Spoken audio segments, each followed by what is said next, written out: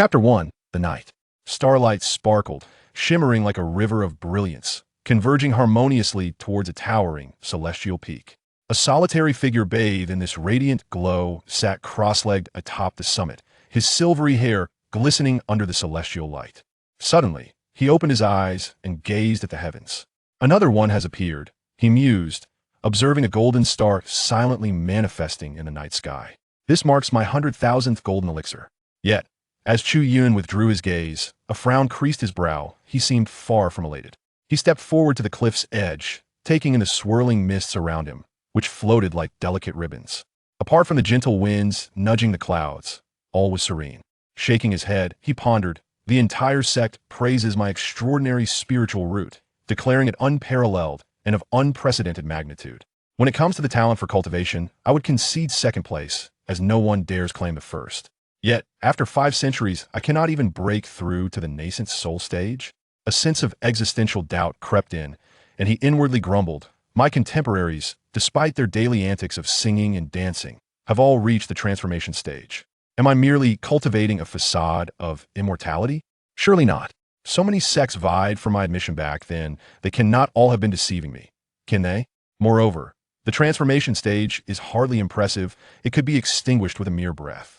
Suddenly, a crisp chime shattered the silence, resonating in Chu Yun's ears. The host hails from a humble background, possessing seemingly useless talents. Fortunately, your resolve towards the Tao remains steadfast.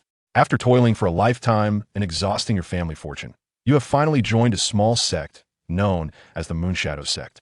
From this point on, you have glimpsed a sliver of the mysteries of immortality and understand that the stages of cultivation are as follows: Chi refinement, foundation establishment, golden core, nascent soul, transformation, separation, void exploration, body fusion, tribulation crossing, and great ascension.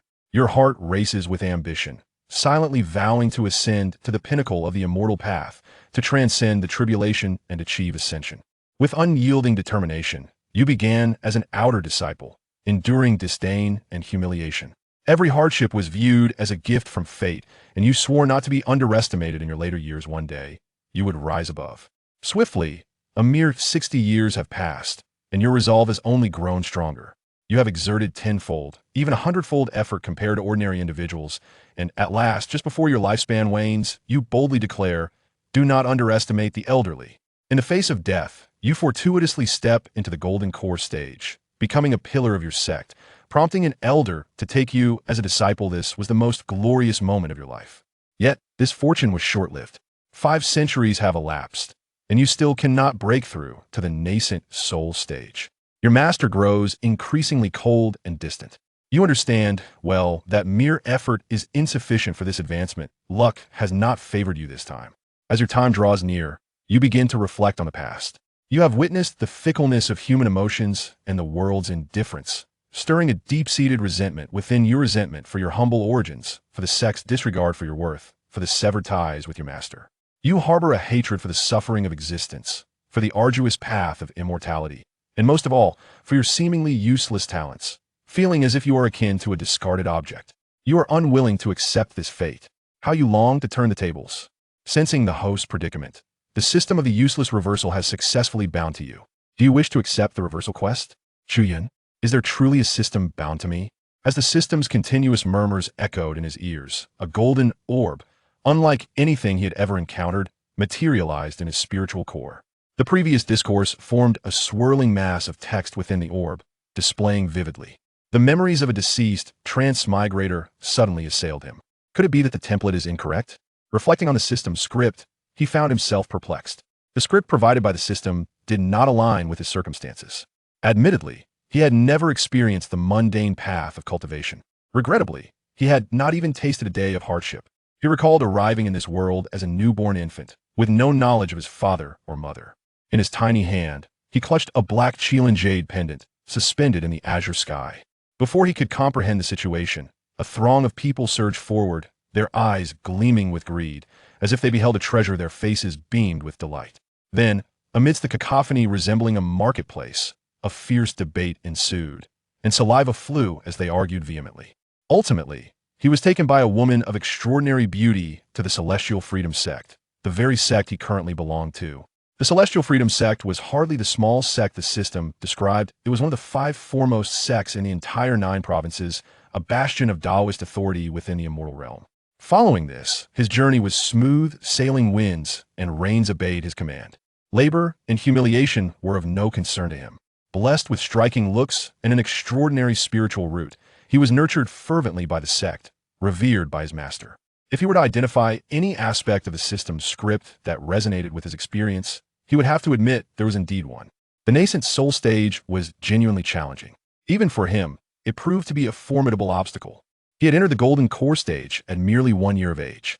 Yet, he remained stuck at the Golden Core stage for a staggering 499 years, unable to break through to the Nascent Soul stage until this very day. The sect had consulted countless texts and amassed innumerable resources, yet no path to the Nascent Soul stage had emerged. He felt helpless, yet this hardly equated to being useless. Not breaking through to the Nascent Soul stage had not hindered his growth and power. His character was innately tenacious, unable to surpass the Nascent Soul stage. He resolved to strive even harder. Over the years, he had mostly secluded himself atop this ethereal peak, refining his golden cores. 5 centuries have passed, and while he has not broken through to the Nascent Soul stage, he has indeed condensed a staggering 100,000 golden cores. As for the strength of 100,000 golden cores, truthfully, Chu Yun could not say, for he had never unleashed his full potential. However, upon private assessment, he believed his master, who had attained the great ascension stage, might not be his match. Had he not been hindered by the barrier of the Nascent Soul stage, he might have ascended to the immortal realm over 400 years ago. Now, binding to a useless reversal system made it difficult for Chu Yun not to question whether there had been some error. How could one possibly reverse their fortunes in such a manner?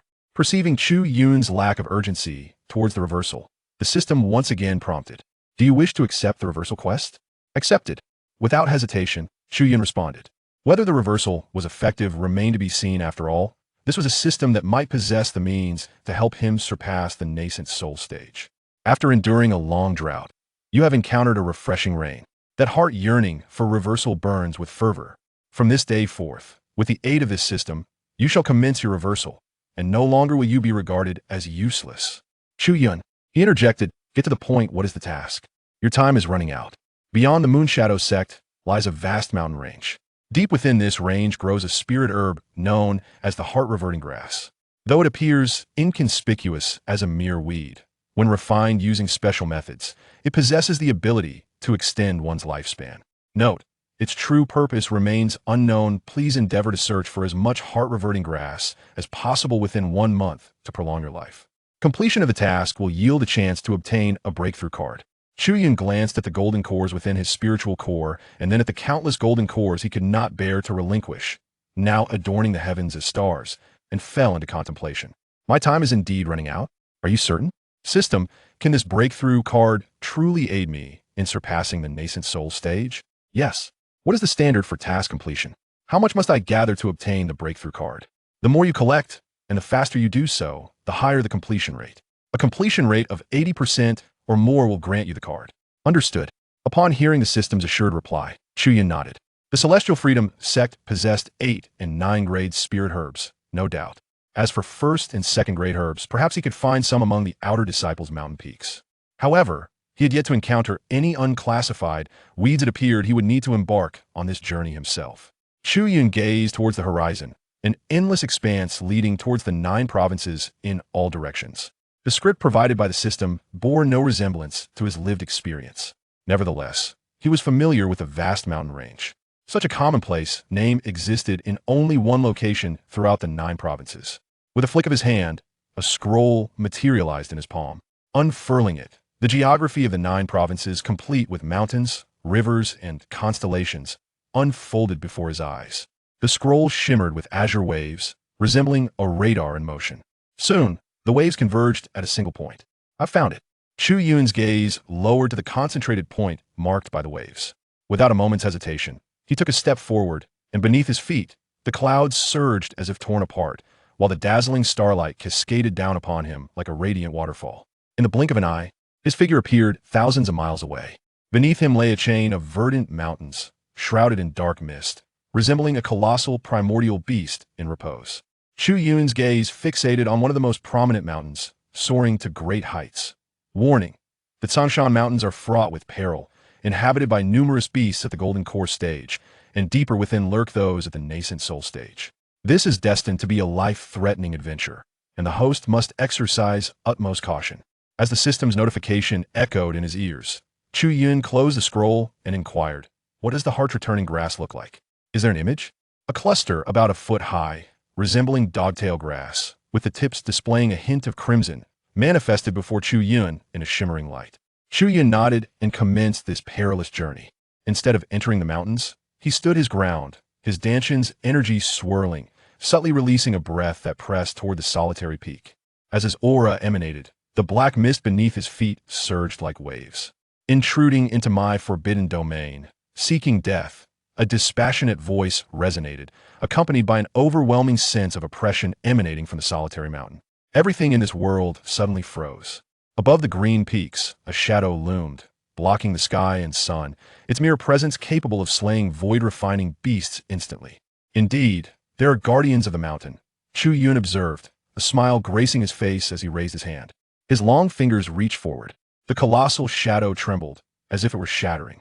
In an instant, a towering figure, a bullhorn giant over 2 meters tall, appeared before Chu Yun, his enormous eyes reflecting equal parts shock and fear.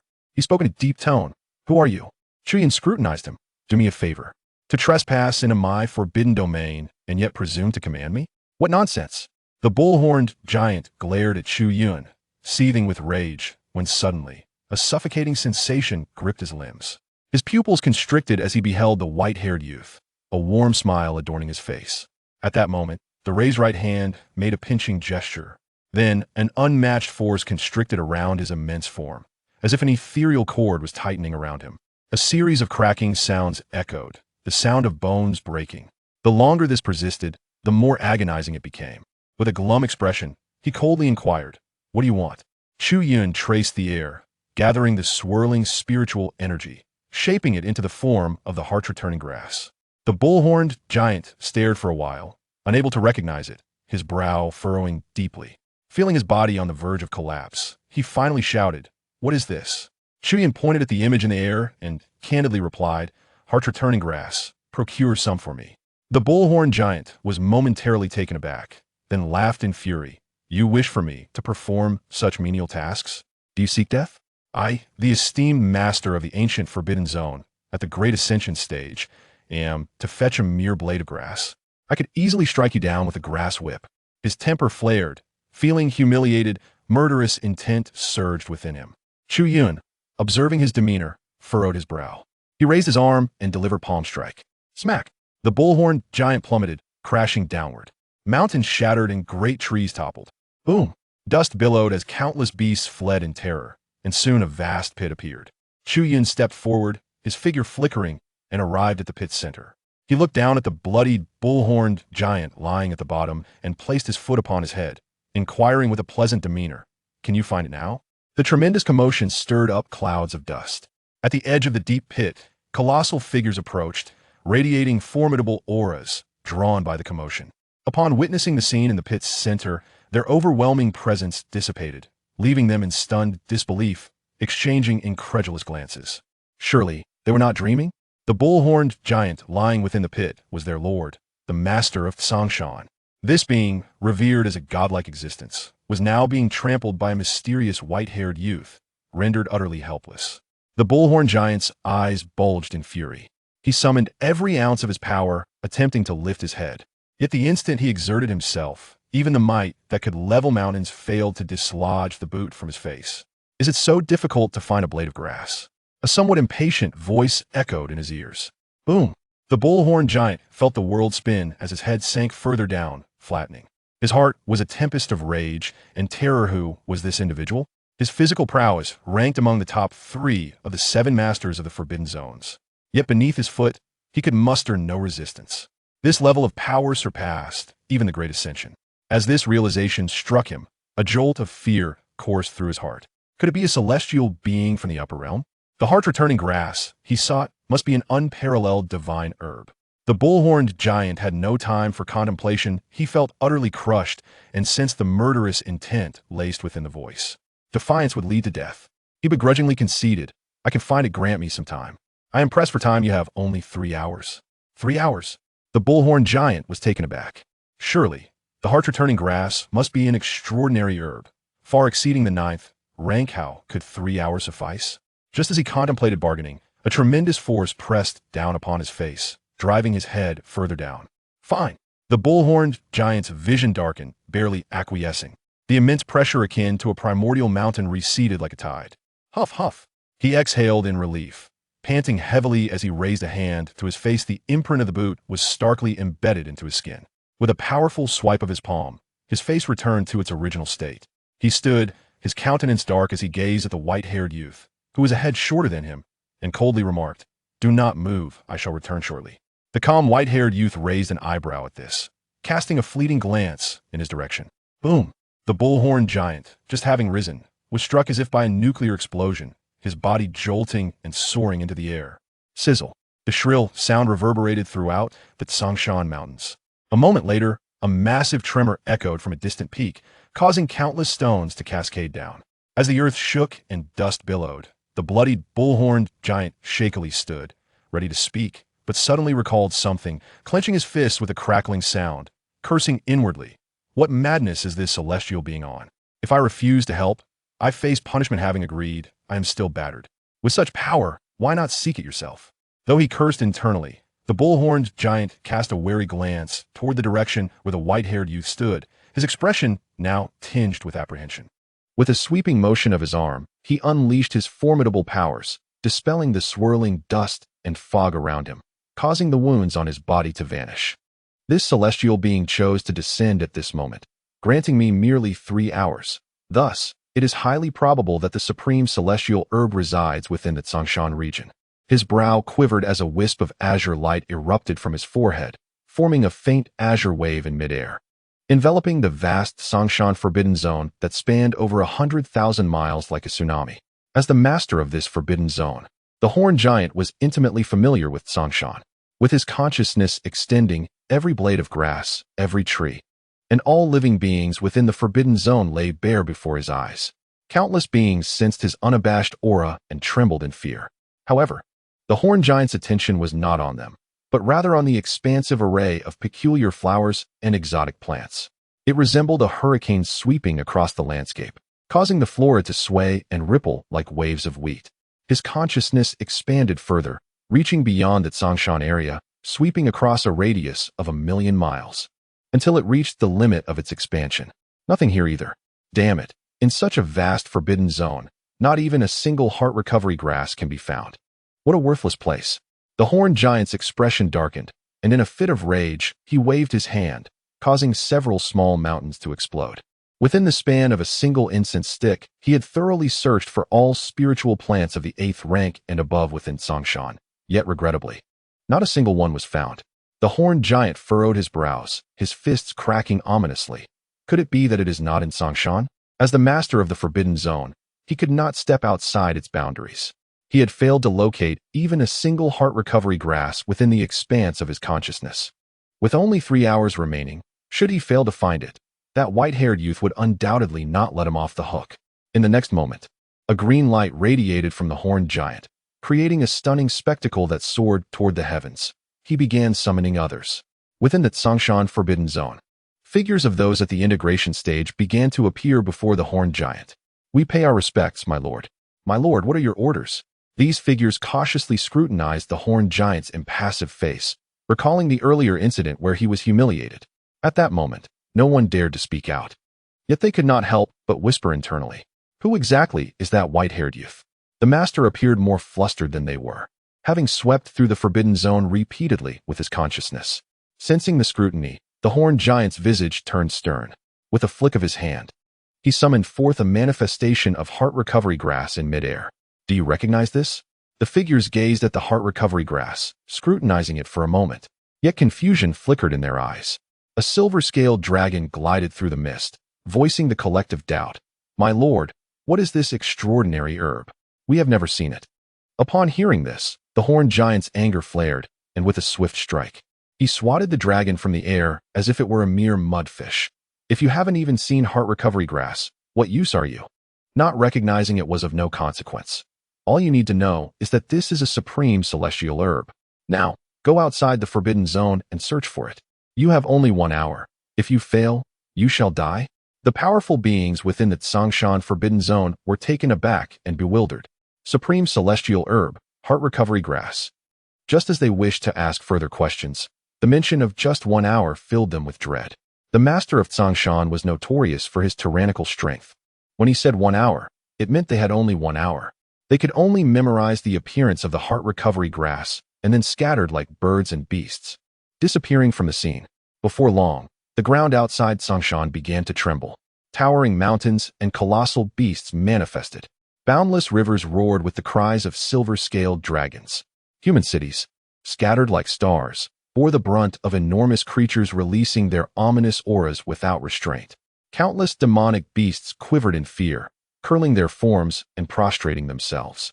Numerous cultivators ascended into the night sky, their gazes filled with trepidation as they witnessed the manifestation of the beasts, creating chaos. What has transpired with the Silver Dragon King and the Black-Armored King of the Tsongshan Forbidden Zone? Why have these great threats mobilized? Could it be that a disruption in the Forbidden Zone is imminent? It's over. It's all over. Our Yunzhou might face utter destruction this time. Hurry, summon the 5 great sects. Inform them of the events in Tsongshan. The cultivators were engulfed in fear, feeling like ants in the presence of these formidable beings from the Tsongshan Forbidden Zone. Soon, terrifying auras akin to shooting stars converged from all directions of the 9 provinces. They exchanged glances, their expressions grave. What are the inhabitants of the Tsongshan Forbidden Zone planning? Just as they pondered, an endless expanse of magical energy transformed into silver light across the sky, depicting a vividly lifelike image of the spiritual herb. The tip of the herb glowed red, shimmering with silver light, exuding rich spiritual energy as it swayed gently, resembling an unparalleled celestial flower. What is this? The demonic beasts and cultivators beneath the starlit sky were momentarily stunned by the sudden appearance of this image of the spiritual herb in the heavens. Heart recovery grass. I seek the supreme celestial herb, heart recovery grass. Present the heart recovery grass, and you may live. From all directions, a low, resonant echo reverberated. In the blink of an eye, half an hour had elapsed, and time was running short. The formidable beings of the Tsongshan Forbidden Zone had scoured the mountains, rivers, and lakes, yet time was too pressing, and they grew increasingly anxious. At this critical juncture, apart from their relentless search, they, too, chose to employ the same method as the Horned Giant, summoning others. That night, beneath the vast sky, numerous places ignited with images of heart recovery grass crafted from magical energy, alongside the terrifying pressure of the Tsongshan beasts. Whether demonic beasts or human cultivators, gazing up at the sky, they were left in a stupor. Heart recovery grass, what on earth is that? Though confused, many soon realized the purpose behind the Tsongshan beasts' massive mobilization, to seek a supreme celestial herb known as heart recovery grass. Should they fail to find it, a riot within the Tsongshan Forbidden Zone would undoubtedly ensue. When that calamity strikes, it would bring devastation to countless lives. With this thought, the cultivators became increasingly frantic and desperate, gathering in large numbers to discuss. Quickly search. Does anyone know what heart recovery grass is? Spirit Herb Sect. You are the most adept at spiritual plants. Do you know anything? No. I have scoured through the sect's records and found no mention of heart recovery grass. According to these beasts, it seems to be a celestial object from the upper realm. Where can we mortals find it? What shall we do? If we cannot locate this divine object, these formidable beings will not easily relent. Suddenly, a cough broke through the tension. The voice fell silent as all eyes turned to the source. It was an elder in a blue robe, exuding an aura of the integration stage. He stroked his silver beard, his expression somewhat astonished. An elder adorned with a jade crown bowed and said, "Elder Chun, as expected of one from the Xinxia sect. Even you are aware of heart recovery grass, a celestial object from the upper realm. Please, enlighten us on its whereabouts to save the people. Do not rush." Elder Chun waved his hand, his small eyes scrutinizing the sky above with increasing perplexity as he sensed dozens of fiery gazes upon him. Lowering his head to address the crowd, he said slowly, "I am not entirely certain either. Prepare yourselves. I shall go meet with these formidable beings." He soared into the air, under the watchful gaze of the crowd. his feet treading upon the wisps of clouds as he flew towards the alluring pattern of the heart-reverting grass high above. Half an hour later, in the Tsongshan Forbidden Zone, the silver-scaled Jiaolong descended upon a solitary peak, where a figure clad in blue robes hovered in midair beside its dragon form. The horned giant sat atop a massive stone at the summit, his gaze fixed upon Chun Yao, exuding an overwhelming pressure. "Where's this item?" Chun Yao remained silent, casting a glance at the surrounding vast black mist. He stepped onto a gnarled, dead tree at the cliff's edge and spoke slowly. "I can inform you of its whereabouts and even procure the heart-reverting grass, but I have a request. You dare to negotiate with me?" The horned giant's eyes were cold as steel, piercing through Chun Yao with a murderous intent. Chun Yao calmly bowed. "I am an elder of the Celestial Wanderer Sect." At the heavenly stage, the horned giant rose and regarded him with disdain. "Your delay in retrieving the heart-reverting grass will incur consequences upon the Celestial Wanderer Sect." Chun Yao narrowed his eyes at this remark. Though the Tsongshan Forbidden Zone was formidable, the Celestial Wanderer Sect was not to be underestimated. If the heart-reverting grass was indeed the object of his judgment, was it truly necessary to resort to violence? Doubts crept into his mind. Yet he maintained his composure and pointed towards the dense black mist, stating his conditions. "I have a senior sister who recently ascended to the higher realms, leaving behind her cherished disciple. This child possesses an exceptionally rare spiritual root, but has yet to form an infant spirit, with his lifespan nearing its end. I seek a forbidden seal from the Lord of Tsongshan for this child." The horned giant scoffed. "A spiritual root that hasn't even reached the infant spirit stage is nothing but a worthless trinket." Chun Yao remained silent, patiently awaiting the giant's response. The horned giant glanced towards the horizon, where the first light of dawn began to break. The thought of the terrifying white-haired immortal weighed heavily on his mind. Time was running out. Failure to find the heart-reverting grass would seal his fate. The horned giant fixed his gaze on Chun Yao and coldly declared, "I accept your terms. Where's the heart-reverting grass?" As the morning light gently illuminated the sky, on the summit of Tsongshan, the horned giant was seated upon a massive stone. He watched as the silver-scaled Jiaolong, riding the clouds, swiftly approached, its tail trailing behind. "Master, I have retrieved it." The Jiaolong hovered above the peak, its voice trembling with fear. "Are you certain this is the heart-reverting grass? It looks like mere wild grass by the roadside." A strand of grass, resembling a dog's tail, floated towards the horned giant from a crack in its scales. The grass swayed in the air, its roots tremulous, its leaves showing signs of wear, at the mercy of the wind, threatening to tear apart at any moment. "Fool, handle it with care." Boom. A colossal hand suddenly appeared, slamming down upon the Jiaolong's curved body, as though swatting a fly, sending it crashing to the ground. The horned giant stared at the lifeless grass in his palm, his expression one of profound embarrassment. The more agitated he became, the more uneasy his heart felt. He could hardly believe that an immortal descending to the mortal realm would seek such a trivial item. He turned to the blue-robed elder, Celestial Wanderer. "If you are toying with me, the consequences will be yours to bear." Chun Yao's face twitched as he pointed skyward. "I have already sworn an oath to the heavens. If what you seek resembles this, then this is it." The heart-reverting grass had no record in any texts. It was merely a wild grass found in the mountains of Qingzhou, of little use, typically fed to livestock. Most familiar with this grass were ordinary herdsmen, and he had only encountered it during his travels across the 9 provinces. When he saw the formidable creatures of the Tsongshan Forbidden Zone frantically searching for the heart-reverting grass, treating it as a divine object, he questioned the very nature of existence. Chun Yao was convinced that this was not merely a recognition unique to him.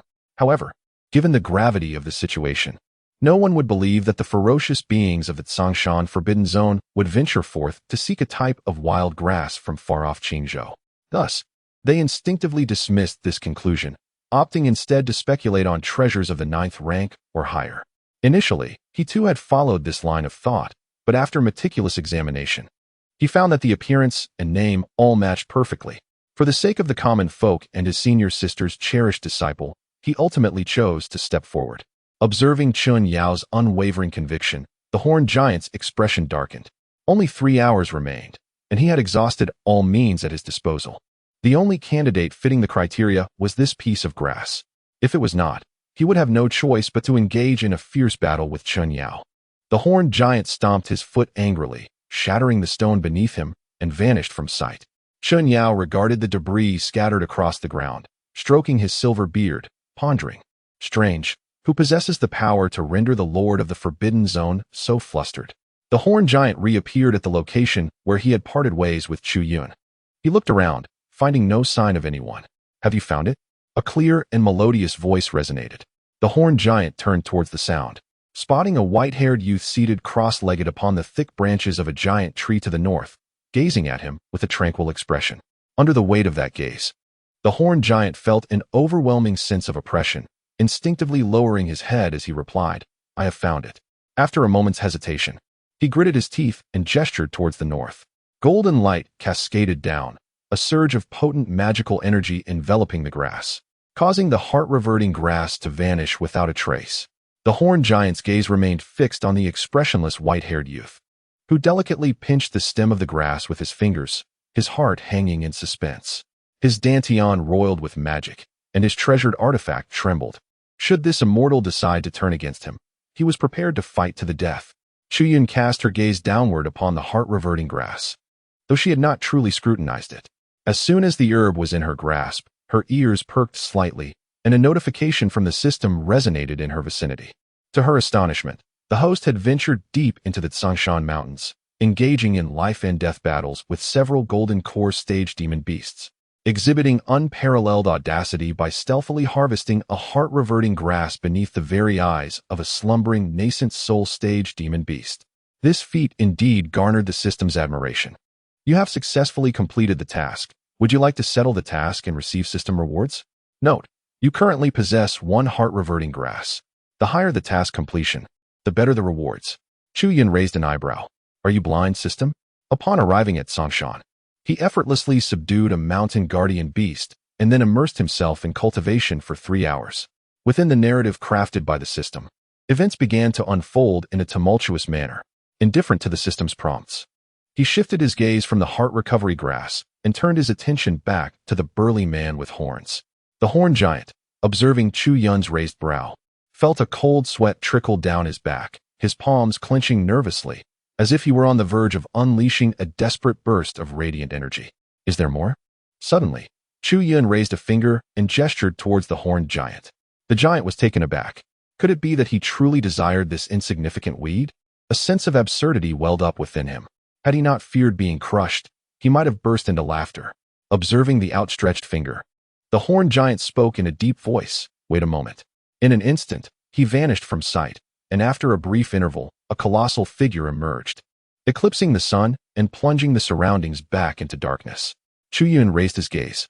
The horned giant had transformed into a towering figure, approximately 100 feet high, with a mountain several tens of feet tall resting upon his back.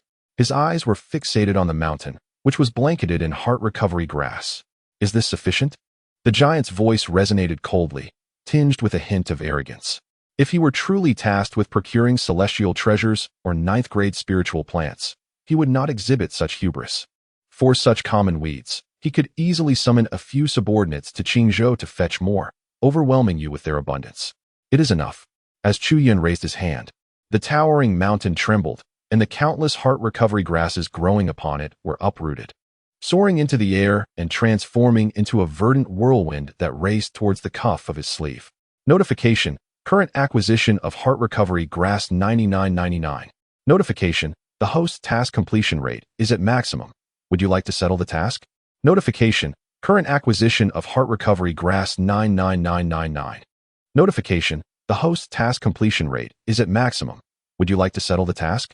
Notification: current acquisition of heart recovery grass 999999. As an abundance of heart recovery grass flooded into his sleeve, a series of system alerts erupted in sharp, resounding echoes around Chu Yun's ears. Chu Yun nodded in satisfaction, rising to his feet and casting a glance at the looming shadows above. What purpose does their immense size serve? Are they attempting to intimidate me? His gaze slightly lowered. He casually waved his hand, and a resplendent golden light coalesced into 5 golden fingers in the void, striking the myriad shadows above. A thunderous rumble echoed as the formidable figure was sent flying, causing a tremendous tremor throughout the entire Tsangshan Forbidden Zone.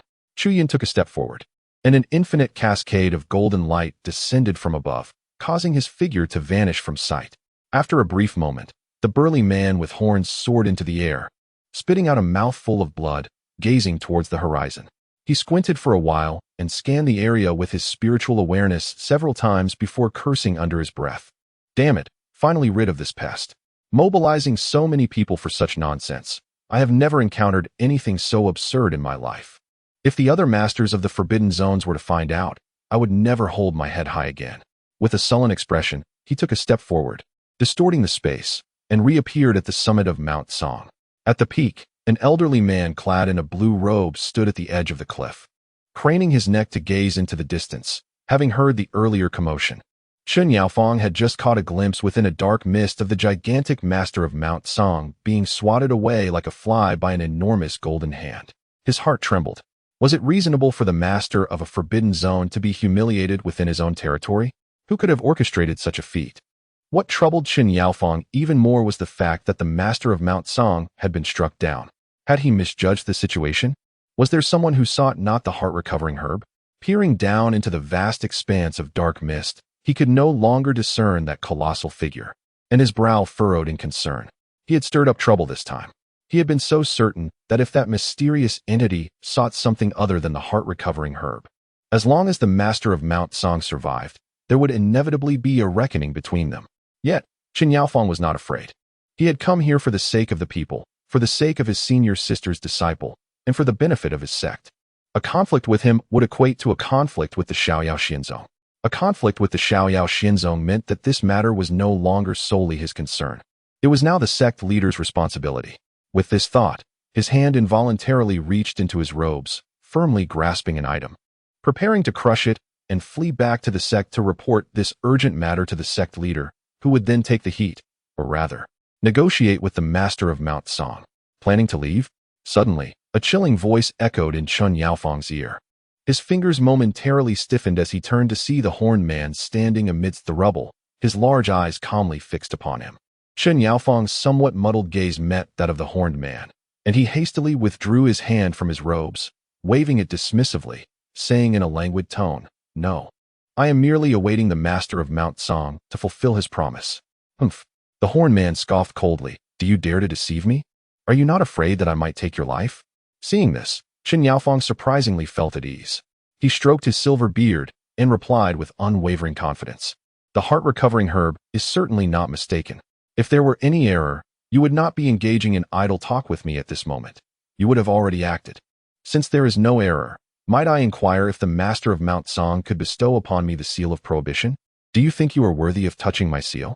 The horned man's eyes gleamed with coldness, and with an impatient wave of his hand, an immense wave of energy surged forth, sweeping Chen Yaofeng off the mountaintop. "Begone." As Chen Yaofeng tumbled through the air, he heard the irritable voice once more. "Go retrieve that useless heavenly root and bring it to Mount Song." Meanwhile, at the Xiaoyao Xian Zong, atop the ethereal peak, a youthful figure clad in white sat casually on a protruding cliff resembling a tree branch, gazing at the golden sea of clouds before him. He yawned and exhaled. The golden sea of clouds instantly cascaded down like a magnificent waterfall, an awe-inspiring sight. System, finalize the task. Finalizing task. Task completed. Completion rate, 100. The host sought the heart-recovering herb within a week, earning an additional 50 completion bonus. The host retrieved over 1,000 plants of the heart-recovering herb, earning another 50 completion bonus. The overall task completion rate is 200. The host receives the reward: 3rd grade medicinal manual, revitalizing herbal compendium, and 10,000 medium-grade spirit stones. Within the dantian of Chu Yun, 4 orbs enveloped in golden light suddenly manifested. As his thoughts reached out, his gaze fell upon a 3rd-tier pharmacopoeia, adorned with several prominently marked characters designated by the system. It contained the refining method for heart-reverting grass. Chu Yun cast a fleeting glance before swiftly moving past. The 3rd-grade scriptures within the Celestial Wanderer sect were deemed unworthy by the outer disciples, and he held no interest in them, dismissing them as mere refuse. Beside the rejuvenation medicine manual, a luminous orb contained 100,000 medium-grade spirit stones, a sum that would undoubtedly be a fortune for an ordinary golden core cultivator. Worthless, indeed. Next, Chu Yun gazed upon another cluster of golden light. A water lily, its petals tinged with green and its stems pale white, exuded a refreshing aura. This celestial treasure. when refined, could amplify one's spiritual consciousness. After a moment of contemplation, Chu Yun gazed intently for a few more seconds before turning her attention to the final ray of light. Within this radiant glow lay a golden card. The surface of the card depicted a robust and amiable nascent soul, diminutive in stature, with both hands clasped over its dantian, sitting cross-legged, surrounded by a halo of golden energy. Upon the subtle stirring of Chu Yun's heart, this boundary-breaking card appeared in his perception as ethereal and elusive, akin to a chaotic realm that eluded comprehension and insight. Since the formation of his 80,000th golden elixir, such occurrences had become a rarity. A subtle smile graced the corners of Chu Yun's mouth. Perhaps this object might truly aid me in transcending to the nascent soul stage. If so, my arduous efforts in venturing out at such an unearthly hour would not be in vain. Would you like to use the breakthrough card? A prompt from the system emerged. Use it, Chu Yun commanded. With his directive, the infant depicted on the breakthrough card began to quiver. In the next instant, the infant's limbs, body, and head shattered into countless golden particles, which coalesced into a vast sea of gold, surging towards Chu Yun's dantian, which was already brimming with golden elixirs. The sound of cascading gold resonated as the dantian was inundated, akin to the relentless ebb and flow of the tides. A subtle stirring occurred within Chu Yun's heart. The power unleashed by the breakthrough was unlike any he had previously encountered, distinct from all the precious elixirs and divine materials he had consumed and refined. It was a novel sensation, tinged with a delightful tingling. What captivated his attention most was a particular golden core, enveloped tightly by a golden sea. Its surface marred by cracks resembling a spider's web, a portent of the transformation from elixir to infant. All of Chu Yun's thoughts were fixated upon the golden elixir. Time seemed to blur as the elixir emitted a series of delicate, crisp sounds. The golden outer layer began to shed, revealing a rosy, cherubic infant, strikingly resembling Chu Yun, with closed eyes and tiny hands formed as if cradling the elixir. The child sat serenely upon a lotus pedestal, transformed from the golden elixir.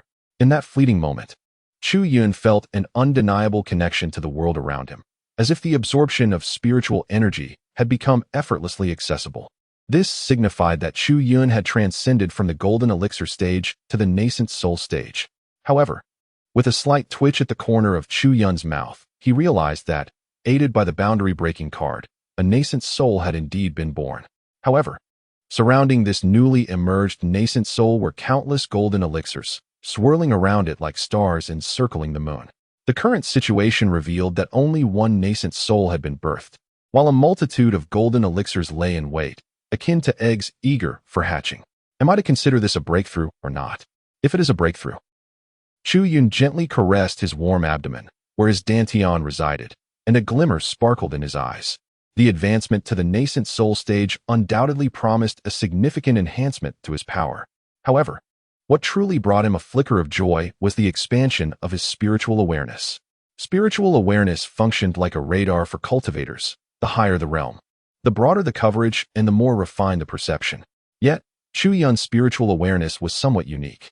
With a slight lowering of his gaze, he revealed a crystalline sword of 7 colors from his sleeve, its blade transparent and surrounded by a radiant aura, unmistakably a peerless divine weapon of the highest caliber. Yet, this 7-colored sword was never merely a magical artifact. It was his spiritual awareness. From its inception, his spiritual awareness was imbued with an unparalleled ferocity. A mere thought could manifest it into a tangible form. Initially, it appeared as a glimmering shard, but as his cultivation progressed, it evolved into a dazzling flying dagger. Eventually, it transformed into a sword shape. He had drawn it only once, shortly after reaching the golden core stage. Was it 3 years ago? His frenzied master was eager to witness the manifestation of his spiritual awareness. Chu Yun concentrated his divine consciousness in the palm of his hand and casually swung a sword towards his master. Subsequently, his master's 9th-grade magical treasure shattered. It can be said that his divine consciousness, while not capable of functioning as a radar, was hardly inferior to that of a celestial weapon. Just moments ago, Chu Yun distinctly sensed a transformation in his divine consciousness following his ascension to 1/10,000th of the nascent soul stage. He effortlessly waved the 7-colored divine sword in his palm, and the sword's radiance enveloped a 10-meter radius. Without the need for sight, His mind vividly reflected the clouds and spiritual energy within that range. Henceforth, he too would be a person endowed with a radar atop his head. Chu Yun was in high spirits. This seemingly useless system proved to be far more effective than anticipated. Merely completing a single task had set the long stagnant gears of 499 years back into motion. With a hint of anticipation, he inquired, "System, what is the next counterattack mission?" The system replied, "Your foundation is exceedingly fragile. Although you have successfully reached the Nascent Soul stage after using the breakthrough card, the risk of regression remains. It is imperative that you enter seclusion to cultivate, allowing yourself some time to solidify your progress before embarking on a new counterattack." Chu Yun, this useless system truly cannot perceive his condition at all. He emphasized, "No need for accumulation. I desire to make a comeback immediately. Hurry and issue a task. Otherwise, I shall sever the binding." Ding. After enduring countless hardships, you have finally ascended to the Nascent Soul stage. Reflecting on the greater part of your life, you are filled with myriad emotions. This journey has indeed been arduous, yet fortunately, there exists the comeback system. Chu Yun, do not embellish, get to the point. Half a month after your ascension to the Nascent Soul stage, a celestial phenomenon unexpectedly unfolded above the Moonshadow sect. A heavenly staircase with 99 steps descended from the sky, drawing the attention of cultivators who were left astounded. Esteemed practitioners speculated that ascending this staircase would lead to opportunities, igniting fervent excitement among the cultivators, who eagerly began their ascent. However, upon merely stepping onto the staircase, they found themselves plummeting back down. It turned out that this celestial staircase could only be traversed by those in the Nascent Soul stage. The staircase would exist for only 7 days, and the steadfastness of one's Tao heart determined the height one could achieve. Notably, the Rejuvenation Pharmacopoeia records a special elixir known as the Tranquil Essence, which stabilizes the mind. The host may concoct an abundance of tranquil essence to maximize their ascent. As the higher the steps climbed, the greater the completion rate. Concurrent with the task issued by the system, tips for a comeback were provided to Chu Yun, just as before. Chu Yun had no intention of paying any heed. The prospect of concocting potions was utterly implausible. His sole concern revolved around one query. Does the reward include a breakthrough card? Indeed, it does. Chu Yun nodded thoughtfully, pondering the nature of the task, harboring a hint of skepticism. A month from now, the ascending ladder of 99 steps? Could such a phenomenon truly materialize? Perhaps it is best to wait and see when the time arrives. Chu Yun closed his eyes and began to cultivate his inner energy, entering a state of deep meditation. An hour later, suddenly, Chu Yun's ears twitched, perceiving an unusual sound. Without a moment's hesitation, he unleashed his consciousness to observe the surroundings. Within a radius of 10 meters, the mist gently flowed, and the atmosphere was tranquil, revealing nothing amiss. He then opened his eyes, directing his gaze towards the horizon. 10,000 meters away, a green shadow gracefully traversed the air. Beneath it, the clouds parted effortlessly, its speed astonishing. In one moment, it was still 10,000 meters distant, and in the next, it had arrived within 3,000 meters. This was a stunning woman, her hair cascading like a waterfall, with a delicate nose. She possessed a statuesque figure, adorned in a long dress of lush green, the hem swaying with the breeze, akin to clouds embracing the moon. In the blink of an eye, the woman in green had approached within 100 meters of Chu Yun, locking eyes with him. Her gaze was somewhat vacant, yet Chu Yun regarded it with indifference. Nodding to her, "Seventh Master Uncle." The woman spoke in a calm, measured tone. "Just emerged from seclusion?" "Indeed," he replied. "Have you noticed anything unusual?" Chu Yun glanced around. The sky was bright and clear, with golden clouds, and the Qiaomiao Peak exuded an atmosphere of tranquility and serenity. However, the spiritual energy in the surroundings had thinned considerably with his breathing. "None," he replied. After a moment of silence, Xian Ningbing pointed towards a 2-story pavilion atop Qiaomiao Peak, inquiring, "What of your master?" Chu Yun also glanced over. The pavilion was serene. The lower level served as his residence and cultivation space, while the upper level belonged to his master. He waved his hand towards the pavilion, and the tightly shut windows of the upper level swung open, revealing an empty interior devoid of any presence. Chu Yun suddenly realized and asked, "By the way, where is my master? Where has he gone off to?" Xian Ningbing fell silent for a moment before gradually responding. "A week ago, the sect held a grand ceremony for ascension." "Ascension ceremony?" Chu Yun gazed upwards. Pointing to the sky, and inquired, "Has she departed?" "She has," came the reply. "Alas," he sighed. Chu Yun sighed softly, a hint of melancholy etched upon her countenance. Xian Ningbing spoke with a calm demeanor, "May you find solace. Seventh Master, she has ascended, not perished. There is no distinction. It is arduous for you to meet again. This is the legacy your master has bestowed upon you." Xian Ningbing lifted her sleeve, and a palm-sized piece of white fat warm jade floated gracefully toward her. Chu Yun grasped the exquisite jade, his gaze fixed upon the white and warm gem, where delicate blue runes danced like tadpoles in a gentle sway. This was a supreme Lingxi jade, a rare divine material capable of preserving one's consciousness without dispersing. Many elite techniques of the 8th and 9th ranks, as well as critical information, were often inscribed upon Lingxi jade. He tucked the precious jade into his robe and smiled at Xian Ningbing, saying, "Thank you. There's no need for that. You have lingered at the Golden Core stage for many years, depleting a considerable amount of resources from the sect. And there are quite a few within the sect who hold grievances against you. For your sake, the senior sister delayed her ascension for over 300 years. Now that your master has passed, you will face even more troubles ahead, and it is uncertain whether you can even maintain control over the mysterious peak.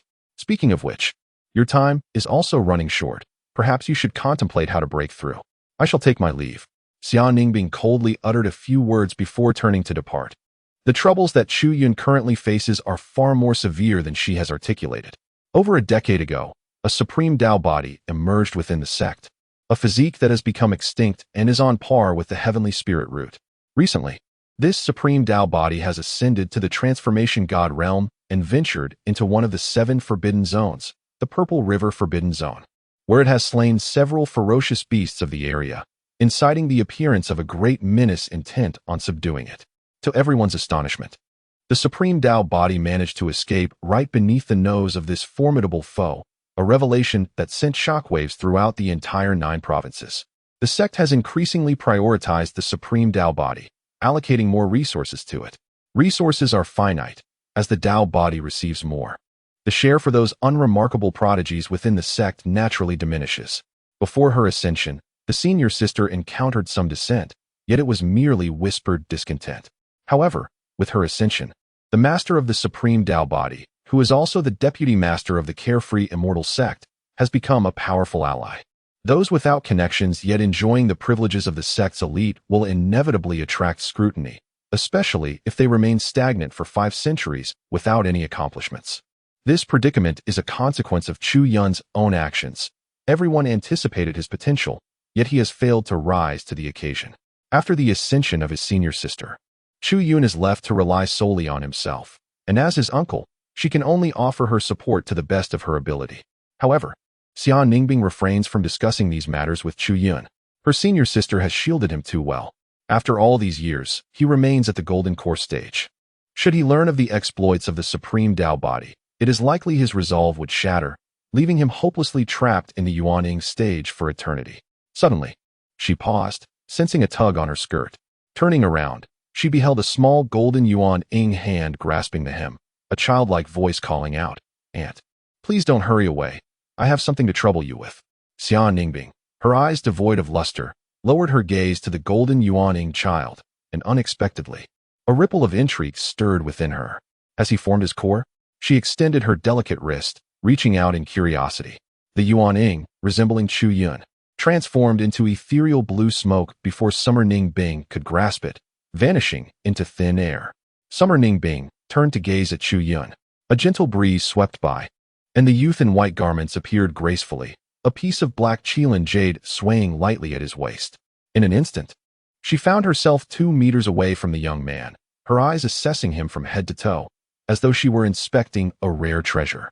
After a brief pause, she finally spoke with a hint of astonishment. "After all these years, you have finally reached the Yuaning stage. Your master must be watching from the heavens and will surely feel a sense of contentment. Uncle Master, may you speak with a little more virtue." Chu Yun looked at Xian Ningbing with a sense of helplessness. This master aunt had always been unrestrained in her speech, yet her serious demeanor suggested she was not jesting. Leaving one utterly speechless, Xian Ningbing, seemingly oblivious, elegantly glided away. A waft of delicate fragrance drifted from Chu Yun's breath as Xian Ningbing leaned closer, bending down to gaze at the area of his dantian. The originally vacant expression in her eyes grew increasingly luminous. The moment your master departed, you transcended. Was this intentional? Before Chu Yun could respond, she began to murmur to herself, truly deserving of the title of the strongest heavenly spirit root. The nascent soul you have manifested is of a golden hue, and your magical power is remarkably pure. Allow me to behold it. Her tall figure, clad in a flowing green dress, accentuated her curvaceous silhouette, revealing an alluring grace as she bent forward, her curves becoming even more pronounced. Chu Yun gazed at the dazzling expanse before her, feeling somewhat dazed. She gently nudged Xiang Ningbing's shoulder, saying, "Master, if you lean in any closer, do not blame me for pinning you to the ground." The shoulder felt soft, akin to a cloud, and yielded effortlessly to her push. Xiang Ningbing straightened up, unfazed by Chu Yun's audacity. Her greatest fascination lay in the exploration of rare phenomena. The golden nascent soul formed from a heavenly spiritual root was something she had never even encountered, stirring her curiosity.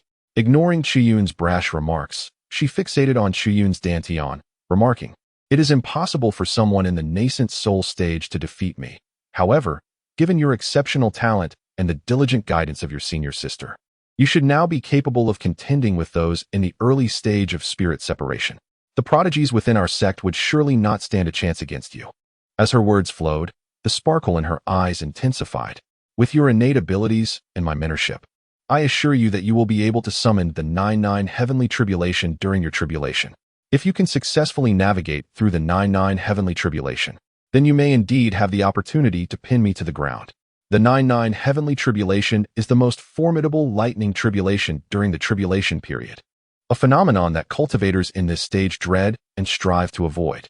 Chu Yun waved his hand dismissively, expressing his gratitude but indicating a lack of interest. "Let us return to the matter at hand." "The matter at hand?" Xian Ningbing pondered for a moment, her gaze still fixed on his dantian, her eyes shimmering with curiosity. "What troubles you?" Chu Yun pointed towards the ethereal peak behind him, saying, "Master has ascended, and with no one to tend to the mysterious peak, it feels quite unfamiliar. I need to focus on my cultivation. Could you assist me in finding someone to help?" Xian Ningbing replied. Such trivial matters were previously managed by the senior sister at Mysterious Peak, were they not? Who exactly is the master and who is the disciple here? It is not a significant issue, but what are your specific requirements for the individual? Chu Yun pondered for a moment and remarked, "One must be diligent in their tasks. The meals should be delectable, but most importantly, one must be honest." "All right." Xian Ningbing nodded in agreement, then shifted the conversation. "Chu Yun, have you truly given any thought to my proposal?" Chu Yun wore a beaming smile as she bid farewell. "Farewell, Master Uncle." Xian Ningbing shook her head, not insisting.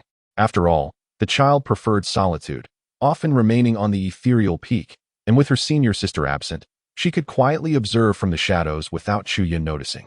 "Then I shall take my leave." With that, she turned, her skirt billowing gracefully. In the blink of an eye, Xian Ningbing's figure appeared 1,000 meters away. Simultaneously, a shadow radiating with a brilliant azure light descended from the heavens. "What is this?" Chu Yun casually grasped Qing Ying. "Ascending to the nascent soul stage is a formidable challenge. Allow me to present you with a modest gift." The voice of Xian Ningbing grew increasingly distant as Chu Yun gazed down at the warm radiance emanating from the jade in his palm.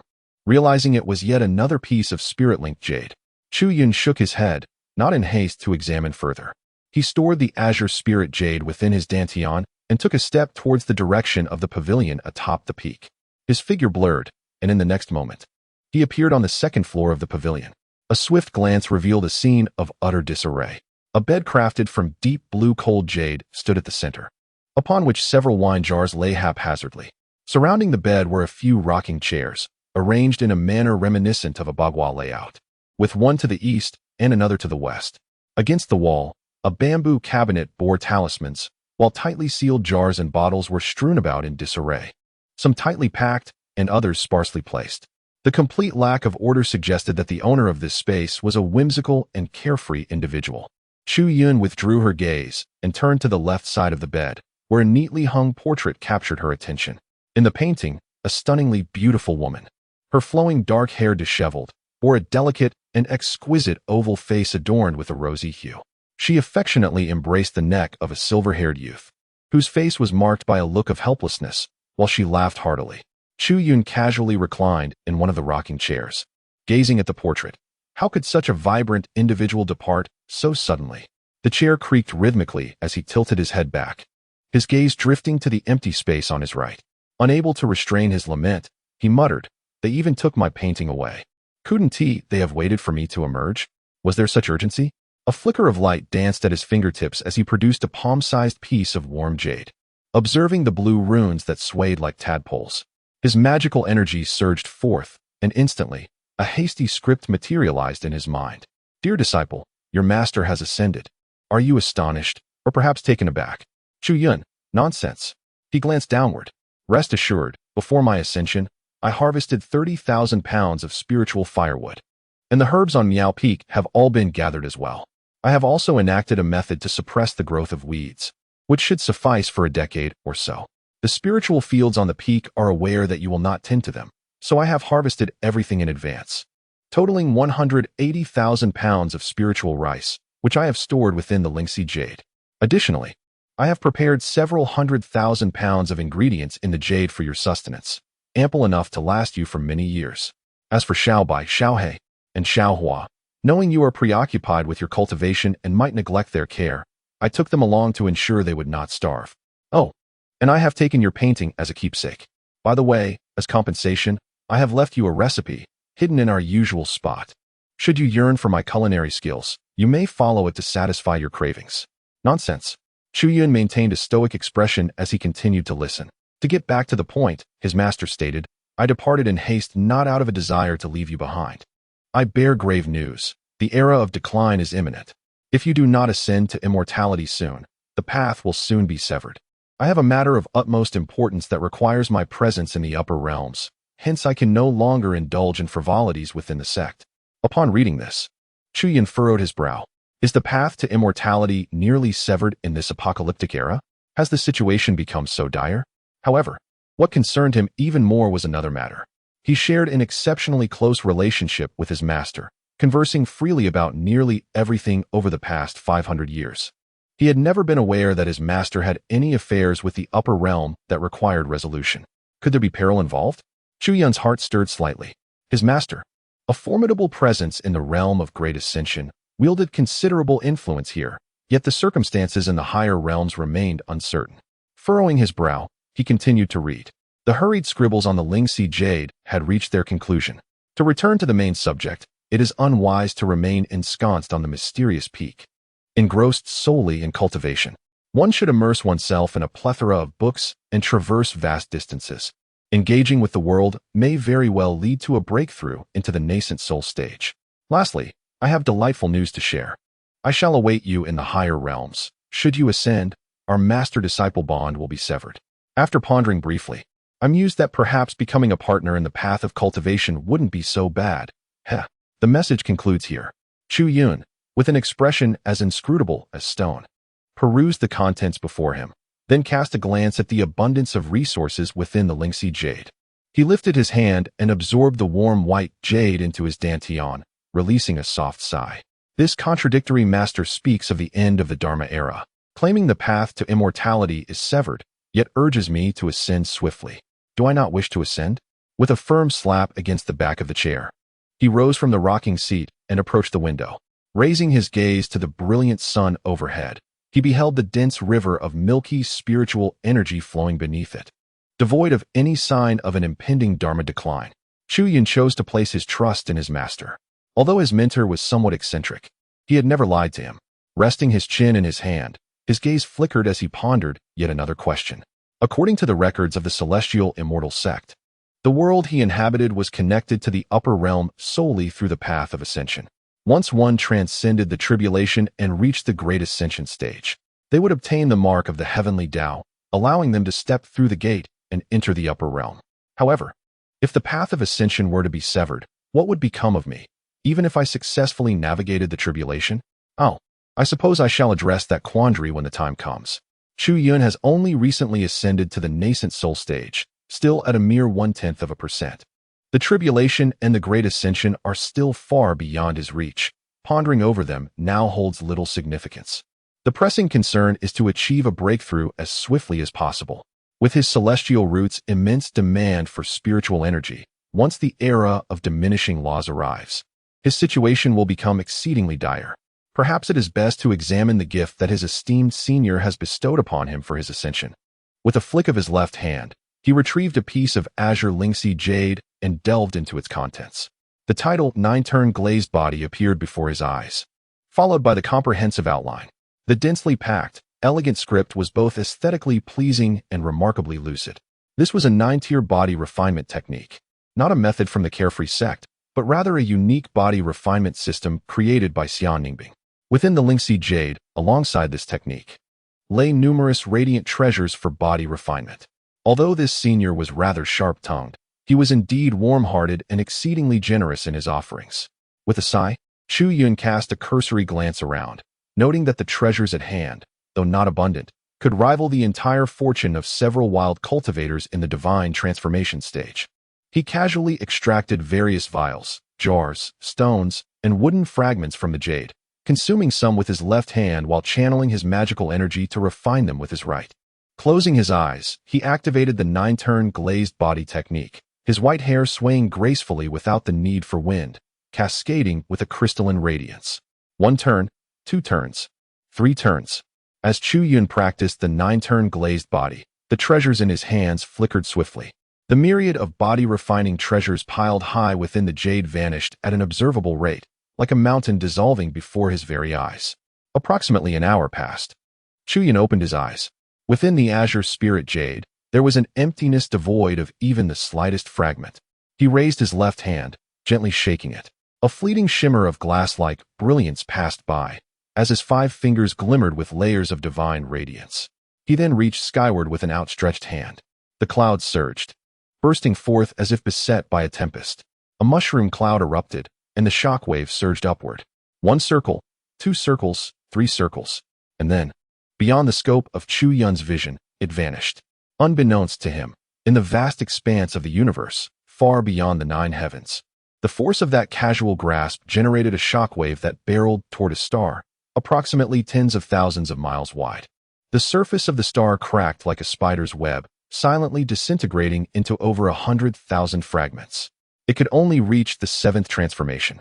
Chu Yun gazed at his left hand, where the radiant light had faded, returning to its natural hue, and he gently shook his head in mild dissatisfaction. Alas, if only he had sufficient body-refining treasures. With another hour of cultivation, the 9 transformations of glazed body could surely reach its pinnacle of completion. With his master gone, he found himself in dire straits. He then walked back from the window to his chamber, leapt onto the azure stone bed, and retrieved the rewards from the system. The celestial blue and earthly white, cradling them in his hands as he began to silently refine them. Once he successfully refined the celestial blue and earthly white, he planned to experiment with other golden elixir breakthrough methods.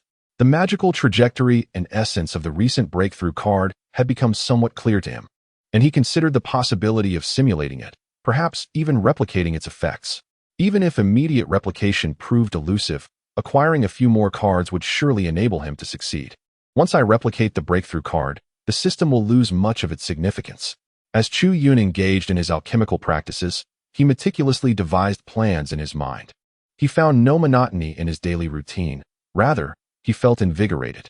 Aside from a few culinary preferences, his singular passion for cultivation fueled an inexhaustible vitality within him. The Xiaoyao Immortal Sect, perched upon a celestial peak suspended in the air, boasted a spacious summit, seemingly sheared flat by a sword, forming an expansive and level martial arena. Above this arena, an inverted pale blue light curtain, resembling an eggshell, loomed. Boom, boom. The light curtain quivered as thunderous sounds erupted within the arena, stirring clouds of dust and dense fog. Through the haze, a figure could be discerned, striding with the grace of a dragon and the might of a tiger. Oh dear! A multitude of figures, caught mid-air, was hurled away, their cries echoing. Multicolored flashes shattered, and numerous treasures, shimmering with radiant light, teetered and fell in all directions. With another resounding crash, the dust settled, revealing a burly man with a shaved head, his bare arms bulging with muscle. Standing over a multitude of fallen figures sprawled on the ground, resembling lifeless corpses, their breath shallow and labored. A pack of useless wretches, the burly man remarked. raising an eyebrow in disdain as he surveyed the fallen. With a sweeping motion of his massive arm, he scattered glimmering pills that landed with precision into the open mouths of each downed figure. After a brief moment, the figures began to stir, rising with expressions of awe and trepidation as they gazed upon the burly man. "Shall we continue sparring?" he inquired, stepping toward a nearby man clad in yellow robes. The sunlight gleamed off his bronzed, muscular physique, exuding a subtle, translucent sheen. The man, his attire tattered and a large hole gaping in his chest, recoiled in horror at the approaching figure, waving his hands in protest. "No, no, Summer brother. Your prowess is overwhelming. Your third transformation of the glazed body is too fearsome for us. Let us call it a day. Should we continue, I fear I shall be unable to attend tomorrow's morning assembly. The elder presiding over the assembly would surely hold me accountable." Upon hearing this, the others hastily nodded in agreement, like chicks pecking at grains. "Indeed, we must cease. Further engagement may cost us our lives." The burly man raised an eyebrow, his expression darkening. "You are all at the spirit transformation stage. Why do you fear me, a mere nascent soul? I have already restrained myself to 1/3 of my strength." The man in yellow, with a mournful countenance, pointed to his swollen face and lamented, "Is your nascent soul ordinary? Which nascent soul cultivator can refine the 9th grade body refinement technique to minor success within just a decade?" Nearby, another quickly chimed in, "Brother Zhang speaks the truth. The 9 transformations of the glazed body is renowned among the 5 great sections. If I recall correctly, it was created by Elder Summer to withstand heavenly tribulations. Achieving full mastery allows one to endure even the most formidable of calamities. Summer brother, you are already a desolate battle body. Effortlessly mastering such a secret technique is no small feat. Who, aside from the exceptional talents of our sect, could possibly contend with you? Spare us this torment." Flattered by the praises from his fellow disciples, Summer Changming's expression softened slightly as he spoke. "The 9 transformations of the glazed body is not as easy to cultivate as you suggest. I dare not aspire to the 9th transformation. If I can attain the 6th within a century, I shall be content." He then shifted his tone. "However, your reasoning holds merit. Since tomorrow's assembly is approaching, I shall not press you further." With that, a collective sigh of relief swept through the crowd. Damn it. This martial fanatic enjoys seeking out sparring partners throughout the sect. He challenges both those within his realm and those beyond. Losing is one thing, but if he triumphs, he clings on like a stubborn adhesive, incessantly demanding more matches. They are the true victims. Initially, most could hold their ground against Summer Changming, but after he refined the 9 transformations of the glazed body to the 3rd stage, they became utterly outmatched even in group confrontations. Were it not for the benefits he generously bestowed upon them after each sparring session, none would dare engage him. Yet as the disparity in strength grew increasingly pronounced, the sparring sessions devolved into one-sided beatings. The risk of sustaining severe injuries and having one's treasure shattered has left them utterly disenchanted. "Summer brother, we shall take our leave." Upon hearing Summer Changming relent, they all hurriedly bid farewell. Amidst the clamor, Summer Changming watched as his fellow disciples transformed into streaks of light, departing in various directions. Feeling somewhat unsatisfied, he plopped down upon a large stone in the martial arena, contemplating. "I am on the verge of breaking through to the 4th transformation. These seniors can no longer restrain me. The exceptional talents of my generation are either away or in seclusion, proving unreliable. It seems I must seek out those seniors in the spirit-severing stage for guidance. Once I break through to the 5th transformation, no, the 6th, I shall challenge that individual once more." A figure flickered through his mind, stern in visage. This individual was a supreme Tao body who, in merely over a decade, had etched countless legends in her wake. Once, in his hubris, he had challenged her to a sparring match. With a single hand, she shattered his 2nd transformation of the glazed body. That battle inflicted a profound psychological scar upon him. Particularly alarming was the news that she had recently ventured into the forbidden zone of the Purple River, slaying several spirit transformation beasts and managing to escape the clutches of a notorious fiend. This revelation left Summer Changming awestruck, a rare feeling of helplessness washing over him. As a martial enthusiast who thrived on challenge, he found himself losing the courage to confront her again. He would rather face the seniors of the spirit-severing stage than confront her. With a sudden clap, Summer Changming snapped himself out of his reverie. "No, my goal is to become the foremost of this generation. I possess the desolate battle body and the 9 transformations of the glazed body. In my realm, I am invincible. My resolve must remain steadfast. I will surely defeat her in due time. A fierce determination ignited within him, fueling a spirit of defiance against all odds. Changming. Suddenly, a calm voice resonated above him. Startled, Summer Changming looked up to see a figure in a green dress suspended 10 meters above, her long hair cascading like a waterfall, her delicate features striking. Sister. He rose to greet Xian Ningbing, who regarded him with eyes that held a hint of emptiness, filled with questions. Pointing at his swollen face bearing the imprint of a palm, she asked, "Why did you suddenly strike yourself?" "It was a bit itchy," he replied, his expression slightly stiff as he rubbed his face, causing the swelling to vanish instantly. "Oh, I recall your cooking is quite commendable." Summer Changming hesitated. "I haven't tea cooked in many years." "Sister, what would you like to eat?" Xian Ningbing shook her head, gesturing towards the west. "I have no interest. You should spend some time at the mysterious peak." "The mysterious peak? What for?" His expression shifted. Realizing that the mysterious peak was one of the most spiritually rich peaks of the Xiao Immortal Sect. It had once housed a formidable sect master who had recently ascended. Did my sister wish for him to cultivate there? To assist. Summer Changming. He incredulously asked, "Assist? Me?" Without a moment's hesitation, Xian Ningbing replied, "You are diligent and possess cooking skills. Most importantly, you are honest, you meet the requirements." Xiao Changming's expression darkened instantly. He was a proud and rebellious genius. What connection did any of those descriptors have with him? Were it not for the fact that Xian Ningbing was his sister, he would have already been infuriated. He resolutely waved his hand, refusing. "I shall not go." Xian Ningbing spoke slowly. "On the mysterious peak, there resides a celestial root." Xiao Changming frowned, a look of confusion crossing his face. Is there truly a celestial root within the sect? The celestial root is the pinnacle of physical constitution. Having been in the sect for nearly a century, I have never heard of such a thing. Xian Ningbing nodded. It belongs to the direct disciple of my sister, who just ascended. She seldom ventures outside, dedicating herself to seclusion and cultivation. It is only natural that you, as a disciple of this generation, would be unaware. Xiao Changming felt a surge of respect. So, it is a formidable being. What level of cultivation does she possess? Is she merely a servant? His expression softened somewhat. Serving a powerful entity on the mysterious peak was not a burden, but rather an opportunity. Others would envy such a chance. Indeed, she has just entered the Nascent Soul stage, Xian Ningbing replied. Xiao Changming was taken aback, disbelief etched across his face. A disciple of the previous generation, a celestial root, and a direct disciple of an immortal. How could she only have reached the Nascent Soul stage? The circumstances are unique. Xian Ningbing stated. Xiao Changming's displeasure was evident. What right does she have to ask me to serve her when we are both at the Nascent Soul stage? Xian Ningbing pondered for a moment. Because she is of a higher generation than you, you must address her as Master Ancestor. Although Xiao Changming was her younger brother, his master was several generations below her, making it appropriate to call Chu Yun Master Ancestor. Humph.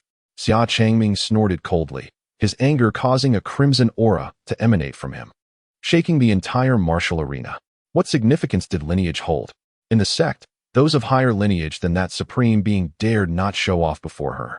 In this world, strength reigns supreme. If this celestial root could defeat him in a fair fight, he would not mind serving her. Xian Ningbing nodded. You may test her strength. It should be an even match. Then I shall witness it for myself. It is not merely to serve. I have never encountered a celestial root before. Xiao Changming puffed out his chest, his gaze proud. Among those of the same realm, I have only been bested by one person. In my eyes, there is no such thing as a fair match. He sought to validate his 9-turn glazed body and break through to the 4th transformation.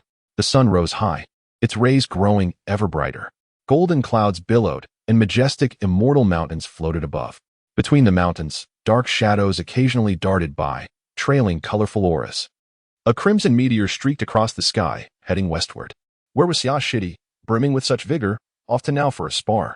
Judging by his expression, he seemed in a foul mood. One could only wonder who would be unfortunate.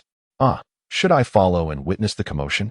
The clouds on either side were torn asunder by his exuberant energy, causing some shadows to evade, their expressions astonished as they beheld the meteor. Upon recognizing it was Xiao Changming, they exchanged glances and communicated telepathically. Some idle onlookers, intrigued, trailed behind the boisterous Xiao Changming. Alas, it was not long before these trailing cultivators found themselves halted. Layers of light blue halos appeared above them, resembling rippling water, isolating them from the path ahead. A young man in gray robes gazed regretfully at the receding crimson tail flame, growing smaller, and lamented, "Xia Shidi has ventured to the seventh heaven. It seems he is battling some genius. What a pity.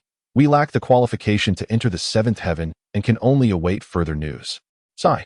If only I could enter the immortal mountains of the seventh heaven, even for a single day, it would be worth a lifetime. Let us strive diligently. The seventh heaven is home to either geniuses or elders. We do not know how many years we must endure before we can ascend." Sigh. The group exchanged glances, shaking their heads as they dispersed. The celestial sect of leisure had 9 heavens in total. The higher one ascended, the more potent the spiritual energy, and the more esteemed the inhabitants. Xia Changming clutched the golden token given by Xia Ningbing, tearing through the air, passing through layers of rippling waves.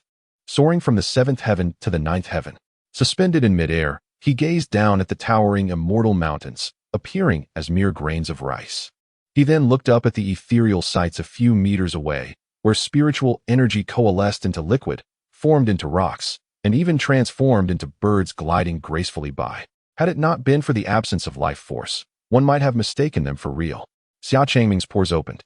Feeling the surge of mana within him and unable to resist tightening his grip on the token, the concentration of spiritual energy in this 9th heaven was 100-fold more potent than that of the 6th heaven where he resided. In such a blessed land, even a pig could cultivate for hundreds of years and not merely reach the nascent soul stage.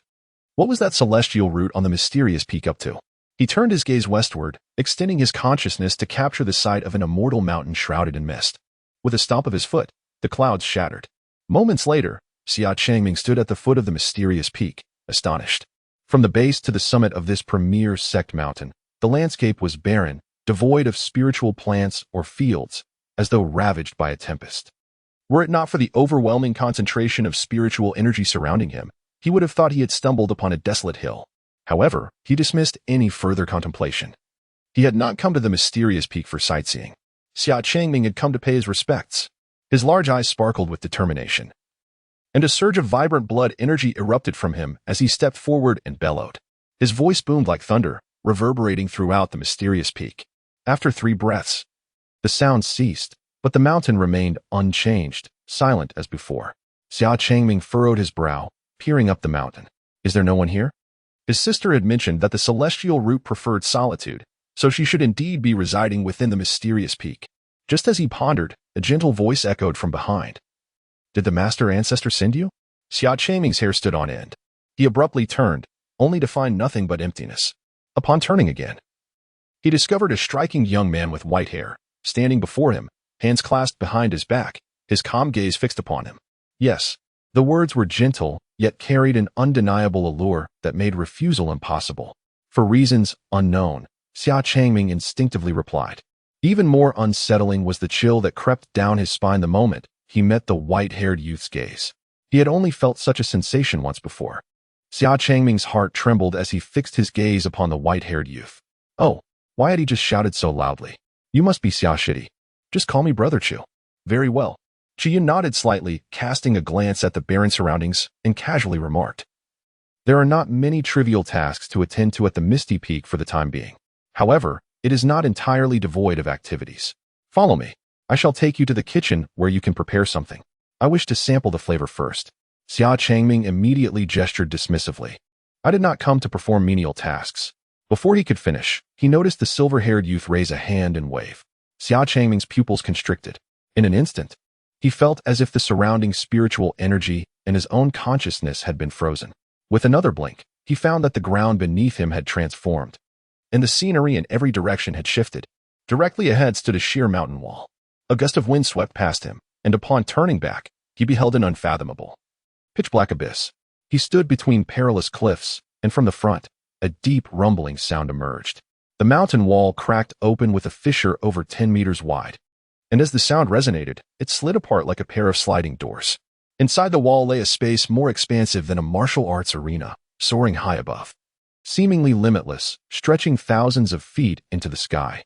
As Chu Yun stepped inside, a voice echoed, "There are plenty of ingredients here. Choose what you prefer to cook. If it turns out to be unpalatable, I apologize. I have not come here to serve or to prepare meals." Xia Changming felt his chest heave. his mouth opening to speak. Yet he was abruptly seized by an overwhelming chill, beads of sweat trickling down his forehead. Within the cave, a grotesque dragon had suddenly manifested, its pair of indifferent, cold eyes fixating on him. What sent a shiver down Xia Changming's spine was the realization that it was indeed merely a dragon's head. Behind it lay a meticulously arranged pile of dragon meat, its scales gleaming like a small mountain. This was the corpse of an entire flood dragon.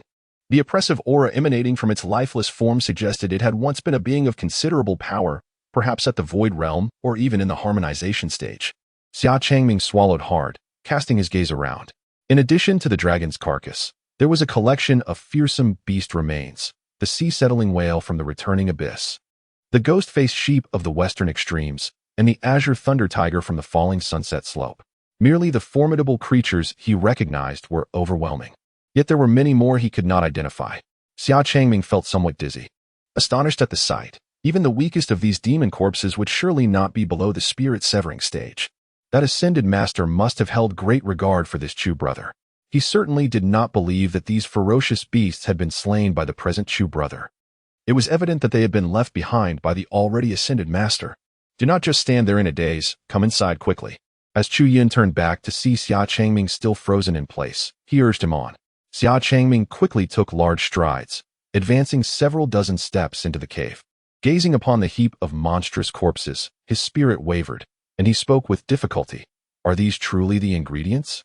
Indeed, if they do not meet your preferences, shall I procure some more for you? Chu Yun cast a glance at the corpses of the demons within the cave. The majority of them were merely gifts from nature. There were always some foolish beasts that sought to devour the golden pills he hung in the sky. Thus, he inscribed a teleportation array leading to the mysterious peak upon the surface of each golden pill. Little did he expect that the accumulation of demon corpses would unintentionally create a fully automated supply chain for ingredients without ever having to leave his abode. Xia Changming hurriedly gestured. No. Chu Yun gestured towards the space on the west side, indicating, there lies the stove and various kitchen utensils. Feel free to express any requests. Xia Changming glanced over, his eyelids twitching uncontrollably. The stove, pots, cauldrons, and steaming baskets, all kitchen implements were present in abundance. The issue, however, was that each utensil, including the stove, radiated an enchanting glow. What sent his heart racing was the realization that any kitchen implement within his sight emanated a brilliance far surpassing that of his most treasured possession. A 6th-grade magical artifact acquired as a reward in a sect competition. In other words, the least of these utensils was of at least 6th-grade quality or higher. Damn it. Competing with you affluent individuals is no small feat. Xia Changming clenched his teeth. Suddenly, Chu Yun recalled something and looked towards the east, pointing and advising. Furthermore, do not touch that. It is my own brew. Xia Changming turned to see a stream of water flowing from a spring in the mountains, meandering along a path lined with arrays adorned with black runes. The water had turned pitch black, bubbling ominously. It exuded no spiritual energy, appearing somewhat eerie. He inquired with curiosity, what kind of treasure is this wine? Cola, Chu Yun replied. Cola? Xia Changming had never heard of it before.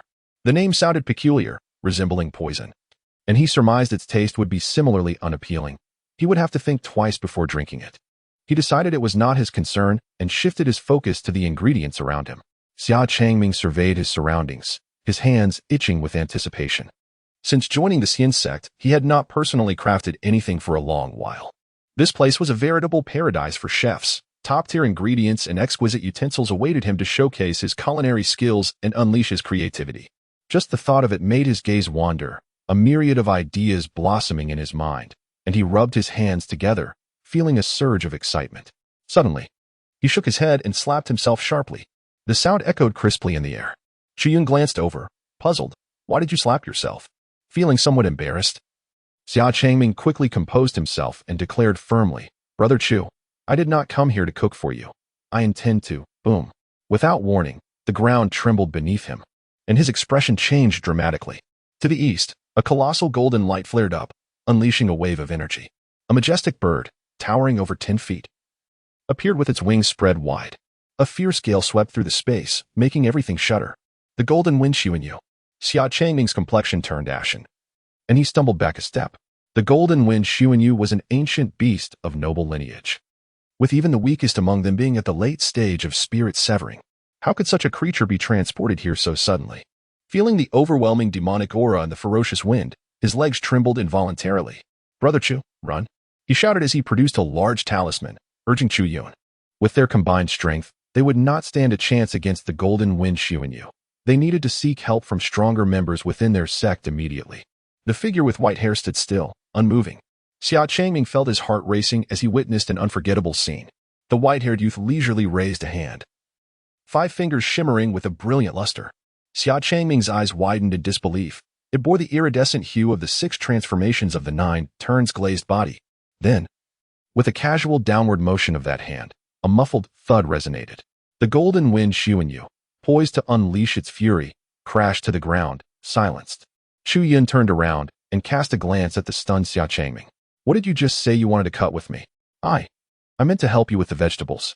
Atop the ethereal peak, outside a 2-story pavilion, wisps of smoke spiraled into the air, carrying with them the fragrant warmth of cooking, occasionally bursting forth with vibrant hues. A table crafted from celestial wood, resembling the 8 Immortals table, was adorned with 7 or 8 exquisitely arranged dishes, their colors resplendent. Xia Changming stood at the edge of the table, nervously clenching his fists, his gaze fixed intently on the white-haired youth seated across from him. Chu Yun's gaze roamed, settling upon a dish piled high with glistening red meat slices, towering 2 or 3 feet like a small hill. He picked up his chopsticks and casually selected a piece. A beam of sunlight happened to shine through, illuminating the gossamer thin meat, its marbling reminiscent of the intricate contours of mountains and rivers, each detail vividly distinct. Seeing that the meat was about to be consumed, Xia Changming hurriedly pointed to the small bowl beside Chu Yun. "You should dip it in this. The tiger tendon meat, when paired with this fiery sauce, delivers an even more robust flavor upon tasting." Chu Yun glanced at the small dish, which contained a rich, aromatic sauce of amber hue. He picked up a slice of meat and dipped it into the bowl, instantly igniting the sauce into a blaze of crimson flames, with billowing smoke enhancing the vibrant redness of the meat. A peculiar fragrance of the meat wafted through the air, quite intriguing. With a subtle shift in her gaze, Chu Yun grasped a piece of meat and brought it to her lips. Xia Changming observed her impassive demeanor, noting only the rhythmic movement of her jaws and the slight bulge of her cheeks, which inexplicably stirred a sense of tension within him. The path of cultivation does not exempt one from the necessity of sustenance. In fact, the culinary arts are a discipline akin to alchemy and talisman crafting. Hailing from royal lineage, he had learned this particular dish from an elderly imperial chef within the palace. Not only was it distinguished by its unique flavor, but it also possessed the remarkable ability to enhance physical strength.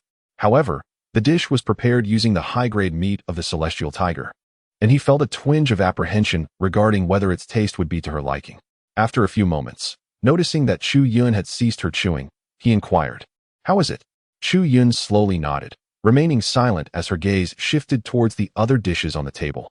Noticing this, Xia Changming felt a slight tension in his heart and promptly began to introduce the offerings. The shredded ice eel and crispy thunder ferret tail are quite delightful. And this one, the blazing lion's heart with fiery crystal mushrooms, is a specialty of our great Xia dynasty. Chu Yun's gaze fell upon the dishes, and after sampling them with his chopsticks, he nodded in approval and remarked, "They are quite satisfactory. Although they do not compare to the exquisite flavors of the finger-licking good chicken or the spicy chicken leg burger, they possess their own delightful essence." Xia Changming sighed in relief, but, feeling somewhat defiant, inquired, "What exactly are the finger-licking good chicken and the spicy chicken leg burger?" "They are specialties from my hometown, often prepared by my esteemed master," Chu Yun replied. Realization washed over Xia Changming, and he regarded Chu Yun with newfound respect. "So they are dishes crafted by a master of the great ascension stage. In that case, I am indeed unworthy." "Not to worry, I can teach you in the future," Chu Yun offered. Xia Changming's body tensed in surprise, his eyes widening as he looked at Chu Yun. "The culinary arts of the great ascension stage are a supreme craft. I dare not aspire to such heights." Chu Yun smiled and said, "Indeed, it is a specialty from my hometown. It just so happens that my master is proficient in it." "Thank you, esteemed Uncle Master." Upon hearing this, Xia Changming's eyes flickered with intrigue, and a sense of anticipation welled up within him. The culinary art at the great ascension stage must be profound and imbued with the highest principles. "Esteemed Uncle Master?" Chu Yun, somewhat perplexed, picked up a pair of chopsticks.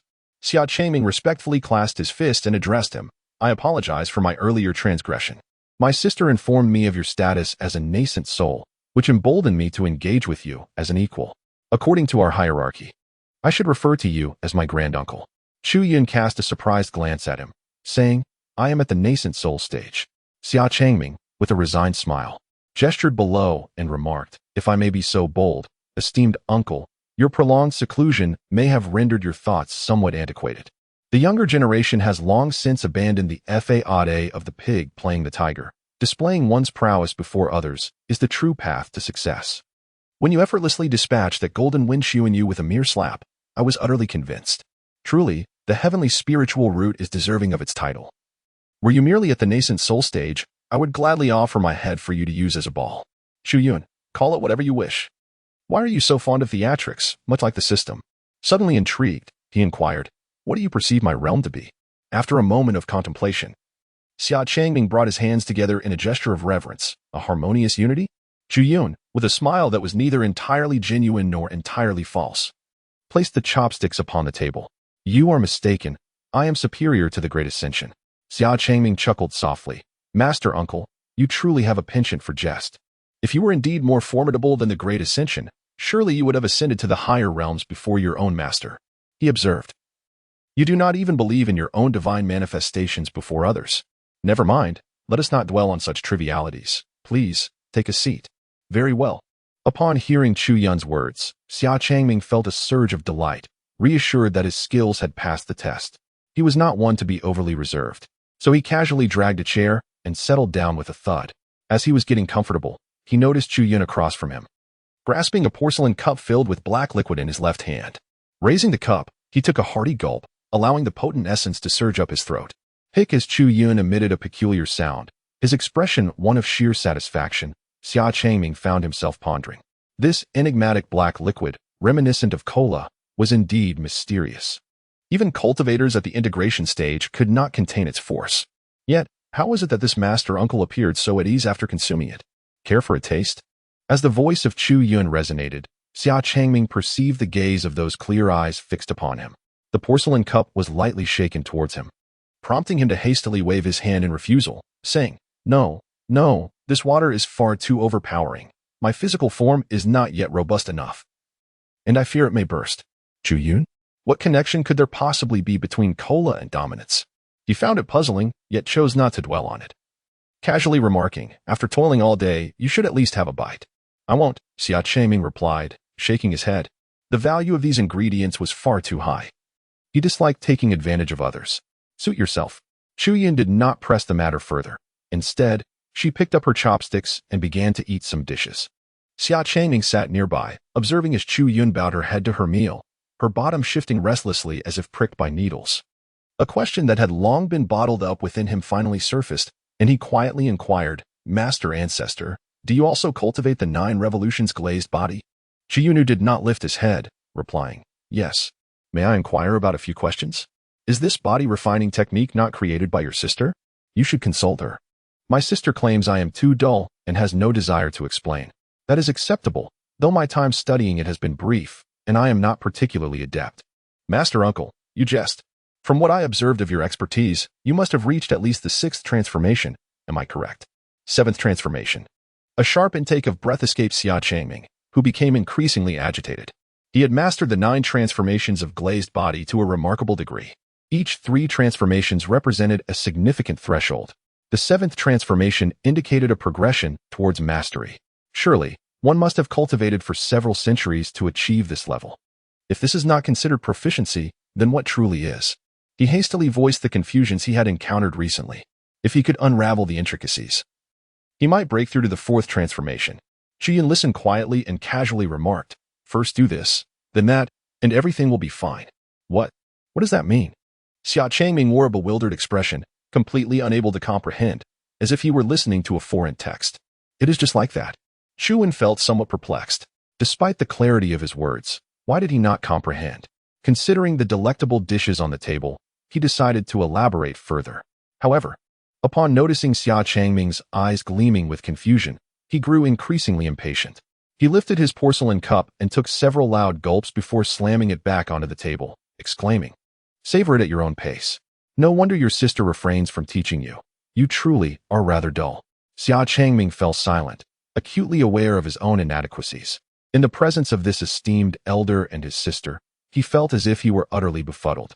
Embarrassed, he lowered his head, unconsciously picking up his chopsticks to grasp a piece of tianhu meat, which he chewed as if it were mere wax, beginning to doubt his own talents for the first time. The following day, as dawn broke, the Xian Zong sect gathered at the Wendation. Some soared upon divine swords. Others glided atop auspicious clouds, while some reclined upon various spiritual beasts. The crowd swelled, obscuring the sky as they all converged towards a magnificent golden palace suspended atop Wendation. The palace doors, towering several dozen feet high, swung wide open to reveal a cacophony of voices within, bustling with life.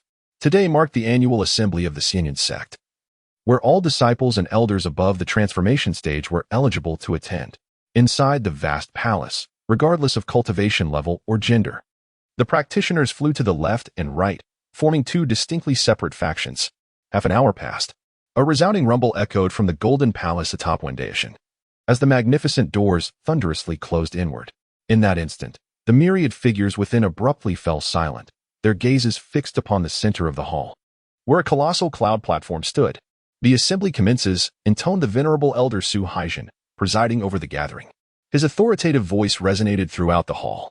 Almost immediately, a figure clad in purple robes soared onto the cloud platform, radiating golden light. The purple-robed elder suddenly expanded, transforming into a towering presence nearly 10 feet tall, capturing everyone's attention. All eyes turned toward the purple-robed elder, who wore a simple scholar's cap, meticulously arranged. His fair visage bore symmetrical features, with a neatly trimmed patch of beard, exuding an aura of sternness. Chu Yun's expression was austere as he surveyed the assembly, casually inquiring, "Why has not a single elder from Suishin Mountain graced us with their presence?" Upon hearing this, the practitioners hovering in the air exchanged glances. The Xian Zong sect was divided into two branches, Xian Zong Mountain and Suishin Mountain. This assembly was hosted by Xian Zong Mountain, yet not a single elder from Suishin Mountain had appeared. After a brief exchange of glances among the right-side crowd, a burly man with a square jaw emerged, expressing his resignation. "Elder Su, it is quite unfortunate. Among our 9 elders from Suishin Mountain, 1 has just ascended, and the remaining 7 are absent from the sect. The only one present, Elder Qi, never participates in the assembly." "Humph," Chu Yun scoffed. "That might be acceptable under normal circumstances, but with the upcoming bell-ringing ceremony, your Suishin Mountain truly seems indifferent."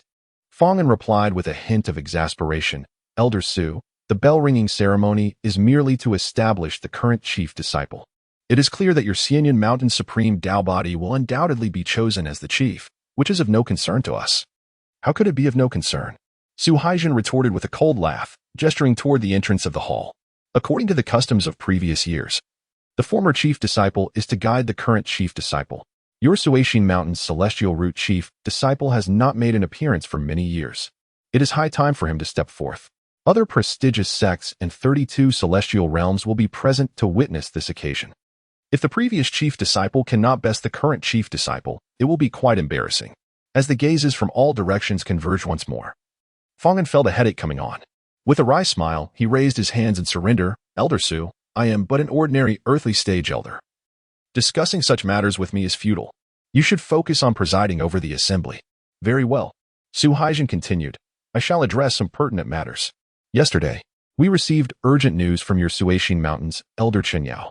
He has quelled the turmoil in the Tsangshan Forbidden Zone, and the Lord of Tsangshan has promised to bestow a forbidden seal upon us. He has instructed us to send someone to retrieve it. I intend to present this forbidden seal to the Supreme Tao body. Who is in favor and who is against?" Chu Yun's expression remained cold, his voice resonating powerfully throughout the hall. Upon hearing this, the practitioners exchanged astonished glances. "What? Elder Chen Yao actually resolved the turmoil in the Forbidden Zone? And obtained a forbidden seal?" Gasp. That seal could only be granted by the Lord of the Forbidden Zone. The Supreme Tao body was already invincible. With the protection of the forbidden seal, wouldn't he that be utterly against the heavens? Support. Absolutely support. The practitioners on the left side exclaimed with glimmering eyes, gesticulating animatedly. However, the practitioners from Suishin Mountain on the right side were less than pleased, vociferously protesting, spitting words in indignation. Amidst the crowd, a scruffy middle-aged man with a flushed face and disheveled hair stepped forward, glaring at Su Haijin as he shouted, "You shameless Su Haijin!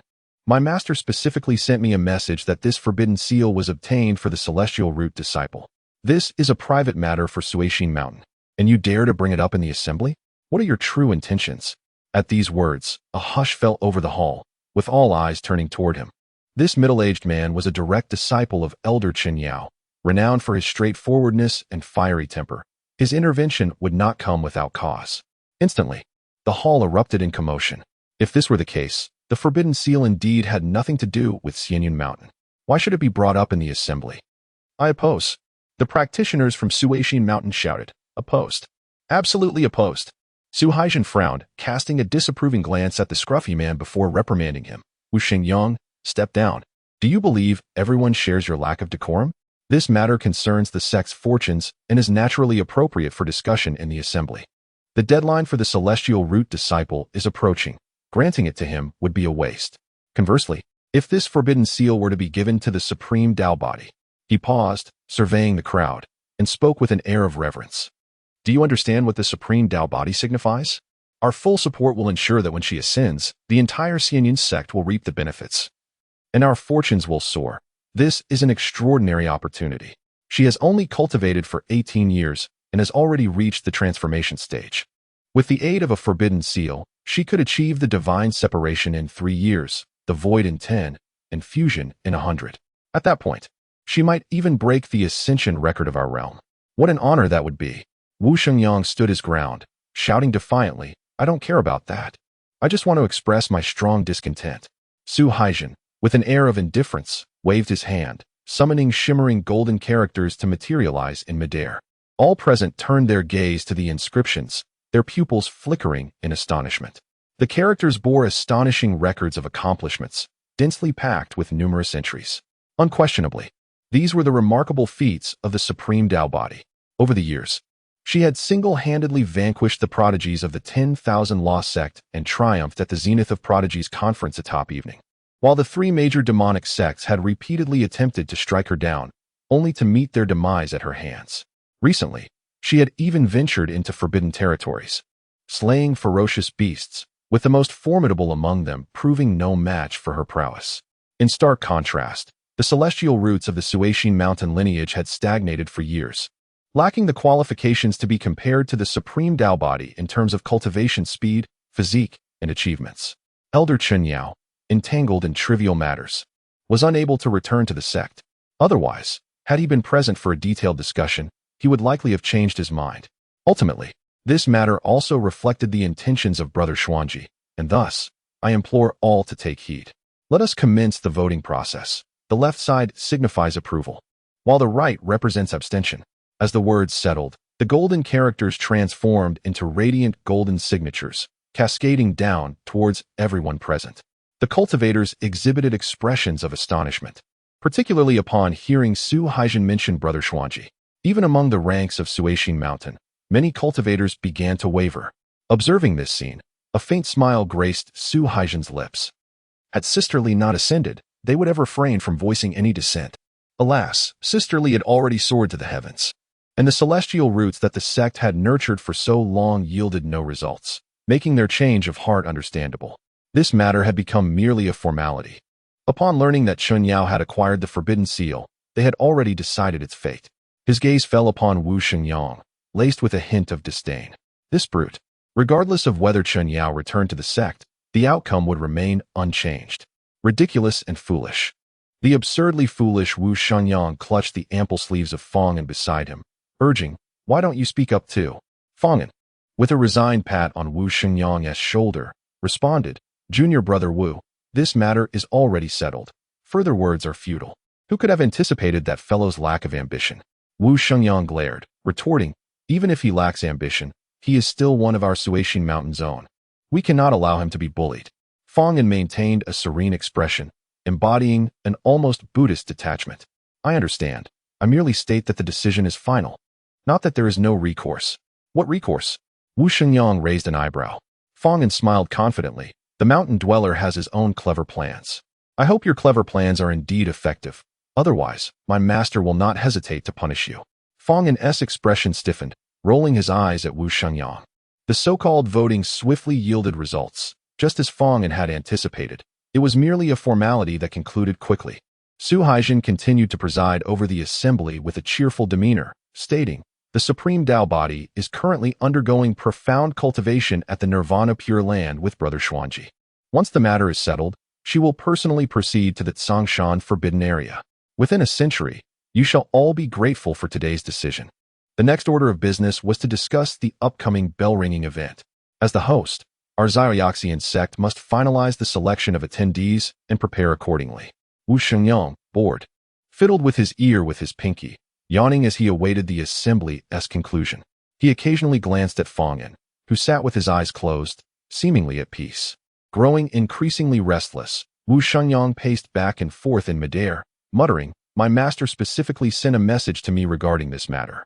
If my master returns to find that the Forbidden Seal has been taken by the Supreme Tao Body, I surely will be doomed." After enduring several tedious hours, the interminably dull assembly finally came to an end. Wu Xingyang observed as the grand golden gates swung open, a throng of individuals surging forth. Fong, amidst the crowd, slowly floated out as well. Wu Xingyang hastily followed, eagerly inquiring, "So what is the plan? What is your clever scheme?" Fong glanced back at him. "You shouldn't follow me. I'll be right back." With that, he conjured a layer of mist beneath his feet, the vapor bursting forth as he flickered and vanished several kilometers away. Wu Xingyang raised an eyebrow, instinctively pursuing without a second thought. Their camaraderie drove his curiosity. He was determined to discover Fong's intentions. He chased after Fong and all the way to the nine heavens, arriving at a secluded celestial peak in the east.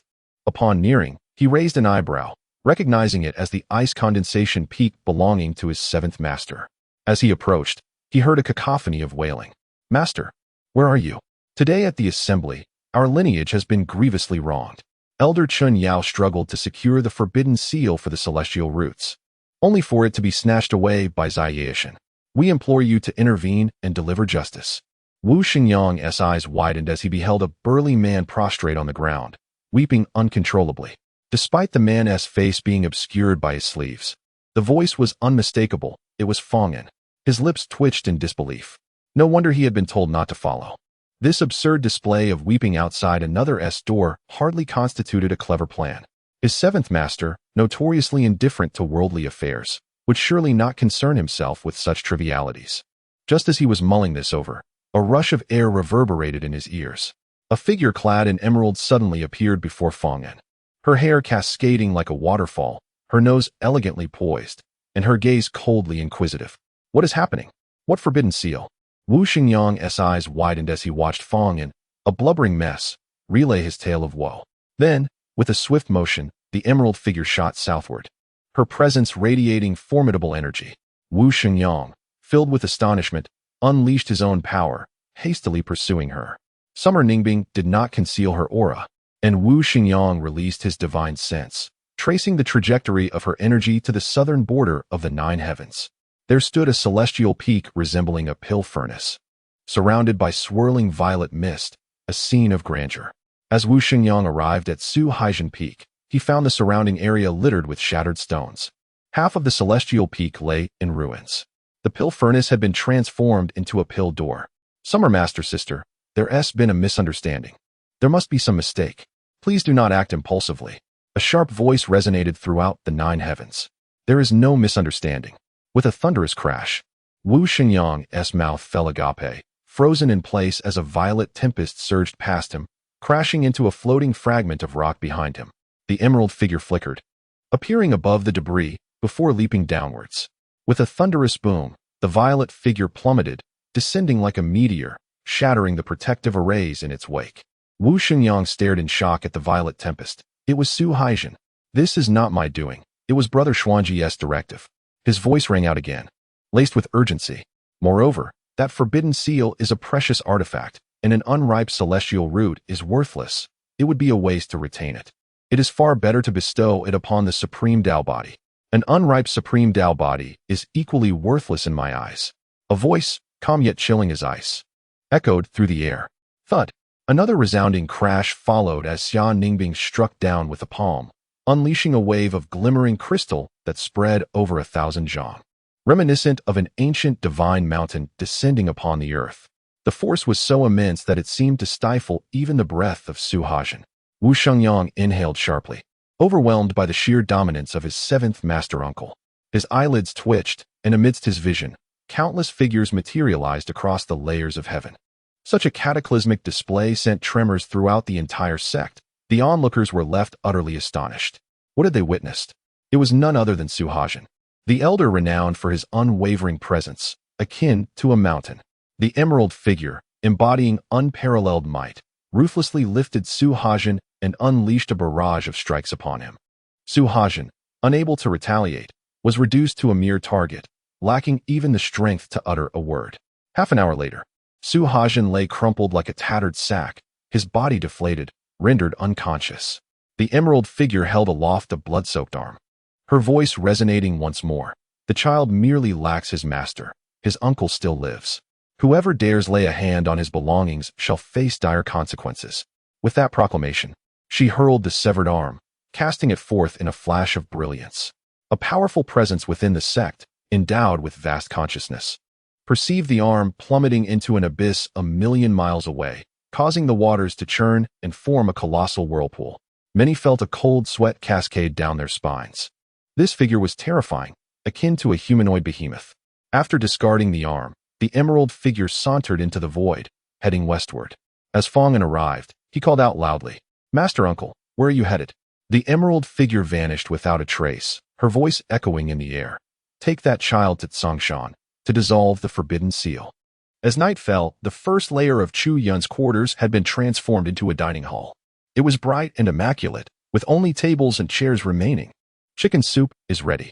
A boisterous call resonated from outside. Xia Changming, robust and sturdy, entered the room, balancing a steaming basin of chicken soup, placing it upon the prominent immortal table. The table was already adorned with a vibrant array of dishes, some shimmering with ethereal light, others emanating swirling vapors that morphed into various beastly forms, an abundance more than one could fathom. Xia Changming approached the table, carefully setting down the soup basin with a sigh of relief. He recalled the teachings of his master uncle regarding the 9 transformations of Liuli body. Although he had grasped only a fraction of the words, the essence lingered in his mind. After contemplating it thoroughly, he gleaned profound insights akin to enlightenment, a reward surpassing years of arduous training and countless battles. Elated, he rushed to Pomyao Peak at the break of dawn to prepare a grand feast. This chicken soup, crafted from the golden wind and swift feathers of yesterday, was the final dish he had prepared. Xia Changming glanced toward the window, where a white-haired youth reclined in a rocking chair, basking in the dappled sunlight, engrossed in a weathered scroll, his eyes shimmering with contemplation. After ascending to the Yuanying stage, my consciousness has finally progressed. The azure and white bestowed by the system, once refined, has expanded my perceptive range by an additional 0.5 meters. This marks a significant advancement. Chu Yun pondered deeply. He had been searching for methods to enhance his spiritual awareness. Having practiced various techniques related to spiritual perception and acquired numerous treasures for its amplification, he found them effective in enlarging his treasured sword. Yet his ability to perceive remained utterly absent. For him, it was exceedingly challenging. Aside from breaking through to the Nascent Soul stage, this rare celestial phenomenon seemed capable of fostering the growth of his spiritual awareness. If that isn't a significant advancement, then what is? It appears that the system still holds some utility. Just as he was contemplating, the voice of Xia Changming reached his ears. "Master Uncle, today's lunch is ready. I shall take my leave now." "Understood." Upon hearing the voice, Chu Yun slowly lifted his gaze to glance at the octagonal table and calmly remarked, "Eat before you leave." His tone was tranquil, yet undeniably authoritative. "Very well." Xia Changming hesitated for a moment before acquiescing. After a brief interaction, he discerned that this master uncle, while appearing gentle, possessed an underlying assertiveness and did not take kindly to defiance. In truth, he felt a twinge of craving, having sampled a few bites the previous day. He found himself reminiscing about the flavors. His culinary skills were beyond reproach. The dishes he prepared were truly exquisite. As he gazed at the lavish spread before him, he busily pulled out 2 chairs but did not sit down. Instead, he turned his attention to the window, where he noticed the silver-haired youth had risen and was resting a scroll casually on the narrow ledge, approaching him. Suddenly, the youth halted, turning his gaze toward the outside world.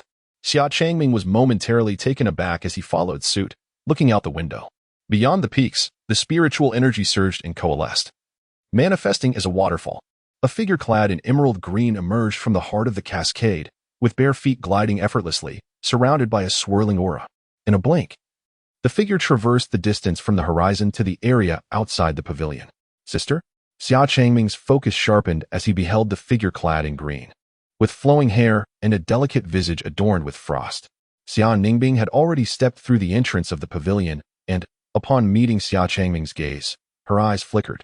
Xia Changming, robust and donning a thick gray apron, had expertly tied the apron strings at his side, and atop his head rested a white cloth hat. This ensemble momentarily bewildered her thoughts. Had he been bested by Chu Yun? Realizing this, she disregarded Xia Changming and directed her gaze toward the window. Follow me. Where to? Chu Yun approached the 8 immortal table, his tone serene.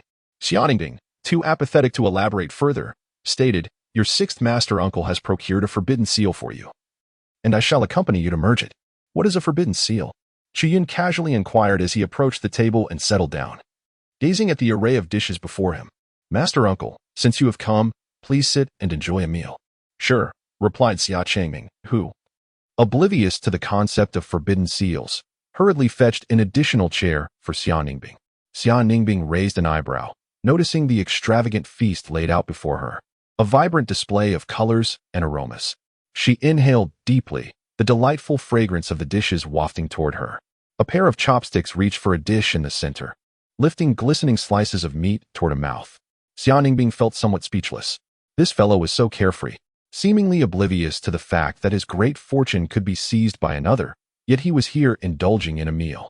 At that moment, Xia Changming's voice rang out, Sister, sit down. It has been a while since you have tasted my cooking. Xian Ningbing nodded, lifting her skirt as she sat down and accepted the chopsticks he offered, taking a bite and savoring it thoughtfully. How is it, sister? Quite good. Your skills have improved. Not at all. It is merely the quality of the ingredients provided by Master Uncle. Indeed, the ingredients from Piao Peak are always exceptional. Suddenly, Xian Ningbing paused, realizing she had not come merely for a meal. Frowning, she heard Chu Yun's voice beside her. Master Uncle, what exactly is this forbidden seal you mentioned? The forbidden seal is of significant origin, he explained. It is a unique mark that can only be condensed by the master of a forbidden zone.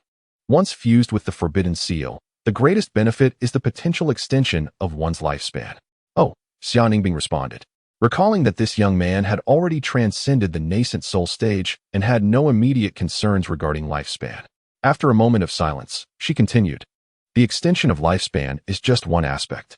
To merge with the forbidden seal is to receive the protection of the master of the forbidden zone. In a moment of life and death, the forbidden seal can intervene to avert catastrophe. What kind of strength does a master of a forbidden zone possess? Great ascension. Is that all?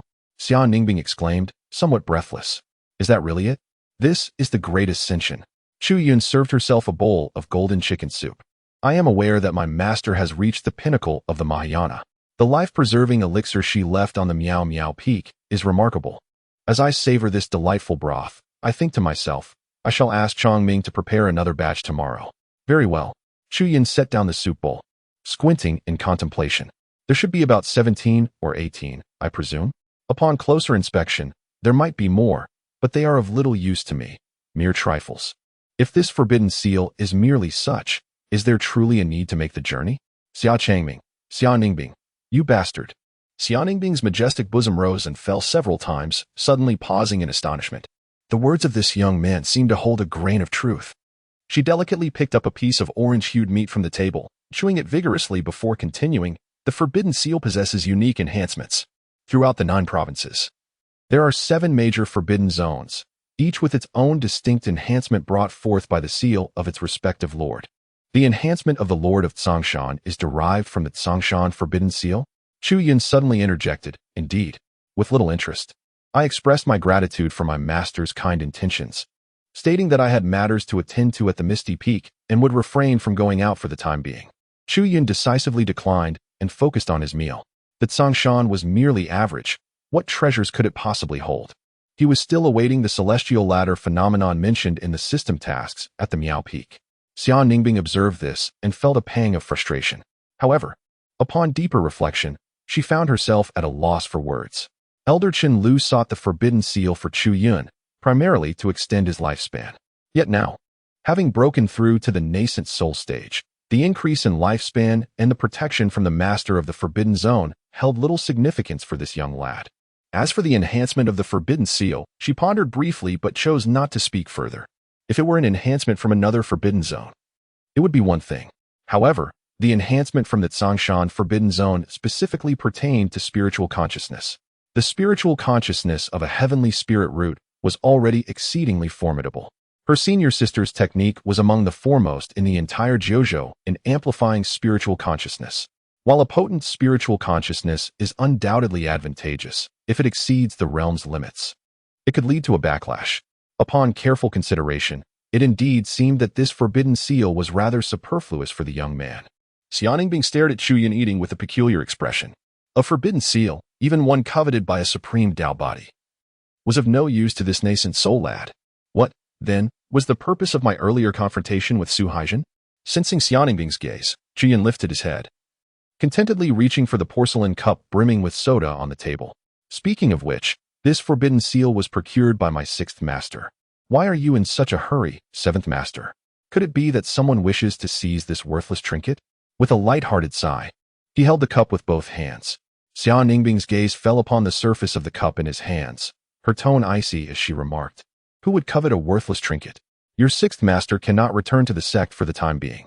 He is concerned about your breakthrough and fears for your safety, which is why I was hastened to bring you."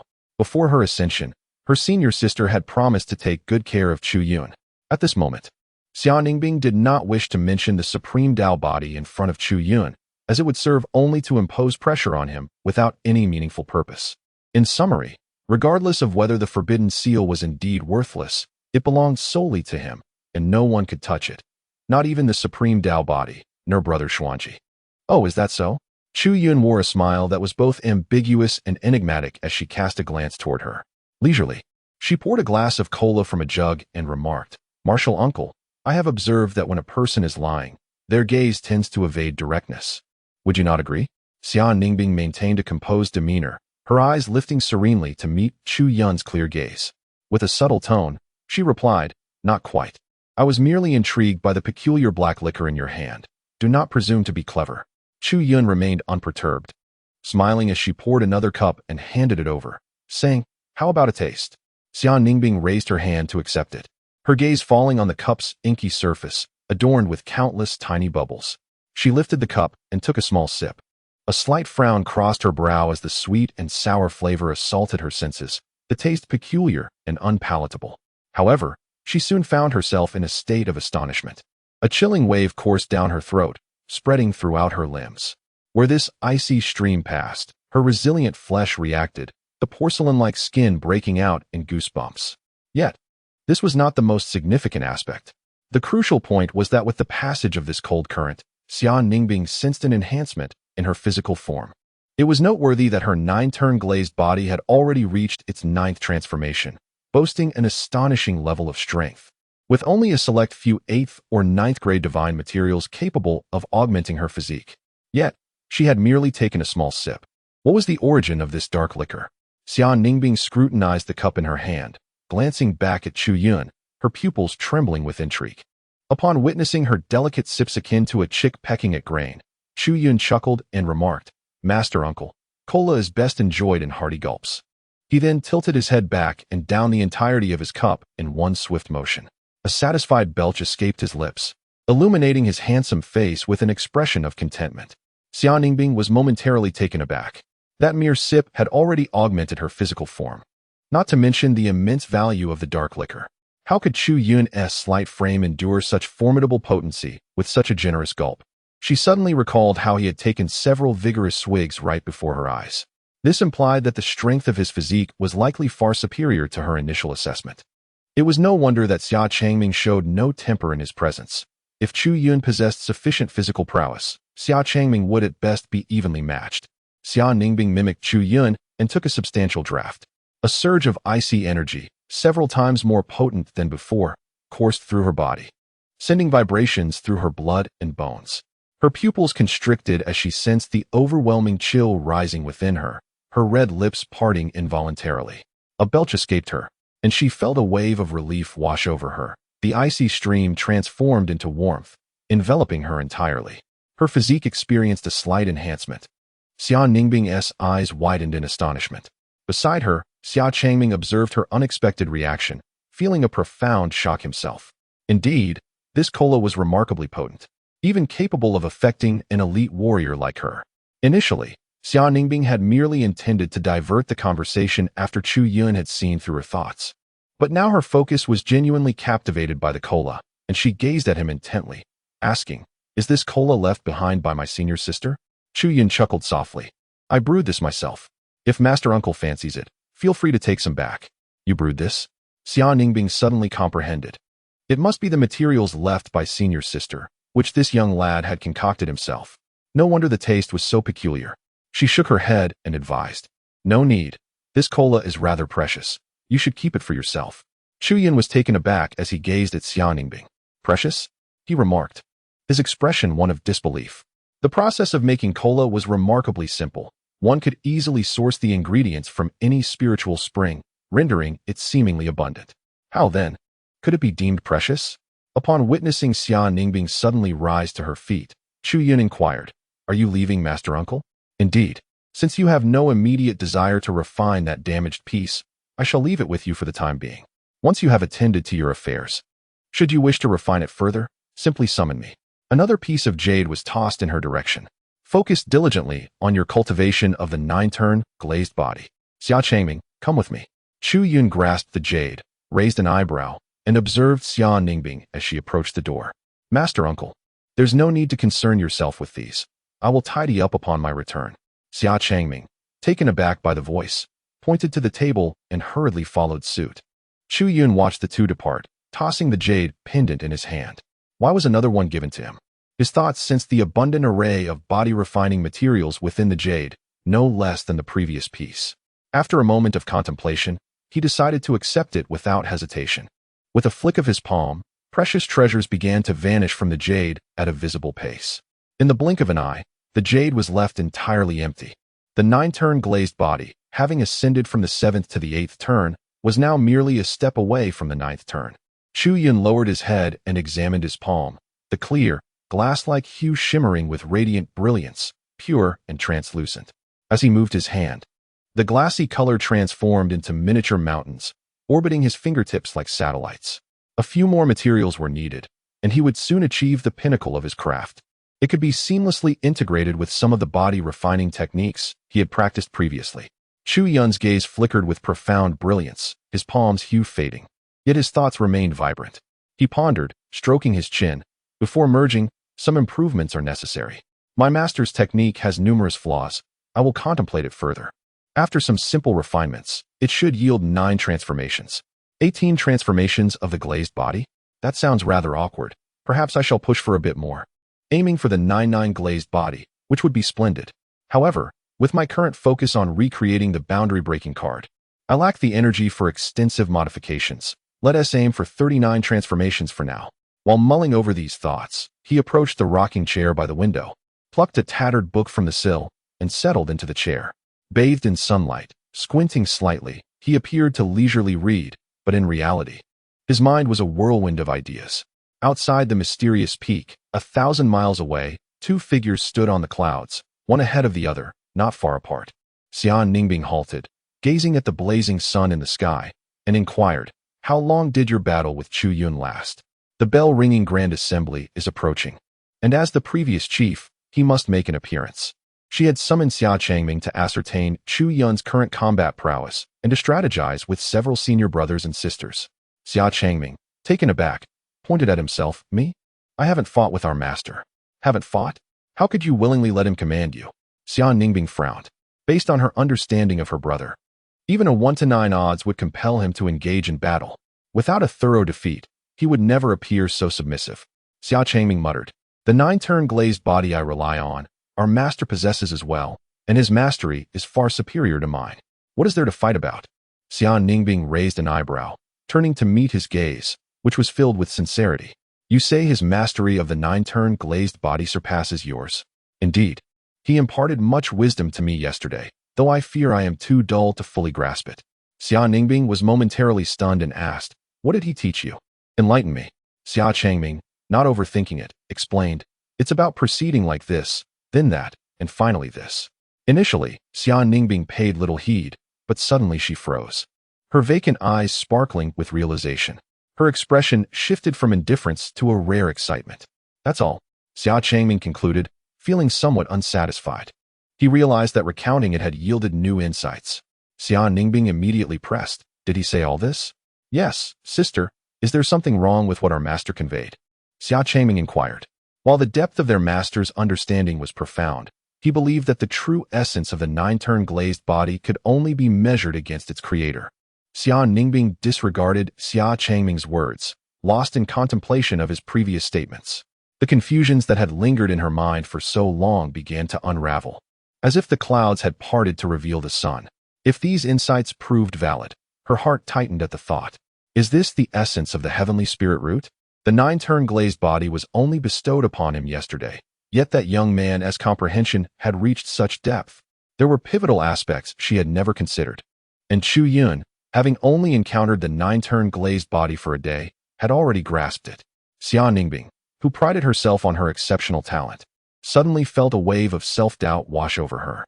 Yet her thoughts swiftly shifted away from Chu Yun. She was in a fervent state of enlightenment. The 10th turn. Beyond the 9 turns lies the 10th. Perhaps this young man, Chu, was unaware of the significance of the knowledge he had shared with Xia Changming. If she could refine the 10th turn glazed body, she might withstand the 9 heavenly tribulations. Xia Ningbing's thoughts raced, her heart brimming with excitement. "Do as you wish. I shall enter seclusion." She casually declared before vanishing, leaving Xia Changming bewildered and disoriented. The days of cultivating immortality passed swiftly, like a fleeting shadow, and soon over a dozen days had elapsed. During this time, Xia Changming ceased to engage in sparring. He devoted himself to contemplating the 9-turn glazed body, while also attending to menial tasks on the mysterious peak. One day, he flew to the peak early in the morning. The weather had been dreary of late. For several days, the sky was shrouded in dark clouds, with sporadic raindrops falling. "What are you still doing here?" Upon reaching the edge of the peak, Xia Changming spotted a white-haired figure sitting cross-legged on a protruding rock, lost in thought. This master, who typically enjoyed basking in the sun while reading, had been sitting there alone for days, occasionally gazing skyward. For the past few days, he had faintly heard the master muttering phrases like staircase, anomaly, and even some crude expressions. Curiosity piqued within Xia Changming. What had that person, Shitong, done to provoke such a response from their usually amiable master? After listening intently for a while, he began to piece together the situation. Finally, unable to contain himself any longer, he flew closer and asked, "Master, what anomaly are you waiting for regarding the staircase?" Notification: the 99-step celestial staircase has appeared. This anomaly will last for 7 days. Please make haste to ascend. Notification: the host has not yet refined the designated divine incense. The system determines that the host's current state allows for ascension only to the 13th step. Please refine the divine incense swiftly. On the second day, the celestial staircase anomaly drew cultivators from various sects within 1,000 miles. To his astonishment, his former nemesis, Wang Chan, was among them, swiftly ascending the staircase and attracting the attention of many cultivators. Xia Changming felt a surge of anxiety, unwilling to let his rival steal the spotlight. On the third day, due to his reluctance to ascend the staircase, Wang Chan mocked him, igniting a fire within Xia Changming and activating a side quest to confront Wang Chan, which promised bonus rewards upon completion. Notification: on the 4th day, Wang Chan has reached the 21st step. The host must ascend promptly to initiate a counterattack. He received a system reward, Heart Protection Talisman 5. Notification: there are 2 days left of the celestial staircase anomaly. Wang Chan has now reached the 49th step. The host must ascend quickly to begin the counterattack. He received another reward, Heart Protection Talisman 10. Notification: by recharging 6 low-grade spirit stones for the first time, you can unlock a stepping stone for the celestial staircase, aiding you in ascending an additional step. The system's notifications echoed in Chu Yun's ears. He gazed blankly at the sky, droplets of rain cascading down. What celestial staircase anomaly? This dramatist even fabricated an adversary, Wang Chan, whom he barely knew, compelling him to confront. As the final days approached, Chu Yun sensed the sudden emergence of 10 heart-protecting talismans radiating with golden light within him. The system had commenced daily rewards, even introducing a prompt for an initial purchase, requiring merely 6 low-grade spirit stones. It was evident that the system was earnestly eager for his resurgence. He felt quite exasperated. Was it that I do not wish to ascend? What is this business of a celestial ladder being offered to me?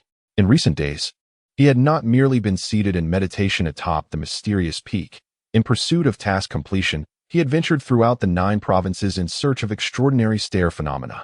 Unfortunately, these staircases did not present the anticipated 99 steps, and upon completion, the system continued its relentless daily reports.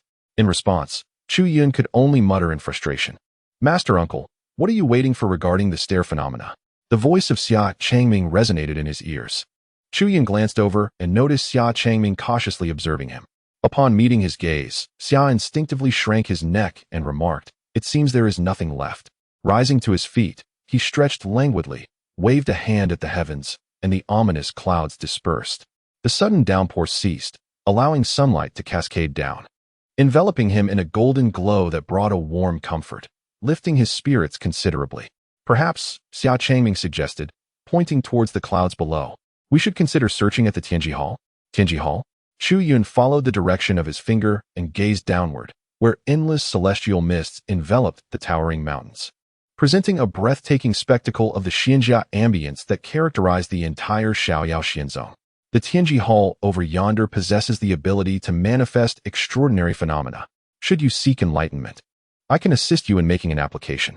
Noticing Chu Yun's demeanor, Xia Changming discerned that he had likely spent many years in seclusion at Piamiao Peak, and was thus unaware of the Tianji Hall. He proceeded to elucidate. The Tianji Hall is a sacred site within our Xiaoyao Xian Zong. Inside the hall resides a celestial instrument known as the Tianji device. It is said to be a divine weapon passed down from the celestial realm, capable of simulating myriad phenomena to aid in one's pursuit of enlightenment. Whatever manifestation you seek, the Tianji device can recreate it. Chu Yun was taken aback. Has technology advanced to such heights? High technology? No worries. I shall visit the Hall of Heavenly Mechanisms. Master Uncle, I can manage it myself. Xia Changming promptly positioned himself in front of Chu Yun, explaining, utilizing the Heavenly Mechanism instrument requires the expenditure of experience points, which I presume you do not possess. Chu Yun was indeed familiar with experience points, which were essentially the task credits of the Xiaoyao Immortal Sect, earned through various daily tasks and bounty missions at the sect's experience hall. Typically, experience points were used to exchange for sect techniques and materials. For someone of his stature, with a master at the ascension stage, such points held no significance, and thus he naturally did not possess any. Noticing Chu Yun's nod, Xia Changming volunteered. I have ample experience points. I can assist you with this matter. Once the Heavenly Mechanism instrument has simulated the phenomenon, I shall come to fetch you. How long will it take? It depends on the complexity of the phenomenon you desire. The more intricate the phenomenon, the longer the simulation will require. What kind of phenomenon would you like to generate? Chu Yun briefly elaborated on the fundamental aspects of ascending the heavenly ladder. Xia Changming furrowed his brow gently. Chu Yun inquired, is it troublesome? Xia Changming quickly waved his hand. Not at all. It is quite simple. With this level of anomaly, the Heavenly Mechanism instrument should be able to produce results in 2 or 3 days. He merely felt a sense of astonishment. In his eyes, Chu Yun was a formidable figure in the integration stage. This phenomenon, upon mere hearing, struck him as somewhat rudimentary. Would such a manifestation truly aid this esteemed senior in attaining enlightenment? It had been a while. Could it not be expedited? Observing the frown etched upon Chu Yun's brow, Xia Changming hastily interjected, if there are any items related to the phenomenon, it could accelerate the generation time. Oh, do you possess low-grade spirit stones? Low-grade spirit stones? Xia Changming was taken aback, bewildered by the abrupt shift in topic. A troubled expression crossed his face. If they were high-grade or even top-grade spirit stones, that would be more manageable. However, low-grade stones were typically found among those in the Nascent Soul stage, and it was uncertain whether someone of his exceptional caliber would possess such trivial items. Yet, since the esteemed senior had spoken, he promptly replied, I shall search for them. Only 6 would suffice. 6? That is indeed a modest quantity. Xia Changming rummaged through his dantian, searching high and low for a considerable time. At last, in a corner, he unearthed several hundred stones. I have found them, They are all yours." With that, he swiftly gestured grandly, presenting a bulging bag of holding to Chu Yun. Chu Yun took the cloth bag, and with a flicker of his consciousness, the rope binding the bag's opening fell away, revealing a somewhat dull, gray-brown crystal block with faint cracks on its surface. Within the stone lingered a wisp of spiritual energy, unmistakably a rare low-grade spirit stone. He reached in and extracted 6 pieces, intending to return the remainder to Xia Changming. After a moment's contemplation, he sealed the bag and stored it within his dantian. This system proved to be quite generous. The initial recharge required merely 6 low-grade spirit stones. Low-grade spirit stones are significantly rarer than their high-grade counterparts, and they may prove useful in the future, so it would be prudent to keep them for now. Ding! You have exchanged 6 low-grade spirit stones and received a stepping stone for the ascending ladder 1. Please proceed with your ascent promptly. As the 6 low-grade spirit stones vanished, a pale blue stone emerged within Chu Yun's dantian, taking on an irregular quadrilateral shape, each side measuring approximately half a meter. It was enveloped in a thin layer of blue mist, appearing utterly unremarkable, akin to the large stones commonly found by riversides. Its worth was indeed equivalent to 6 low-grade spirit stones, and Chu Yun held no high expectations. He promptly retrieved this misty stepping stone and tossed it to Xia Changming. Xia Changming, somewhat bewildered, did not inquire further. He examined the stone before placing it into his dantian, declaring, "I shall make my way to the Hall of Heavenly Secrets." Chu Yun watched as Xia Changming hurriedly took flight. Unperturbed, he leisurely returned to the pavilion, settled down in his usual spot, and retrieved the tattered ancient scroll tucked within his robe, half closing his eyes as he began to peruse it lazily. The title read Xian Zong. Before him stood a grand hall adorned with purple walls, encircled by auspicious clouds, soaring to heights of several dozen zhang, suspended in midair. The interior was desolate, a stark contrast to the open doors revealing a radiant golden sphere akin to the sun, surrounded by 2 interlaced platinum halos that spun around it. 99 steps of the celestial staircase manifested. A total of 100,000 experience points were required, along with an additional 300,000 high-grade spirit stones. Oh, you wish to expedite the process? That will incur an extra fee. Present the mystical item and remit another 300,000 high-grade spirit stones. A voice echoed softly within the hall. Very well. Xia Changming tossed a green mist stepping stone at Feng Taiyu's feet and rummaged through his pocket, producing 2 large bags. A somewhat withered hand accepted the bags, weighing them thoughtfully. Xia Changming followed the hand to its owner, an elderly woman with a hunched back, clad in a gray Taoist robe. Her facial features were gaunt, with deeply sunken cheeks and pronounced cheekbones, exuding a harsh demeanor. "Elder Feng, could you expedite this process?" Feng Taiyu ignored him, using her spiritual sense to tear open the bags, her keen single eye peering inside. After a moment of examination, she lifted her gaze and stated, "There are a total of 599,998 pieces here. You still fall short by 2. Xia Changming was taken aback, leaning closer to inspect the bags. "How is this possible?" Feng Taiyu merely raised an eyebrow, coldly replying, 2 pieces of spiritual energy leaked. Their quality is insufficient. Thus they do not count." "Very well." With reluctance, Xia Changming retrieved 2 more high-grade spirit stones and handed them over. "Here, let's move quickly." Suddenly, Feng Taiyu remarked, "Would you like to hasten even further? That would require an additional 400,000 high-grade spirit stones to complete today." Xia Changming was momentarily stunned. 400,000? So exorbitant? Expedited processes demand greater resources, naturally leading to increased costs. He wrestled with this for a moment, recalling the bounty he had reaped from cultivating on the spiritually rich Piaomiao Peak and the divine substances he had consumed. His generous Uncle Master would not begrudge him this expense. Resolving to heed his Uncle Master's urgent request, he clenched his teeth and produced another large bag, thrusting it towards Feng Taiyu. Feng Taiyu accepted it, meticulously verifying its contents once more. This time, all was in order. She nodded, and with a flick of her wrist, the bag filled with spirit stones vanished, replaced by a black token inscribed with the characters Tianji. Once the phenomenon is complete, the Tianji token will turn red. If it becomes yellow, it indicates an unexpected event. At that time, simply present the token. Unexpected events? Xia Changming furrowed his brow. He recalled that when he had previously generated phenomena, it had been under the watch of Elder Zhang, and he had never encountered such matters. Why was this Elder Feng different?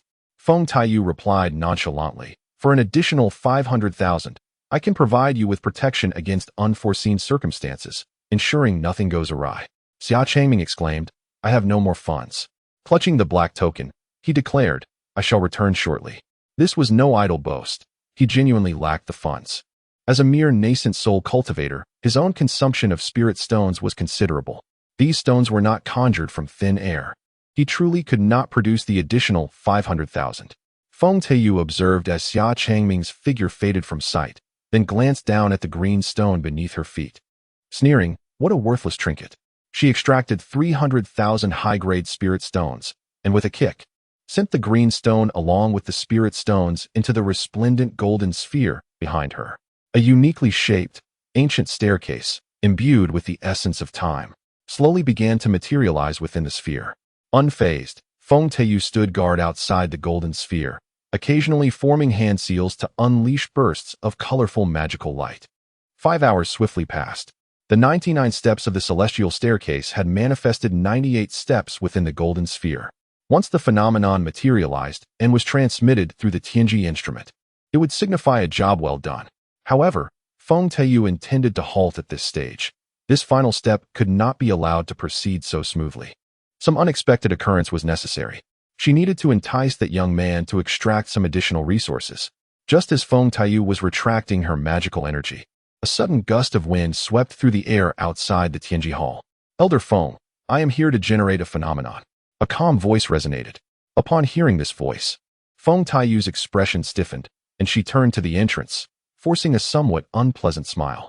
"Young master, you have arrived." Outside, a young man with a ponytail, clad in a sleek black outfit, strode forward with purpose. No small talk. How much experience is required, and what is the cost? His countenance was stern, his aura sharp, his speech cutting like a drawn blade. Feng Taiyu smiled and waved her hand. "The vice sect master has bestowed great favors upon me. How could I possibly charge you for experience points? Just deduct it from my account. Spirit stones are not required." A dull thud echoed as a bloodied golden-feathered demon corpse was cast at Feng Taiyu's feet. The boy's defiant voice rang out again. "This is a spiritual item. I demand the Xian Yu Jindri phenomenon." Feng Taiyu looked down, unable to suppress her admiration, as expected of the young master. "You have even slain the golden wind Xian Yu." "It was merely a nascent spirit stage juvenile," Zhao Qisha replied coldly, his tone casual. His gaze drifted before settling on the Tianji instrument at the center of the hall. Witnessing the imminent formation of the celestial staircase, a divine object within him began to resonate fervently. His eyes sparkled with intensity as he pointed at the Tianji instrument, decisively stating, "This phenomenon is quite remarkable. I shall take it." Feng Taiyu, upon hearing this, regarded the 98 steps of the celestial staircase suspended in the Tianji instrument with surprise. "Young master, you are on the brink of the spirit transformation stage. This phenomenon is of little use to you in the nascent soul stage." Her sentence trailed off as she sensed a chilling aura.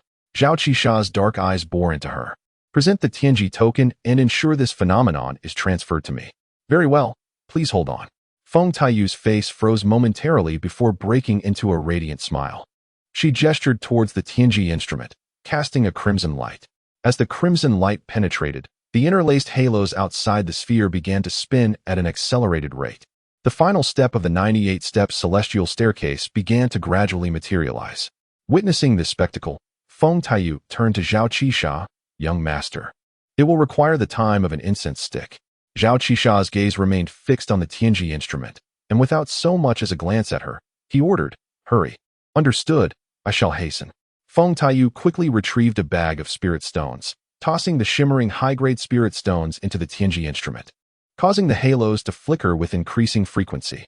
Inwardly, she pondered. This celestial staircase phenomenon was among the most commonplace of phenomena, exceedingly ordinary. Why would the young master be interested? Could there be some hidden significance? Feng Taiyu recalled the request made by Xia Changming, a rising talent of the sect, to create this phenomenon. Previously overlooked, the minor lordess' specific demand hinted at some deeper significance. She intensified her focus, scrutinizing the peculiar manifestation within the celestial device. A strange rumble reverberated as the celestial instrument emitted a peculiar sound, and an ethereal staircase appeared. Two interwoven rings of light spun wildly. exerting pressure to expel the apparition from within the sphere. The phenomenon had materialized. Yet, Feng Taiyu discerned no extraordinary elements. Her curiosity waned. Upon witnessing the apparition fully emerge from the celestial device, she deftly conjured a fresh black token. The token expanded in the wind, unfurling like a scroll, enveloping the apparition, which flickered before being inscribed within it. The scroll depicted a vividly lifelike staircase, ascending toward a sky adorned with resplendent clouds. "Young lord, it is done," Feng Taiyu declared, directing the scroll toward Zhao Qisha. "Indeed," Zhao Qisha replied, accepting the scroll, which shimmered and transformed into a crimson token. He nodded, a glimmer of satisfaction crossing his gaze. To acquire such an unremarkable phenomenon was an honor in itself. The specifics of its uniqueness remained unknown to him. However, the stirring of fortune within him thrice upon witnessing the apparition indicated that it concealed significant opportunities. Given a moment to study it, the nature of this opportunity would soon be revealed. He stored the crimson token within his being and suddenly recalled something, inquiring, "Who created this phenomenon?" Feng Taiyu smiled. "A prodigy of the Nascent Soul stage. Rest assured, young lord, I shall handle it appropriately." Zhao Qisha responded nonchalantly, "Since he is a fellow disciple of the sect, we must not be negligent. I shall not take advantage of him. Compensate him double for the spirit stones he provided and create another for him. If he is dissatisfied, let him come to me, and I shall speak with him directly." Feng Taiyu nodded repeatedly, "Understood, understood." Yet, Zhao Qisha did not relent, fixing his gaze on Feng Taiyu, imparting earnestly, "Your presence in the Celestial Mechanism Hall is entirely due to your brother who perished at Tianqi Yuan. Remember, do not be greedy for petty advantages or disappoint my father." Feng Taiyu's expression stiffened, as if struck by a hidden truth, and she forced a smile, waving her hand. "I would never, young lord, you jest." Having concluded his instructions, Zhao Qisha turned to exit. "I must return to the Jinwu Hall to cultivate. The phenomenon of the Golden Day is urgently needed. Expedite its completion." Feng Taiyu accompanied him to the entrance, responding, "This phenomenon is considerably more intricate. Please return in 2 days." Zhao Qisha, cold and unyielding, offered no reply as he stepped onto a black blade, his surging spiritual power trailing a stream of darkness behind him. As he vanished into the distance, Feng Taiyu's smile faded, her countenance shifting to one of displeasure as she muttered, "That boy, still wet behind the ears, instructing me on my duties. The celestial staircase phenomenon is not being denied. It merely requires more time. What compensation? Doubling it? Has he lost his mind?" She turned back, levitating the fallen golden-feathered demon carcass into the celestial device, commencing her manipulation. In the blink of an eye, 6 hours had passed. Suddenly, Feng Taiyu recalled something, retrieving a black token, touching it with her finger. Spiritual energy surged, transforming the black token into yellow. Observing this change, she tucked the token into her waist and ceased her attention. Why is it still not ready? Could it be overdue? Xia Changming paced back and forth, glancing down at the token in his hand, his brow furrowed with impatience. Since returning from the Celestial Mechanism Hall, he had assured his master uncle that it would be completed within a day, having provided a substantial amount of spirit stones. Now, 11 hours had elapsed without a word. Xia Changming found himself reminiscing about Elder Zhang, who had delivered results without fail, in stark contrast to the unreliable Feng Taiyu. Just as he was growing anxious, he felt the token in his hand tremble lightly, invigorating his spirit. He quickly looked down, his eyes widening in disbelief as the black token transformed into yellow. By the heavens, what is this old hag doing? He seethed, stomping his foot and shooting forth a red stream of light toward the Celestial Mechanism Hall. Half an hour later, Xia Changming emerged from the hall, his face darkened, clutching a bulging bag of cosmic treasures. Behind him, Feng Taiyu's disdainful voice echoed, "The phenomenon is not being withheld. I merely require a couple more days. I even generously compensated you with 300,000 spirit stones. What is there to complain about? If you have grievances, direct them toward Zhao Qisha, not me." Xia Changming, expressionless, stomped his foot again, soaring toward the Jinwu Hall. As he flew, he began to communicate telepathically, seemingly reaching out to someone. Shortly after, Xia Changming arrived at the Jinwu Hall, a grand structure adorned in a bright yellow hue that radiated golden light, situated at the northern face of the seven heavens. The hall's exterior bore the likeness of a colossal tortoise, its entrance gaping wide as if a mouth agape. The Jinwu Hall, akin to the Celestial Mechanism Hall, was a revered site within the Xian sect, specifically a sanctuary for cultivation. Upon landing before the Jinwu Hall, he was greeted by an elderly man with white hair, lazily sprawled across the beams of the entrance, who glanced at Xia Changming with half-closed eyes, languidly speaking, "Xia boy, 8,000 training points." Xia Changming, eager to find someone, raised his hand and shot forth a beam of azure light. "Take it. Elder Yu, where can I find Zhao Qisha?" The elderly man lifted his gaze slightly. "Zhao boy?" In the North Hall, Xia Changming stepped silently into the Jinwu Hall. Upon entering, he found himself in a grand chamber adorned with 4 colossal Xuanwu statues. Each statue, positioned at the cardinal points, corresponded to a distinct realm of cultivation. Xia Changming's gaze fell upon the Xuanwu to his far right, which led to the north. Approaching the statue, he raised his arm, and in an instant, a radiant light cascaded down, causing his figure to twist and vanish. In the blink of an eye, he was transported to an expansive landscape. Verdant mountains and azure trees met the boundless blue sky, as if he had arrived at a coastal mountain range. Despite the clear weather, a gentle rain, imbued with a faint green luminescence, continued to descend. Xia Changming recognized this as the rain of enlightenment, which significantly accelerated comprehension during cultivation in the Northern Hall. As his eyes scanned the surroundings, he noticed a cerulean phoenix soaring to the northwest, where a graceful young woman in black sat cross-legged before it, absorbing the rain of enlightenment with her eyes closed in meditation.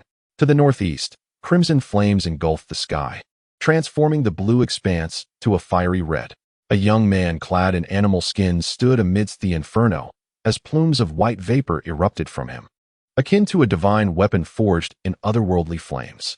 The Northern Hall was teeming with prodigies, and a mere glance revealed at least a dozen talented cultivators. Soon, Xia Changming also spotted Zhao Qisha to the west. The young man, sporting a ponytail and clad in black attire, was ascending a staircase that stretched 99 steps toward the heavens. His pace was deliberate. With each step, he paused to close his eyes, absorbing the energy around him. Just as Xia Changming looked over, Zhao Qisha opened his piercing black eyes, taking another step upward. Xia Changming's heart surged with rage. Zhao Qisha had already climbed nearly halfway. This infuriated him further. How could his extraordinary manifestation be seized by another? He felt a tumultuous wave of power surge within him, radiating a fierce crimson glow, as he transformed into a shooting star, hurtling toward the west. Within moments, Xia Changming stood before the heavenly staircase.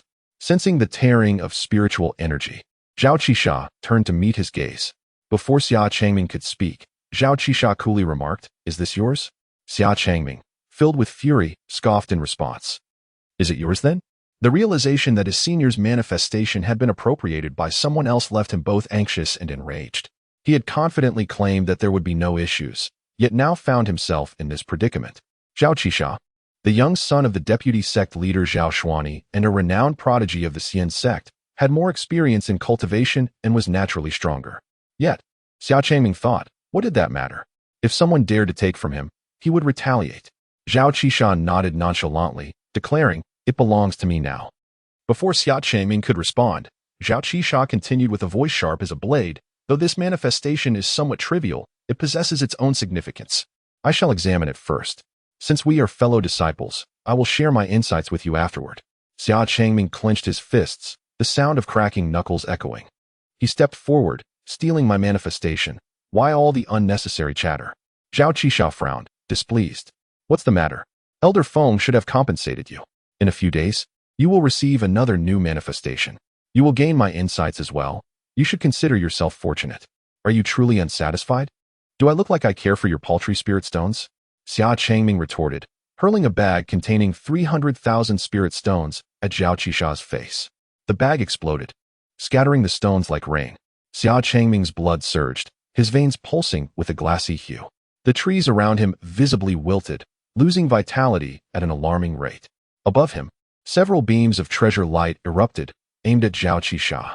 Zhao Qisha barked, "You dare provoke me, seeking a confrontation?" He stood firmly on the staircase, summoning a black blade from his dantian, slicing towards Xia Changming. With a thunderous roar, the sky erupted in brilliance. Treasures shattered, and blood rained down. The sudden clash sent tremors through the Northern Hall.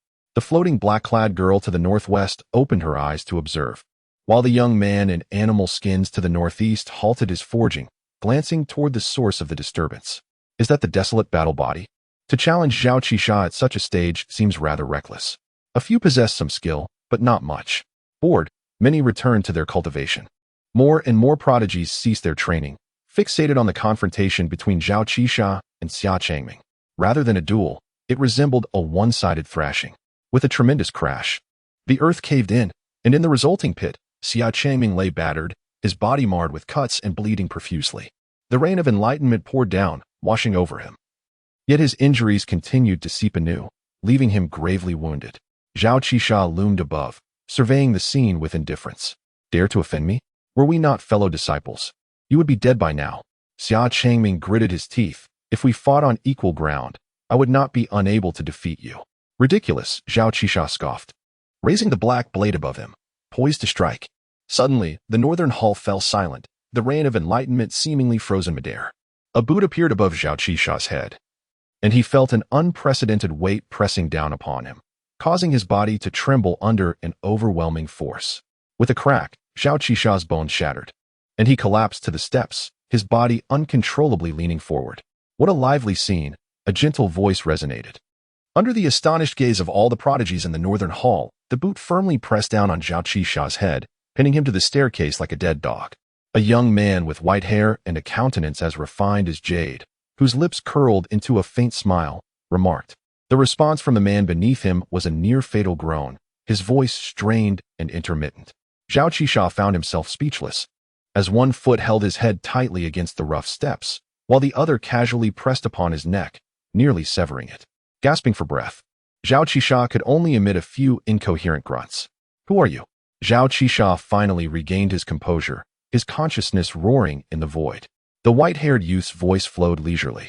Why did you seize this manifestation from the heavenly staircase? Zhao Qisha fell silent for a moment, resigning himself to his fate and ceasing his struggles. His thoughts drifted coldly in the air. This manifestation is no rare treasure, so what if I took it? I admit it. But did I not offer compensation? What's the harm in letting that kid wait a bit longer? Elder, I advise you to retract your foot swiftly. Offending me over him is not worth the trouble.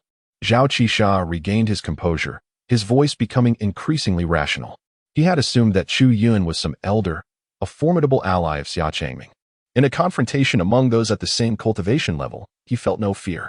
However, realizing that this individual was indeed an elder of the sect, bold enough to strike at him, indicated that his strength must be at least at the void refinement stage.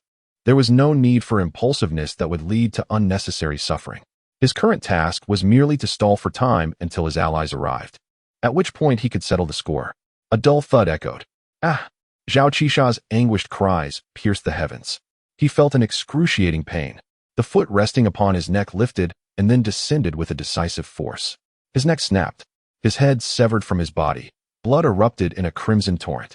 Countless strands of blood surged from the severed point, forcefully rushing toward the crown of his head. After breaking his neck, the boot came down once more upon his back. Instinctively, Zhao Qisha flailed his legs and swung his arms desperately at Chu Yun's legs, attempting to push away the boot, but he was utterly immobile. Unfortunately, the boot felt like two ancient mountains, firmly pinning him down, leaving him no choice but to lay helplessly on the ground, at the mercy of the white-haired youth's relentless trampling. Chu Yun maintained his serene smile, leisurely posing another question. Why do you covet this celestial ladder phenomenon? Get lost. Zhao Qisha seethed with rage. When had he ever endured such humiliation? A colossal black blade, measuring over 10 meters in length, descended from the crown of the silver-haired youth. Clang! The black blade struck the youth's head, sending sparks flying. A cacophony of harsh, grating sounds erupted in succession. The black blade met the youth's crown without disturbing a single strand of white hair. Instead, its surface became marred with a web of cracks. As these fissures expanded, they enveloped the entire blade. In an instant, the black sword shattered into countless shards of metal, cascading down like rain. PFF. The destruction of the black blade inflicted a terrifying backlash upon Zhao Qisha. His body trembled, and a torrent of crimson blood erupted from his mouth, spreading beneath him. Do you still refuse to speak? Chu Yun gazed upon him, shaking his head. I apologize. He lifted his leg once more, this time aiming for the dantian. The vital point of a cultivator, where the Nascent Soul resides. Although Zhao Qisha faced away from Chu Yun, his spiritual awareness remained unrestrained. Upon witnessing this scene, an icy chill pierced through him, as if plunging into a frozen abyss, a rare wave of fear surging within his heart. He would die? With this strike. His demise was imminent. Had this elder lost his sanity? To dare to kill me for a mere Nascent Soul prodigy? Did he not know who my father is? Those scoundrels! Why have they yet to arrive to rescue me? Despair enveloped Zhao Qisha. Just as the foot was about to descend, he exclaimed, I say, my fortune talisman sensed the extraordinary phenomenon of the celestial ladder, stirring thrice. Believing it to be an opportunity, I seized it. Zhao Qisha's voice resonated throughout the North Hall. All eyes within the hall turned in unison towards the celestial ladder's manifestation, their expressions shifting to astonishment, confusion, and shock. What is happening? The girl in black fixated on the celestial ladder, having been observing intently moments before. Zhao Qisha, trampled beneath, felt like an ant, utterly powerless. His black blade shattered, his head nearly severed. Now, unable to withstand the pressure from the white-haired elder, he divulged the inner workings. Beside the girl in black, a young man clad in animal pelts approached, speaking slowly. I see now. Zhao Qisha seized the opportunity from Xia Changming. No wonder he was so invested in such a simple phenomenon. It concealed profound depths. He was in for a significant downfall. Several other prodigies also arrived, gathering together, agreeing. To seize a phenomenon can be seen as exchanging insights, which is acceptable. However, the sect explicitly prohibits the usurpation of opportunities. Zhao Qisha has indeed overstepped this time. It is simply unfortunate that he encountered such a decisive elder, who clearly is an old monster once revered throughout the 9 provinces. With just a few words, he subdued Zhao Qisha completely, forcing him to reveal the truth. Thus, who exactly is this elder? Xia Changming belongs to our Heart-est Desire Mountain lineage. Undoubtedly a certain ancient figure. Since he summoned him, he must be aware of the situation. The prodigies, in their discourse, directed their gazes towards Xia Changming below. At that moment, Xia Changming had just crawled out of the pit, his face smeared with dirt and blood, gasping as he fumbled for a medicinal vial. Hastily consuming the pills. Upon hearing Zhao Qisha's voice, he looked up at the staircase in the sky, equally astonished. Master Ancestor, why have you come? His eyes widened, staring at the familiar figure above, utterly bewildered. How could it be the Master Ancestor? He dared to trouble Zhao Qisha only because he had called for assistance. Yet, he certainly had not summoned the Master Ancestor. Chu Yun's gaze fell, her voice calm. What do you think? Xia Changming's expression was slightly pained as he struggled to rise from the pit, apologizing.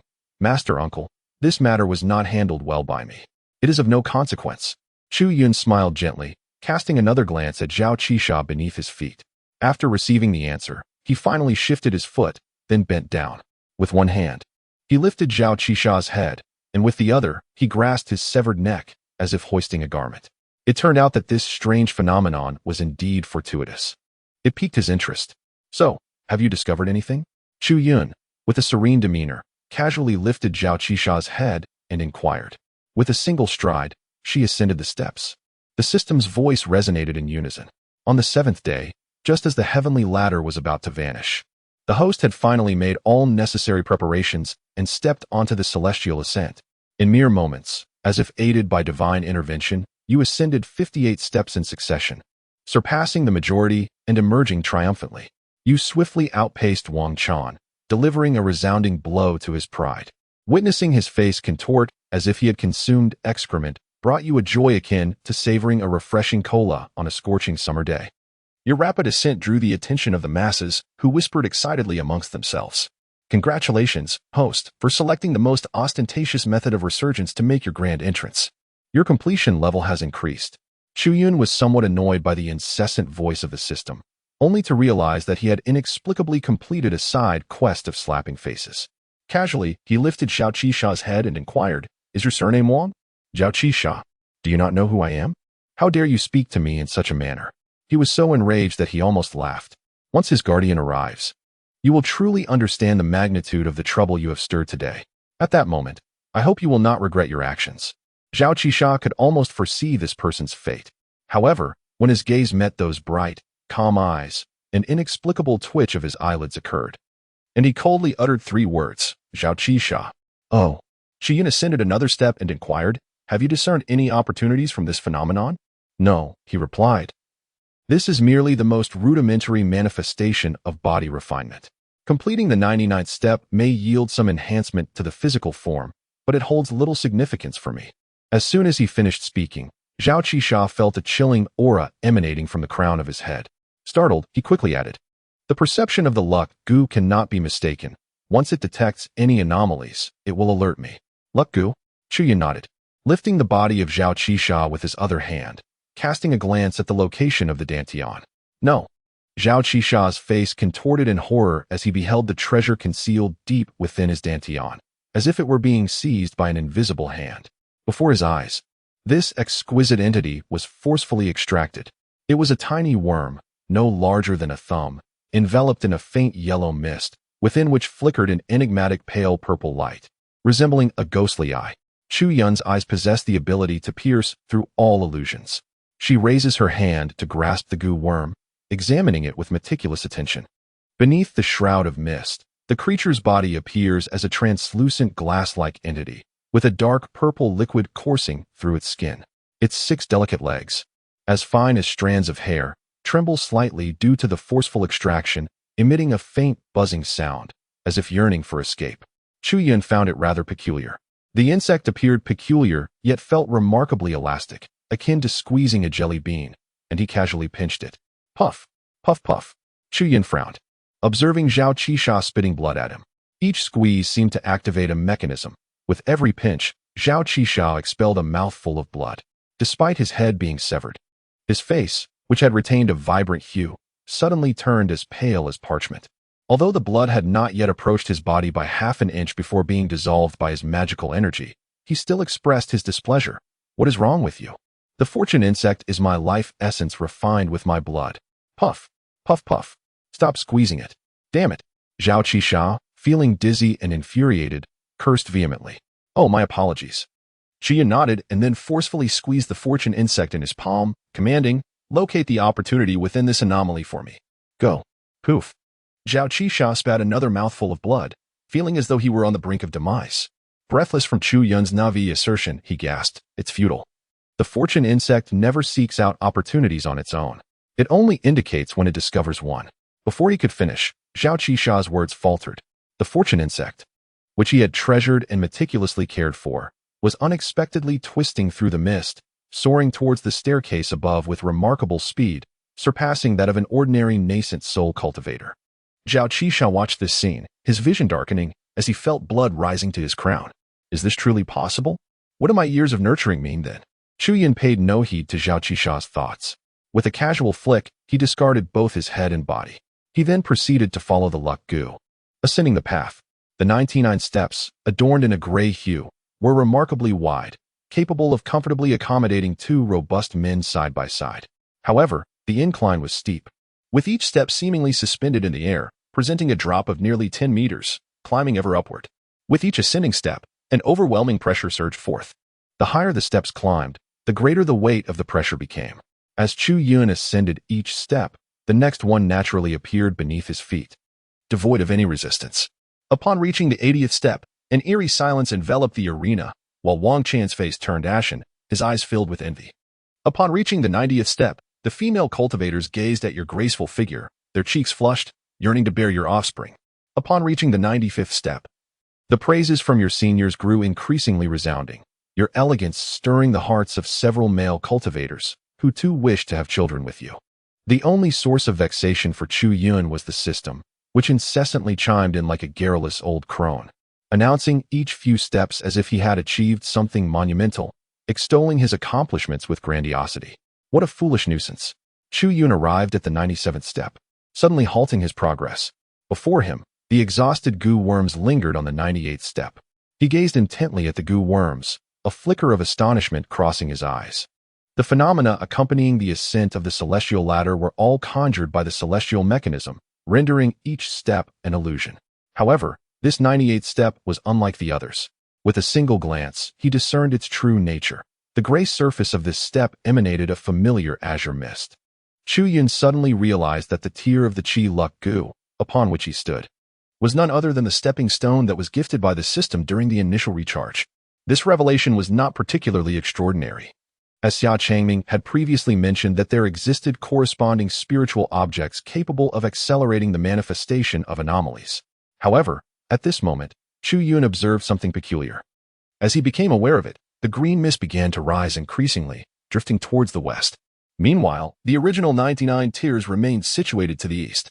This green mist seemed to form a narrow pathway, extending beyond the heavens and vanishing into the celestial realm, its destination unknown. A concealed path? Where could it lead? As Chu Yun felt a surge of enthusiasm, he stepped onto the path shrouded in azure mist without a moment's hesitation. The instant his foot touched the ethereal trail, the 99 steps leading to the heavens shattered into fragments, and the system promptly relayed its notification. Task assessment in progress. Task completed. Completion rate, 100. The host makes a grand entrance, astonishing all present, gaining an additional 50 completion bonus. The host successfully accomplishes the side quest of confronting Wang Chan, receiving an extra 50 completion bonus and a special reward. Ascending the 99 steps grants the host an additional 100 completion bonus. The total task completion rate stands at 300. The host earns the rewards, the secret record of nether poison and 300,000 high-grade spirit stones. The host receives special rewards, 1 breakthrough card, 3 Buddha's Fury Qinhua, and 3 poison dragon liquid. Listening to the system's announcements, Chu Yun did not linger. He proceeded along the azure mist path, gradually disappearing into the clouds, his figure vanishing from this realm. With his disappearance, the Tao Enlightenment Rain, which had been suspended in the air, began to sway once more, cascading softly to the ground. Where has he gone? Summer Changming wondered, gazing in astonishment as his master uncle ascended the steps, only to find him vanished. He released his spiritual awareness, scanning the area repeatedly, yet he could not locate the man. Summer, you rascal. Suddenly, a rough voice echoed from above. Where is Zhao Qisha? How dare he snatch our treasures from Suishi Mountain? This matter is far from over. Summer Changming looked up to see a fierce-looking man with a fiery red complexion and a disheveled hairdo bursting forth from the sky, radiating a crimson aura, exuding an imposing presence. Master Wu, why have you only just arrived? Summer Changming exclaimed.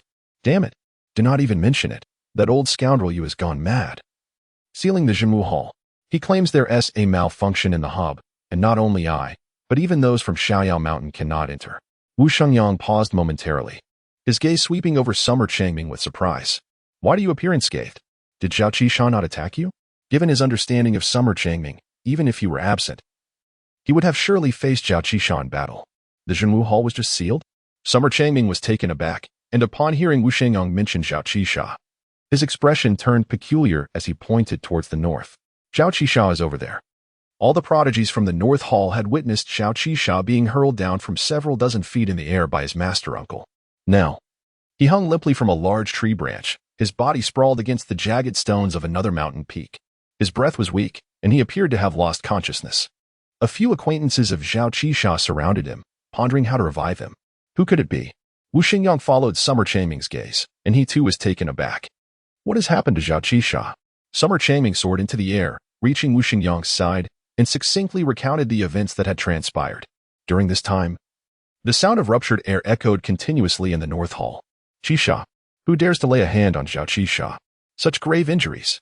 His foundational energy is nearly shattered. Even his heavenly blade is in ruins. Despite being an elder, how could one strike so recklessly? If one possesses such strength, why not dare to confront Qisha on equal ground? A chorus of furious shouts, laden with authority, reverberated. Zhao Qisha is the most cherished son of the Vice Sect Master. He is also a prodigy of the sect.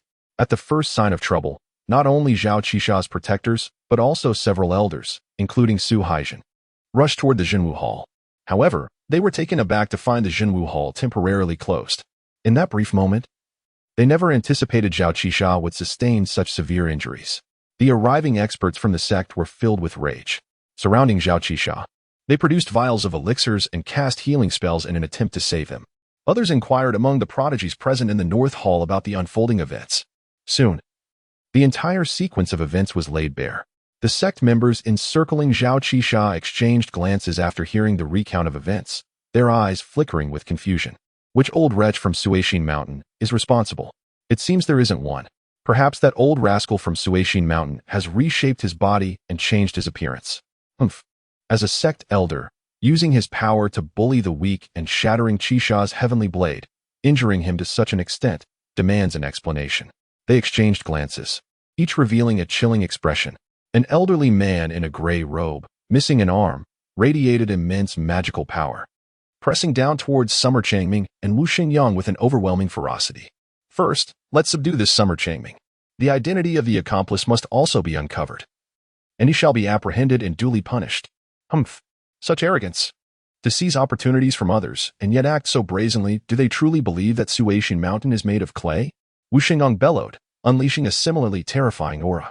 Behind him, figures rose, ready for confrontation. Call for reinforcements. Everyone, shout out. Who is afraid of whom? If you have guts, then don't even think of fleeing.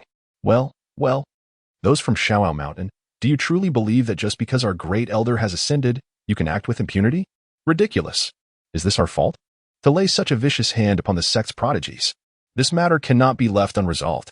Secure the North Hall. The one who severely injured Qisha is surely still within the Jinwu Hall, and we shall wait for him here. Chu Yun traversed the verdant path, stepping into a realm shrouded in swirling gray mist. The view ahead was entirely obscured by the fog, prompting him to unleash his formidable spiritual awareness, extending an astonishing 10.5 meters to survey his surroundings. Yet, nothing was discernible.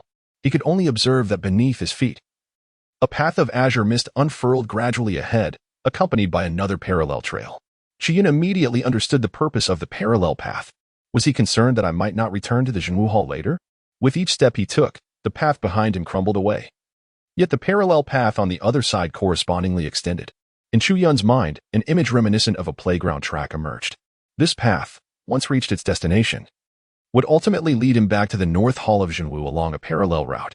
At that moment, the system's voice echoed in his ears with an announcement. Ding!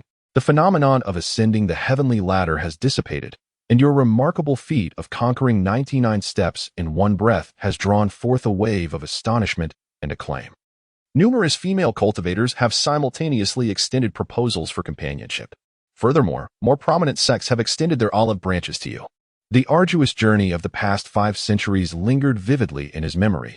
He was acutely aware that he was not a true genius. This unexpected success was the result of meticulous preparation and the system's assistance. He resolutely declined all invitations, opting for a more prudent course of action. Under the veil of night, he stealthily departed from the Moonshadow sect and made his way to a secluded location he had discovered years prior. There, he set up intricate arrays and began his seclusion and cultivation, eager to swiftly transform his recent gains into strength in order to confront the impending crisis. As anticipated, his formidable adversary, Wang Chan, was in a state of unrest and sought the aid of his father, who was at the spirit separation stage, to eliminate him. Within the Moonshadow sect, his former mentor, Elder Haitu, who had reached the pinnacle of the Nascent Soul stage, was also searching for him. Wishing to share the opportunities gained from ascending the heavenly ladder, the host's current predicament was exceedingly perilous. It was imperative to break through to the mid-Nascent Soul stage swiftly and embark on a new counterattack mission. Chu Yun, having just finished his ostentatious display, now found himself compelled to retreat in haste, a scenario reminiscent of the most cliché details of incompetence. The system had indeed delivered its reminders. He felt the presence of several clusters of golden light nestled within his dantian. Upon completing his task, he had acquired a plethora of system rewards. The 30,000 spirit stones were disregarded by Chu Yun, as they seemed less valuable than lower-tier ones, which at least could be returned to the system for recharging purposes. There were 3 portions of toxic flood serpent liquid, a 7th-grade body refining material. Additionally, he possessed 3 exquisite pieces of the Buddha's Wrath Blue Flower, a spiritual blossom resembling the fierce countenance of a great Buddha. Chu Yun felt a stirring in her heart. There were no grade labels, just the same markings as before, sky blue and earth white. Celestial materials and extraordinary treasures. Refining them could amplify one's consciousness. Such a remarkable find. Chu Yun immediately began to refine the 3 Buddha Fury blue flowers.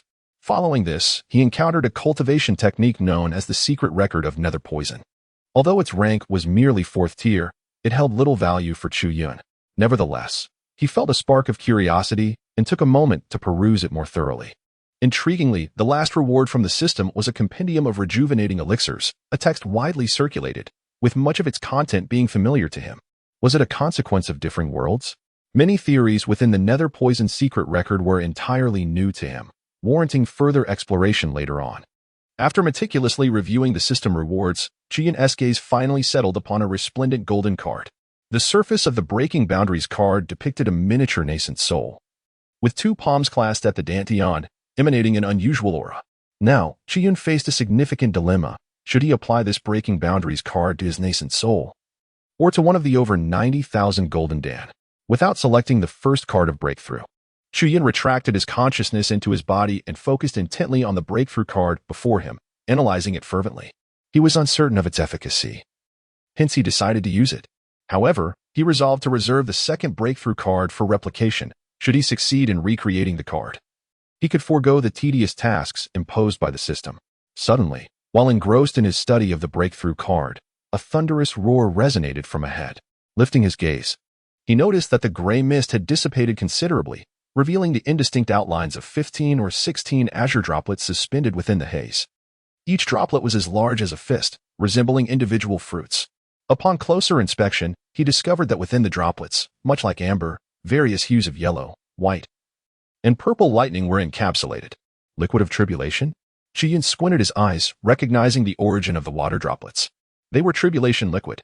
When practitioners in the tribulation phase confront the heavenly tribulation, the tribulation clouds may contain certain substances that, for various reasons, do not transform into tribulation thunder. This substance is known as tribulation liquid. It is a treasure of unparalleled value, utilized for body refinement and artifact forging. Due to its extreme rarity and the difficulty of collection, each droplet is of the 9th grade. The reason Chu Yun was familiar with the substance was that his esteemed master would periodically, every few decades, procure 1 or 2 drops of calamity liquid for him to enhance his physique. Suddenly, amidst the swirling mist, he was pleasantly surprised to encounter over a dozen drops of this liquid and instinctively reached out to seize them. In the blink of an eye, he grasped 2 droplets that hung in the haze. With a crackling sound, the 2 droplets of calamity liquid in Chu Yun's palm displayed an unruly demeanor, akin to a raging bull, colliding fiercely and emitting a jarring noise. The formidable aura they exuded was astonishing, at least on par with the might of a harmonization stage cultivator. If it had been someone like Zhao Qisha, a transformation stage practitioner, just a single drop would have rendered him unconscious in an instant. Yet, in Chu Yun's grasp, the 2 droplets could not even break his skin. The method of utilizing the calamity liquid was straightforward. As he brought his palms together, a crisp snap resonated. The 2 droplets erupted simultaneously, releasing a brilliant azure mist. An even more ferocious energy surged forth from the vapor. Thunder roared. It was a cacophony of thousands of bolts of lightning. Like threads, they struck against every inch of Chu Yun's skin. Even his white hair seemed to frizz, instantly transforming into a wild explosion of locks. Chu Yun experienced a tingling sensation, a delightful shiver that made him squint his eyes in contentment. Raising his hand, he smoothed his frizzy hair back into sleek white strands that cascaded over his shoulders. As he was buffeted by the thunderous force of the lightning, he pressed onward, collecting all the ethereal liquid suspended in the mist with a single breath. Once he had gathered the liquid, he noticed that the path shrouded in azure fog continued to unfurl before him, prompting him to follow it further. After a short distance, he was able to spot several droplets of the ethereal liquid along the way. Chu Yun plucked the calamity liquid, refraining from storing it in his dantian, instead suspending it behind him. Whenever the relentless strands of thunder striking him diminished, a drop of calamity liquid would naturally shatter. He maintained a constant state of being refined by the myriad threads of thunder. After approximately 10 minutes, Chu Yun finally reached his destination. With a single breath, he collected over 80 drops of calamity liquid, and his glazed body ascended to the 9th transformation, signifying a bountiful harvest. Chu Yun gazed into the distance, and upon reaching this place, the gray mist had completely dissipated, revealing a broad vista. He discovered that the azure mist pathway beneath his feet indeed culminated in a curved, elevated platform reminiscent of a playground, seamlessly connecting the 2 adjacent azure roads. In the far sky loomed an expanse of darkness, strewn with shattered meteorites and rubble. At the horizon, a straight beam of silvery light appeared, akin to a flowing galaxy. Soon, Chu Yun recognized some familiar sights. Beneath the elevated platform, in the distant landscape, a few golden stars twinkled. Those were his golden elixirs. Was this the universe? Chu Yun realized where the endpoint of the green mist had led him. Strictly speaking, according to the records of the Xian sect, this place should be referred to as the Outer Heaven. The Outer Heaven represents the highest celestial dome, a boundless void shrouded in peril and tempest. It is said that within the outer heaven lie numerous passages to other realms, as well as the path to immortality that haunts the minds of all cultivators, both day and night. However, Chu Yun preferred to refer to this place as the cosmos. Although he had suspended several golden pills in the heavens, he had not deliberately ventured further upward. The cosmos is rife with storms, while they may not harm him. There was an instance when he was swept away to an extraordinarily distant location. Merely returning to the 9 provinces consumed over half a month of his time. A period spent in confinement while evading storms to prevent being swept away again. Since then, Chu Yun had seldom returned to the cosmos. This time, by sheer coincidence. He traversed this narrow path of green mist into the cosmos and discovered something extraordinary. Chu Yun gazed intently at the Milky Way stretching across the horizon, pondering its proximity. As if it were drawing nearer. Suddenly, his eyes narrowed, and a myriad of lights flickered within his dark pupils. A realization dawned upon him. Standing with his hands clasped behind his back, his white hair billowed like a celestial being. His handsome visage radiated an ethereal glow, while countless strands of lightning cascaded from above, reminiscent of an exiled immortal. The Milky Way, too, was a path to ascension. Although there remained a distance yet to traverse, he was nearing the journey's conclusion. Regrettably, he had not fully prepared himself. Yet, the path to immortality would soon be severed. Even that despicable Li Plamiao had ascended. He must ascend to the higher realms before the opportunity vanished. A tall man, draped in blood-red hair, was ambling along this path. He towered over 2 meters, his robust physique exuding an intimidating aura. On his broad forehead was inscribed a crimson bow and arrow, and his blood-red eyes blazed with 2 flames of karma, exuding an air of malevolence and ferocity. At that moment, he turned his sanguine gaze towards the lower realms of the path to immortality. Countless mountains and vast oceans unfolded before him, along with the 5 great sects and 3 major demonic teachings, all seemingly manifesting beneath his gaze. In addition, there were those golden stars, wildly absorbing spiritual energy like swirling vortices. A chill crept upon the heart of the blood demon son, mingled with a tinge of fear. These golden stars appeared to multiply. Yet he dared not provoke them. Approaching these stars meant courting imminent peril. Over the years, records indicated that 3 major cultivators had perished in pursuit of these stars, while numerous others had faced calamities during tribulations and integration. These golden stars were shrouded in mystery. So much so that even a cultivator of his caliber regarded them as omens of the end of the Dharma era. As the end approached, the number of these stars only increased. However, at this moment, such matters were irrelevant to him. The blood demon son waved his hand wistfully towards the 9 provinces below. Farewell, 9 provinces. Memories flitted past like wisps of smoke, a parade of fleeting images before his eyes. He was the blood demon son, a late-stage cultivator of the great ascension, the foremost among the 3 great demonic sects, the supreme ancestor of the blood demon sect, and had once served as its leader. Rising from obscurity, he possessed the blood fiend divine body. After 3 millennia of cultivation, he had amassed countless souls under his command, slaughtered an entire province, extinguished over 100 sects, and annihilated thousands of families. Countless prodigies had fallen beneath his sword, and innumerable women had been toyed with at his whim. Life was as insignificant as ants beneath his feet. With such malevolence, surely he was destined to ascend to the sacred realm. The blood demon son's heart surged with excitement as he gazed toward the end of the path to immortality, where an ancient stone platform loomed in the distance. The higher realms were divided between celestial and demonic.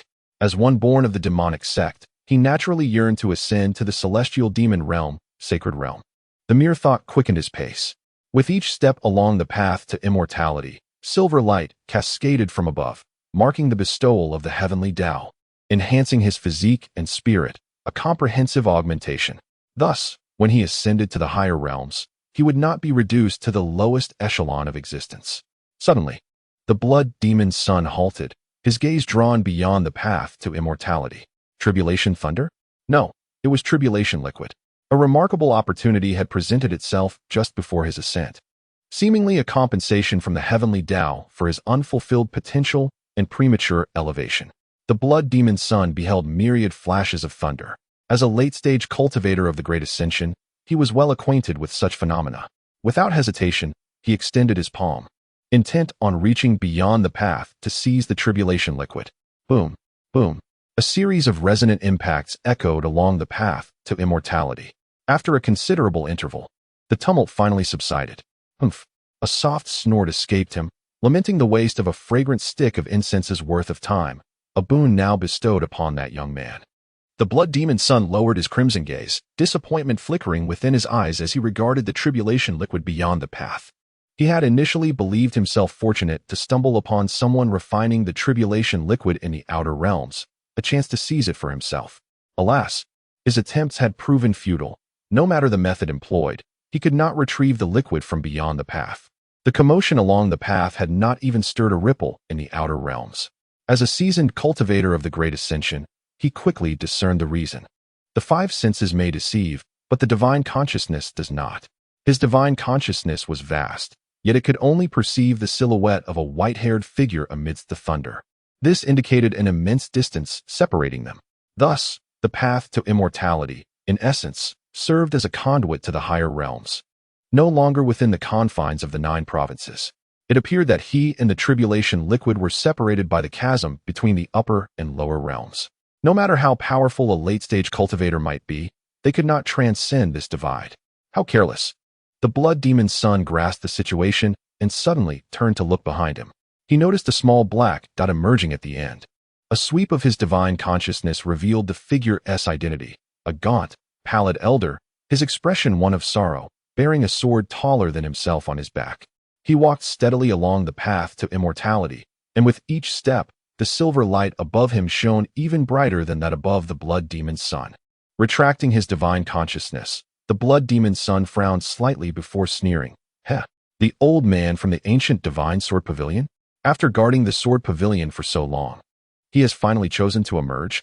I thought he would perish alongside the 9 provinces, but it seems he cannot bear to part with his great ascension cultivation. With that thought, he dismissed the tribulation liquid beyond the path and quickened his pace toward the future. He must ascend swiftly, for time was of the essence. Most importantly, that elder was a peak great ascension cultivator, stronger than he. He did not wish to be overtaken by the elder, both traversing the path to immortality together. If the heavenly Tao favored the elder with more marks, he would suffer a significant loss. Half an hour later, in the inky expanse of the cosmos, lightning blossomed like flower buds around the white-haired youth. As the final flicker of lightning faded, nearly 80 droplets of tribulation liquid had been collected in less than an hour. Chu Yun opened his eyes, and a few flashes of lightning danced within his dark pupils. He seemed somewhat speechless, and after a moment of silence, he softly murmured with a hint of frustration, "How is it that I have gained enlightenment once more? I have only just elevated a golden core to the Nascent Soul stage, and inexplicably, I have birthed 10 additional golden cores. Is this never-ending?" Chu Yun gazed into the abyss of the dark universe, where his keen eyes discerned 3 brand-new golden elixirs. These emerged solely within this particular expanse. Concurrently, in other corners of the celestial realm, 7 additional golden elixirs were birthed. These 10 golden elixirs represented the pinnacle of his recent enlightenment. Beyond this, he experienced some supplementary enhancements. After thoroughly absorbing these calamity essences, his newly acquired glazed body technique reached the 15th transformation. Yet there remained a considerable distance to the theoretical limit he had deduced. Chu Yun suddenly focused his gaze. Realizing that the Milky Way was drawing nearer, are there beings within this galaxy? Moreover, are there individuals traversing its expanse? Lost in thought, he stepped forth from the lofty platform crafted of azure mist, and instantly, a golden star, akin to a celestial vessel, descended beneath his feet. Chu Yun stood upon the golden star, at the very heart of its rippling surface, where jets of gas erupted, blossoming into fierce golden tails that surged toward the Milky Way. Soon, he approached the galaxy, arriving at its banks, where silence reigned, and apart from the silvery light, nothing else was visible. Chu Yun raised a finger and pressed down. Waves of ripples, akin to water, blossomed at his fingertip, accompanied by a tremendous resistance felt at the very tip.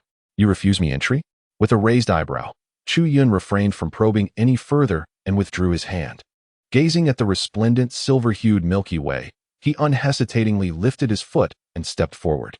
As his boot made contact with the shimmering surface, a more substantial ripple of water surged forth, creating a resonant disturbance. Before Chu Yun stood a colossal screen, its surface rippling with undulating waves. A resounding hum echoed, a cacophony reminiscent of a bustling electronics factory, the machines operating at full throttle, clamoring as if to deter Chu Yun from advancing. Chu Yun's expression remained inscrutable, devoid of any magical energy. He merely exerted a fraction more strength, with a luminous glaze shimmering at his feet. A series of jarring, discordant sounds erupted, one after another. The immense barrier before him transformed, its rippling surface fracturing into shards. With a sharp crack, the barrier shattered into countless fragments, scattering in all directions. This seemingly insurmountable obstruction was effortlessly obliterated by a cultivator in the Nascent Soul stage, relying solely on the raw power of his corporeal form. The corners of Chu Yun's mouth curled into a subtle smile as he successfully stepped into the silvery light, feeling a reassuring solidity beneath his feet. To his astonishment, it was yet another pathway. He lifted his other foot and stepped forward, firmly entering the luminous realm. Before him unfolded a straight avenue, leading to a towering altar that soared into the heavens. Above his head, the silvery glow materialized, cascading over him, enveloping him in waves of warmth. This sensation was even more invigorating than the earlier ordeal of liquid tribulation. The fortune talisman of Wang Qisha truly possessed remarkable potency. Indeed, it held a fortuitous promise. You. A suddenly raspy voice emanated from behind, laced with disbelief. Chu Yun turned around. He beheld an elderly man with a waxen complexion, standing approximately 50 meters behind him, gazing at him with a look of astonishment. Chu Yun wore a radiant smile as she waved at him. The old man with the sword on his back was taken aback, his face filled with astonishment, unable to resist rubbing his eyes. If he was not mistaken, he had just witnessed the white-haired youth shatter the dual barriers of the path to immortality, forcefully stepping into it and seizing the heavenly mark of the Tao. Who was this extraordinary being? Could he possibly be a true immortal from the upper realm? The old man had yet to regain his composure when he saw the white-haired youth take another step forward. Suddenly, a massive chasm appeared. Chu Yun pondered, how has this road deteriorated so? He glanced down at the potholes, his eyes glimmering with realization. Peering through the silvery sheen beneath his feet, he discerned the true nature of the path, grasping the essence of the phrase gold and jade on the outside, rotten within. The surface of the road was riddled with countless cracks, resembling a honeycomb. It was exceedingly fragile. A gentle step would create yet another hole. What a shoddy quality this is. As soon as Chu Yun's thoughts began to arise, a resounding rumble ensued. The violent tremors commenced, accompanied by a cacophony of crackling sounds that echoed incessantly. As the mountain of Chu Yun crumbled before him, he remained unfazed, his gaze steady and calm as he looked ahead. Suddenly, with a resounding crash, a vast section of the path ahead shattered. Simultaneously, the ground beneath his feet disintegrated as if the heavens themselves had collapsed, breaking into countless fragments. Ah! A startled cry echoed from behind. The old man with the sword on his back stood in a daze, utterly bewildered. The path to immortality had collapsed. How could the white-haired youth, having merely taken 2 steps along the path to immortality, cause such a catastrophic failure? With the path to immortality in ruins, how could he ascend? His mind was in utter turmoil. Caught off guard by such an extraordinary turn of events, the old man felt a heavy weight in his heart. Without the support of the road beneath him, the heavenly mark that had once bathed him in divine light now felt like 100,000 mountains, pressing down upon him and causing him to plummet rapidly. This is dire. The situation had escalated tremendously. The old man, having cultivated for thousands of years, was immensely experienced. This was the backlash of the heavenly Tao, falling from the path to immortality. Even if he were at the pinnacle of the great ascension, he would likely suffer severe repercussions. Wait a moment. Is that person unharmed? The old man looked skyward. Within his sight, the white-haired youth, much like himself, was also falling from the path to immortality. The young man suddenly lost his footing, yet he appeared far more composed, his hands clasped behind his back, his hair unruffled, floating down gracefully as if he were a celestial being. He even had the presence of mind to glance down and gesture with his hand. A gentle force, akin to a soft cloud, cradled him. Though still bound by the laws of nature and descending straight down, the force of his fall was considerably mitigated, rendering it far less jarring. Thank you very much. The voice of the old man with the sword resonated from below, then faded into silence. Chu Yun remained silent, gazing at the fractured path, her brow furrowed gently. Meanwhile, at the edge of the galaxy, a heart-wrenching cry echoed from beneath the altar. No, don't. I was merely a step away. In midair, a towering man with disheveled hair, resembling a madman, plummeted uncontrollably. Above him, the shimmering silver light froze. solidifying into an unyielding stone, its weight akin to that of an entire world. His skin oozed blood, bones shattered, and his dantian felt as though it were engulfed in heavenly fire, burning fiercely. Having failed to ascend, he faced the backlash from the heavenly path. This was beyond the endurance of a mere cultivator at the late stage of the Great Ascension. Why did this happen? I was so close to ascension. The blood demon could not comprehend, his eyes filled with resentment and anguish. Just one step away, and the chance to ascend was forever lost. The path to immortality had been irrevocably severed. He would be forever mired in the quagmire of Jiuzhou, rotting in this age of decline. The blood demon's crimson eyes blazed with fury and malice. It was all that white-haired brat's fault. Had he not squandered my precious time? How could I have faced such a calamity? Why did the path to immortality close at such a critical moment? He had no desire to ponder deeply. Why did that white-haired boy stir the tribulation liquid at this precise moment? He was a calamity in my fate. The blood demon felt a surge of murderous intent. He needed an outlet for his pent-up rage. Had the path to immortality not been obstructed, he would have already ascended to the upper realm. The true culprit behind his failure was that white-haired boy. He must die? I shall seize him, skin him alive, strip his flesh, refine his soul, and imprison him in a cursed altar, suppressing him for all eternity. A myriad of torturous methods flashed through the blood demon's mind. Yet soon, he could think of nothing else, for he lost consciousness. The backlash from the heavenly path was too terrifying. His entire body was engulfed in strange flames, like a meteor plummeting downward. In mere moments, he fell a full 100,000 zhong. Below lay a mountain shrouded in gray mist. Boom. Thud. The blood demon crashed violently down. The storm howled, and the heavens trembled. The lush forest was razed to the ground. A chasm 1,000 zhong deep suddenly appeared. Damn it! Who had the audacity to smash my cave? Shortly after, a series of howling sounds emerged from the chasm. 100 zhong long silver-scaled dragon, emanating a terrifying aura of the fusion stage, lowered its head and spotted the blood-haired man, unconscious at the center of the abyss, his muscular frame exposed. Yet another human. The dragon seethed with rage upon seeing the blood-haired man. Whipping its tail, it shrank in size. From above, a surprised voice called out, "Silver Dragon, what are you doing?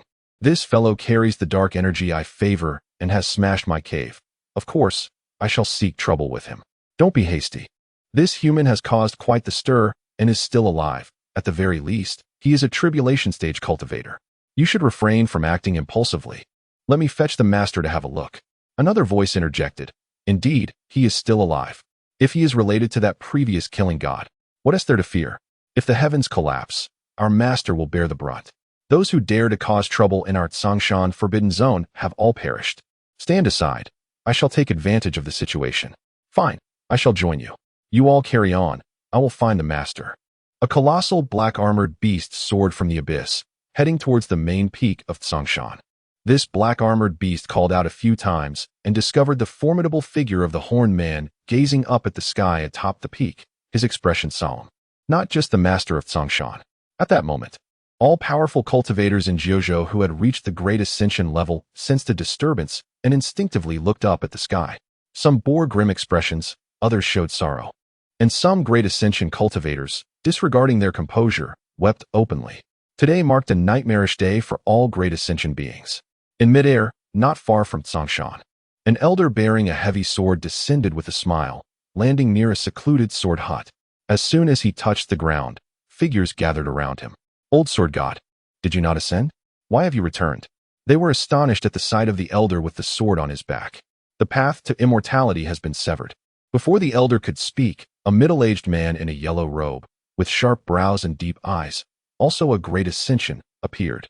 The path to immortality has been severed. The words struck like thunder, leaving all present in disbelief. The yellow-robed Great Ascension wore a grave expression, gazing intently at the elder. "Ancestor, are you all right?" The elder with the sword appeared in good spirits, waving his hand with a smile. "Quite well, indeed." The yellow-robed Great Ascension immediately inquired, "What exactly transpired with the path to immortality? Has the age of decline truly arrived so swiftly?" "I cannot ascertain if the age of decline has arrived," the elder said, his gaze turning complex as he looked towards the heavenly threshold, murmuring, "However, the path to immortality has been trampled upon by someone." "What?" Everyone's mouths fell agape. as if struck by a thunderclap. Someone has trampled the path to immortality? Even the yellow-robed Great Ascension was taken aback, instinctively shaking his head in denial. Impossible. The path to immortality, a manifestation of the heavenly path. If someone could shatter it, could they not also shatter the heavenly path itself? This was the core of the ancient divine sword pavilion. Among those present, the weakest was at the pinnacle of the fusion stage. Hearing the yellow-robed Great Ascension's words, they all nodded in agreement. Human efforts are sometimes insufficient. The heavenly path of an entire realm, not even a Great Ascension, let alone an upper realm immortal, could shatter the path to immortality. The elder with the sword retorted, "When have I ever deceived anyone? If I say someone has trampled the path, then someone has indeed done so. Whether you believe it or not is of no concern to me."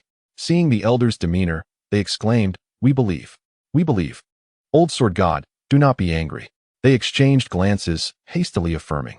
They had initially reacted with disbelief due to the absurdity of the claim, but now they regained their senses. The old sword god had always been as upright as a sword, his words as firm as nails, never one to lie or deceive. If he said someone had trampled the path to immortality, it certainly held truth. But who could accomplish such a defiant feat? The yellow-robed Great Ascension quickly asked, "Ancestor, do you know who that person is?" The elder shook his head, "I do not know. Most likely, it is a true immortal descending from the heavens." A true immortal descending from the heavens? The crowd fell into a profound silence, overwhelmed by the magnitude of the information, as if their minds were ablaze. The old man's voice resonated once more. "I have repeatedly stated my refusal to ascend, yet you insist on pestering me to elevate myself. Consequently, I nearly met my demise on the path to immortality.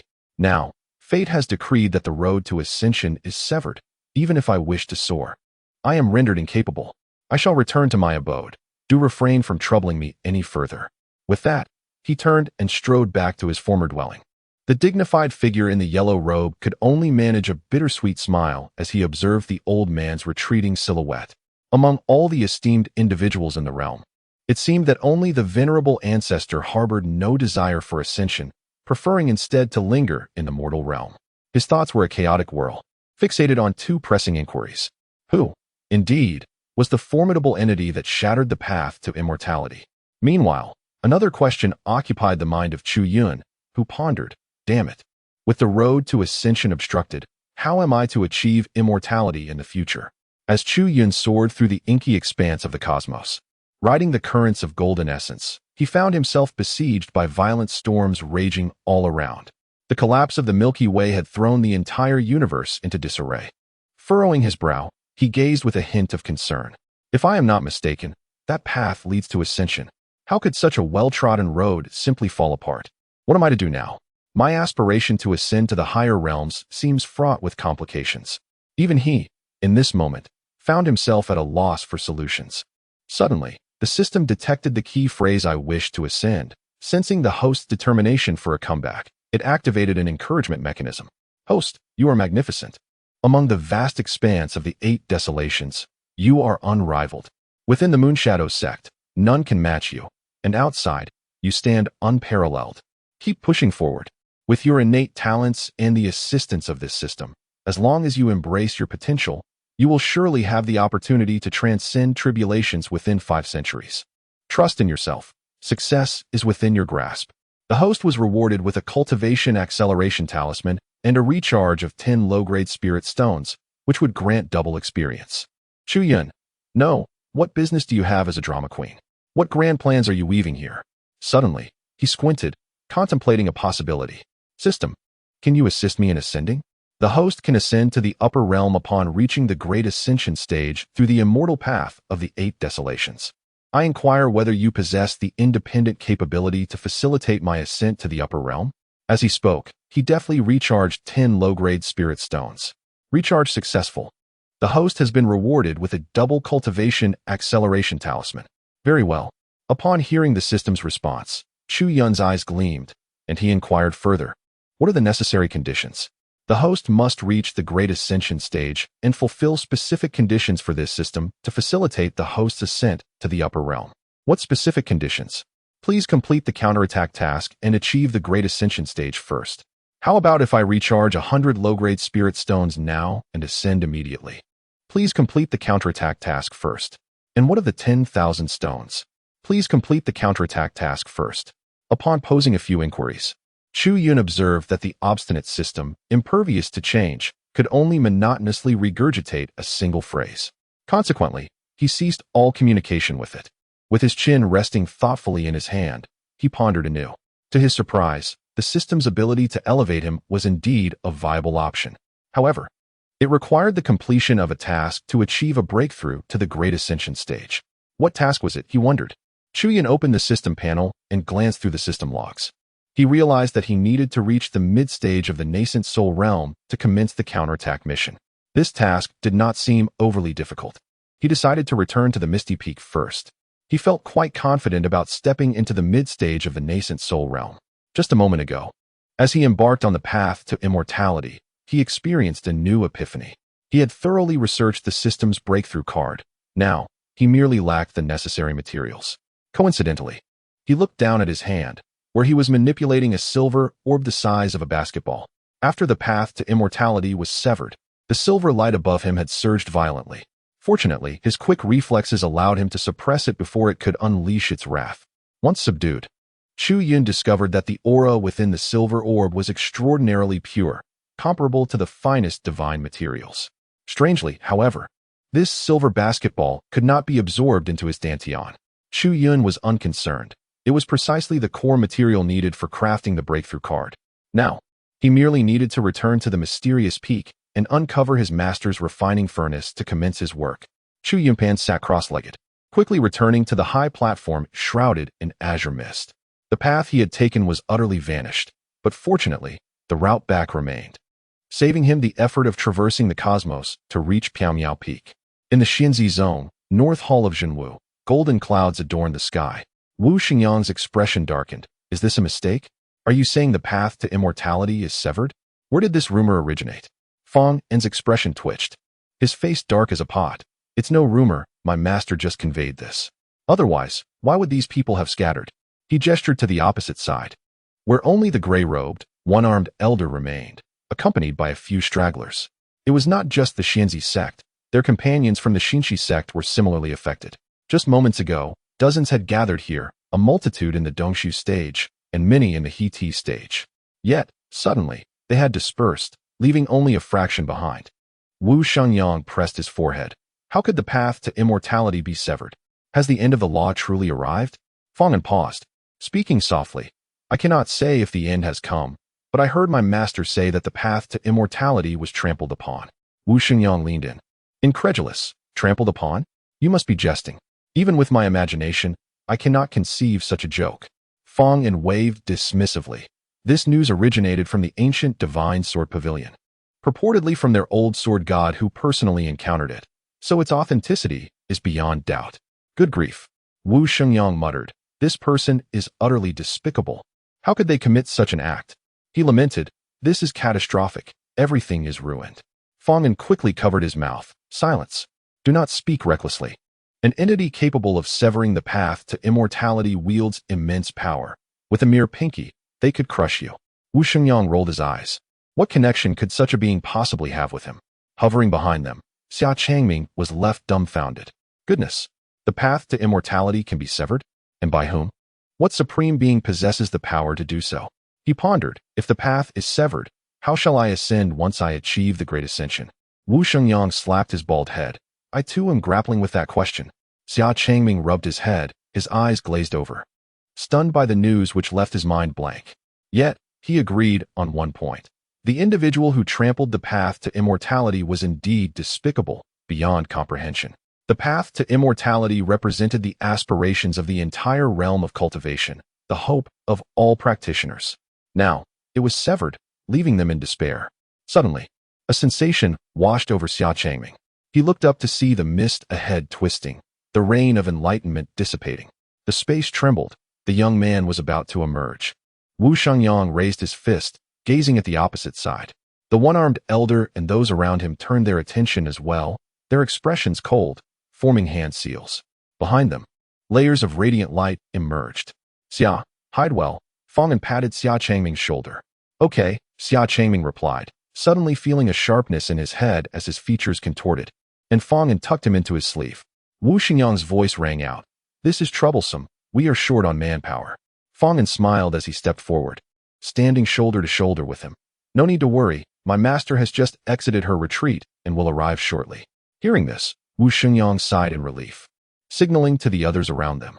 Divine light shimmered, and magical artifacts danced in the air. Both parties remained vigilant, prepared for confrontation the moment someone emerged from the spatial distortion. A peculiar humming sound resonated. A tall figure clad in white appeared, one hand cradling a basketball, the other resting behind his back, exuding an air of nonchalance.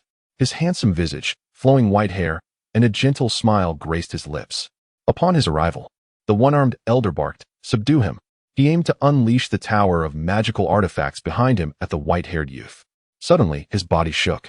An indescribable pressure bore down upon him. With a soft thud, his tower-like artifact fell straight to the ground. "Ah!" he howled, the weight of the pressure akin to 1,000 mountains, causing him to stumble and kneel. "What is happening?" The one-armed elder's face flushed crimson as he turned to those beside him. To his horror, all visible treasures fell like rain. The one-armed elder was stunned.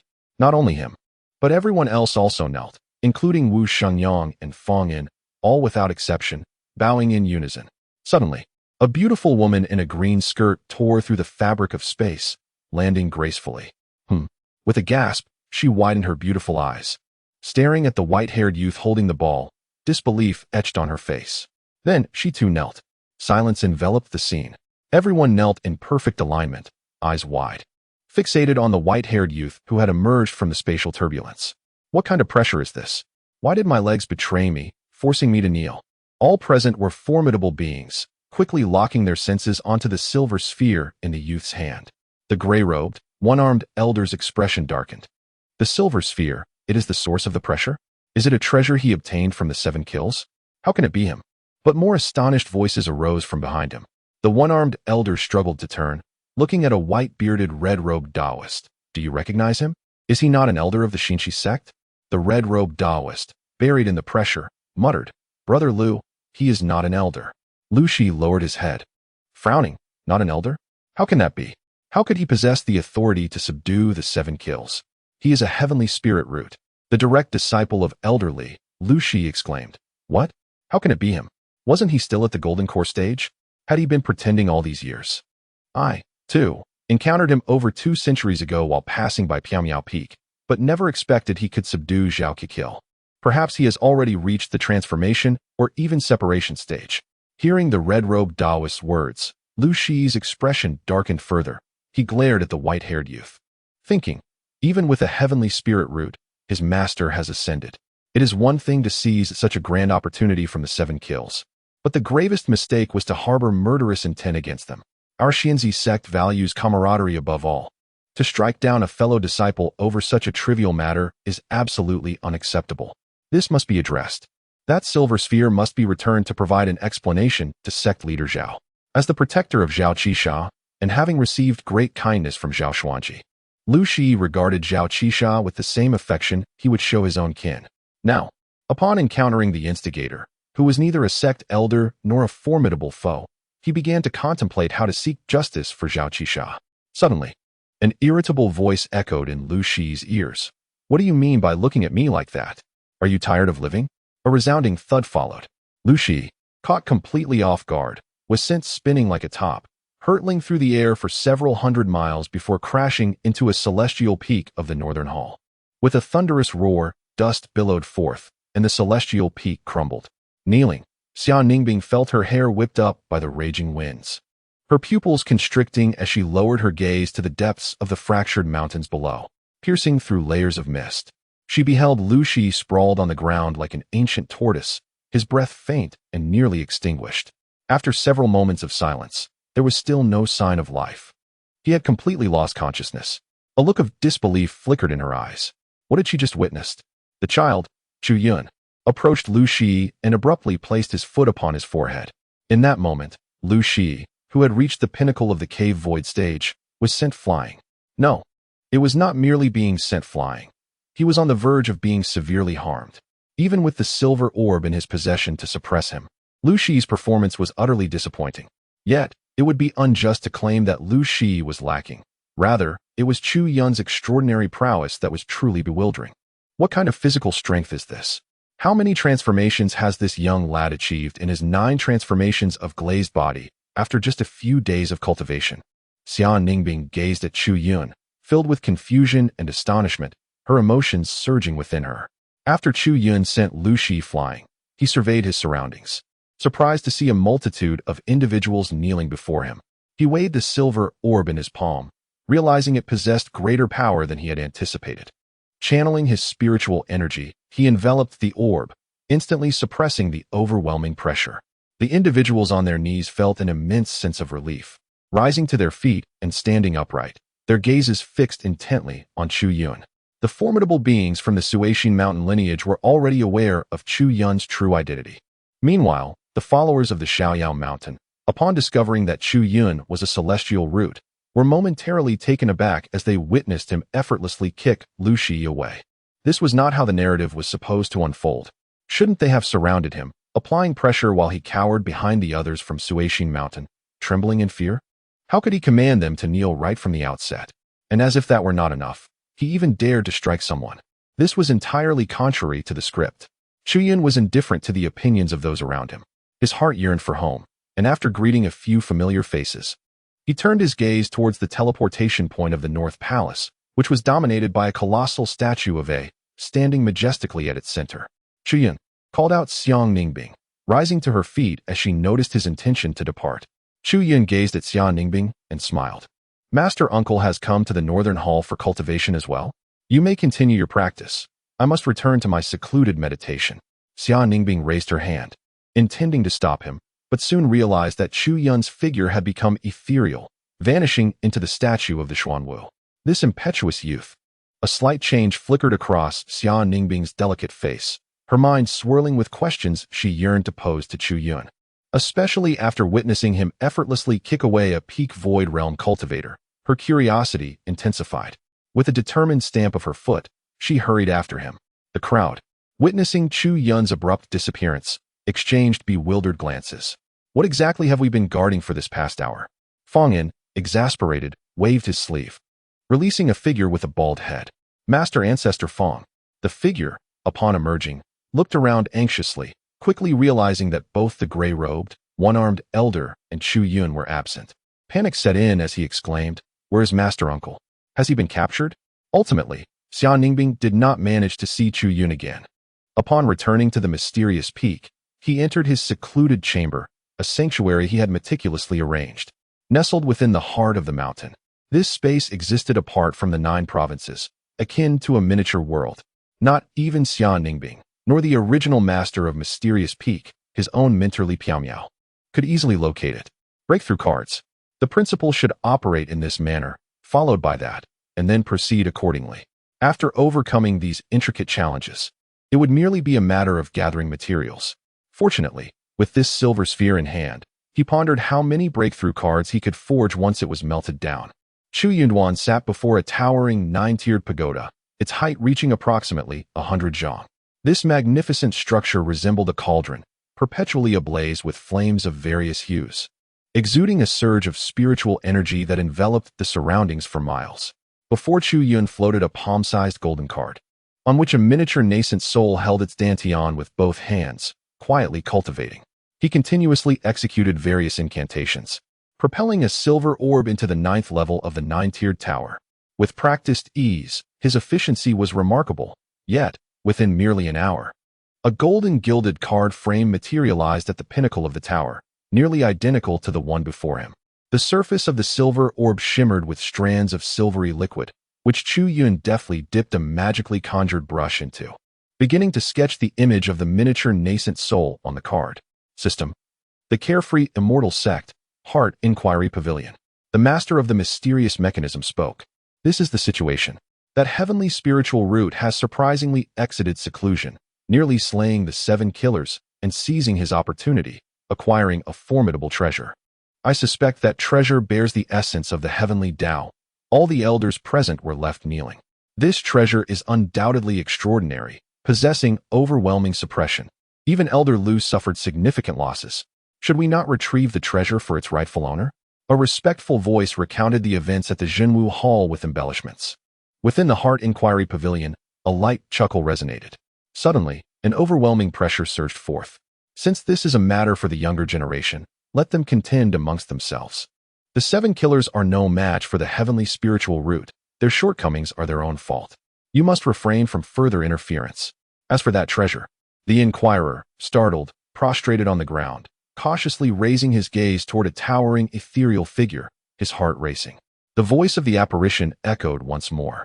The essence of the heavenly Tao is quite intriguing. Indeed, the heavenly spiritual root possesses good fortune. Are you suggesting that in the past, it would have sufficed for him to retain it? Times have changed. The path to immortality has been severed by supreme beings, and the era of the end of the law has commenced. For the sake of the heavenly spiritual root, such items related to the heavenly Tao must be secured by the sect to prevent unforeseen calamities. The master of the mysterious mechanism inquired, "How shall we proceed? Is it appropriate to bully the weak? Those fellows from Freewheeling Mountain are hardly pushovers. It would be difficult to explain to the sect leader. The Bell Chime Festival is imminent. The supreme Tao body requires a whetstone to hone its edge. Once the sharpening is complete, we may allow the heavenly spiritual root to return it." "Understood. You may leave." The prostrating figure quickly stood, bowed, and turned to exit. The ethereal figure suddenly added, "As for the heavenly mechanism hall, deal with that elder Feng Taiyu." The figure hesitated, but she is the sister of Feng Taiyuan, who has contributed greatly to the sect. In times of chaos, we must eliminate threats first. Go. The figure was about to protest when a calm voice unexpectedly rang out from outside the hall. Zhao Qisha, seizing the opportunities of fellow disciples and offending the chief, considering his youth and ignorance, shall forfeit 3 opportunities of the heavenly tier. Lu Shi, bullying the weak and acting against the chief, shall self-destruct 1,000 years of cultivation as a warning. The figure's expression shifted drastically. Is that the sect leader? How could he interfere in this matter? The good news was that the voice did not come from within the hall. The bad news was that the speaker was the genuine sect leader, delivering a decree to the entire sect without a hint of leniency. The figure, flustered, protested. "Master of the mysterious mechanism, this punishment is too severe. The 3 opportunities of the heavenly tier will lead Zhao Qisha down a long and arduous path. And Elder Lu is the one truly at a disadvantage." Silence enveloped the hall. Moments later, a scoff broke the quiet. "This old fellow is quite protective of the heavenly spiritual root." The figure watched in astonishment as the enormous apparition shattered, vanishing without a trace.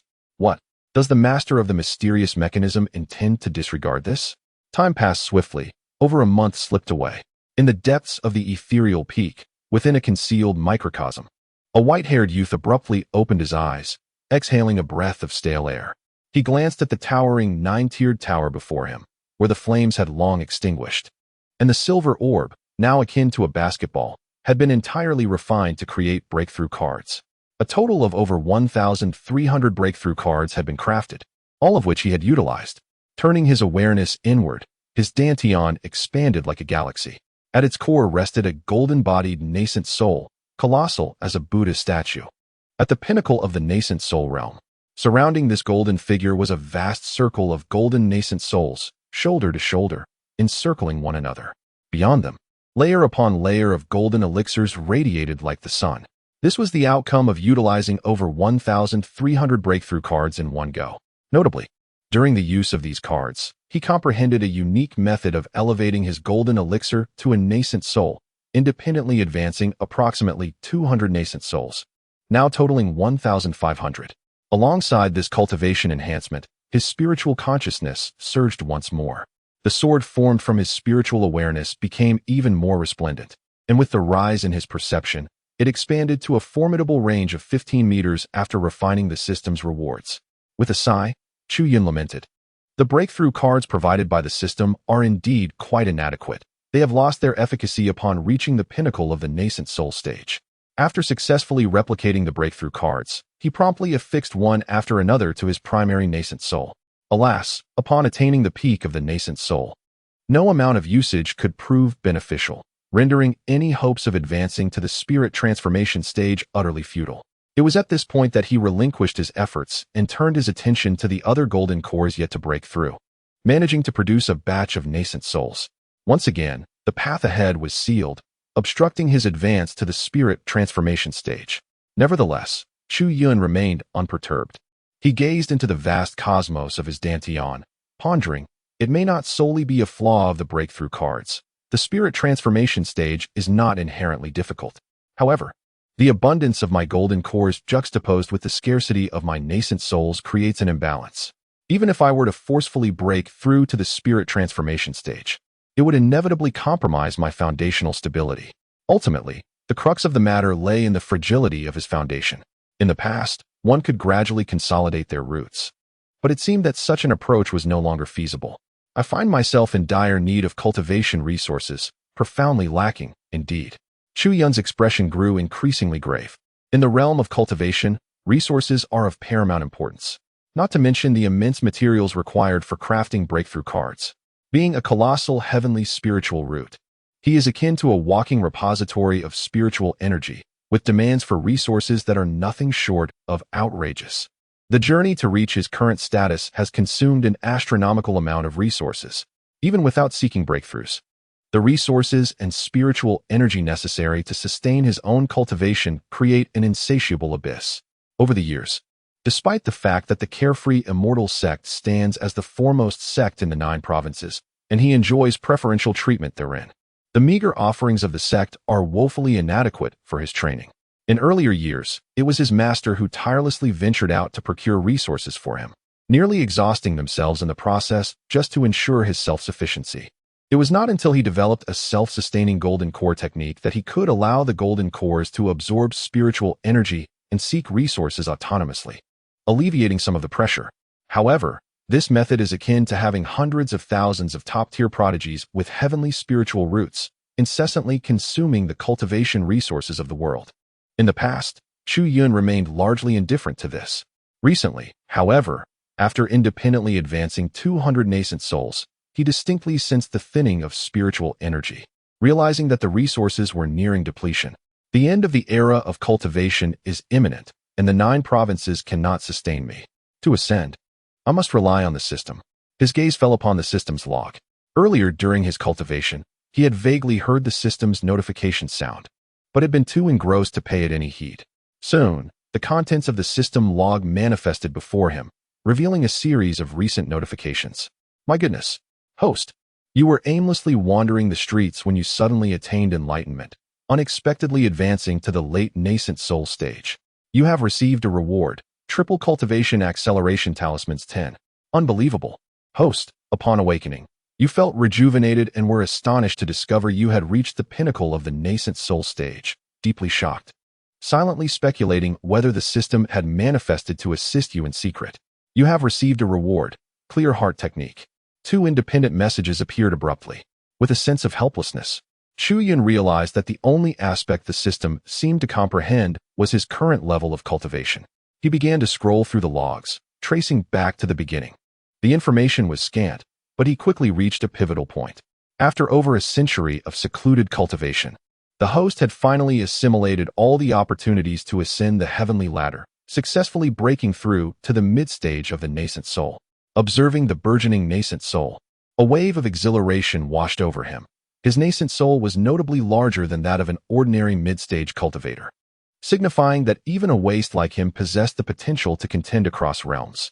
Once his excitement subsided, he recognized that it was not yet time to celebrate. His master, Elder Haitu, and his formidable adversary, Wang Chan, were both watching him with keen interest. He needed to grow stronger at an accelerated pace, seize more opportunities, and ultimately turn the tables on them. Exiting his secluded training area, he meticulously erased any traces of his presence and made his way to the nearby town of Yinchuan. In a modest tavern, he overheard a storyteller passionately recounting the tale of the foremost swordsman in the 8 desolations, who was rumored to deliver a lecture in the town of Zhenhai soon. This prospect filled him with anticipation, for he too once harbored dreams of becoming a sword immortal.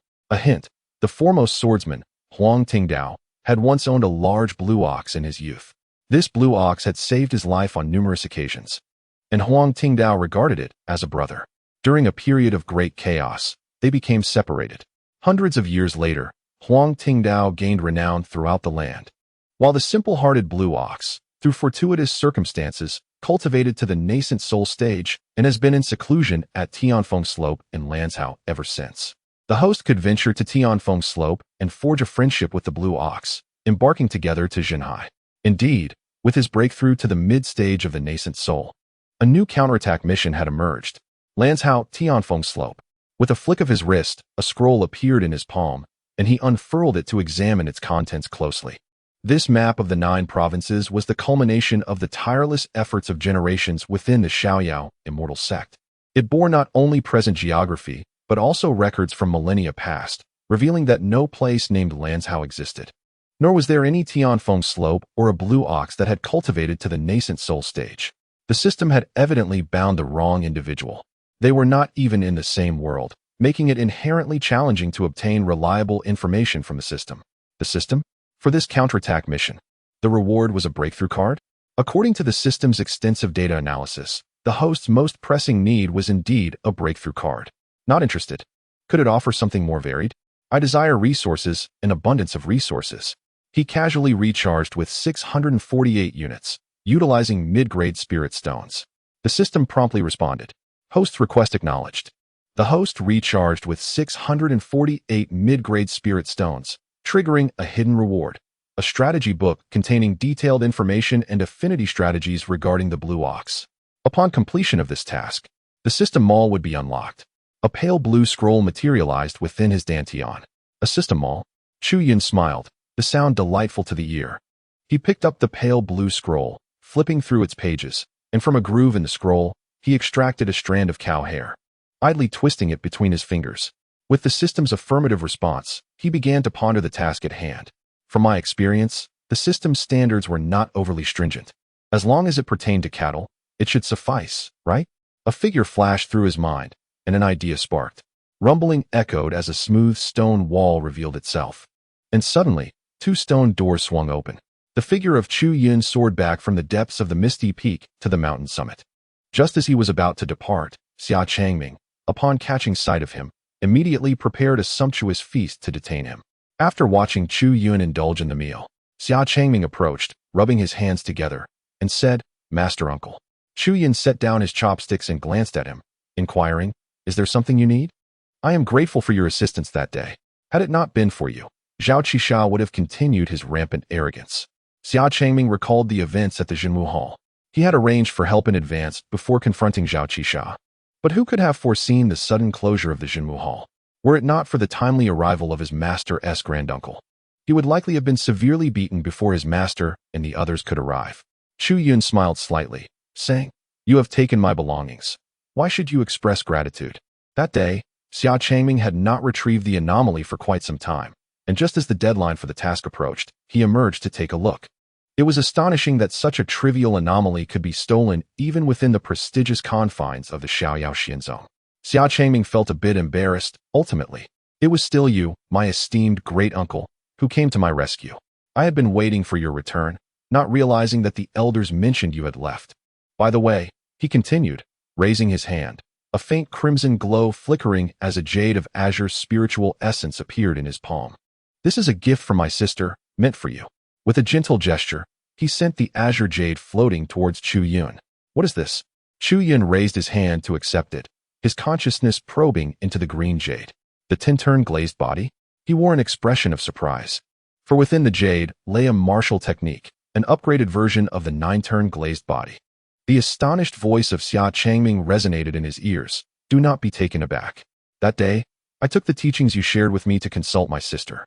To my astonishment, after she listened, she seemed to gain profound insight and soon completed the enhancement of the 9-turn glazed body.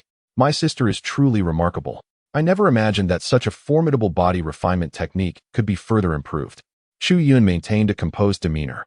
This version of the 10 transformations of glazed body, while slightly weaker than his predictions, still possessed its own unique charm. A sense of reflection washed over him. Although this senior uncle's talent was rather mediocre, he was a genuinely good person, always thinking of him whenever something new emerged. Thus, he casually inquired, "Where is she, senior uncle?" "She left the sect a few days ago for some matters." "Left the sect?" Summer Changming exclaimed, slapping his forehead, his expression tinged with alarm. As he realized that his esteemed senior uncle had been in seclusion recently, and was unaware of a significant event that had transpired across the 9 provinces. Chu Yun observed his expression filled with lingering fear and curiously inquired, "What significant matter weighs upon you?" Xia Changming hurriedly nodded.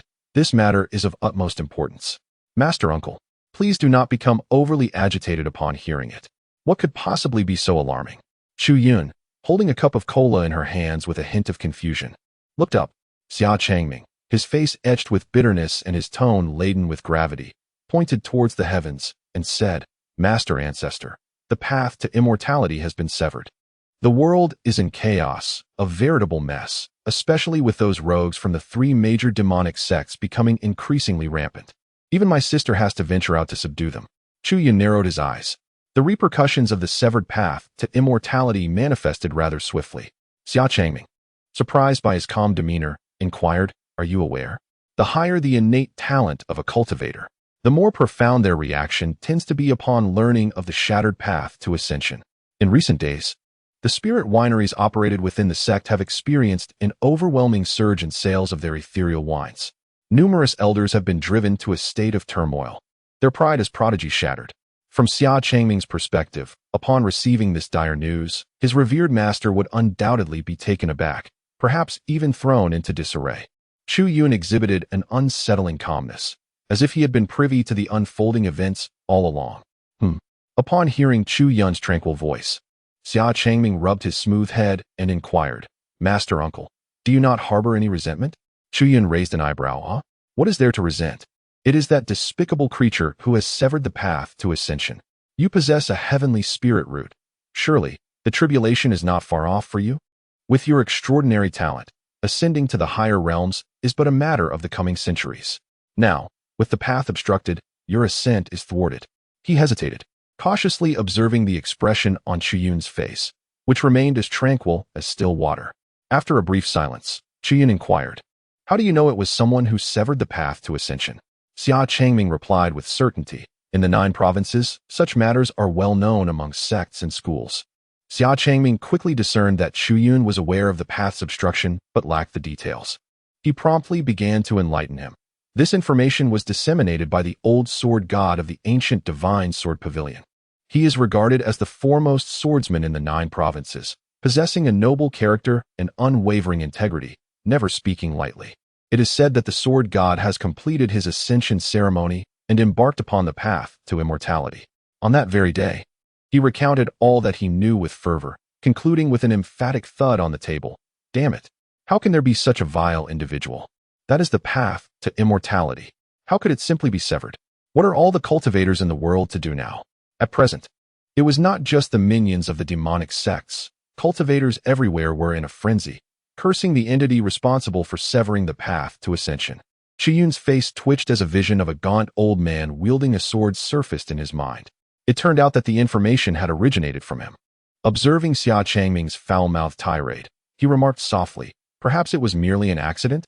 Xia Changming shot him a glare. "The path to immortality is not a trivial one. How could one carelessly falter upon it?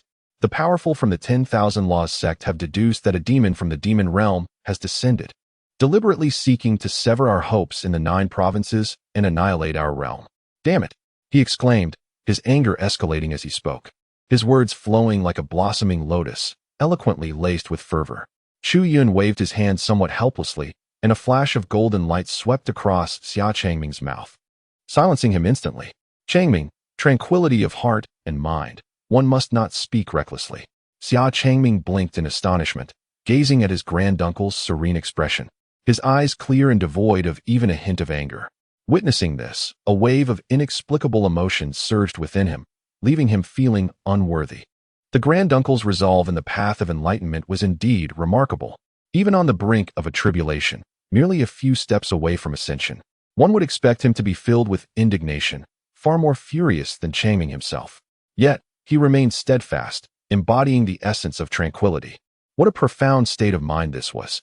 If only I could possess such composure as my granduncle, there would be no endeavor I could not achieve. He quickly bowed deeply and respectfully stated, "Granduncle, I have gained insight. Thank you for your guidance. Chu Yun, what have you comprehended?" The forbidden zone of Tsongshan. Towering peaks shrouded in dark mist. "My lord, that great ascension from the human race has ceased to struggle deep within the confines of the forbidden zone. An elderly man with a white beard, appearing frail, bore a massive tortoise shell on his back, while reporting to a horned giant seated upon a boulder. The horned giant spoke with an air of indifference. Let this great ascension, who dares to provoke the forbidden zone, become nourishment for it and replenish its power. Within the confines of the forbidden zone, the sovereign is an invincible entity. Even a great ascension from the human race is no match for him. Under normal circumstances, if one cannot win, they could still flee. Yet, this great ascension, gravely wounded, can be refined for the benefit of the entire Tsongshan forbidden zone. He suddenly turned to the tortoise-shell elder. Old tortoise, is there truly no hope for you? The old tortoise let out a bitter laugh, his face a tapestry of wrinkles. I have but 6 years of lifespan remaining. My lord, it seems I shall not be able to serve you faithfully any longer. Nonsense. The horned giant replied, his expression darkening. The old tortoise was his advisor, having accompanied him the longest among the beings of the forbidden zone. How could he possibly face death? With a swift motion, he struck a nearby mountain, shattering it. How infuriating. Were you not adamant before your last slumber that you could break through? Now that you awaken, you claim your end is nigh? Alas, my lord, I do not wish for this either. As a being of the forbidden zone, my rise and fall are intertwined with it. Although the power of the forbidden zone has augmented my strength far beyond that of an ordinary cultivator, the suppression within the forbidden zone has rendered my cultivation pace several times slower than that of normal practitioners. Based on my previous progress, I should have been able to break through within 6 years. Yet, who could have foreseen such a drastic turn of events? The path to immortality is severed, and the spiritual essence of heaven and earth begins to collapse. My cultivation speed diminishes, and the spiritual energy I can absorb becomes increasingly scant. 6 years will not suffice for a breakthrough unless I can cultivate at double the speed. Upon hearing the old tortoise's account, the horned giant fell into silence. The severance of the path to immortality prompted his first instinct to manage the situation. The rules of the forbidden zone impose restrictions not only on the old tortoise, but on him, the sovereign, even more severely. His cultivation speed is sluggish, and he cannot even exit the forbidden zone, let alone ascend to immortality in the higher realms. How unexpected it is that the chain reaction would occur so swiftly. The old tortoise, who could have lived longer, now faces death. The method he proposed, even the formidable master of Tsongshan is powerless against it. For a being in the integration stage within the forbidden zone to find treasures that could hasten their cultivation speed is akin to reaching for the heavens. To double the cultivation speed, it would be a blessing to merely avoid further deceleration due to the restrictions of the forbidden zone. The more he pondered, the more vexed he grew, cursing vehemently. That damned demon. For what reason did he sever the path to immortality out of sheer boredom? That last celestial was so arrogant. When the path to immortality was cut, why did he not smite that demon? Damn it all. As he raged, an inexplicable chill enveloped the horned giant, causing goosebumps to rise on his skin. A figure with white hair suddenly descended from above. With a thunderous crash, the master of Tsongshan stumbled and fell to the ground. Are you cursing me? Beside him, the old tortoise's eyes widened in shock as a youthful figure with white hair, beaming with a smile, stood upon the horned giant's back. Speaking in a gentle tone, the old tortoise craned his neck to glimpse the white-haired youth and gasped, "You, how is it you again? Step aside." A voice of anger resonated from beneath the feet of the white-haired youth. The old tortoise swallowed hard. Observing his master gripping the ground so fiercely that it was being torn apart, his face flushed, yet his form remained as immovable as a mountain. He quickly said, "Esteemed immortal, my lord's earlier words were unintentional. It was a mere coincidence that you passed by. I apologize on his behalf and kindly ask you to forgive him. Do not call me an immortal. I am no immortal." Chu Yun cast a glance at the stooped old man who nodded at him and smiled as he leapt down from the back of the burly figure. Not a celestial being? The old man was taken aback, witnessing the horned giant rise and glare menacingly. "What brings you here this time? I need your assistance." Assistance? The horned giant was momentarily dumbfounded, his expression darkening. The mere mention of those words irked him. Damn it, this plague-bringer is up to something again. I want help. There was no possibility of further assistance. Find someone else, don't come looking for me. The horned giant steadfastly refused, his frustration boiling over. Is this never-ending? After one favor, you want another? That is absurd. I am the sovereign of this forbidden zone, not your errand boy. Just as he was seething with anger, He felt a sudden tug at his arm. Glancing down, he noticed the old turtle had approached him, gently pulling at his sleeve, shaking his head. Then, cautiously, he addressed Chu Yun. "Please, give us a moment." Chu Yun cast a glance at him, remaining silent. However, the burly man furrowed his brow and shot a glare at the old turtle. A hoarse voice echoed in his ear. "Master, do not court death any further. Do you not realize? This person, who just denied being an immortal, possesses the capacity to easily subdue you. He is undoubtedly a being from the upper realm." At this juncture, the old turtle's voice paused momentarily before resuming. "Is it possible that he is, in fact, the demon that has severed the path to immortality? The beings of the upper realm, at the very least, adhere to certain principles.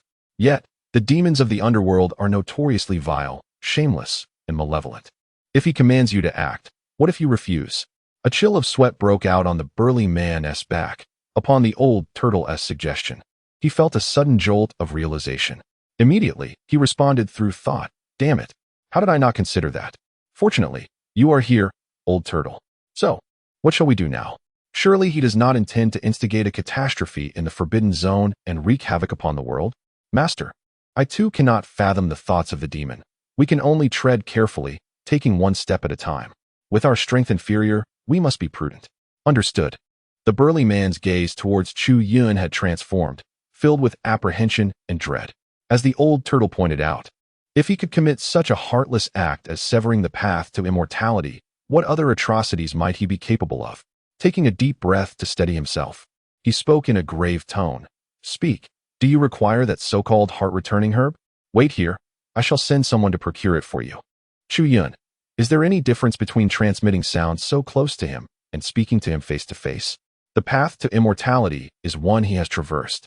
But how has he become a demon instead?" He was too weary to explain, waving his hand dismissively.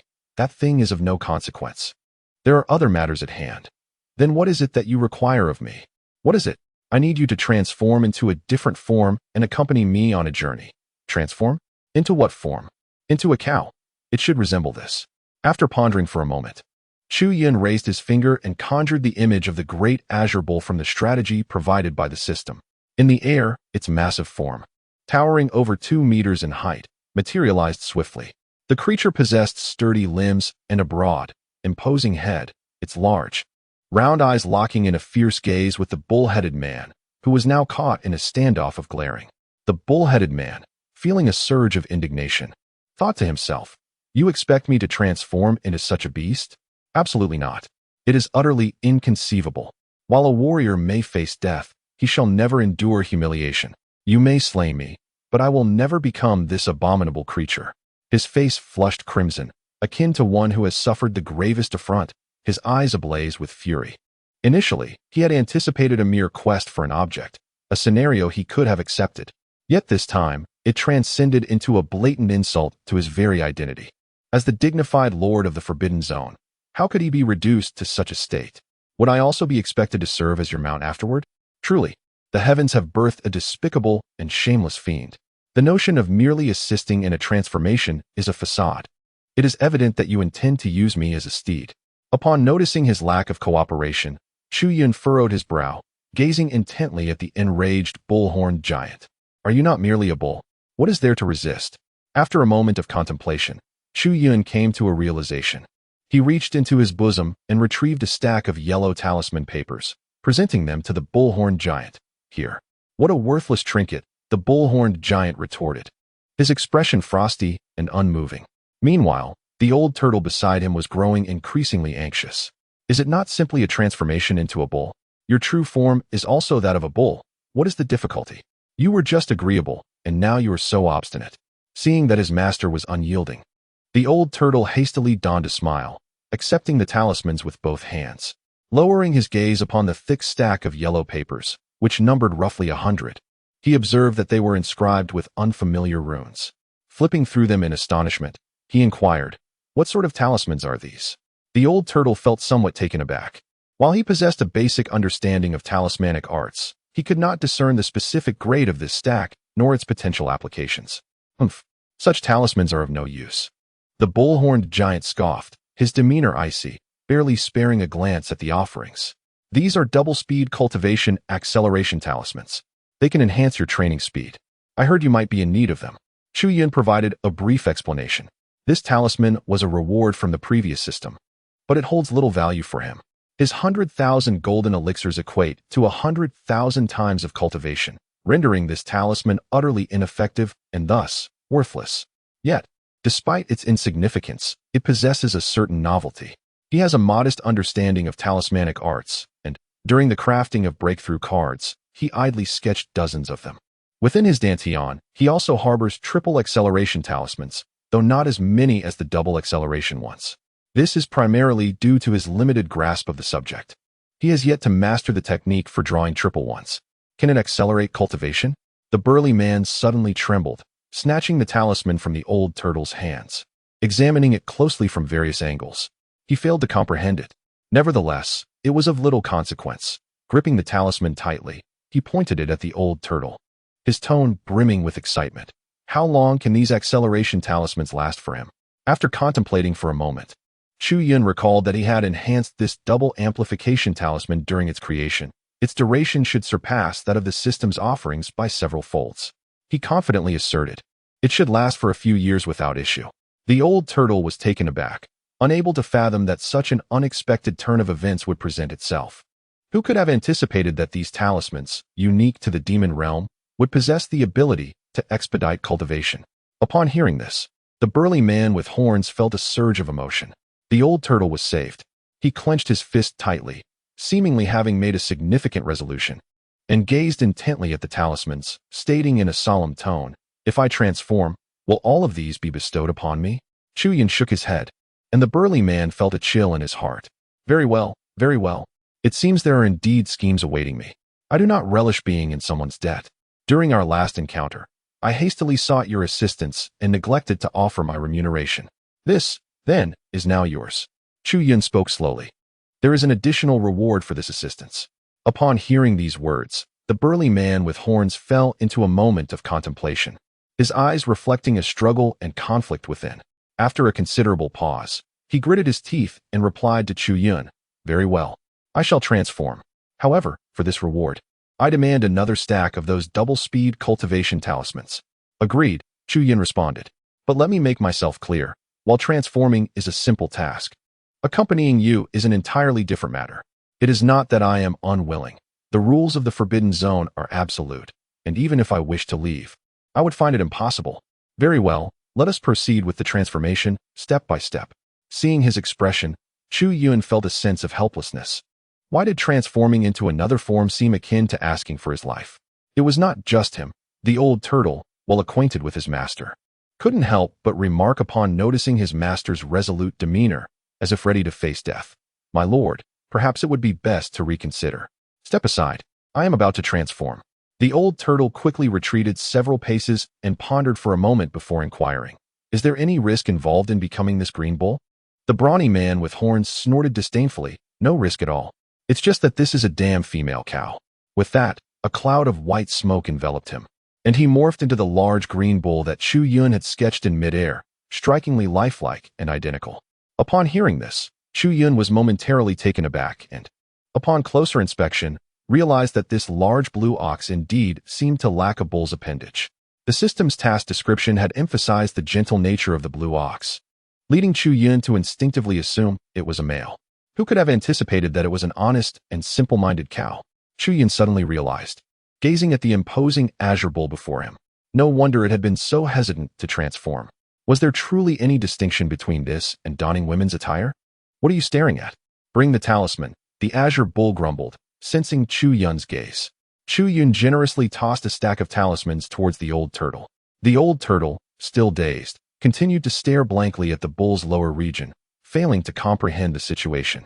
In midair, the talismans momentarily halted, suspended in space. As the booming voice of the brawny bull echoed, grab them. What are you still standing there for? Are they meant for me?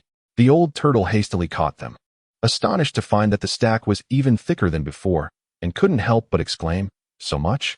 Much of it is in compensation for mental anguish. Compensation for mental anguish?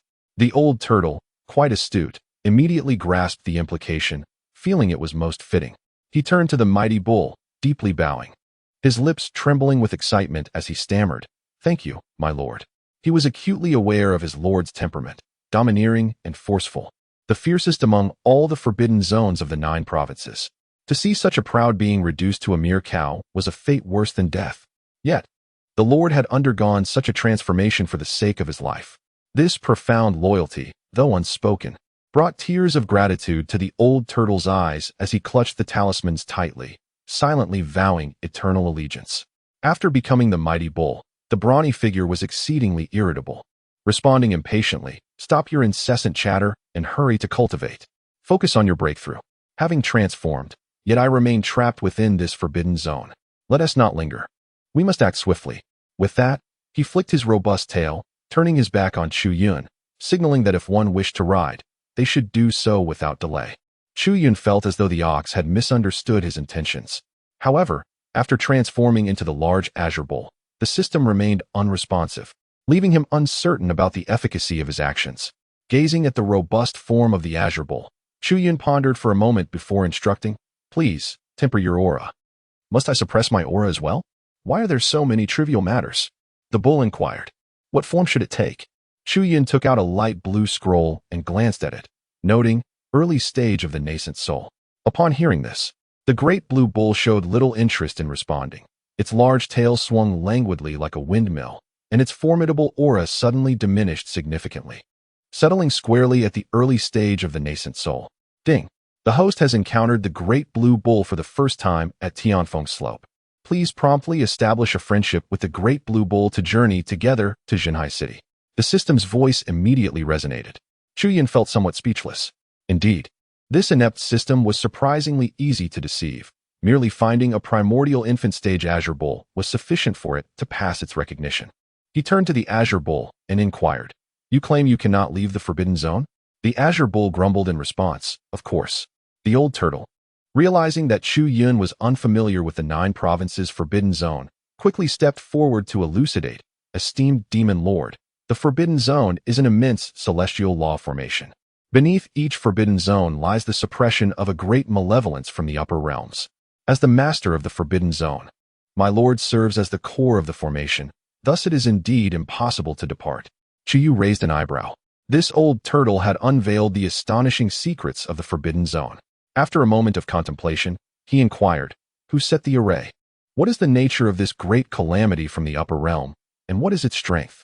The old turtle gestured towards the sky, stating, "The array was established by the Tao lineage of the 9 provinces in conjunction with the celestial Tao of the 9 provinces. As for the strength of this great calamity from the upper realm, we are unaware. We only know it originates from above and is terrifying to the extreme, unleashing cataclysmic disasters with every appearance. Were it not for the numerous factions within the 9 provinces that share a Tao lineage with the upper realm, summoning their intervention on several occasions, the 9 provinces would have long since met their demise." Chu Yun nodded. "So you refer to those entities as the great beasts of the upper realm. Indeed, wormholes from other worlds can manifest in the void, and it is not uncommon for fierce beasts from the upper realm to descend into the 9 provinces. In times past, when I was absent, such occurrences would lead to great calamities. Wormholes. They are spatial conduits. Thank you, esteemed demon lord, for your guidance. I have learned much." Old Turtle suddenly came to a realization, his heart racing. Nearby, the great azure bull rolled his eyes in exasperation. "What do you mean by stating that calamities arose during your absence? You have only just descended yourself, as if you have any prior experience." He spoke coolly, "If that is the case, you should understand that my duty is to ensure that no mistakes arise within the forbidden zones. Unless the great beasts below are eradicated, one cannot escape from these confines." Moreover, Old Turtle's assertions are not entirely accurate. Throughout the history of the 9 provinces, there have been records of numerous great beasts from the upper realm emerging through spatial conduits, amounting to dozens. Yet, there are only 7 forbidden zones. This is due to the fact that the great beasts suppressed beneath these zones are terrifying to the extreme. Even the strongest beings from the upper realm cannot slay them and can only resort to sealing them away. You are but a mere mortal. Suddenly, the ground began to tremble violently. Within the Tsongshan forbidden zone, streams of light shot into the sky. The great azure bull abruptly stood upright, his eyes bloodshot with fury as he shouted, "You have shattered the array of the forbidden zone. Have you lost your mind? Beneath Tsongshan lies a hellhound. Do you even comprehend what a hellhound is? You dare to blow up my forbidden zone. He glared furiously at the white-haired youth. As Chu Yun spoke, he unsheathed a long sword that shimmered with a myriad of colors. With a swift motion, the mountains swayed, and dust billowed into the air. Most alarmingly, within the aura-rich confines of the Tsongshan Forbidden Zone, all the spiritual energy suddenly surged towards the center, converging upon a black peak that loomed ominously like a colossal vortex. In the blink of an eye, the spiritual essence of the entire Tsongshan Forbidden Zone was drained. Beneath the black peak, a fissure stretching 1,000 miles appeared, reminiscent of a demon's eye, suddenly opening to unleash a surge of crimson light. To the west, deep within a towering peak, a tall man with flowing blood-red hair bore a striking blood-red bow, an arrow etched upon his broad, smooth forehead. His body was ensnared by various chains of crimson hue, tightly bound in place. Yet, at this moment, he sensed a loosening of the chains. With a thunderous roar, he exclaimed, "Heaven favors me. The Forbidden Zone is in turmoil. Once I escape the Tsongshan, I shall inevitably exact vengeance for the humiliation I have endured here." The blood demon's visage twisted with malevolence as he cackled, shattering the chains. In an instant, he transformed, manifesting myriad forms, with countless apparitions racing in all directions. Not until he had fled the Tsongshan Forbidden Zone did its master, or any of the formidable beasts within, make their appearance. The great beasts of the Forbidden Zone, in that moment, were indeed too preoccupied with their own panic to concern themselves with the blood demon. They soared into the sky in a state of alarm. The silver-scaled dragon reared its head, bellowing, "What is happening? Why is the Forbidden Zone fracturing?" Beside it, a colossal beast encased in black armor grumbled, "Quick! We must seek our master for a solution, or we are all doomed." The other fearsome creatures of the Forbidden Zone echoed this urgency, converging towards the peak where their master resided.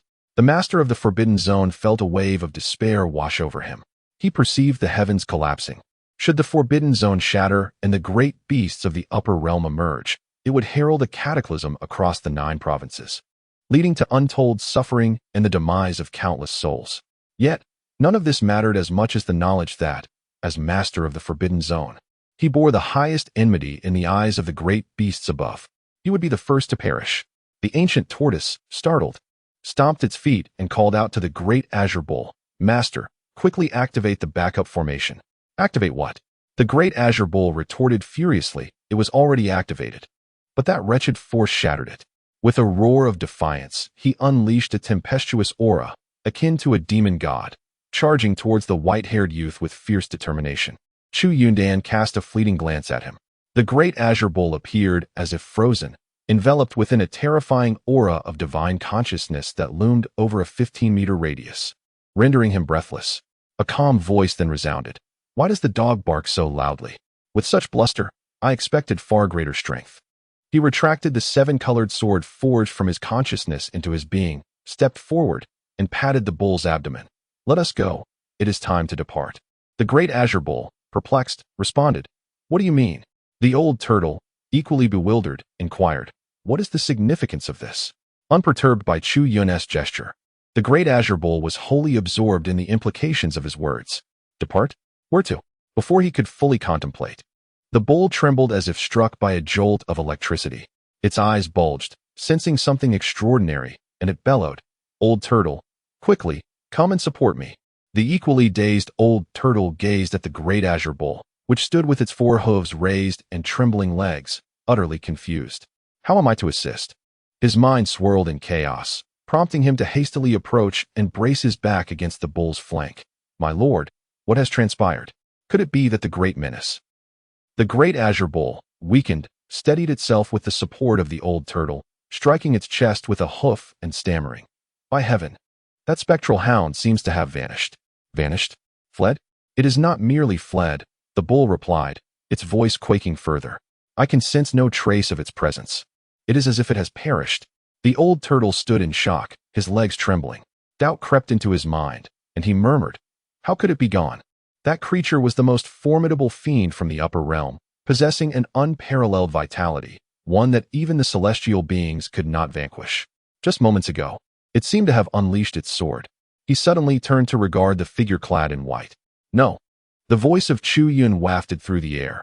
"I perished before I could even strike, and this so-called underworld mastiff you speak of, I have yet to even glimpse its form.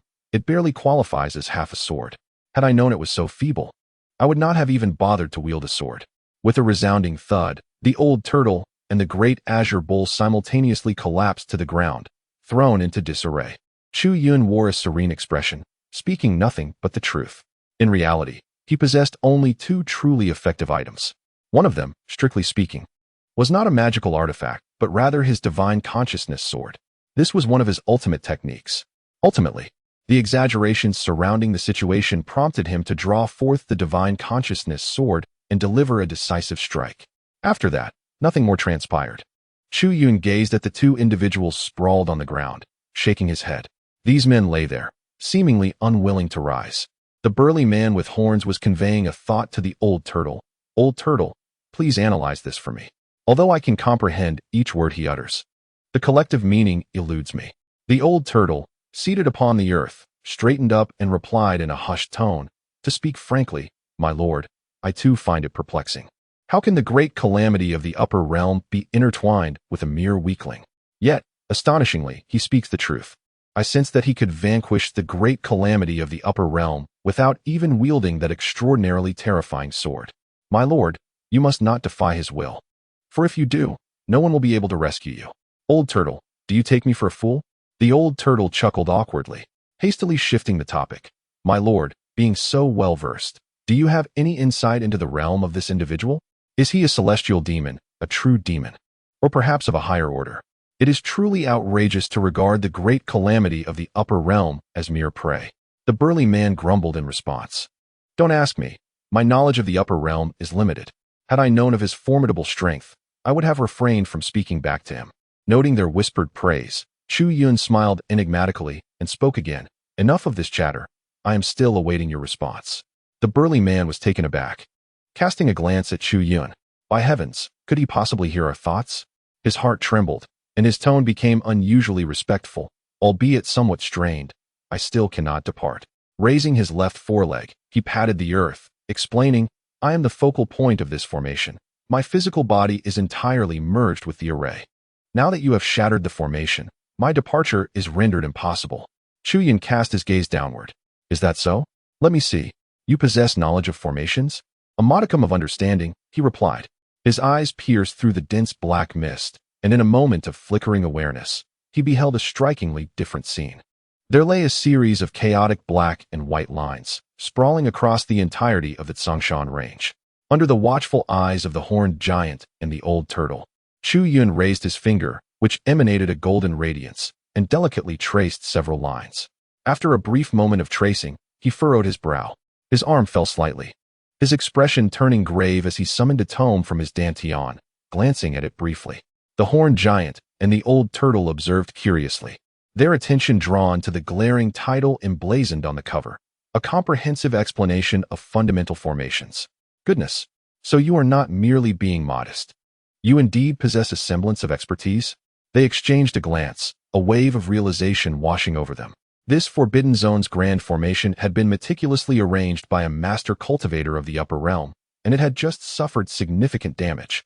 At least half of its integrity compromised. Regardless of strength, mastery of formations could not be feigned. It was an intricate art beyond reach. 5 minutes later, Chu Yun's fingers rose once more, this time with considerably greater speed, dancing like dragons and phoenixes as a multitude of runes floated gracefully around him. The earth trembled with a resounding roar as the mountains of the Forbidden Zone shifted, causing the flora to rearrange and startling the beasts of the Tsongshan, which took to the skies in fright. After a few moments, the radiance at his fingertips receded, and Chu Yun clapped his hands together in satisfaction. "I have successfully repaired this formation. I have even made some enhancements. It can now operate independently without your focal point. I shall await you outside the Forbidden Zone." With that, he concluded. Chu Yun gracefully clasped her hands behind her back, her attire billowing like a gentle breeze. With a single step forward, her figure vanished into thin air. The burly man with horns exclaimed in surprise, while the old turtle expressed skepticism. "Are you not somewhat knowledgeable? How could you repair it so swiftly and even improve upon it?" The old turtle, somewhat incredulous, pressed his palm against the ground, closing his eyes to sense the energy. Upon reopening them, astonishment filled his gaze. "My lord, I can feel the formation stirring to life once more." No need for your perception.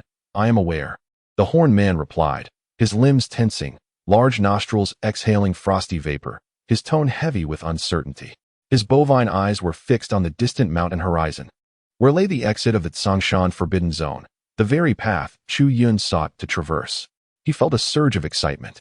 It had been countless years since he had unwittingly become the sovereign of this restricted domain.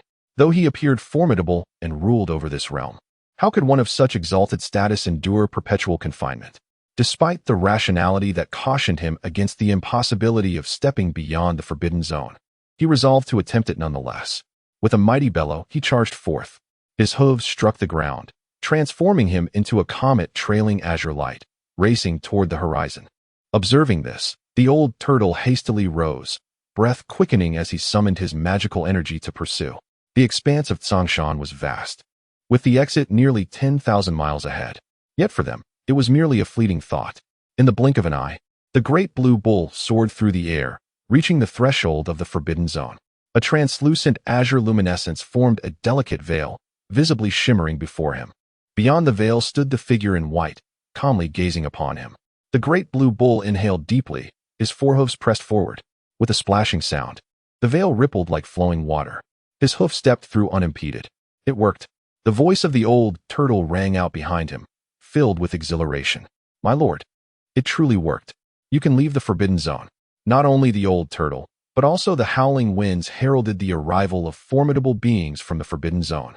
Their incredulous gazes fixed upon this extraordinary scene. Tears welled in the eyes of the great blue bull. It worked. I can finally escape this wretched place. Ha ha ha. I have succeeded. With a powerful thrust of his horns, he leaped exuberantly outward. The veil shattered beneath his might, and as the lord of the Forbidden Zone, he finally departed from the confines that had imprisoned him for countless years.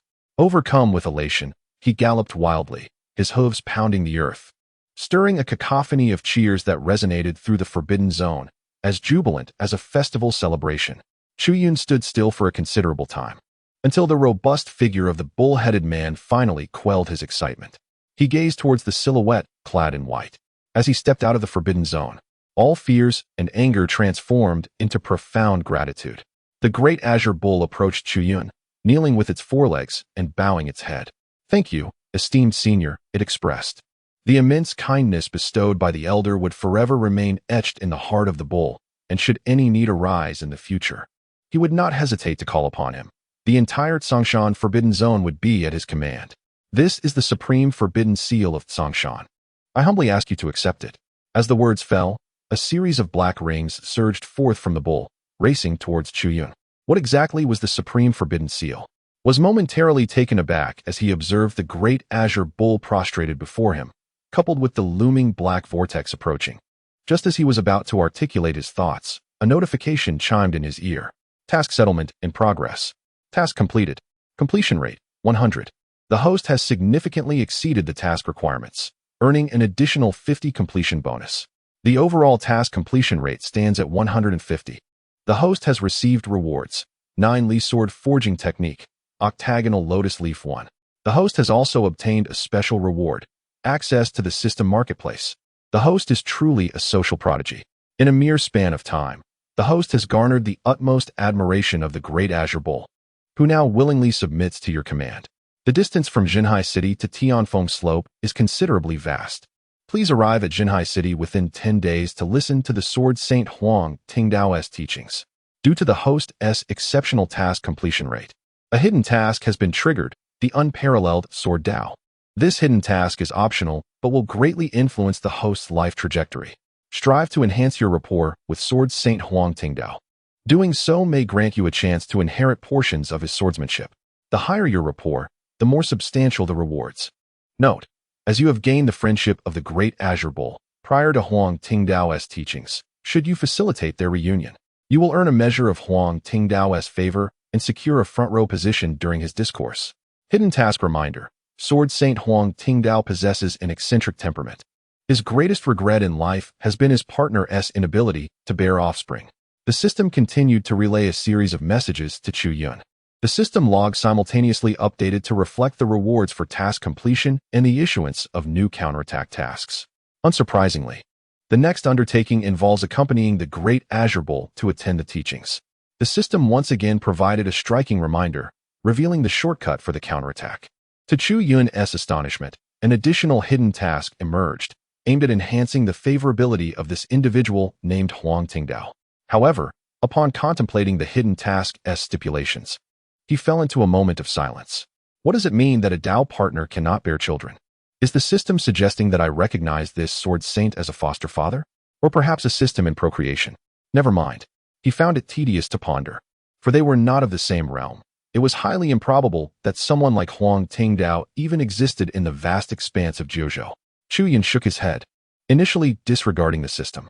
The dark circles that flew toward him had already drifted into view, emanating a familiar aura. He raised his hand and grasped them all. With a single squeeze, these dark circles were instantly transformed into a black jar.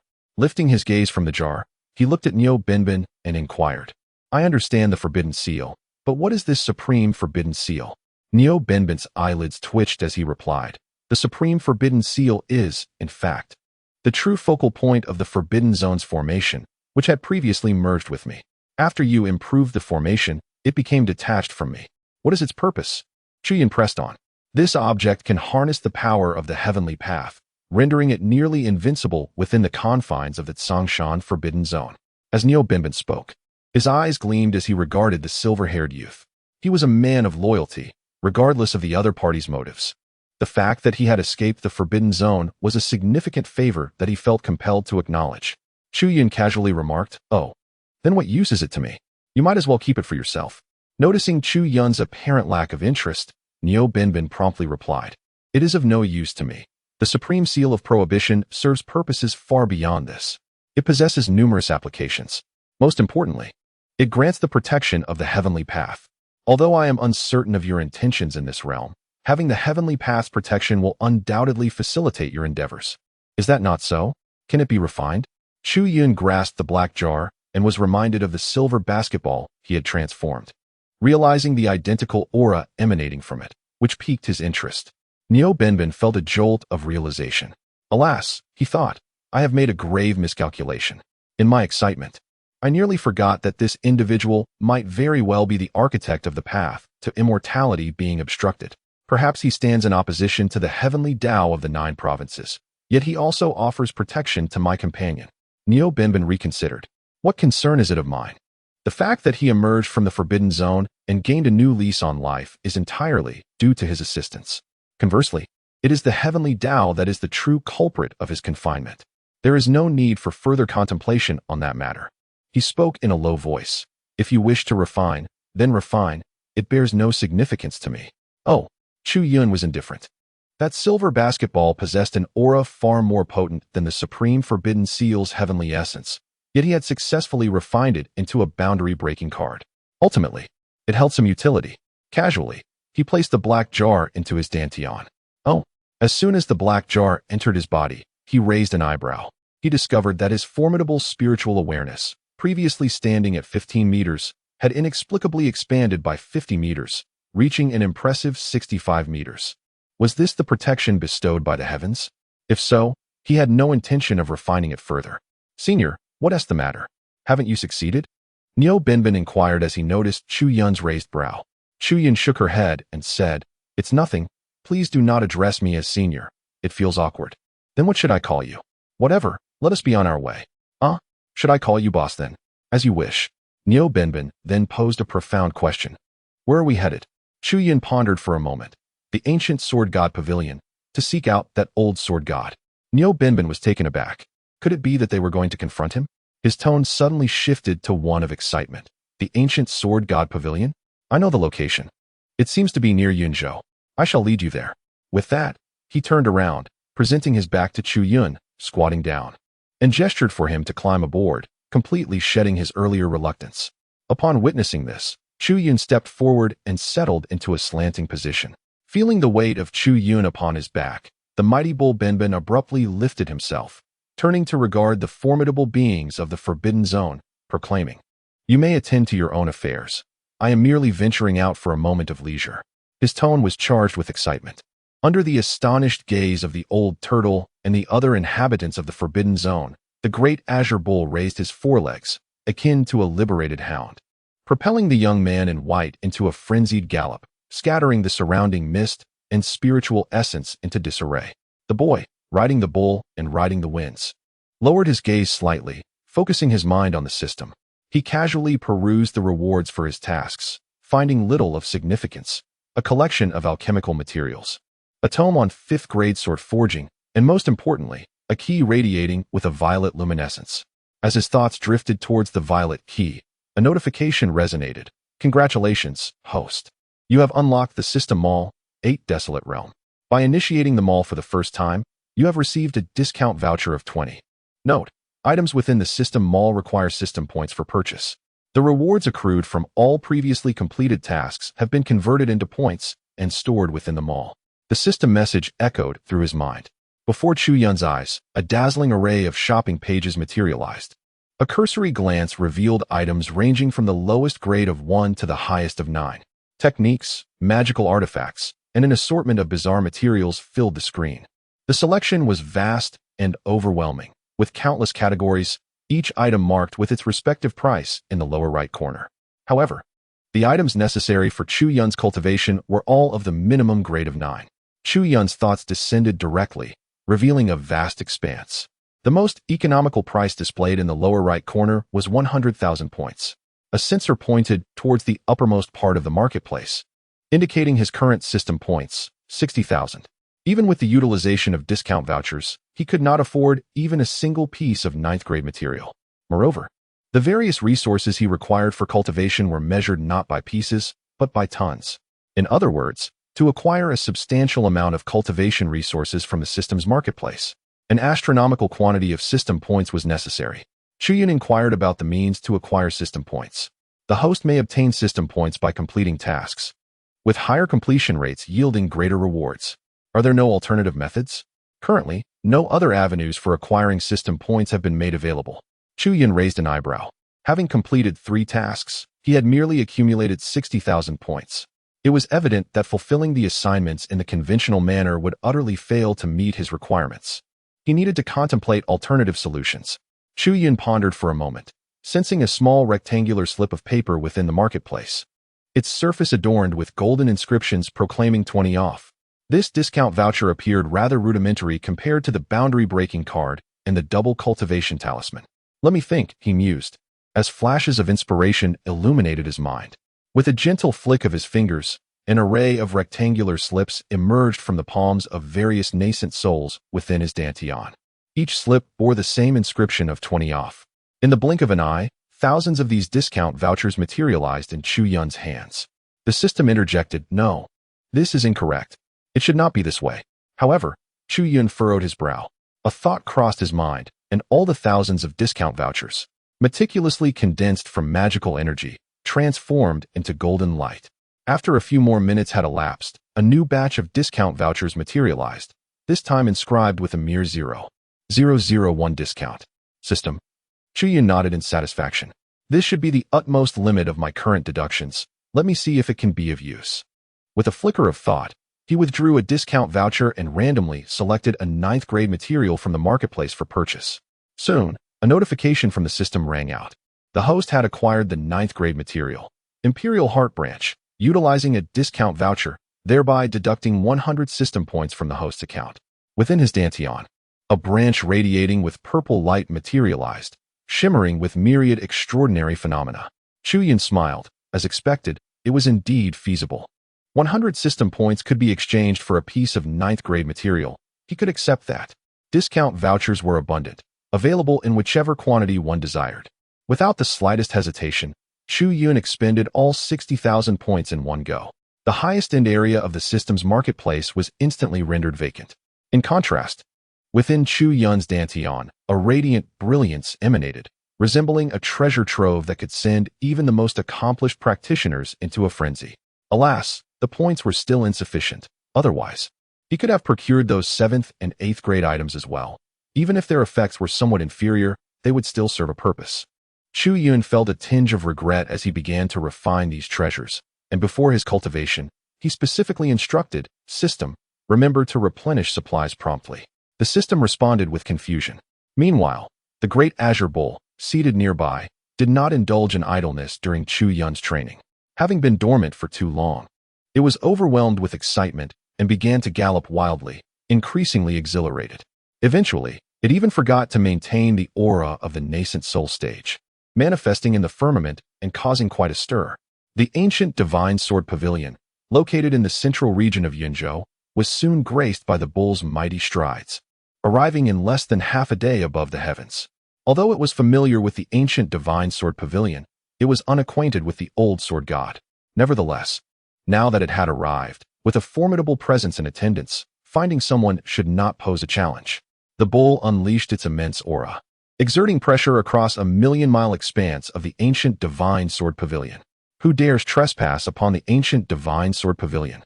Countless sword lights surged skyward, and terrifying auras sealed the celestial gate. Ha! A mere swarm of ants dares to obstruct me. Call forth your old sword god. The bull bellowed in mirth, stomping its hooves, causing all opposing auras to shatter and plunging the ancient divine sword pavilion into chaos. Suspended in the 9 heavens, it looked down imperiously. The ancient divine sword pavilion fell into a momentary silence. Before they could react further, a figure emerged, stooped and with a face as pallid as that of an old farmer.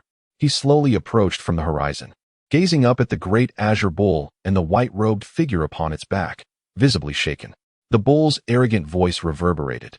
Since you have encountered the demon sovereign, why do you not prostrate yourself? The bull's raw voice echoed throughout the ancient divine sword pavilion. All the powerful beings within looked up at the sky, where they beheld a green shadow shining like the sun. As one of the 5 great immortal sects, the ancient divine sword pavilion was not without its own formidable cultivators. Several figures ascended into the air, with a middle-aged man in a yellow robe leading the charge, brandishing a mysterious yellow sword, pointing towards the azure shadow, and solemnly inquiring, "Who is the individual upon the back of that azure bull? Is the demon sovereign emerging from the demonic sect?" The other great cultivators around him, their swords shimmering, unsheathed their divine blades, their expressions grave as they strained to discern the shadow. Suddenly, the heavens darkened. A massive black sword appeared, blocking everyone's line of sight. A voice, ancient and raspy, broke the silence. "Children, this is not a matter you should involve yourselves in." "Old sword god," they cried out. "Everyone stand down. It is for your own good."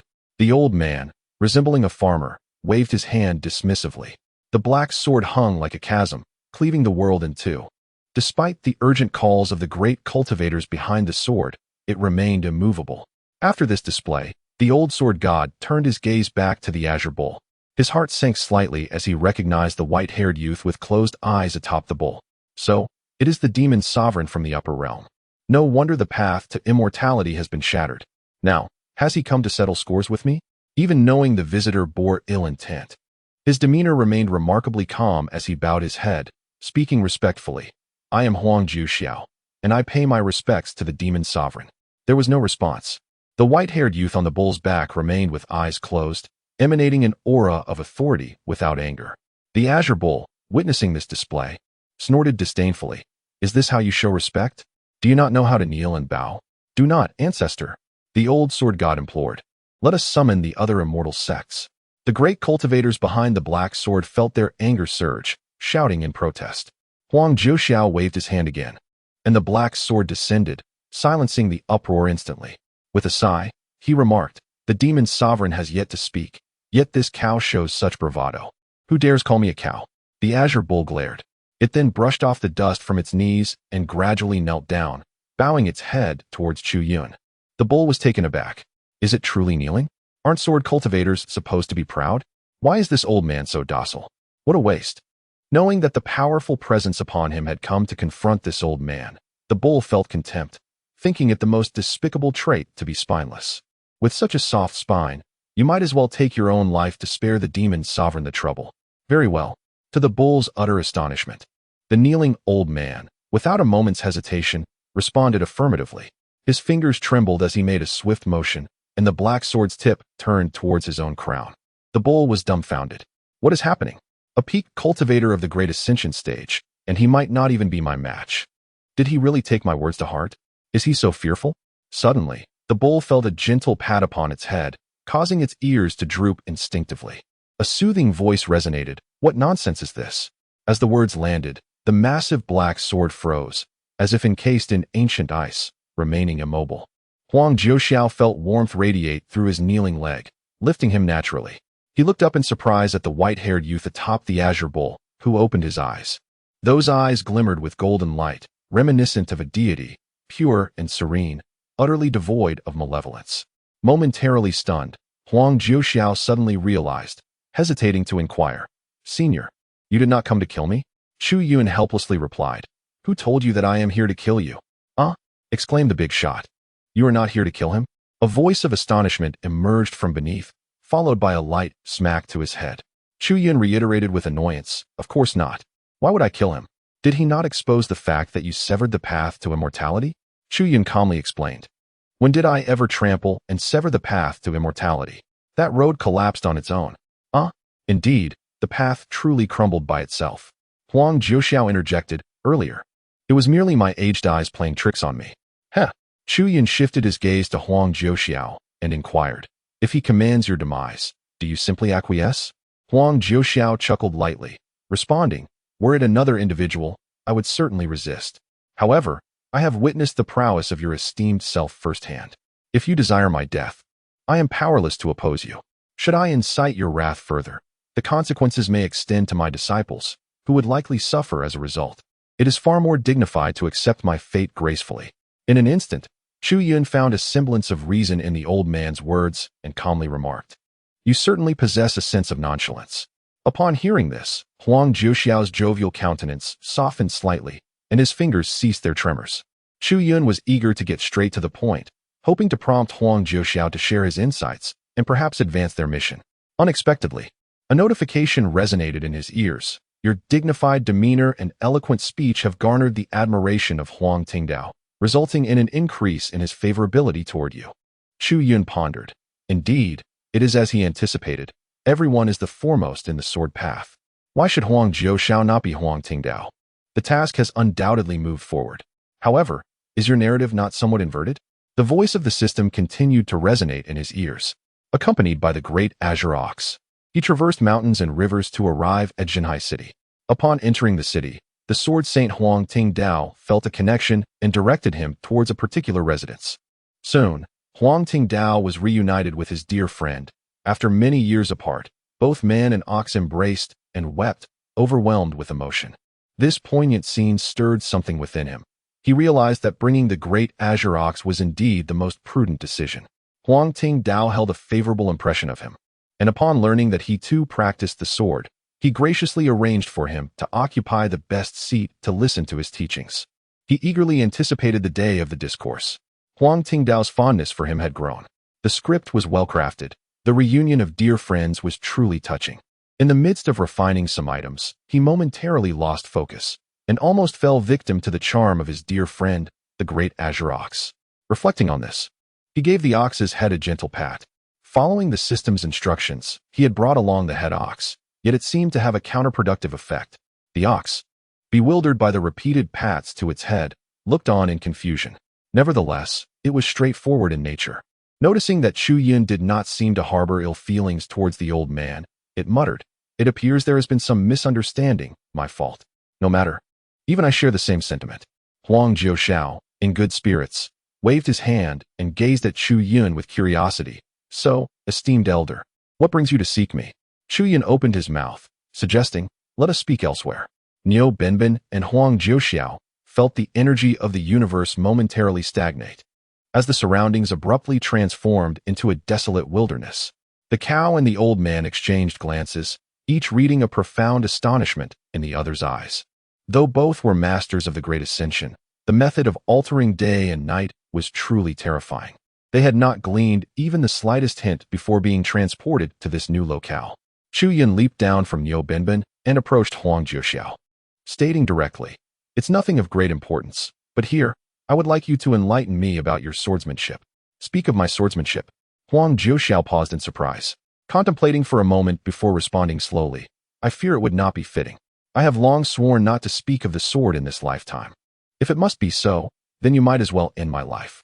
Chu Yun exclaimed with incredulity, "You dare to agree to take your own life? Yet when the esteemed one requests you to impart wisdom, You hesitate. Are you not in your right mind? Chu Yun remained silent, merely gazing at Huang Jiuxiao. An overwhelming sense of terror bore down upon Huang Jiuxiao, causing his silvery hair to flutter wildly and his knees to weaken. Yet, he stood undeterred, with unwavering resolve. His back straightened, revealing the indomitable spirit of a sword cultivator. The wilderness lay in eerie silence. A gust of northern wind swept through, stirring the withered grass and twigs at Chu Yun's feet. Chu Yun gazed calmly at Huang Jiuxiao, whose shoulders began to tremble, beads of sweat cascading down his waxen face. The massive black sword behind him quivered, emitting a resonant clang. You have no fear of death. What of your disciples? Huang Jiuxiao's expression turned solemn as he struggled to speak. The fortunes of my descendants are their own. Without descendants, I shall enjoy my blessings. You scoundrel! Did you not just say otherwise? Huang Jiuxiao disregarded Niu Benben's words, his demeanor unchanged as he fixed his gaze on Chu Yun approaching him.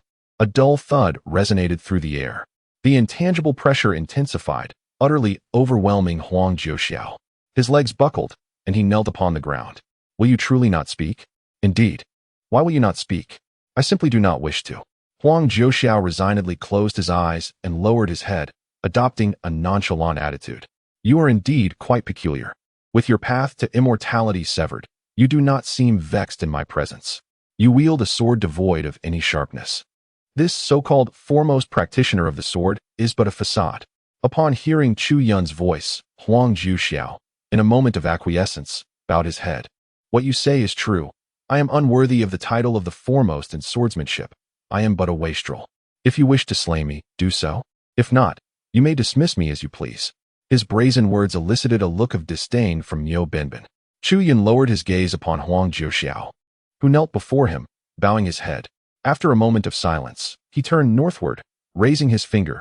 If that is the case, then the ancient divine sword pavilion need not exist. As his words resonated, the dreadful pressure that had weighed upon Huang Jiuxiao's shoulders dissipated entirely.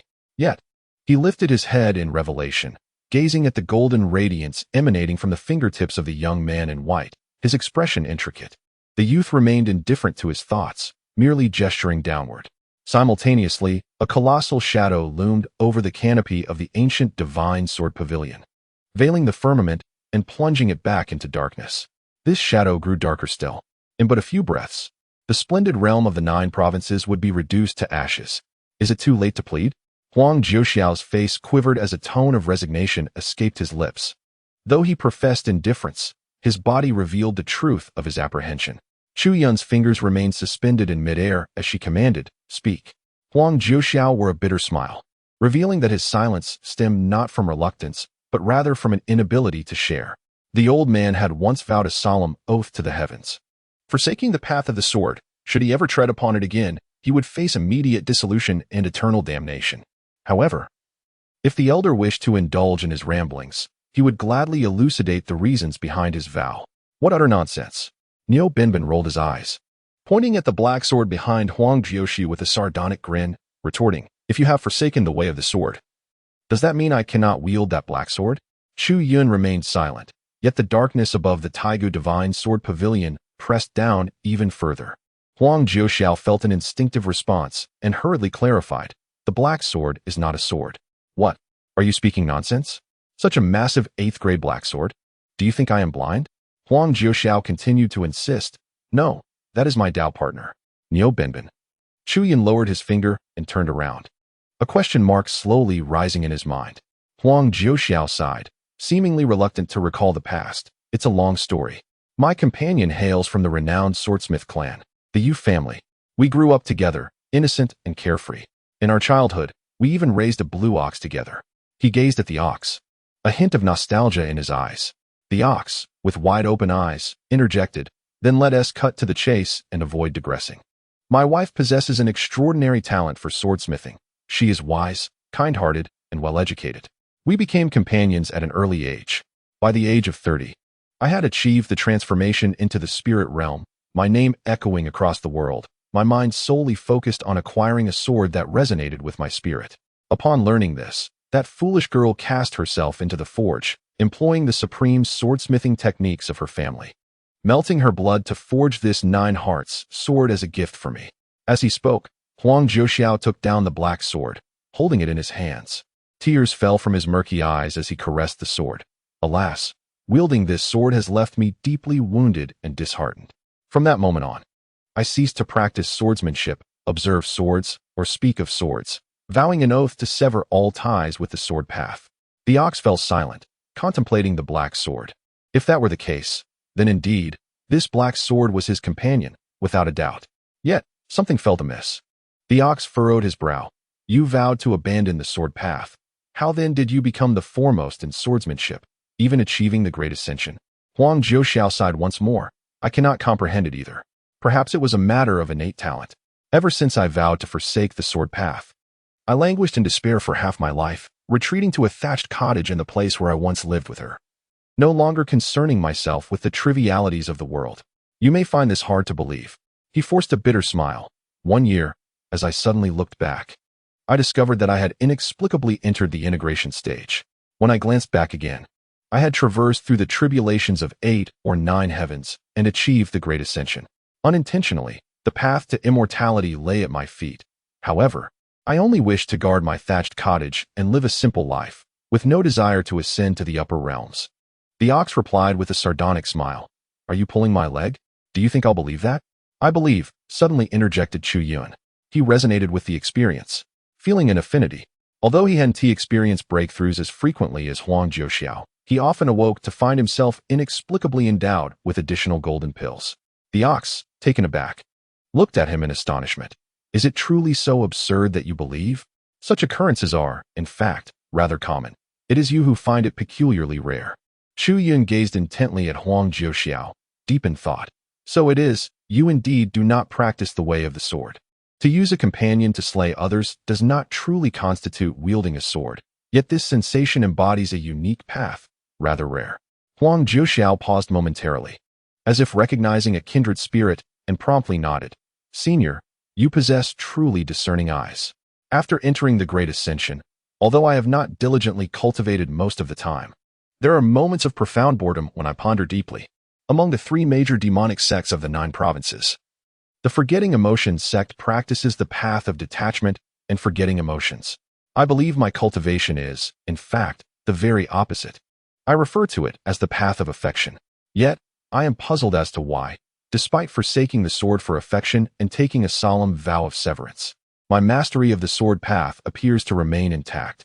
Even if I do not practice, it seems to grow, unintentionally, within the ancient divine sword pavilion. No one has surpassed me in the way of the sword. Upon the mention of cultivation, Chu Yun's interest was piqued. After a moment's contemplation, he provided an answer. You have abandoned the sword, yet the way of the sword has not forsaken you. Your physique is remarkably attuned to the sword path. With each elevation in your realm, even without deliberate practice, your mastery of the sword will inevitably advance. Huang Zhuoxiao was taken aback. Is it truly so? I am grateful to you, Senior, for clarifying this mystery. Chu Yun shook his head, stating, no need. My understanding of the sword path is merely superficial, and my words may not hold true. However, the sword path and the path of emotions are fundamentally distinct, with the divine vow of the heavenly way isolating them. It seems inevitable that complications will arise, unless you believe I should sever all ties with the sword path entirely. This depends on the sword path's attitude towards you. After pondering for a moment, he realized that it was not insurmountable. Indeed, with a spark of inspiration, Huang Zhuoxiao, initially just providing an explanation, found himself intrigued by Chu Yun's response. As a top-tier genius, his innate curiosity compelled him to ask further questions, and as Chu Yun effortlessly replied, the two began to engage in a spontaneous exchange. He discerned that Huang Zhuoxiao spoke nothing but the truth, often beginning a thought only to fall silent, unable to continue. This was due to an inexplicable aura of the heavenly way that seemed to hover above him, akin to a divine sword poised to strike at any moment. Niu Benbin listened intently from the side, seemingly enlightened. Before long, Huang Zhuoxiao stood frozen, his aged eyes shimmering with insight, as if he had entered a state of enlightenment. A casual remark from Huang Tingdao unexpectedly sparked this revelation, leading him to perceive Chu Yun as a promising talent in the sword path, thereby enhancing his fondness for him. Chu Yun remarked, I came to share teachings with you, yet it seems I have become the one imparting wisdom. He gazed at Huang Zhuoxiao, who was lost in contemplation, and suddenly pressed his fingers against Huang's forehead. After a brief moment of furrowing his brow, he swiftly lowered his arm. Chu Yun whispered, "Abolishing the great oath of heaven is rather troublesome." Niu Benben exclaimed, "It is simply impossible to nullify the great oath of heaven." "Not necessarily," replied Chu Yun. "As long as he consents, I indeed have a solution." Niu Benben pondered, "Is that truly feasible? This old man harbors a resolute intent towards death. Were it not for his extraordinary talent, he might have perished long ago." "Indeed." Chu Yun nodded and approached Niu Benben, patting his head. "Let's go." "Is that all?" Niu Benben was momentarily taken aback, and before he could speak, Chu Yun nonchalantly mounted the ox's back. "Where are we headed, my friend?" "To the Yu family," he replied. "His woman? What do we need to go there for?" Niu Benben glanced at Huang Jiuxiao, recalling that the Yu family was the renowned sword-forging clan he had just mentioned. "I have a certain interest in their sword-forging techniques." Chu Yun smiled enigmatically. "Your beloved possesses unparalleled talent, and you have grown up together, sharing a profound bond. You hail from a prominent family and are exceptionally clever. Would you really sacrifice yourself for the sake of forging an 8th-grade sword?" Without a moment's hesitation, Niu Benben replied, "The future is bright, and my prospects are limitless. By then, we won't just be forging 8th-grade swords. 9th-grade ones will be within our grasp. Perhaps we might even ascend to the upper realms together, becoming a pair of celestial lovers. I'm no fool. Why should I endure hardship when I can enjoy the blessings?" He paused, then realized, "Are you suggesting?" Uncertain. He thought to himself that he couldn't fully trust the whims of romance. He needed to see for himself if there truly was a sword-forging technique that could dull one's wits. What does romantic brain mean? It means foolishness. What does foolishness mean? Niu Benben was even more perplexed by this remark, which seemed rather sharp. Not daring to ask further and reveal his ignorance, he could only ponder silently. With a flick of its tail and a stomp of its hooves, the ox surged forward, soaring towards the north. In the western part of Yinzhou, beside the territory of the ancient Divine Sword Pavilion, stood a vast and formidable city, square in shape. Atop the city loomed a colossal crimson sword, suspended in the air. 79 chains, gleaming with a green hue, dangled from the sword in all directions. This was Tianjin City, the territory of the renowned Yu family. At the heart of the city, within an imposing mansion, a middle-aged man clad in a blue robe stood on the balcony, holding a piece of black jade. He gazed skyward, muttering, "Having seen the demon sovereign, why not pay homage?" Was it true that a saintly ancestor had indeed disrupted the path to ascension? The divine realm finally took action against the 9 provinces. This was splendid news. The sky was dark and foreboding, as if the heavens were about to collapse. Even the suspended heavenly sword flickered dimly, trembling with unease. The Yu family maintained a close relationship with the ancient Divine Sword Pavilion. Witnessing such phenomena, the man gazed intently at the shadowy figure with a devout demeanor, seemingly unperturbed. Suddenly, the shadow faded, the sun emerged, and the weather cleared, as if everything that transpired moments ago had been an illusion. Seeing this, the middle-aged man took a few steps forward to lean on the railing, and moments later, he retracted his vast divine sense into his body, puzzled. Why has it ceased? After a while, he heard footsteps on the stairs behind him. Unhurriedly, he stowed the black jade and turned to look. At the stairway's entrance stood a woman in pink, her hair cascading down to her waist. "Father, I've brought the person." Behind the pink-clad woman was a young girl, no taller than her shoulder, appearing around 13 or 14 years old. She followed closely, tiptoeing as she emerged from the stairway.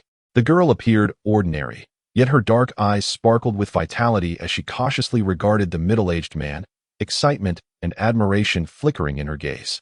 "Are you the orphan from Chen family village?" The middle-aged man's piercing gaze fell upon her, causing her to shrink back slightly. "Yes."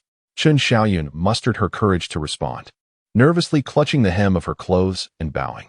"I greet the head of the Yu family."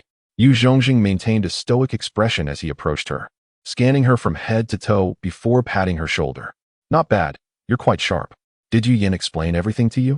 Chen Xiaoyun nodded earnestly. "Yes, she clarified everything. Head of the Yu family, my mother taught me from a young age to be grateful.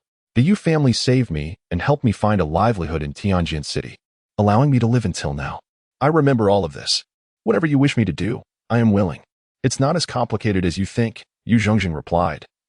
Observing her curious expression, he then placed his hand on her head and casually ruffled her hair. "Your only task is, Qin Xiaoyun's lively eyes suddenly turned vacant. To die. Yu Zhongjing's hand transformed into a grip. With a sickening squelch, blood gushed from her severed neck, staining her garments. Yu Zhongjing effortlessly detached her head, dark energy swirling from his palm, enveloping it. After wrapping Qin Xiaoyun's head, he tossed it to Yu Yan.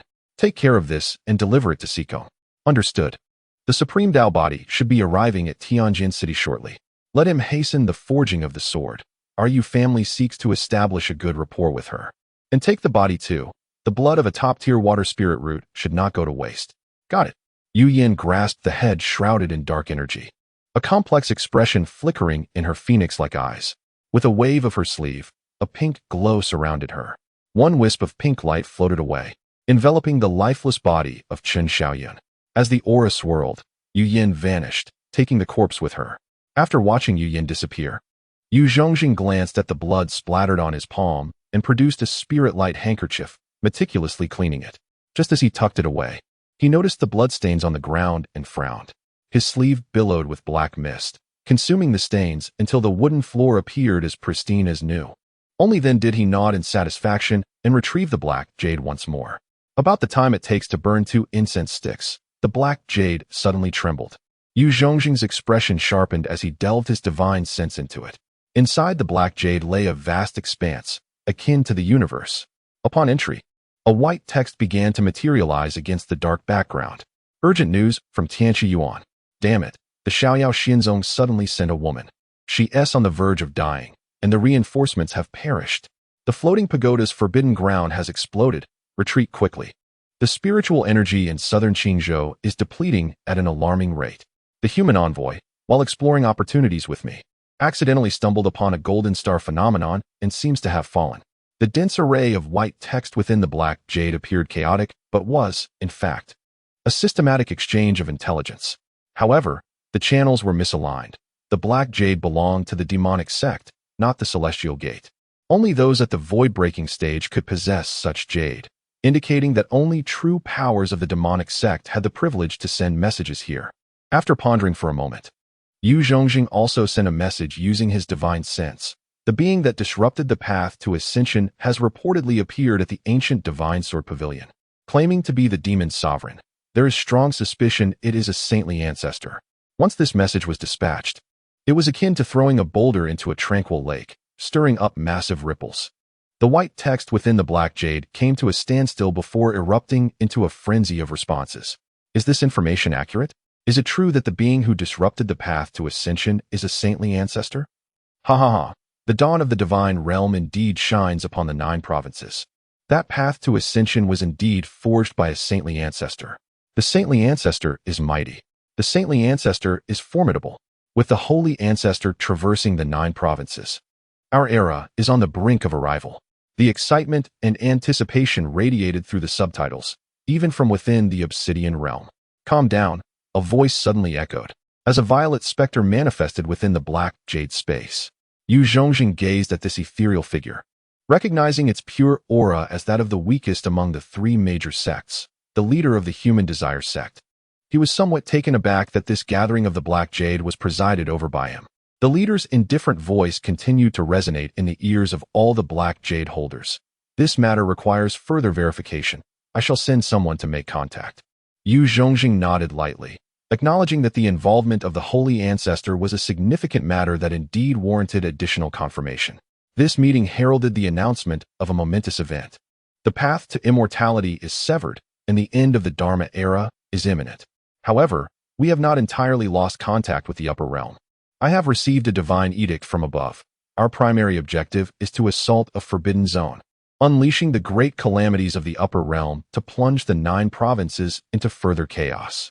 Yu Zhongjing's gaze flickered. An assault on a forbidden zone and the release of a great calamity? This was no trivial matter. His greater concern was which of the 7 forbidden zones they would target. Not only he, but subtitles began to drift upwards within the Black Jade. An assault on a forbidden zone? Which one? None of them are easy targets. The sovereigns of each forbidden zone are nearly invincible within their territories. Attempting to unleash the calamities under the watchful eyes of these sovereigns would not be a simple endeavor. Indeed, the factions of the 5 great sects would not allow us to succeed easily. The sentiments conveyed through these subtitles were clear. Whoever wishes to undertake this is welcome. I shall not participate. The leader of the Human Desire Sect's voice resounded once more. The Holy Ancestor has decreed that if this endeavor succeeds, merits will be rewarded with treasures. After the fall of the 9 provinces, we shall reopen a path to ascendance for ourselves. As these words settled, the previously flowing subtitles shattered like bubbles in an instant. Strike, strike. The Lord of the Purple River Forbidden Zone is the weakest. I propose we attack the Purple River Forbidden Zone. Though the Purple River may be weak, it is adjacent to the Carefree Immortal Sect. Attacking the Gravebone Ridge, which is the most remote, would leave the 5 great sects unable to react. No, I believe the underworld is the most suitable target. Our passionless sect's techniques are particularly effective against the vile creatures of the underworld. The atmosphere shifted dramatically, transforming into a gathering of radicals. At that moment, a blood-red figure suddenly emerged from the black jade space. No need for discussion. We shall attack Mount Song. Mount Song? Yu Zhongjing furrowed his brow. The Mount Song Forbidden Zone was located in his own Yun province, and its strength was formidable, ranking among the top 3 of the 7 forbidden zones. Most importantly, the ancient sword sect would not remain idle. But who spoke? The leader of the Blood Demon sect? No, the aura was not quite right. An ancient figure from the Blood Demon sect? The blood-red figure wasted no time. I am Blood Demon's son. I have just returned from Mount Song. A great upheaval has occurred there. The array is nearly shattered by my hand. It is now the weakest forbidden zone in the 9 provinces. With combined strength, breaking Mount Song and slaying its lord will not be difficult. Once that is accomplished, unleashing the great calamity beneath Mount Song will be a mere formality. His proclamation caused an immediate stir. Blood Demon's son. This was a legendary figure, the former leader of the Blood Demon sect, notorious throughout the 9 provinces, who had long since transcended and achieved the great ascension, yet had not ascended to the holy realm. No one dared to question his words, and the assembled demonic powers were awestruck. Even Yu Zhongjing could not suppress his admiration. Truly, the Blood Demon ancestor is remarkable, single-handedly breaching the Mount Song Forbidden Zone, nearly tearing it apart. Such valor. If the array at Mount Song was indeed on the verge of collapse, it would indeed be the optimal choice. Once the great calamity from the upper realm emerges, the entire 9 provinces would instantly descend into chaos. He grasped the black jade, transmitting a message. I support this. I second that. Count me in. Many within the demonic sect echoed Yu Zhongjing's sentiments. No one would dare to challenge the words of such an ancient monster. Even the leader of the Human Desire Sect chose to endorse the plan. In a deep, cold pool, Blood Demon's son was immersed in the frigid waters. A fist-sized black jade floating above his forehead. His blood-red eyes focused on the black jade space.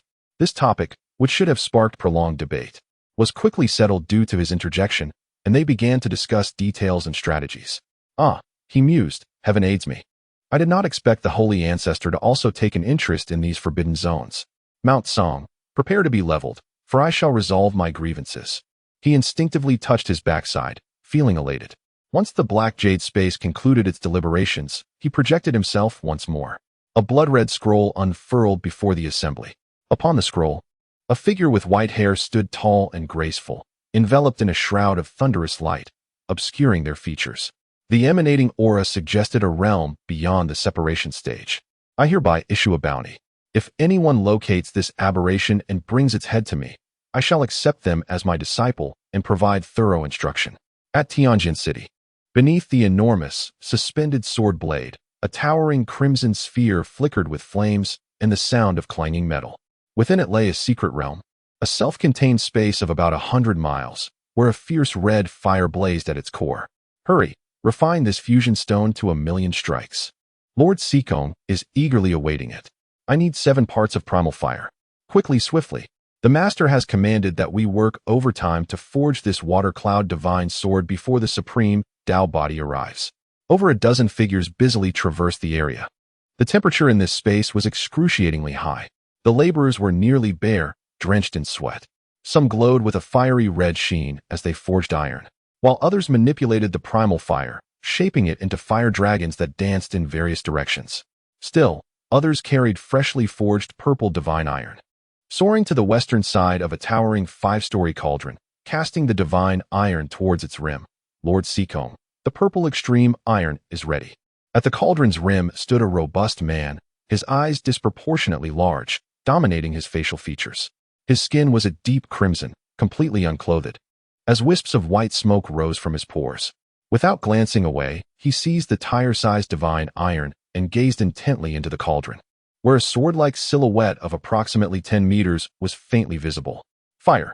He pointed his arm, and the central primal fire transformed into a fire dragon several dozen feet long, plunging into the cauldron, where flames erupted in a dazzling display. Blood. The burly man called out again. Beneath the colossal cauldron, piles of divine materials shimmered like a small mountain. Atop this mound lay a headless female corpse, which began to wither at a visible pace, soon becoming a desiccated husk. A crimson mist flowed from the corpse, rising like a gentle stream, merging into the cauldron. A series of crackling sounds erupted from within the cauldron, prompting the man to instinctively toss in a piece of purple extreme iron. The iron struck down, unleashing a brilliant explosion of purple light. The strange noises from the cauldron ceased, and the flames roared fiercely, illuminating the blade of the massive sword within with an ethereal glow. "Come forth," he shouted again, and a visage of an ordinary yet astonished head soared up like a ball. The man manipulated the head, invoking incantations as layers of blood light emanated from him. Within the head, a blue ethereal figure resembling a sapling glimmered, casting blue light from all its orifices. Suddenly, a gentle voice whispered in his ear, "Incorporating this supreme water spirit root corpse will merely enhance the sword-esque characteristics without elevating its quality. It will remain at the 7th rank. Why not use tear-chilling iron? A 6th rank material could achieve the same effect." Without hesitation, the man retorted, "Are you instructing me on how to do my job? Is 6th rank material as common as cabbages? Do you think it doesn't cost spirit stones to procure? Although supreme water spirit roots are rare, they are indeed simply available for the taking. Why should I use tear-chilling iron? Using the living would surely imbue more spirit. Perhaps it could even give rise to a spirit of the weapon." The head collided with the sword, causing the blue light to shimmer. The divine sword-esque body began to turn a transparent azure. The man focused intently on the sword's body, seizing the moment to unleash a flurry of crimson light with his fingers. What difference does it make between the dead and the living? Spirit weapons are treasures born only from celestial arms. If I could forge a spirit, I wouldn't just be the chief swordsmith of the Yu family, but the foremost swordsmith in the entire realm. He scorned, "Who do you think you are? Get lost and stop disturbing my work." As the sword's body stabilized under the man's refining, he suddenly froze, turning sharply. Before him stood a strikingly handsome youth, resembling a celestial being, with white hair and a pair of pure, dark eyes, curiously observing the cauldron. To his dismay, behind the youth trailed a large blue ox, its gaze fixated directly on him, unabashedly staring. The man's complexion shifted dramatically as he barked, "Who are you?" A fiery red amber materialized in his palm, and with a tight grip, he crushed it. Boom! The entire secret realm trembled. The figures bustling about momentarily froze before darting outward. In the next instant, over 50 silhouettes descended from all directions, each exuding a formidable aura, with the weakest emanating the presence of the god transformation stage. Leading them was a youth clad in black armor, wielding a spear, exuding an overwhelming might. The oppressive aura radiating from beneath the black armor reached a terrifying level, indicative of late-stage spirit separation. He raised his spear and bellowed, "Who dares to intrude upon the sacred grounds of the Yu family? Do you wish to perish? Right here." The man's voice rang out, and the Yu family's warriors instantly converged, surrounding the pair of one man and one ox. The voice of the armored youth resounded once more, "Lord Seacombe, are you unharmed?" "What nonsense!" roared Yu Seacombe, pointing at himself. "Do I look unscathed? Hurry up and clean this mess. Don't delay my sword forging. And make sure to leave the ox intact.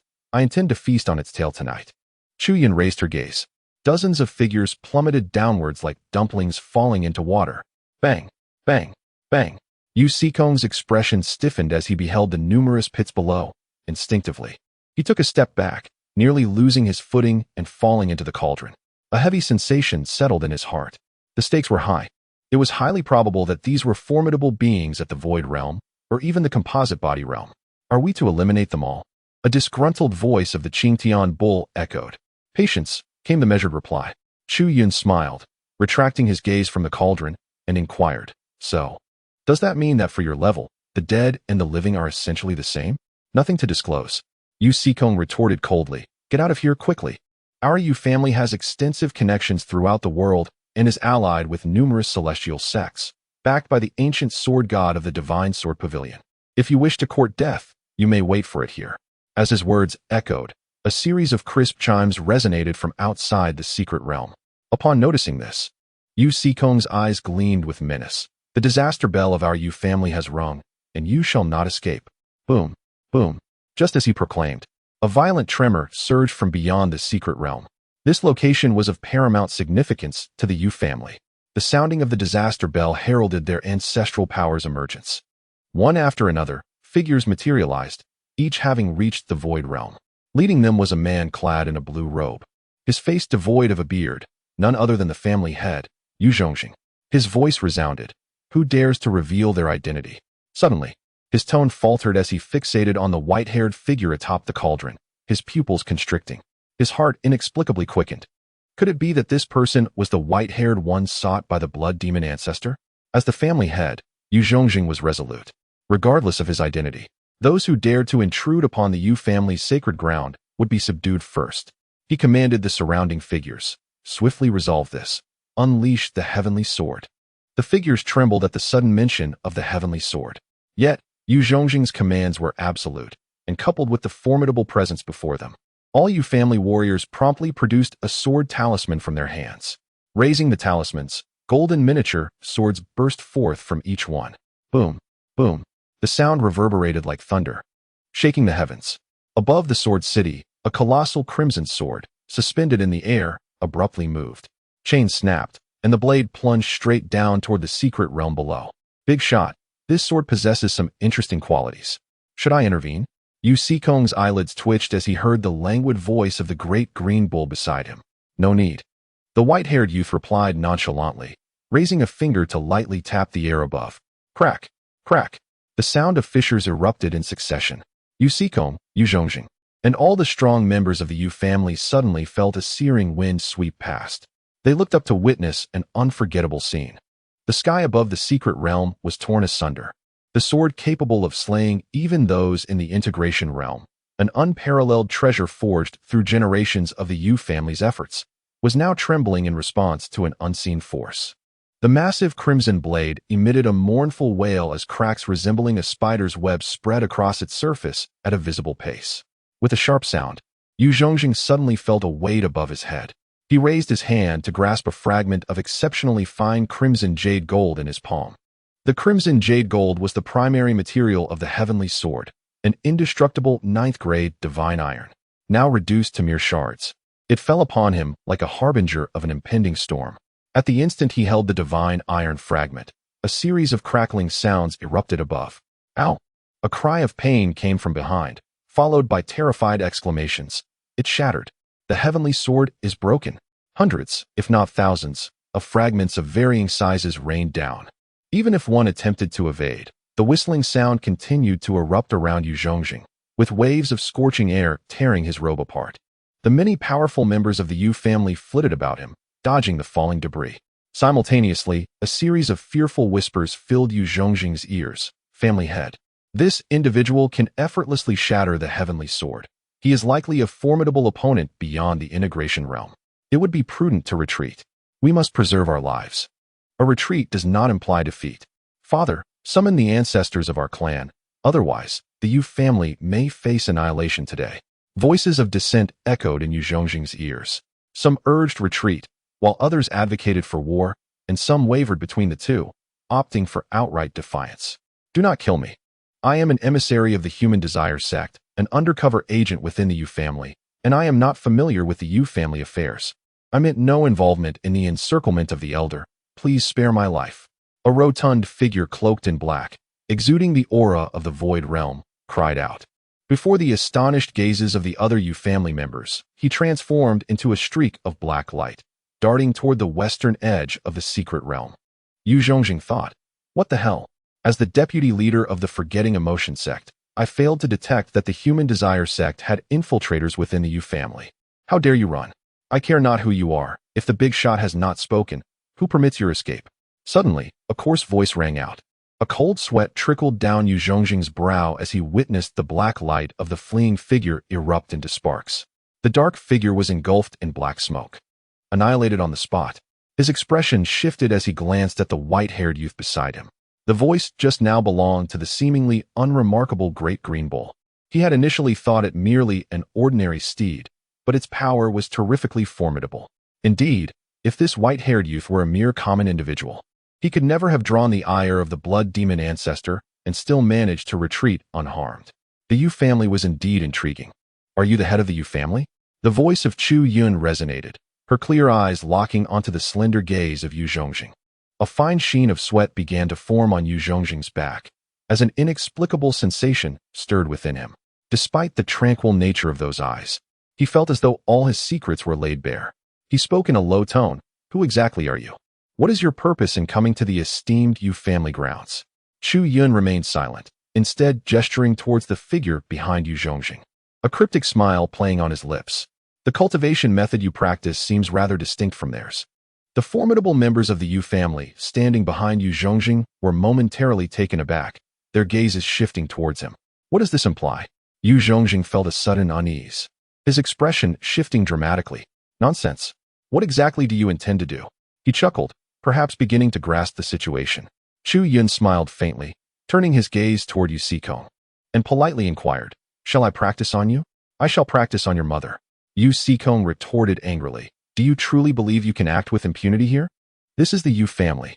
His complexion shifted dramatically as he unleashed a torrent of curses. Nonsense, Yu family. A voice boomed from the great Azure Bull. Who gave you the audacity to insult a prominent figure? Yu Sikong felt the wind howling above him, casting a shadow over his form. It was as if an immense weight, akin to a colossal seal, bore down upon him. With a resounding thud, he was trampled beneath the great Azure Bull. Rendered powerless despite his futile struggles, his head firmly pinned under the bull's hoof. Well done, came a voice. Do not kill him just yet. I need a moment to prepare. The voice of Chu Yun resounded. All right. Upon hearing the praise, Niu Benbin increased his vigor, his hooves striking down upon Yu Sikong's head, leaving an imprint of a hoof in the process. Yu Sikong felt a wave of dizziness wash over him, and he vaguely perceived a figure with white hair stepping forth from the ear of the cauldron, advancing into the vessel, and bringing his palm down forcefully. A jolt coursed through him. The blazing primal fire within the cauldron was extinguished in an instant, and the nascent azure longsword was shattered in the same breath. The white-haired youth waved his hand once more. The myriad divine materials that had accumulated throughout the secret realm began to tremble, converging towards the bottom of the cauldron in unison, swiftly forming a small mountain of over 10 meters, radiating with a resplendent light. That will suffice. Now it is time to strike. The voice of Chu Yun resonated through the air. Yu Sikong, engulfed in terror, felt his consciousness tremble as he cried out for help. Master of the family, save me. Utilize the wood god sword and summon the old sword god to intervene. Yu Zhongxing's expression was conflicted. The onlookers from the Yu clan shifted uneasily at the sight. A woman clad in pink, speaking through thought communication, urged, Father, think twice. Just call upon our ancestor. The wood god sword is the ultimate trump card of the Yu clan. It must not be wielded unless our clan faces annihilation. Silence. Do you think I am unaware? Yu Zhongxing retorted coldly. The ancestor has already called out. Yet do you see anyone responding? The pink-clad woman's countenance paled as she surveyed the surroundings, realizing that the protective array enveloping the secret realm had fallen utterly silent, as if frozen in time. There was no sensation of the outside world, nor any sign of movement. This is dire. We might perish here today. Master of the family, use the wood god sword to shatter the heavenly sword and seal everything within our Yu clan's territory. This person may be of great power. Voices echoed in thought communication. Yu Zhongxing produced a small wooden sword, barely 2 feet in length, from within his robes, his eyes betraying a hint of reluctance. However, the realization that the white-haired youth might have discerned his secrets, and that using his corpse to summon the blood demon ancestor would not be in vain, hardened his resolve. With this thought, the reluctance in his gaze morphed into a fierce determination. Grasping the small wooden sword, he swung it violently. The sword, unable to withstand the surge of his infused mana, resonated with a sound, unleashing waves of golden energy. In an instant, the small wooden sword shattered. The waves, bearing a terrifying pressure, enveloped the entire secret realm. Just as the small sword was expended, Yu Zhongxing heard the gentle voice of Chu Yun. Oh? You can still summon old Huang? How convenient. What does this mean? Yu Zhongjing was momentarily taken aback, a chilling premonition creeping over him. Could he hear our thoughts? Old Huang refers to Huang Jiuxiao. His pupils constricted rapidly. The golden waves emitted by the shattered sword reached the horizon of the secret realm, appearing like a mass of bubbles unable to breach the protective array. Suddenly, his pupils shook. The white-haired youth waved his hand toward the golden waves. The dark array fractured, yielding a crack over 10 meters long. The golden waves surged forth, vanishing from sight. Was this deliberate? Why is he not afraid of Huang Jiuxiao? This thought flickered in his mind, only to be swiftly dismissed by Yu Zhongjing. It was impossible. Huang Jiuxiao stood at the pinnacle of the Great Ascension. If not the strongest in the 9 provinces, he was certainly among the top 3 supreme beings. Even the blood demon ancestor dared not overshadow him. If this white-haired youth truly possessed the strength to defy Huang Jiuxiao, would the blood demon ancestor still issue a hunt and send them to confront him? Surely, that would be self-sabotage. As Yu Zhongjing's thoughts spiraled, a buzzing noise emerged from beyond the secret realm, accompanied by a tearing sound. A fissure appeared in the sealed Yu clan's secret realm. How did the heavenly sword shatter? The power sealing this realm is formidable. Old man, what have you provoked? A voice, tinged with an accent, echoed before the figure even appeared. Soon, an elder, carrying a black sword and possessing a sallow complexion reminiscent of a farmer, stepped into the secret realm. Upon entering, he swept his consciousness across the area, and his composed expression immediately turned grim.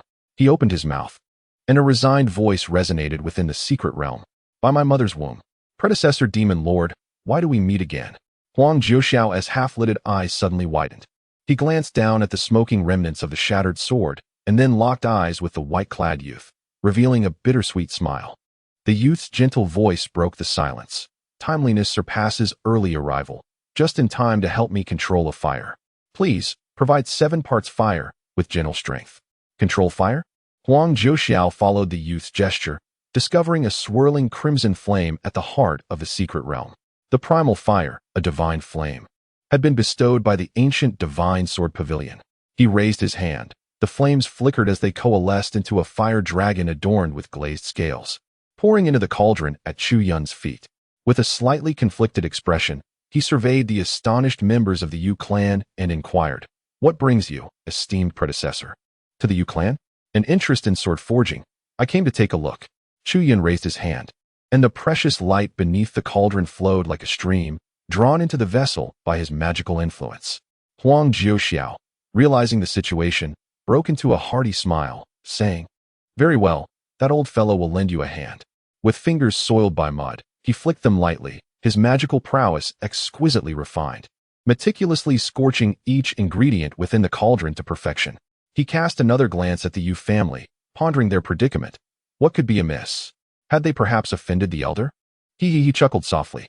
Not at all, merely a lack of cooperation.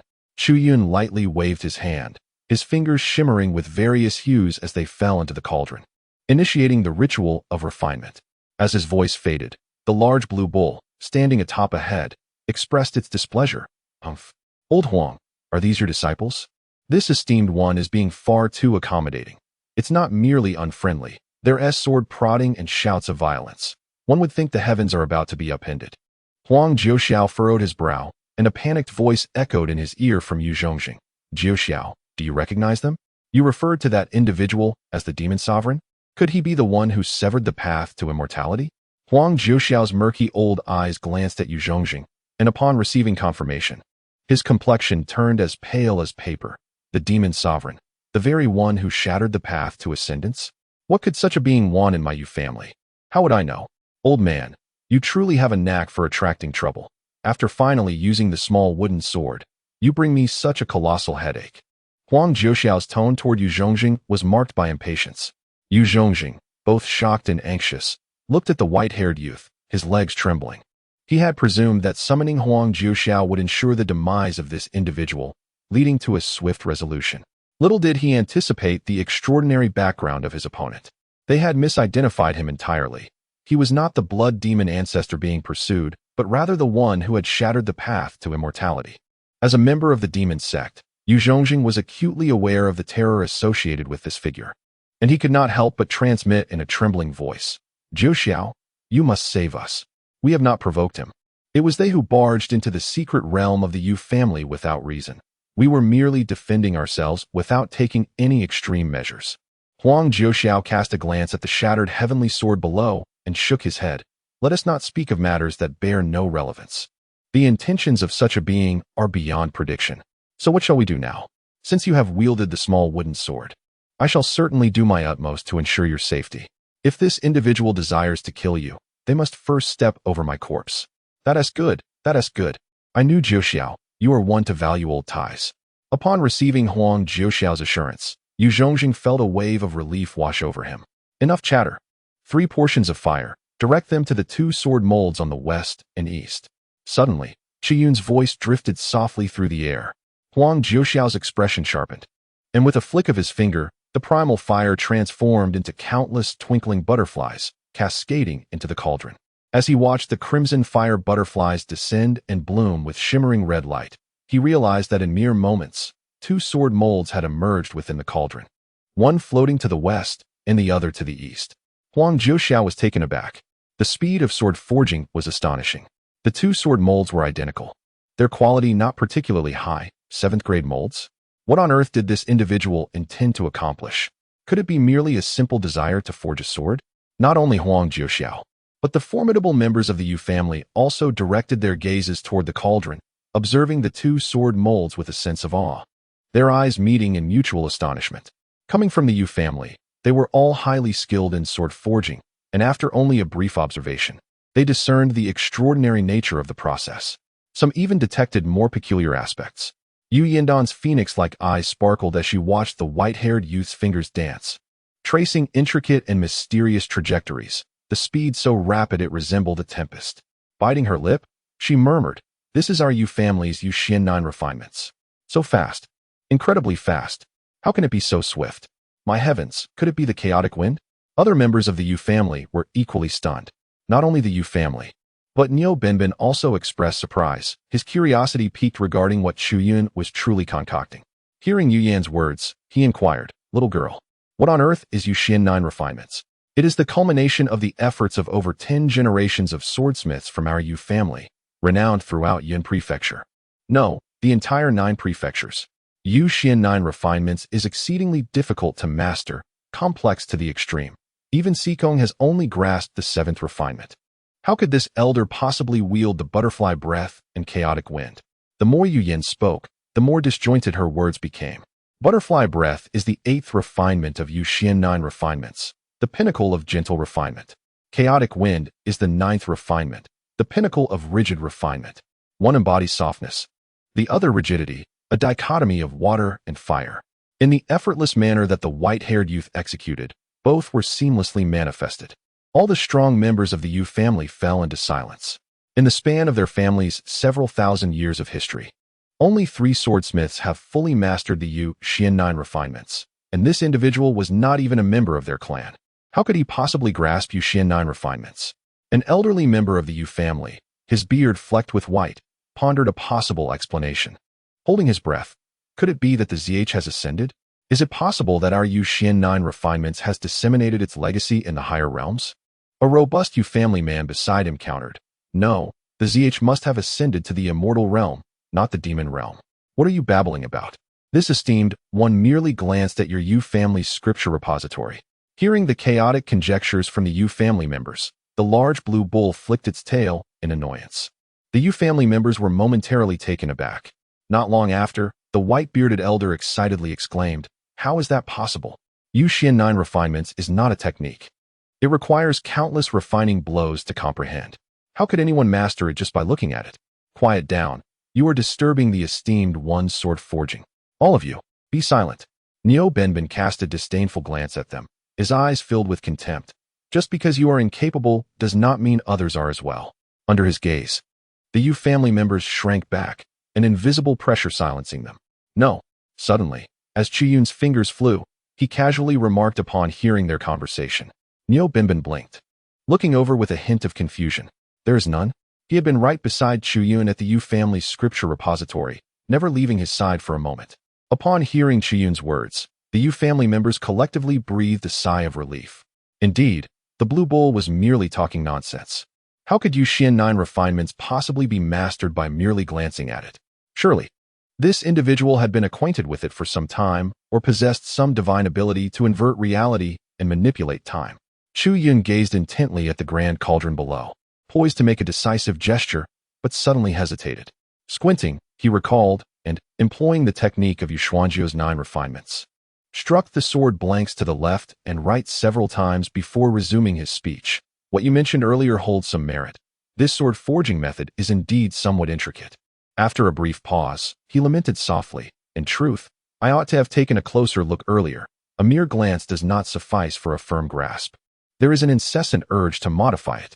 However, as this is an experiment, alterations are not permissible. One must adhere strictly to this complex yet seemingly ineffective technique." With a sigh, he flicked his fingers, striking 2 sword blanks once more.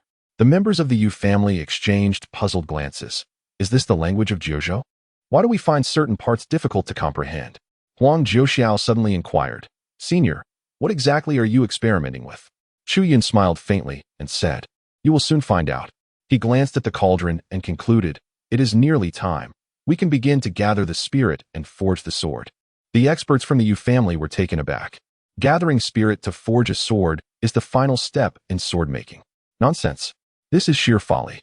You are merely engaging in reckless forging. The process of sword making is not conducted in such a manner. How long have you been forging, anyway? Has it even been an hour? You are wasting materials and inciting the ire of the Yu family. You deserve punishment. Suddenly, beneath the powerful hooves of the great azure bull, a voice of fury erupted. Yu Xikong, who was on the verge of being crushed, had been using his spiritual sense to observe the situation within the cauldron. Initially, he could comprehend the rudimentary techniques being employed, but as time passed, he realized that this individual was entirely lost in reckless experimentation. Is this truly how one forges a sword?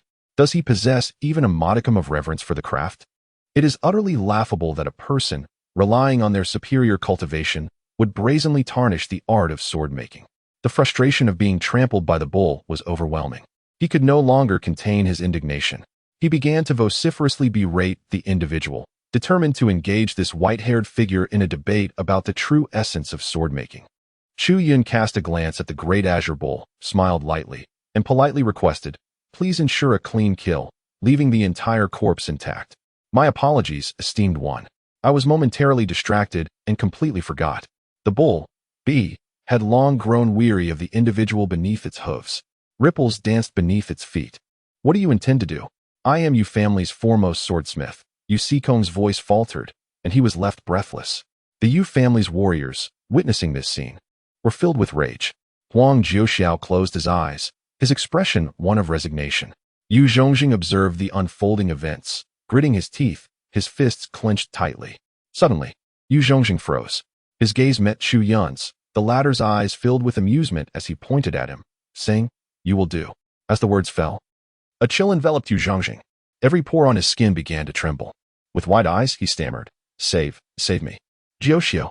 His pores opened, and countless strands of blood surged forth, shooting towards the cauldron. Agonizing pain followed. Aya! In an instant, Yu Zhongjing was transformed into a figure drenched in blood, his cries of anguish echoing. The surrounding Yu family warriors, witnessing this horror, turned pale and retreated in alarm. "Father!" Only one young woman in a pink skirt, her face etched with worry, stepped forward, hovering in midair. "Senior," Huang Jiuxiao observed, hesitating to speak. Though Yu Zhongjing appeared to be in a dire predicament, he was far from fatal danger. Most importantly, he could not fathom the intentions of this otherworldly demon lord. "Do not rush. I invite you to witness a splendid performance." With a graceful gesture, Chu Yun directed his hand. The lifeless body of Yu Xikong, beneath the great azure bull's hoof, plummeted towards the eastern sword embryo. Meanwhile, the torrents of blood from Yu Zhongjing's body cascaded down the western sword embryo. White smoke billowed, and a pungent scent filled the air. The great flames consumed the essence. Perfected. Chu Yun's calm voice resonated once more. The sounds of sizzling and bubbling emerged from the cauldron, enveloped in a haze of radiant light, accompanied by peculiar noises reminiscent of cooking.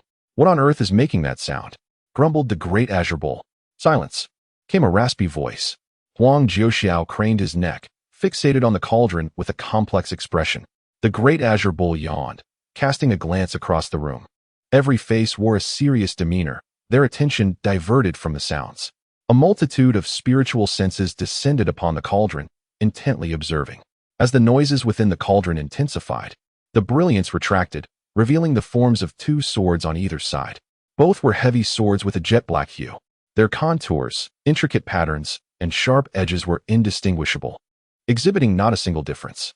The sword bodies occasionally flickered with waves of spiritual energy, surging like mountains and seas, utterly overwhelming. Impossible.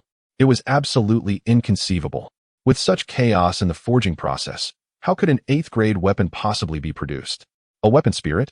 Am I a weapon spirit? How could a weapon spirit even be born?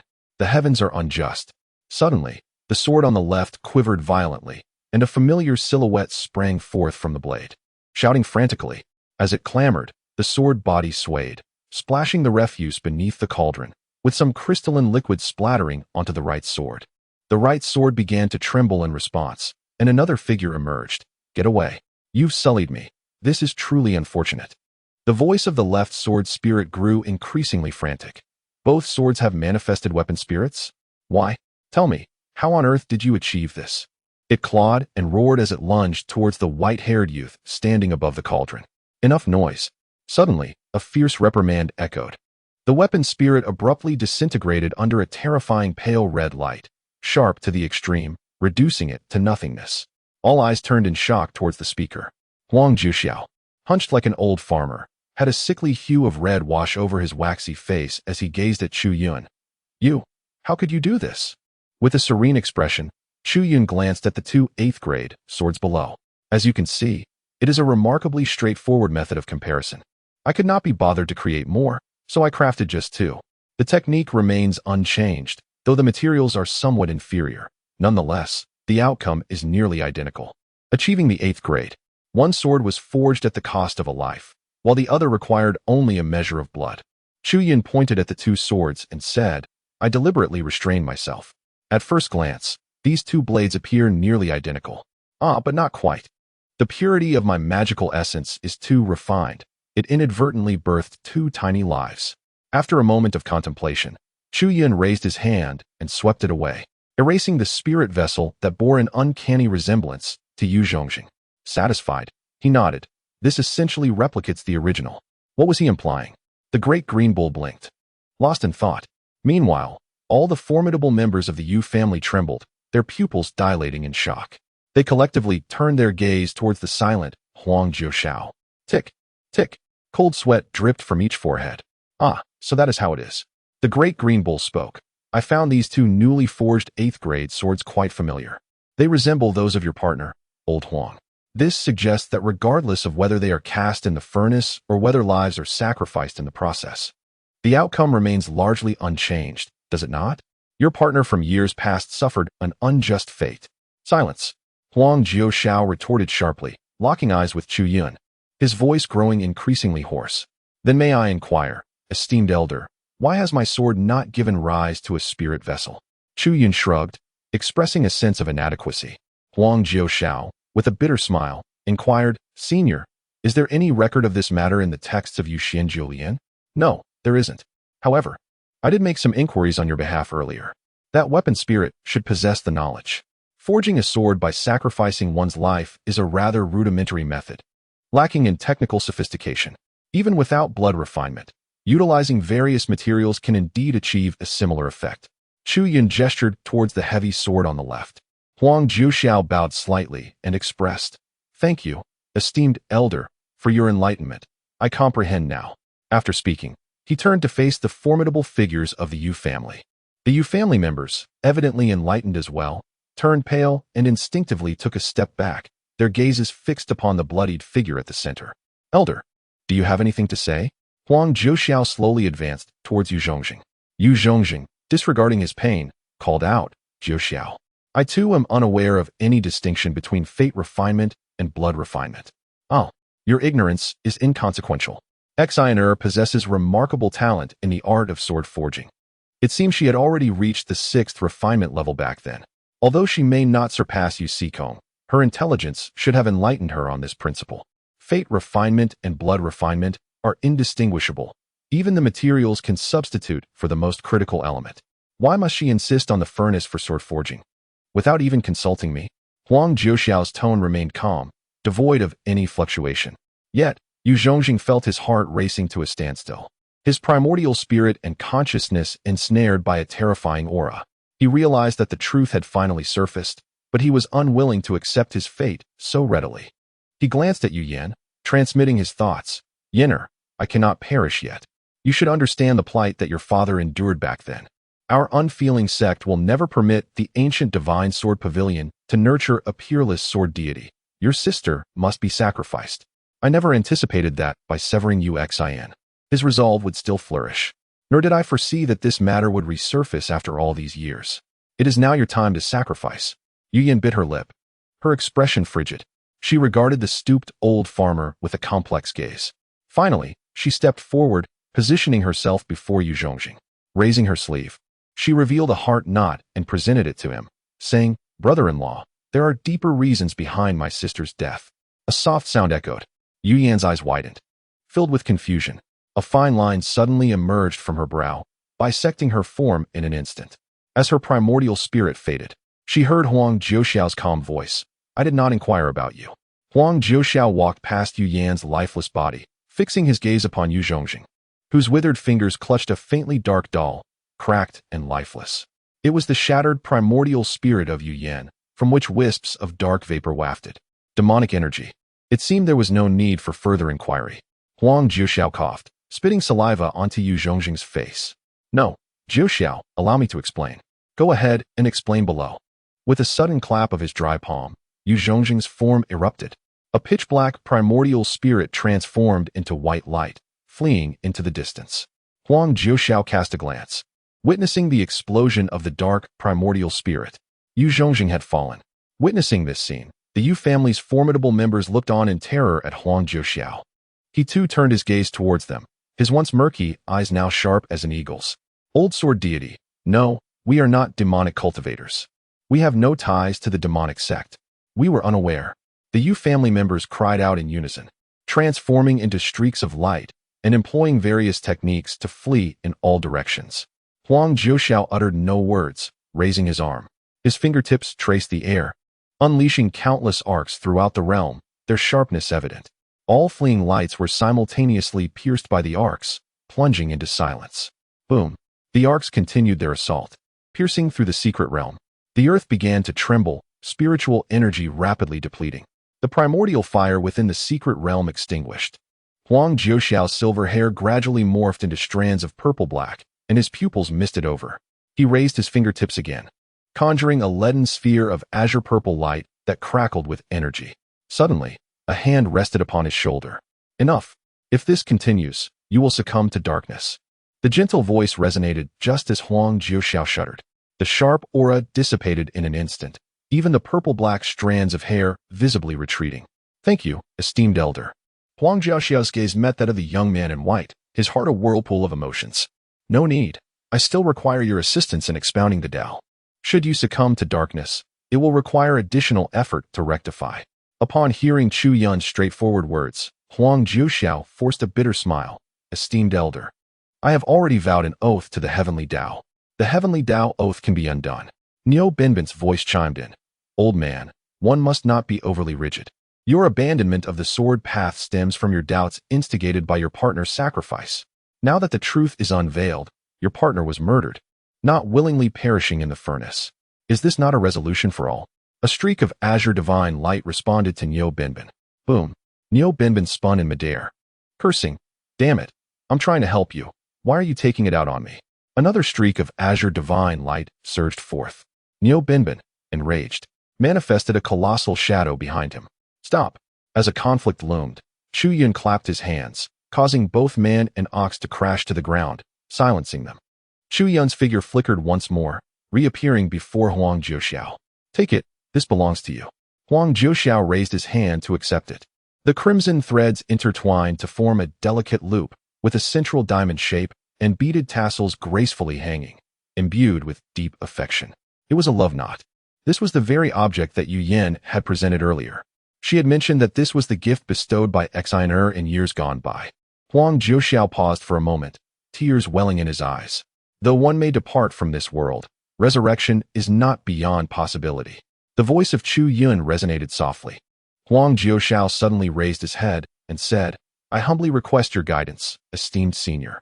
After contemplating the myriad fantastical scenarios he had encountered in novels prior to his traversal, Chu Yun remarked, "I cannot say for certain, but reaching the pinnacle of cultivation and reversing life and death should be feasible. You might as well give it a try. Relying solely on that so-called emotional path seems rather unreliable. However, your innate talent in the sword arts is commendable. I believe there is a chance for you."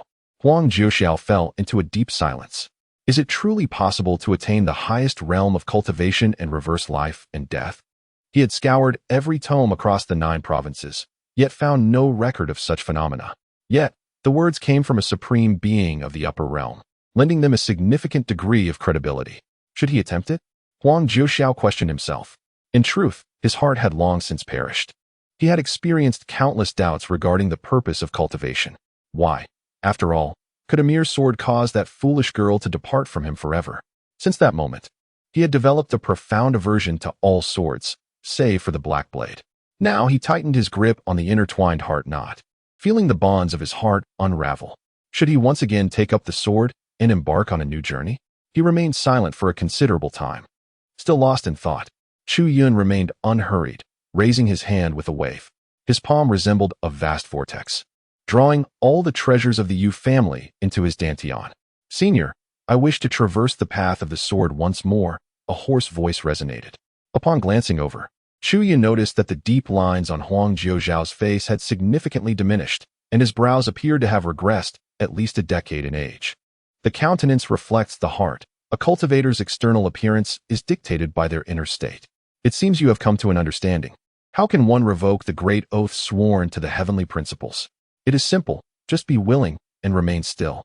Chu Yun smiled and raised his hand, pressing it gently upon Huang Jiuxiao's head. A thunderous roar resonated, as Huang Jiuxiao was enveloped by the sound of wind and thunder. Nearby, the great azure bull felt a tingling sensation. What had it just witnessed?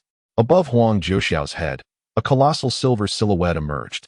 By the heavens, was that the manifestation of the heavenly Tao? His eyes widened, for the aura emanating from that silver outline was all too familiar, strikingly similar to the essence of the heavenly Tao found within the Forbidden Zone's formations. Niu Benbin observed as Chu Yun lifted his palm with a swift motion, as if swatting a fly, before delivering a sudden, forceful strike. Boom! The silver silhouette erupted, scattering a cloud of silver dust like fireflies in the night. All is well now. The great oath of the heavenly Tao should be lifted. Chu Yun clapped his hands and addressed Huang Jiuxiao. Huang Jiuxiao stared blankly at the scattered silver light around him, feeling a chill run down his spine as he looked at the white-haired youth before him. The heavenly oath was absolute. Once it was unbound, it was truly unbound. The sword intent that had long followed him, yet could not penetrate his being surged into him. The path of the sword had returned. Yet, at this moment, one thought consumed Huang Jiuxiao's mind. Just how powerful was he? Before he could ponder further, Chu Yun's voice rang out once more. "Can you now share your understanding of the sword path with me?" "Of course," Huang Jiuxiao replied eagerly, thumping his chest. "I am at your service, senior. I can speak at length for as long as you desire." Without hesitation, he began to expound on his sword path, leaving no detail unaddressed. Ding! Congratulations, host, for completing the hidden task. Within the shattered realm of the Yu family, the great azure bull lazily sealed off all exits. A large clearing was created. 2 figures were present, the white-haired youth sitting cross-legged and an elderly man with a waxy complexion, whose fingers danced like swords, illustrating the subtleties of the sword path as he spoke with a thick accent. Huang Jiuxiao's discourse on the sword path was too profound for the old man to comprehend. He could only lie idly by, watching the earnest attentiveness of the white-haired youth and murmuring in admiration, "If I possessed such abilities, I would relish a life of luxury. Cultivate a partner, and sire a multitude of offspring. What bliss that would be." It became evident to him that this formidable figure was indeed a fervent cultivator, profoundly intrigued by all matters of cultivation. Were it not for the occasional display of ferocity, he might have almost forgotten that this individual was a fearsome demon sovereign. Something felt amiss. He paused, contemplating the situation. Chu Yun beckoned to Huang Jiuxiao. Huang Zhuoxiao promptly lowered his fingers and waited in silence. After a moment of deep contemplation, the youth opened his eyes and nodded to him once more, signaling that he was ready to proceed. Huang Zhuoxiao immediately resumed speaking with utmost reverence. As Chu Yun listened, he occasionally nodded and furrowed his brow. Although somewhat elementary, this was the profound understanding of swordsmanship from a top-tier genius who had spent a lifetime in the pursuit of the blade. For him, who had only practiced for 500 years, many concepts felt refreshingly novel. Thus, Huang Zhuoxiao spoke with great detail, and Chu Yun listened with utmost seriousness. After contemplating a perplexity, he suddenly recalled something and directed a fragment of his focus to check the system log. The affinity of Huang Tingdao towards the host had increased. The host, through his exquisite skills, had miraculously cured the hidden ailment of Huang Tingdao's companion, resulting in a significant enhancement of the former's favorability, garnering an additional 100 completion points. Huang Tingdao had already commenced his lecture, and the host, being in the prime position, had benefited from this proximity, leading to an increase in his completion points. He raised an eyebrow, muttering to the system, "When did I become so miraculous in healing? Are you fabricating tales? Is there something amiss, senior?" Huang Zhuoxiao paused his discourse upon noticing Chu Yun's expression. Chu Yun shook his head and said, "No, please continue." His mind was divided, listening intently while simultaneously reviewing the logs. The favorability value for Huang Ting had reached its peak, and the completion of the host's hidden task stood at an impressive 200. The host was rewarded with the sword spirit root, 500,000 high-quality spirit stones, and 50,000 system points. An additional completion reward was granted, the transparent sword heart. Within the vast expanse of his dantian, two radiant treasures emerged, shimmering with golden light. One of these treasures was a crystal small sword, merely 2 fingers wide and a foot long. The other was a fist-sized heart of pure gold, pulsating gently. Both treasures shared a common characteristic, exuding a profound aura of swordsmanship. By merging the sword spirit root with this transparent sword heart, even a talentless individual could undergo a transformation into a genius of the sword path. However, the prerequisite was that the person bound to the system was indeed someone in dire need of a resurgence from mediocrity. Chu Yun felt quite satisfied, inwardly remarking, "Truly worthy of a hidden quest, it offers a commendable 50,000 points." 50,000 points would indeed allow him to indulge in the system's marketplace. He shifted the sword spirit root and the transparent sword heart to a corner of his dantian and prepared to access the system's marketplace. Suddenly, Chu Yun sensed an anomaly. His thoughts ascended through the cosmos of his dantian. It was an infinite sea of stars, with his internal organs resembling colossal galaxies, occupying all directions. At the very center, a chaotic gray mist lingered. A towering giant tree stood within the fog. Golden radiance, born of magical power, cascaded upon the tree from all sides, akin to dewdrops nourishing it. The characteristics of this giant tree were exceedingly pronounced. It was immense, thick, and sturdy. Its trunk was robust beyond imagination, as though it were constructed from countless celestial mountains. Its branches extended like great dragons, adorned with verdant leaves that swayed gently. This was merely within Chu Yun's body. If it were to manifest in the external world, Chu Yun had made a rough estimate, and it was likely to grow even larger, now occupying a territory of thousands of miles. Naturally, he would not pursue such an endeavor, for this was his heavenly spiritual root. 500 years had passed. The gigantic heavenly spiritual root that had once left the celestial free sect in awe had now matured into the form of a world tree. Observing its current state, it continued to grow as his realm advanced. Particularly after recently binding to a system, Chu Yun discovered that his heavenly spiritual root had expanded another 1,000 miles. Just moments ago, with the emergence of the sword spirit root and the clear sword heart, the heavenly spiritual root quivered slightly. "Do you desire it?" Without a moment's hesitation, Chu Yun placed the 2 orbs of golden light beneath the tree of heavenly spirit roots. The trunk of the tree was marred with deep crevices, each intricate line resembling a meandering river. The sword spirit root and the translucent sword heart, akin to fledglings returning to their nest, dove into the river.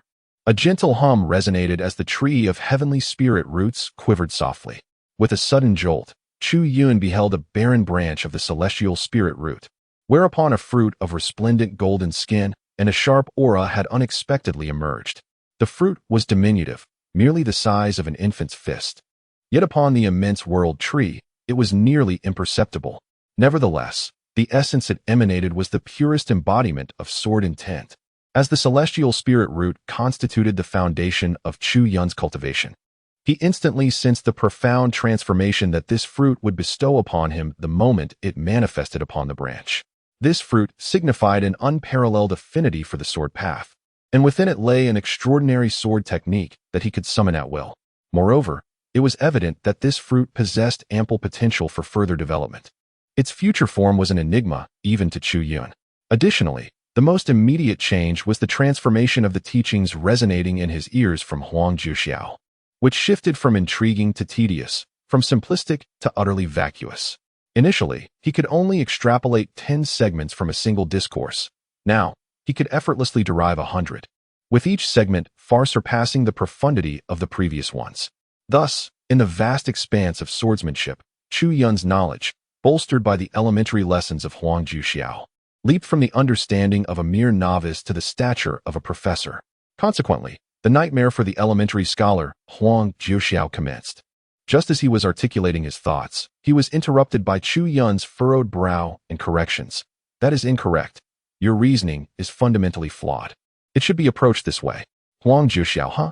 After a while, Chu Yun continued. Thus, and then this way, isn't it significantly improved? Huang Zhuxiao, what? Chu Yun regarded him with the indifference of a teacher grading the assignments of elementary students. Unfazed. What are you staring at? Do I have words written on my face? Speak on. Let me hear. Huang Zhuxiao, with a countenance resembling that of a bitter melon, persevered through his explanation, subtly sensing that the situation was beginning to spiral out of control. Several days passed. Is there more?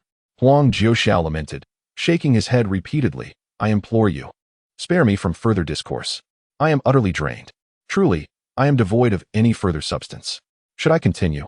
The confidence in my swordsmanship that I had just begun to reclaim will be shattered into a multitude of fragments. Chu Yun sighed softly, patting Huang Zhuxiao on the shoulder. Old Huang, he said, I retract my previous statement. Your talent in the way of the sword is even less than I had imagined. Huang Zhuxiao hung his head in silence, his aged face burning with embarrassment. Senior, your words are indeed profound, he replied. He found himself questioning his own life. How could it be that the very concepts I had just articulated were now recounted by my senior, albeit with greater depth, and yet I could not comprehend them? Has my prolonged abandonment of the sword led to a diminished capacity to grasp its essence as I once did? Chu Yun nodded slightly. Is that the end of it? Huang Zhuxiao hurriedly objected. No. Could you possibly elaborate further? I have other matters to attend to. He hesitated for a moment, then boldly inquired. Do you accept disciples? Not at all. Even a nominal acknowledgement would suffice. The great blue ox rolled its eyes in disdain. What a pipe dream. Do you really think the esteemed master would take you as a disciple? Huang Zhuxiao sighed softly, alas. Seeing this, Chu Yun couldn't help but chuckle as she rose to her feet and stretched her waist.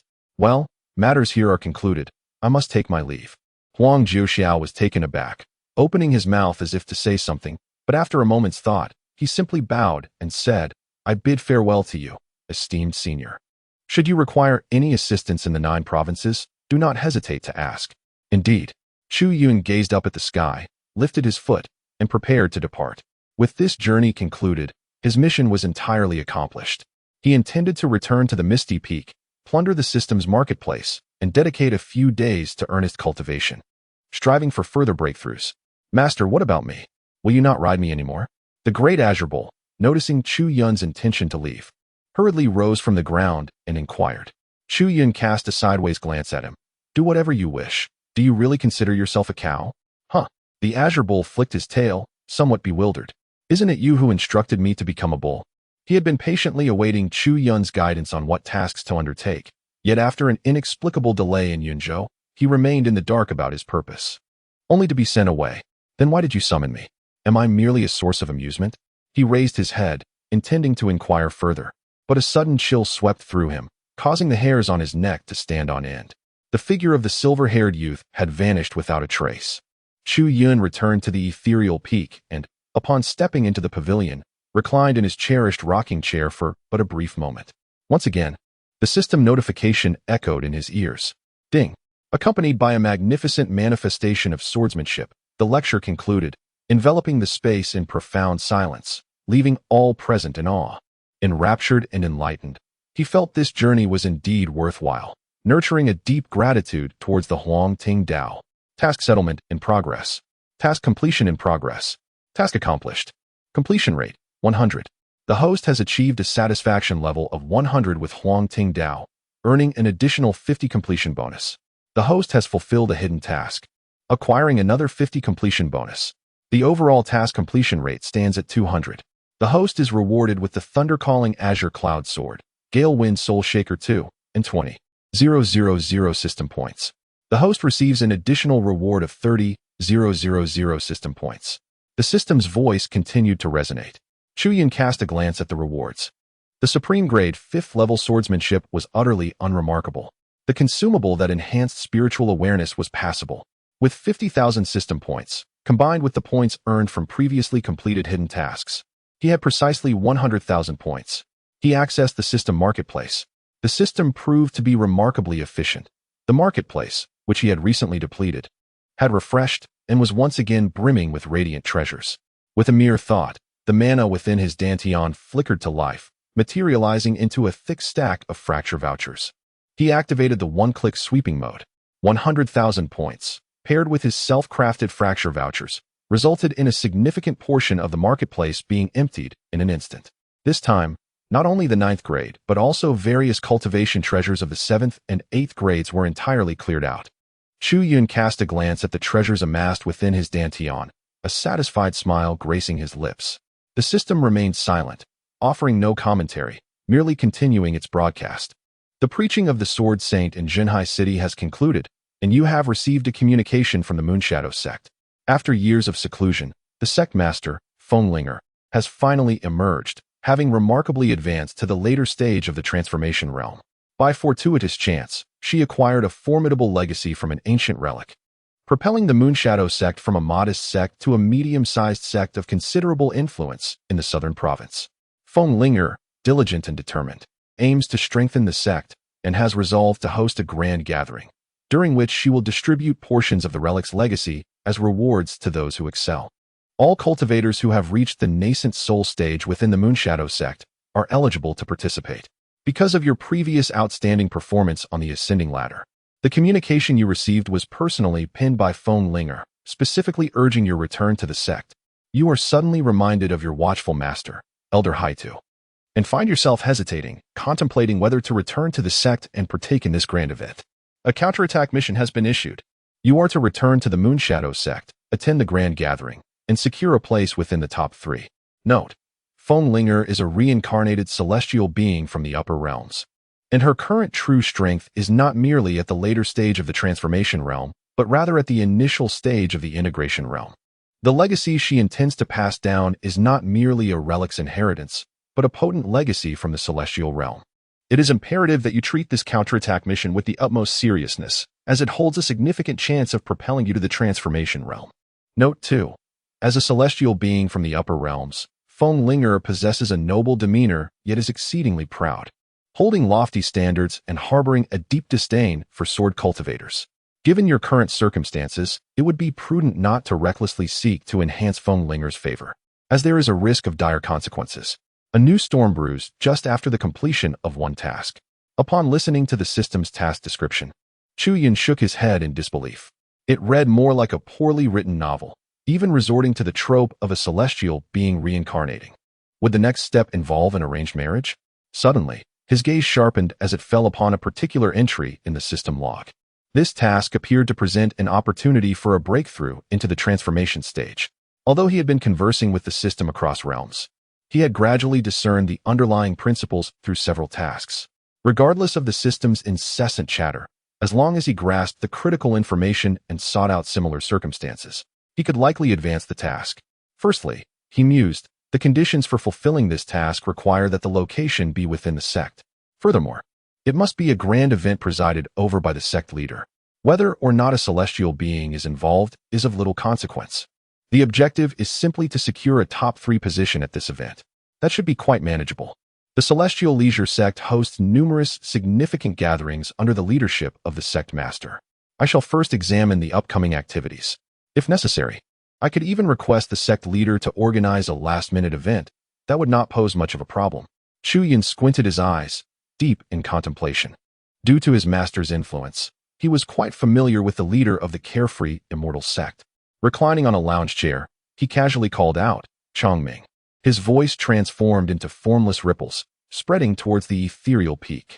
Although Xia Changming was not present on the peak, shortly after Chu Yun's words resonated, a bewildered Xia Changming, bare-armed and drenched in blood, was conveyed to the window by the sound.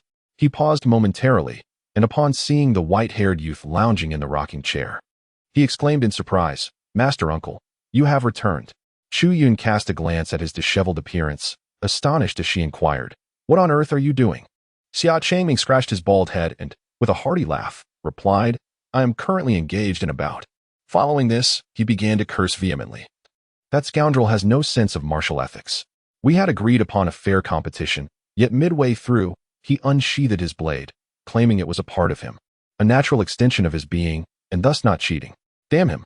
If I hadn't recently ascended to the transformation stage, that scoundrel would have nearly taken my life. With a twitch at the corner of his mouth, Chu Yun inquired, Have you attained the transformation stage? Xia Changming replied with an air of certainty. Thanks to the blessings of my esteemed master, the spiritual energy of your Miao Peak is simply abundant.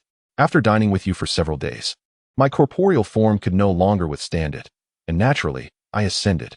At this point, he lamented, Alas, my sister had cautioned me to solidify my foundation. Yet in a moment of inattention, I have inadvertently advanced. With an expression somewhat peculiar, seemed disinclined to delve into that subject. He casually inquired about pressing matters. Are you aware of any recent grand ceremonies within the sect? The kind personally presided over by the sect leader. At this point, it was Summer Changming's turn to exhibit a strange demeanor. He scrutinized the figure of Chu Yun reclining in the rocking chair and hesitantly responded, You are not aware. Aware of what? Chu Yun furrowed his brow. Xia Changming cleared his throat and said, I presumed you remembered the date of the Zhongming Grand Assembly and hurried back from afar. Noticing that his master's gaze remained perplexed, he gently reminded him, There is less than a month left until the commencement of the Zhongming Grand Assembly. Chu Yun calmly remarked, Oh, I nearly forgot.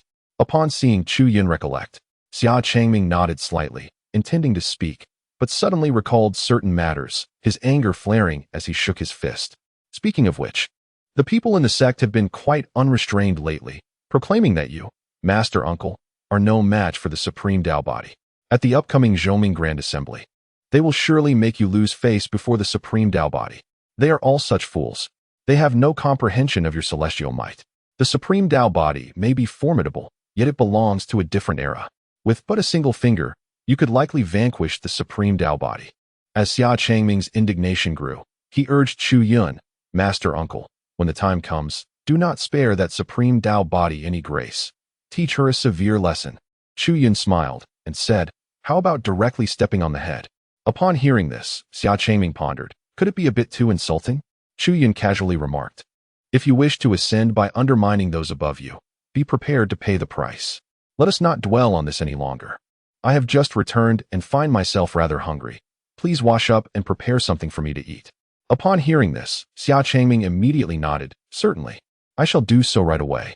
He turned and departed, navigating with ease, swiftly disappearing from sight. Chu Yun gazed pensively through the window at Xia Changming's retreating figure. Oh, this so-called bell chime grand ceremony. Just hearing the name made it seem perfectly suited for the system's mission. That would be the one. He closed his eyes. With a subtle manipulation, he diverted a 10-meter shaft of sunlight, allowing its golden cascade to spill diagonally through the window, basking indolently in the solar warmth.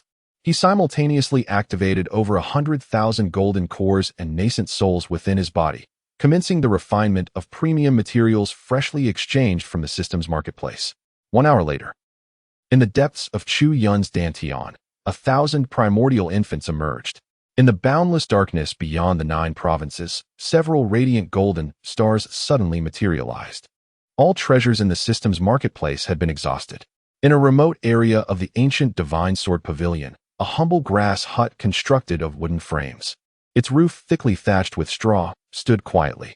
In front of the hut, an old stone table and several stone stools were adorned with a few bamboo leaves. Huang Juxiao, in a dazed state, fell from the heavens, muttering incessantly, "So this is how it is. The path of the sword holds such myriad possibilities. That esteemed demon lord possesses such extraordinary talent. Compared to him, I am truly worthless." He sensed clearly that, in truth, the demon lord had little understanding of the sword.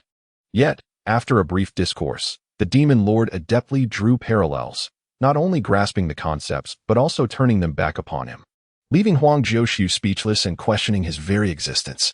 However, after this momentary setback, a long-buried fighting spirit ignited within him. He gazed at the familiar surroundings, silently vowing, "Chain Earth, wait for me. Once I ascend to the upper realms and attain the highest state, I will surely revive you.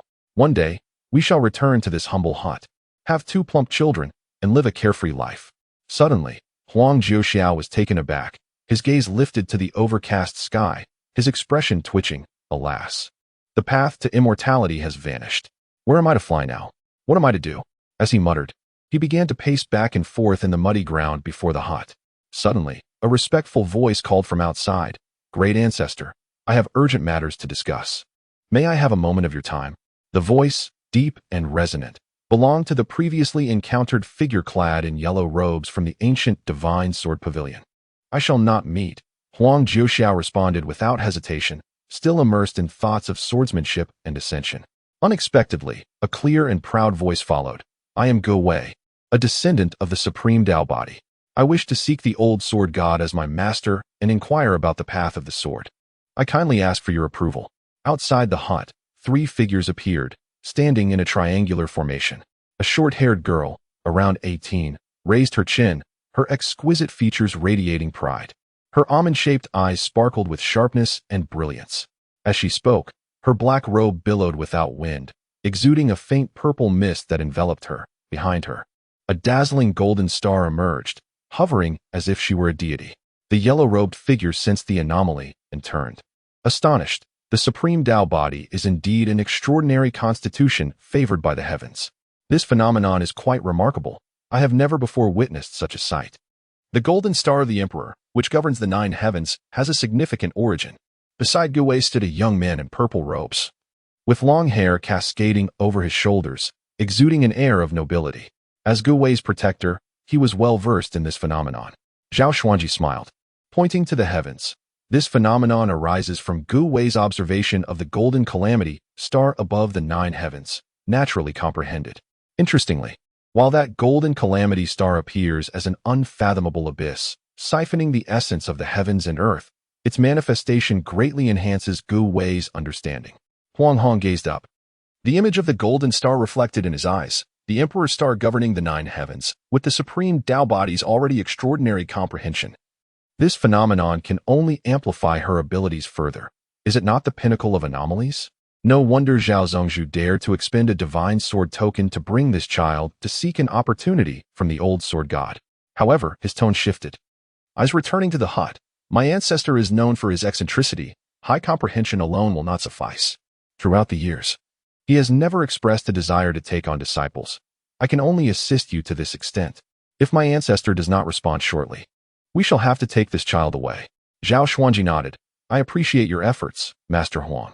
The divine sword token, exceedingly rare, served as a vital token of the ancient divine sword pavilion, each representing a significant karmic debt owed by the pavilion. Utilizing it would allow for many possibilities. He was unconcerned about expending one to bring Ge Wei to the hut. The supreme Tao body, unparalleled across time, was destined to tread the path of invincibility. As he journeyed with Ge Wei across the 9 provinces, he had yet to encounter anyone who remained unaffected in the presence of the supreme Tao body. Not even the old sword god. Yet, time passed swiftly, and soon half an hour had elapsed. A chilling wind swept through, rustling the grass and striking against the walls of the hut. Zhao Xuanji calmly observed the hut, still devoid of any movement. Zhao Zongzhu, time is running out. I apologize. It seems my ancestor truly does not wish to meet the Tao body. Let us depart. Wang Hong's deep voice resonated, turning to lead the 2 away. Wait a moment. Zhao Xuanji interjected.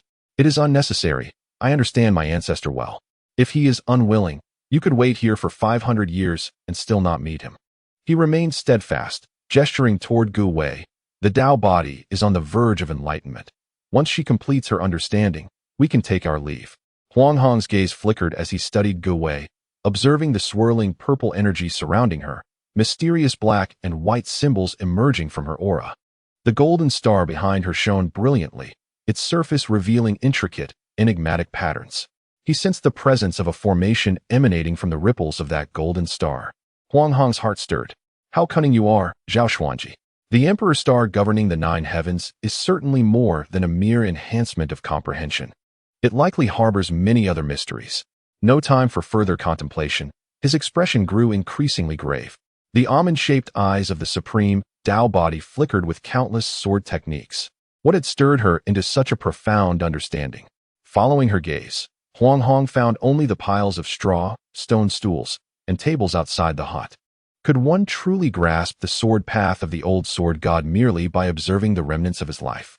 A gust of wind suddenly swirled around the feet of the supreme Dao body. Threads of energy multiplied, 10, 100. Each strand coalesced into a unique intent of the sword. These winds, like a vortex, formed a circle with a diameter of several dozen meters around the supreme Dao body. The wind howled, intertwining and crashing. Golden stars, crimson flames, and shimmering waves of blue, all dazzling and resplendent, enveloped the supreme Dao body entirely. Huang Hong and Zhao Xuanji swiftly retreated to a distance. Huang Hong's gaze flickered. As the leader of the ancient divine sword pavilion, he could discern the significance of this moment. Hundreds of strands of sword intent were melding and merging. Huang Hong could not help but exclaim, she is indeed integrating swordsmanship, attempting to forge a path uniquely her own. This is the endeavor of a cultivator in the integration stage. Zhao Zongju, is she not a bit too early for this? Zhao Xuanji's demeanor remained unruffled. Early for others at the integration stage, perhaps, but for her, it is just right. This is not her first experience of merging with the Dao. It is the innate talent of the supreme Dao body. Has she already merged? What is her current combat power? Zhao Xuanji smiled. The combat power is uncertain. It grows stronger when faced with formidable opponents. Yet among her contemporaries, she stands undefeated. Huang Hong, witnessing this, couldn't help but feel a stir within.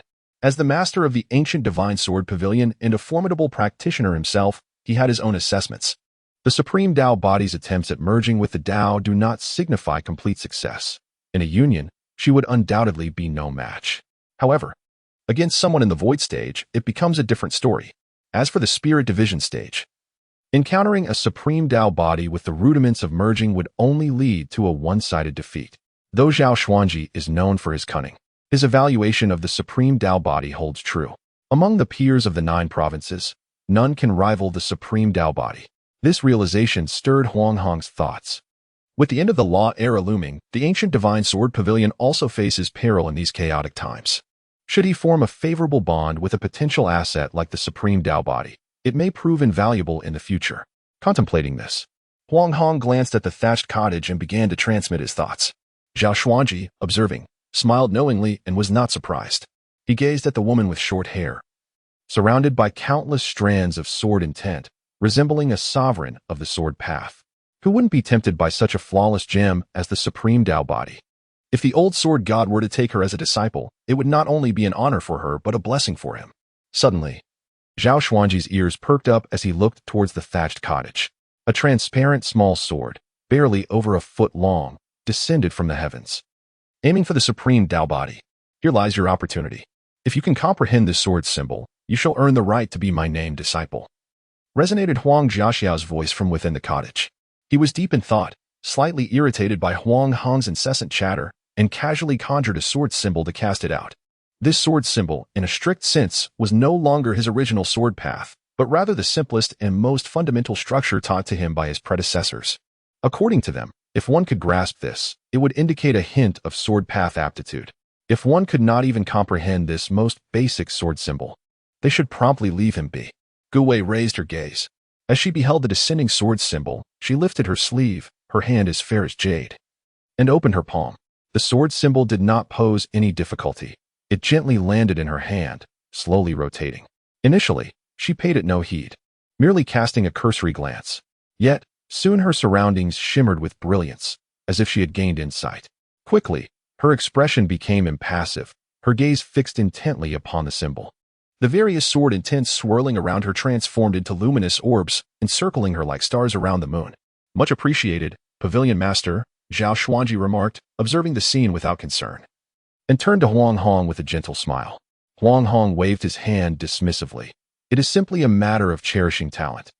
The Supreme Tao Body is a rare gem, indeed living up to her reputation. However, Huang Hong continued, fixing his eyes on the sword symbol in Gu Wei's palm. The sword symbol of the ancestor is not easily broken. This is merely another opportunity. That is sufficient, Zhao Xuanji said, his thin lips curling with confidence. Let us wager on how long it will take her to decipher it. Intriguing, Huang Hong replied, his interest piqued. What are the terms of this bet? Upon hearing of the wager, Huang Hong's enthusiasm surged. Should I win, I desire a single pill from Elder Chen Yaozong of your sect, the dreaming immortal pill. Oh, Zhao Xuanji responded nonchalantly. Then I shall claim your pavilion's Kanglan Divine Sword. Huang Hong narrowed his eyes. This is mere entertainment. The Kanglan Divine Sword is a 9th grade artifact, while the dreaming immortal pill is merely 8th grade. I fear you are asking for too much. Zhao Xuanji shook his head. It is quite fair. I wager she will decipher this symbol within the time it takes to burn a stick of incense. Should it exceed that, I will concede. With that, he waved his hand, producing a dark purple incense burner. With his other hand, he picked up a stick of ordinary sandalwood incense, approximately 10 centimeters long, inserting it into the burner. The tip ignited with a flicker of red, and wisps of smoke began to rise. Zhao Xuanji handed the incense burner to Huang Hong. By this measure, it is indeed fair. Huang Hong accepted the burner, scrutinizing it. You came prepared, Zhao Zongzhu. You must have engaged in such matters before. Zhao Xuanji replied coolly. As the protector of the Supreme Tao Body, it is only natural to seek benefits for her. Winning by merit is no disgrace. Huang Hong's fingers traced the surface of the incense burner, deep in thought. A 9th grade divine sword, even within the ancient divine sword pavilion, was an exceedingly precious artifact. Should he lose, his gaze shifted to Gu Wei, who was deep in contemplation. It seemed a worthy trade. If the Supreme Tao Body truly deciphered the ancestor's sword symbol within the time of a stick of incense, the ancestor would surely accept her as a disciple, making the Kanglan Divine Sword a fitting gift. Huang Hong declared, it is a bet. Then I shall await your divine sword. Pavilion Master, Zhao Xuanji smiled, confidence radiating from him. Huang Hong chuckled, equally assured. After finalizing the wager, both turned their attention to Gu Wei, awaiting her resolution of the sword symbol. Time passed swiftly, and the sandalwood incense burned halfway. The white smoke wafted across Zhao Xuanji's visage, his expression growing solemn. Moments later, only a quarter of the incense remained. Zhao Xuanji furrowed his brow, waving away the smoke as he scrutinized Gu Wei. She remained still, seemingly entranced, her focus unwavering on the sword symbol. Huang Hong glanced at the incense, cautioning, only a little remains. It seemed that even the Supreme Tao Body struggled to decipher the ancestor's sword symbol. Zhao Xuanji huffed, his expression stiffening. As the incense burned down to nothing, he still had not seen Gu Wei unlock the symbol. His countenance darkened as he addressed Huang Hong. You win this round. I do not have the dreaming immortal pill on hand. Once this matter concludes, I will procure it from Elder Chen. There's no rush, Huang Hong replied cheerfully, eager to observe further. He realized that the difficulty of the sword symbol presented by the ancestor might be greater than anticipated. The Supreme Tao Body was already beginning to perspire. The radiant golden star behind her shone ever brighter, its energy fully unleashed, resembling a blazing sun. Huang Hong concluded, at this rate, we shall need to wait at least another hour or two for her to decipher it. However, neither Zhao Xuanji nor Huang Hong anticipated that Gu Wei's contemplation would extend to an entire day and night. She had transitioned from standing still to sitting cross-legged. Her complexion gradually took on a purplish hue, drenched in sweat. The phenomena behind her evolved in cycles, collapsing and reassembling once more. Alas, there was still no sign of progress. Zhao Xuanji's face turned ashen, remaining silent. 3 days passed. Poof! With a spurt of fresh blood, Gu Wei's CPU malfunctioned. Her body swayed as she attempted to rise, but her knees buckled, and she collapsed, clutching the sword talisman, unconscious. Zhao Xuanji remained silent. Huang Hong's voice lazily drifted from the thatched cottage. You should practice more. I expected a prodigy. Yet your talent in the sword path is even more lacking than I had anticipated. Zhao Xuanji, his face ashen, stepped forward without a word, crouching to administer a few medicinal pills to Gu Wei. Farewell, he uttered, his voice barely above a whisper, as he levitated her into the air, turning away without a backward glance. Remember our wager, sect leader Zhao. Understood, Huang replied, reminding him not to forget to attend the bell-ringing grand assembly to discuss important matters. Zhao Xuanji coldly retorted, vanishing with Gu Wei. Huang Hong shook his head, feeling a wave of embarrassment. How could this esteemed Dao body have collapsed from a mere bout of coughing up blood? Little brat, he muttered. What important matters were there to discuss? Suddenly, Huang Hong heard Huang Zhouxiao's voice in his ear. His lips twitched in resignation as he replied. The bell-ringing grand assembly of the Celestial Wanderers sect is approaching. The 5 great sects are preparing to strategize on how to reconnect with the upper realm Dao lineage. Oh, that indeed piques my interest. I shall pay a visit then. Huang Hong was taken aback. This founder, typically uninterested in such affairs, seemed to have undergone an unexpected change of heart. On the ethereal peak, a white-haired youth sat cross-legged atop a protruding summit. He opened his eyes and exhaled a breath of turbid air, causing the sea of clouds before him to part, revealing a brilliant azure sky. Notably, compared to previous days, the dense spiritual energy of the 9 heavens was visibly thinner. Another batch of nascent souls had been depleted. Now, not a single drop remained. However, a solution had been found. As he sensed the golden elixir within his dantian, he realized it had further transformed, yielding several hundred more. In Chu Yun's mind, countless thoughts interwove in an instant. Over the past few days, he had deeply contemplated the situation. One must not place all their eggs in a single basket. It is imperative to utilize the system to attempt ascension to a higher realm, yet reliance solely on the system is insufficient. Most importantly, the proliferation of golden cores demands sustenance for the nascent soul stage, and the 9 provinces are truly on the brink of collapse. Fortunately, he has finally conceived a strategy that could alleviate the burdens on both the 9 provinces and himself. Firstly, it is certain that the impending end of the Dharma era in the 9 provinces should bear some direct correlation to his circumstances. The singular solution to the dilemma may not necessarily lie in ascending to a higher realm. Chu Yun gazed upon the expanse of the sea of clouds that he had conjured. The vastness of the cloudscape offered a clear vista, yet as one approached the periphery, the mist thickened, obscuring vision further into the distance. Within those fogs lay numerous intricate formations set by the Celestial Immortal Sect, some teeming with lethal intent, others designed to gather spiritual essence, and still others possessing undulating spatial waves capable of transporting one to various realms beyond the sect. He lifted his gaze towards the heavens, where the cosmos mirrored a similar scenario. The universe was rife with countless spatial wormholes, swirling with storms, and perhaps housing spatial passages as well. With an ample supply of golden elixirs at hand, he felt inclined to embark on an exploration of these realms, for he might just uncover pathways leading to other worlds. Chu Yun pondered deeply. He had perused the ancient texts of the Celestial Wanderers sect, which revealed the myriad unknowns and terrors that lay within the spatial wormholes. Numerous inquisitive elders of various sects had ventured into these wormholes, only to attain the grim distinction of being recorded as missing persons. At one time, he too had harbored curiosity, but after losing several golden pills, he let the matter fade into obscurity. Now, with an increasing number of golden pills, their disappearance seemed less consequential. After all, if some were lost, it would not pose a significant issue, as long as he could uncover a suitable world or, by fortunate chance, locate the realm above. Sacrificing a few golden pills would be a venture with guaranteed returns. Over the course of several days, he had undertaken extensive preparations. For instance, he devised 1,637 distinct feedback techniques to ensure an optimal connection with the golden pills exploring the wormholes. Furthermore, he deployed thousands of golden pills to roam the cosmos at high frequencies, dispersing the mists, pinpointing the locations of the wormholes, eradicating some of the celestial beasts that dwelled in the universe, and meticulously charting vast star maps to facilitate the impending expedition into the wormholes. Chu Yun referred to this scheme as the colonization of outer space. No, the Wandering Golden Core Project. The influx of spiritual energy emitted an unusual vibrating sound. Upon casting his gaze in that direction, Chu Yun discerned a vibrant green spirit bird emerging from the misty clouds, its wings flapping gracefully. With a wingspan of less than a meter, the bird bore a striking resemblance to an eagle, its large eyes akin to goblets, fixating on him. Ding! It emitted an unusual sound, fluttering its wings and radiating a glimmer of green light as it approached him.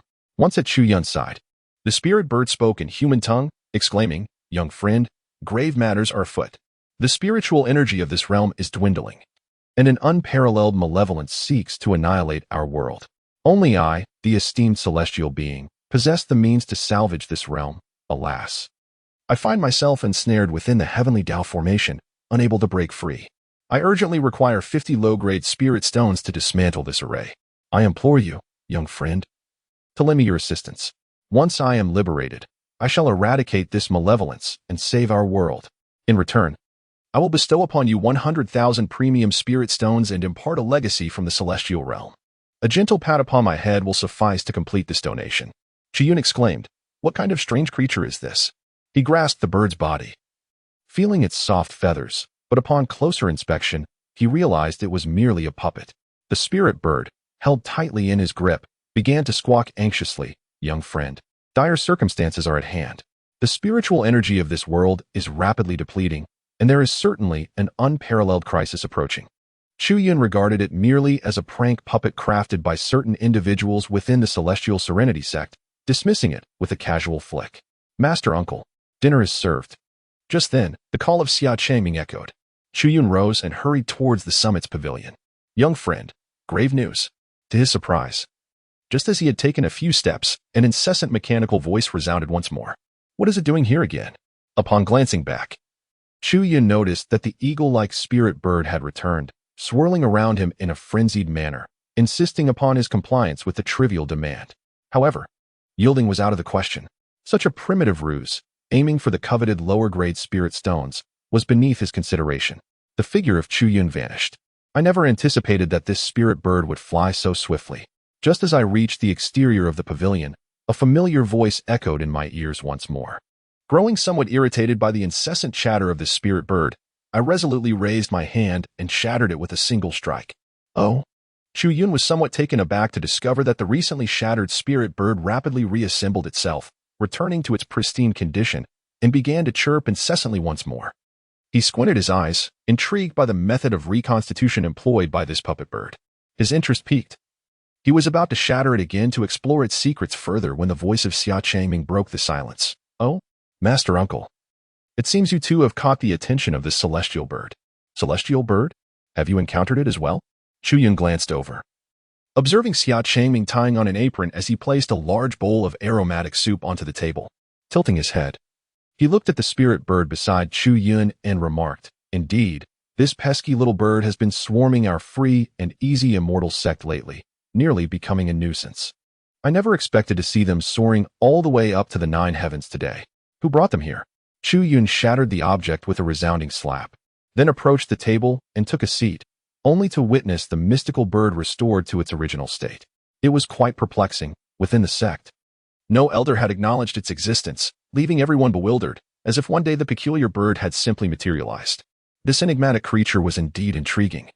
I had heard that it was not only within our Celestial Wanderers sect that it appeared, but also in several larger sects, including the 10,000 Laws sect and the Ancient Divine Sword Pavilion. Xia Changming promptly took a seat as well, skillfully pouring a glass of cola for Chu Yun and placing it before him. Chu Yun, somewhat taken aback, lifted his cola and inquired, "What does the sect say?" Xia Changming explained, "The elders within the sect are either away or preoccupied with the preparations for the Grand Zhongming event, leaving them little time to attend to this matter. A few elders, in an effort to contribute, hastily captured a few specimens for study, deemed them harmless, and then lost interest." He glanced at the incessantly chattering Tianzuan bird surrounding Chu Yun and suggested, "Master Uncle, allow me to assist you with this. Why must we engage? The incessant noise is unbearable, and they are indestructible. Once the donation is made, these bothersome creatures will cease their pursuit of you." Xia Changming rummaged through his dantian and produced some spirit stones, adding, "Moreover, there is some merit to what it says. Indeed, the situation in Jiuzhou has been rather tumultuous of late. The amount required is modest, so let us consider it a good omen." As he spoke, a wave of emotion washed over him. "I have heard from some fellow disciples that several elders from the Stargazing Hall have recently been rendered unconscious. It is quite extraordinary." "The Stargazing Hall?" Chu Yun inquired. "Oh, they are responsible for observing the outer heavens. You should be aware, Master Uncle, that the outer heavens are vast and filled with mysteries. According to the Stargazing Hall's reports, our exploration of the outer realms is said to be less than 1/10,000th of what exists. However, it seems they have not focused on observing the outer heavens in recent years." Xia Changming, not one to keep secrets, pointed to the sky above. "They are observing those golden stars, which appear to be increasing in number. The Stargazing Hall has been studying them day and night. Recently, they detected a large cluster of golden stars entering an active phase, migrating en masse through the outer heavens, which has startled several elders. He continued, currently, the most popular theory in Jiuzhou is that these proliferating golden stars will result in the depletion of our spiritual energy. Some elders have alarmingly suggested that Jiuzhou may soon enter an age of decline due to these stars. TSK, how absurd. Our Jiuzhou is vast and rich. How many golden stars could there possibly be? If we were to truly face an age of decline, it would stem from a cessation of the path to immortality. Chu Yun remained silent, merely sipping his cola. Xia Changming, clutching the spirit stones, seized the clamorous Tianzuan bird and was about to strike its head when he noticed something peculiar. Why does Master Uncle only require 50 low-grade spirit stones? Is that not the case for you? Xia Changming pondered, confused. No, the bird that approached me demanded 50 high-grade spirit stones. Chu Yun appeared deep in thought as she set down her cup. Hand me the bird. I shall study it. Oh, very well. Xia Changming replied as he handed the celestial bird to Chu Yun. Chu Yun grasped the heavenly respect bird, gently caressing its belly, channeling his magical energy through it. Before long, the bird opened its beak, and to his astonishment, it began to expel spirit stones in a steady stream. In the blink of an eye, a small mound had formed upon the ground. Xia Changming watched in utter disbelief. Many elders within the bird sect were at a loss with this creature, resigned to surrendering spirit stones. Yet, how was it that in the hands of his revered uncle, not only were the stones withheld, but the heavenly respect bird was also seized? No, this bird was not to be taken lightly. Suddenly, an urgent voice echoed from outside the misty peak. Xian turned his gaze towards the window, where he beheld a shimmering blue light racing towards him from beyond the Miao Miao peak. Is that you, Master Six? He inquired, observing the azure-clad elder who was gliding down on a cloud. The elder descended swiftly, landing before the entrance of the pavilion. Noticing that Chu Yun remained motionless in front of the small mountain of spirit stones, he patted his chest and let out a sigh of relief. Fortunately, you heeded my advice. Otherwise, things could have become quite troublesome. Hee. With a light laugh, Chu Yun cast a glance at the elderly man's silver hair, which was dusted with fragments of stone, and inquired, Uncle Master, have you just returned to the sect? She was quite familiar with this elder, Chen Yao, her sixth uncle. He would occasionally visit the mysterious peak and held her master in high regard. As her master would say, Chen Yao was a close comrade, which naturally fostered a good relationship between them. Chen Yao, well acquainted with the surroundings, replied, Indeed. There has been a sudden disturbance at the heavenly pool abyss that has taken quite a toll on my old bones. Fortunately, my junior sister made her way there, allowing me some time to return. As he spoke, he stepped across the threshold and added, Chu, do you have any cola? Please fetch some for your uncle. Chu Yun turned to his companion. Changming, please bring some for our master uncle. Do not use a cup. Instead, bring a whole pot, as he prefers it that way. Also, fetch a pair of bowls and chopsticks. Understood, replied Xia Changming, hurrying to a nearby cabinet to retrieve a full pot, which he placed in front of Chen Yao, who was already seated at the table. Chen Yu skillfully accepted the pot and, upon glancing at the bald head before him, recognized him. Ah, you are that lad from the Xia family. Have you come to run errands at Miao Miao Peak? What a delightful task. Would you care to join? Xia Changming quickly waved his hand. Master Ancestor, please enjoy it yourself. Chen Yao, unfazed, lifted the pot and poured himself a generous amount. With a hearty gulp, he downed half the pot in one go, revealing a satisfied expression on his aged face as he exhaled a deep breath. Ah, how delightful it is here, indeed. Miao Miao Peak has its charm, though regrettably, my senior sister never allowed me to visit before. Xian smiled and said, Uncle Master, if you weren't always dragging Xiaobai and Xiaohei to play mahjong every time you visit, often for several days on end, winning all their dog food, Master wouldn't be so upset. However, since Master is no longer with us, you are welcome to come to the mysterious peak anytime you wish. Xian Yao hurriedly waved his hand and muttered, No, senior sister, that's rather unkind. Ascend if you must, but you've taken all my mahjong companions with you. Coming to the mysterious peak now inevitably stirs up memories of my lost friends, which is somewhat melancholic. Very well then. Xian nodded slightly and gestured towards the pile of spiritual stones beside the chair and the still chattering celestial bird. Master Uncle, could you elaborate on the situation regarding this bird? Why must we refrain from taking it? Xian Yao set down the pot and gazed at the heap of spiritual stones, replying, This bird possesses an unusual nature. Offering its spiritual stones is acceptable. However, should you withhold your offerings, it will merely circle around you. Yet, Should one dare to seize its spiritual stones, it harbors a profound grudge and will summon a multitude of celestial birds to pursue you relentlessly. Even more troublesome is the fact that you would be subjected to a mysterious curse, leading to a streak of misfortune and calamity. Abruptly inquired. How did you come to know, Master Uncle? Chen Yao, maintaining his composure, replied, I have a friend who did something similar. And he didn't seize much from that bird, just over 100 top-grade spiritual stones. Then he found himself choking on food and water, and his misfortune only escalated. Along the way, he faced fierce winds and encountered a tide of beasts. Eventually, even meteors from beyond the heavens fell from the sky, which was utterly absurd. Then, Master Uncle, how did you free yourself from this predicament? Let us not speak of it, he said, tossing the spiritual stones back. And only then did that streak of bad luck dissipate. Chen Yao mentioned casually, suddenly fixing his gaze on Chu Yun with an air of nonchalance. And quickly cleared his throat. Ahem. It was my friend who experienced this. In any case, refrain from meddling with that cursed bird. It brings misfortune. Is that so? Chen Yao nodded earnestly, turning to the table. Changming, did you prepare this? It appears quite delectable. Xia Changming responded, Master Ancestor, you may sample my culinary skills. Having heard tales of Qin Shizu's less than serious demeanor, it was evident that the rumors were indeed true. Chen Yao picked up his chopsticks, delicately grasping a slice of meat as thin as a cicada's wing, dipping it into the sauce and exclaiming his praise. Gently patting the bird's head, he completed his offering.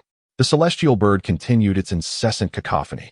This celestial bird is rather inexpensive, merely 50 low-grade stones.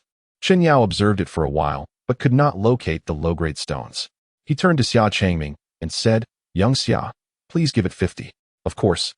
Xia Changming retrieved the low-grade spiritual stones he had prepared earlier. Do not rush, Chen Yao interjected. With a swift motion, Chu Yun raised his hand, and a strand of golden magical energy coiled around the neck of the celestial bird, ensnaring it tightly. The bird's eyes widened in shock as it let out frantic cries. Without a moment's hesitation, Chu Yun traced intricate curves in the air with his finger, summoning peculiar waves that coalesced into a square formation, ensnaring the divine bird along with a pile of spirit stones within. The divine bird flailed wildly, as if trapped in a cage, its cacophonous cries abruptly silenced, as if shrouded by an unseen barrier. A silencing rune? Chen Yao remarked, astonished as he set down his chopsticks, fixated on the formation before Chu Yun. I have some ideas, Chu Yun replied, and before the divine bird, he brazenly confiscated all the spirit stones it had expelled, storing them within his dantian. The divine bird's eyes widened in disbelief, its beak opened, emitting a flurry of melodious chirps. Alas, the silencing effect rendered its words inaudible. Chen Yao furrowed his brow. Aren't you afraid of attracting misfortune?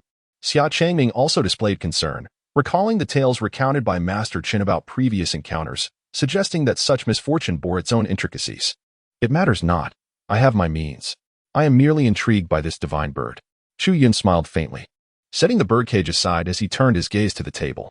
Let us continue with our meal, he suggested. Chen Yao and Xia Changming exchanged a glance. Their appetites extinguished, they absent-mindedly picked at their food while casting furtive glances outside. Before long, the wind howled, and the clouds surrounding the Miao Miao Peak parted. A brilliant green light surged forth, accompanied by a cacophony of sounds, as hundreds of celestial birds descended in vengeance. They hovered outside the peak, their emerald radiance thick as ink, bearing down upon the pavilion where Chu Yun resided. Chen Yao slammed his palm on the table, his expression fierce as he exclaimed, Something is amiss. How could so many arrive at once? As the verdant glow enveloped the area, an unsettling sensation surged within Xia Changming's chest. His eyes widened in anxiety, darting between the window and Chu Yun. He noticed Chu Yun leisurely revealing a black Qian jade pendant, shrouded in dark mist, which materialized in his palm. As he gazed at the pendant, a fleeting vision struck him. The Qian etched upon it seemed to come alive, yawning languidly. Suddenly, Xia Changming felt a jolt of electricity coursing through him, his skin prickling with goosebumps. In the next moment, he blinked and realized the disquieting sensation had vanished. He turned sharply, only to find the green glow outside had disappeared as well. With a resounding crash, the multitude of celestial birds plummeted to the ground of Miao Miao Peak as if struck down mid-flight. No sooner had they landed than a golden net ensnared them all, drawing them into the newly established formation crafted by Chu Yun. Chen Yao, standing outside the array, was left stunned, his jaw dropping in disbelief. As he watched Chu Yun stow the Qian pendant away, he couldn't help but inquire, Why did you bring out such a precious artifact? What on earth are you planning? Young man? Chu Yun did not conceal his intentions, his fingers deftly tapping on the formation to alter its structure. I am crafting a small trinket. A small trinket? Xian Yu squinted his eyes, carefully scrutinizing the formation.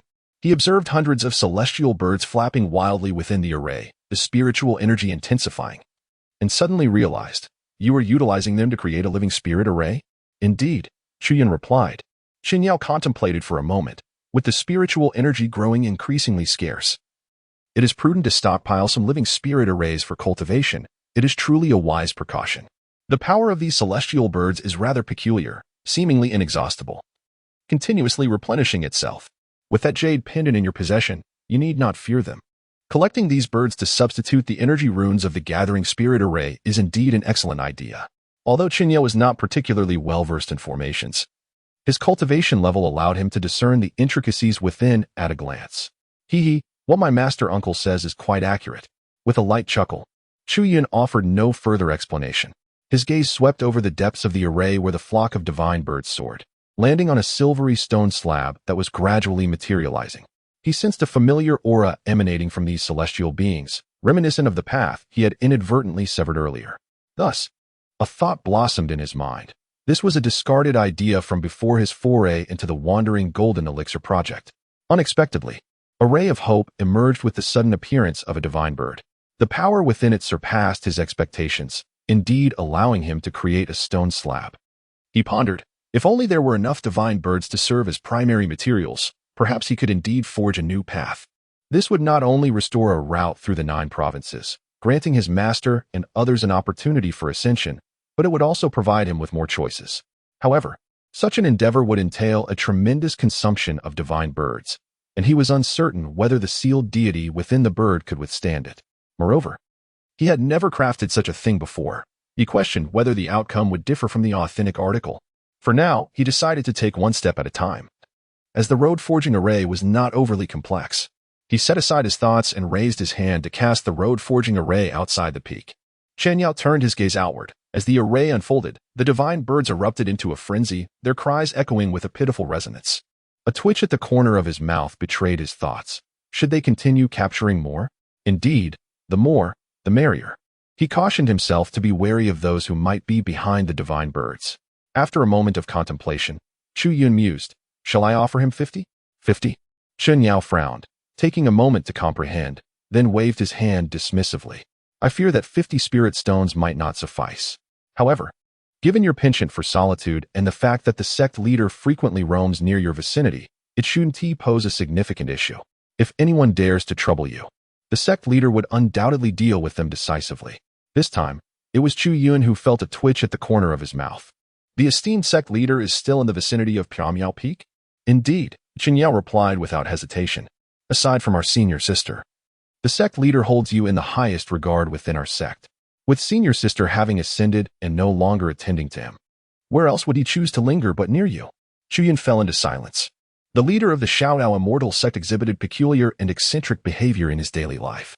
Upon reflection, it occurred to him that he had indeed spotted the leader lingering outside the Misty Peak on several recent occasions, almost failing to recognize him. Chen Yao resumed his seat. His head bent over his plate as he inquired, what is the matter? You haven't frightened the leader away again, have you? Chu Yun also sat back down, pondering why he appeared so leisurely. Wasn't he supposed to preside over the Zhongming Grand Assembly? It was not idleness. The sect leader's cultivation method had always been thus. Surely, he would participate in the Zhongming Grand Assembly, as it was a momentous occasion held once every 500 years within the sect, especially since you are the main character. Speaking of which, did junior sister Xiao mention that you did not want that forbidden seal? It holds little utility for me. I appreciate the kind intentions of my esteemed uncle. Indeed, considering your breakthrough into the Nascent Soul stage, the significance of that forbidden seal may not be as substantial as once thought.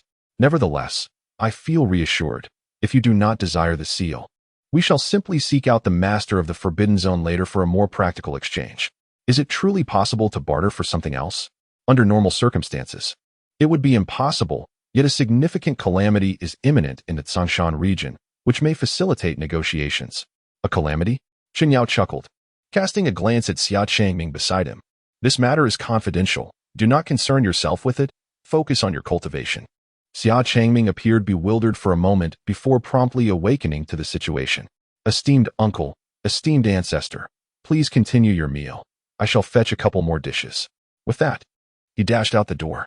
Observing Xia Changming's departure, Chen Yao chose not to pursue the topic further, gesturing toward his dantian. Oh, this is for you.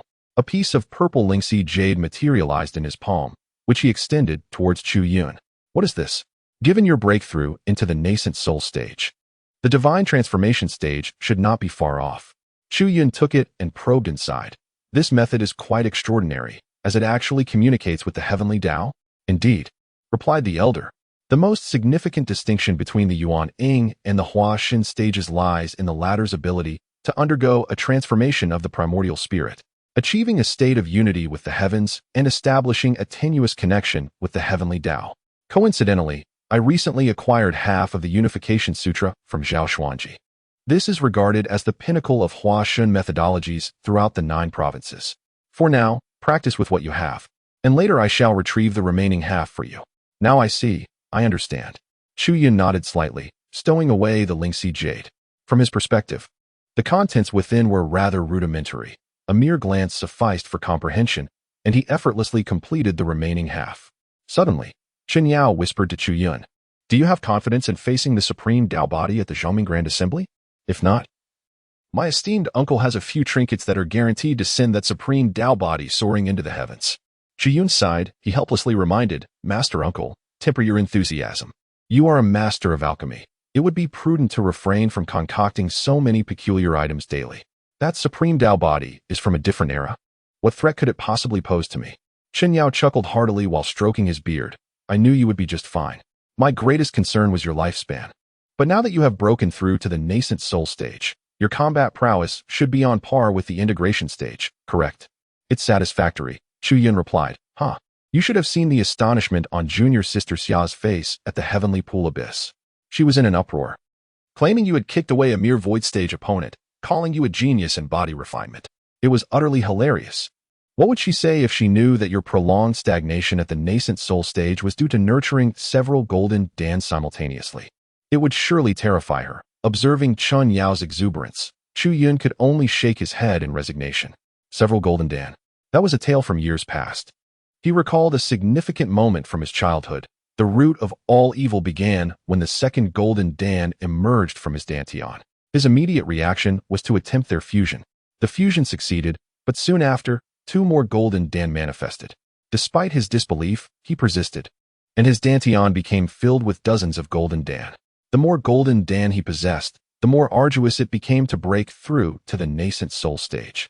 The resources required for cultivation grew exponentially, leaving his master in a state of distress. It was during this time that his master summoned the alchemy expert Chen Yao to examine his condition, leaving Chen Yao in stunned silence for an extended period. Chen Yao's voice resumed. "Speaking of which, when senior sister ascended, she entrusted me with a matter, and that is the reason I have come to find you today. It concerns the instructions given by our master." Chu Yun was taken aback. Chen Yao nodded and said, "She informed me that this matter can only be disclosed to you once you break through to the Yuaning stage.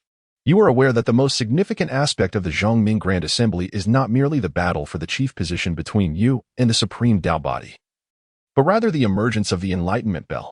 Your master has left something for you within the Enlightenment Bell, so remember to retrieve it." 20 days later, in the central plains at the Carefree Immortal Sect, sunlight gently illuminated the scene. A vast expanse of light golden clouds flowed over countless suspended immortal mountains, presenting a majestic sight. Streams of light of all colors surged in from the southeast, southwest, northeast, and northwest. Today, a grand event was being held at the Carefree Immortal Sect. The 5 major sects of the 9 provinces and 32 caves were all invited to witness the occasion. Voices of singing and cheering echoed among the mountains. The sect of 10,000 laws has arrived. The Pure Land of Nirvana has arrived. The Red Dust Immortal Sect has arrived. Above the celestial curtain, phoenixes, celestial deer, and divine turtles descended, landing amidst clusters of divine light, soaring towards the higher celestial realms. The ancient divine sword pavilion has arrived. Another cheer rose as all 5 major sects gathered. Before a cluster of yellow light, a 5-clawed cloud dragon descended, swaying its body as it approached and lowered its head. Within the yellow light stood numerous figures, both young and old, all bearing swords, stepping forward in sequence. Once the group stood firm, a mighty dragon's roar echoed. The cloud dragon soared into the sky, breaking through the clouds amidst the awe-filled gazes of the surrounding lights. With a single clawed foot, it landed upon an enormous plaza, suspended in midair and spanning 1,000 miles.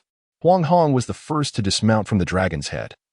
And as he walked along the priceless golden blue floor, he caught sight of a magnificent hall at the center. The hall towered about 100 zhang high.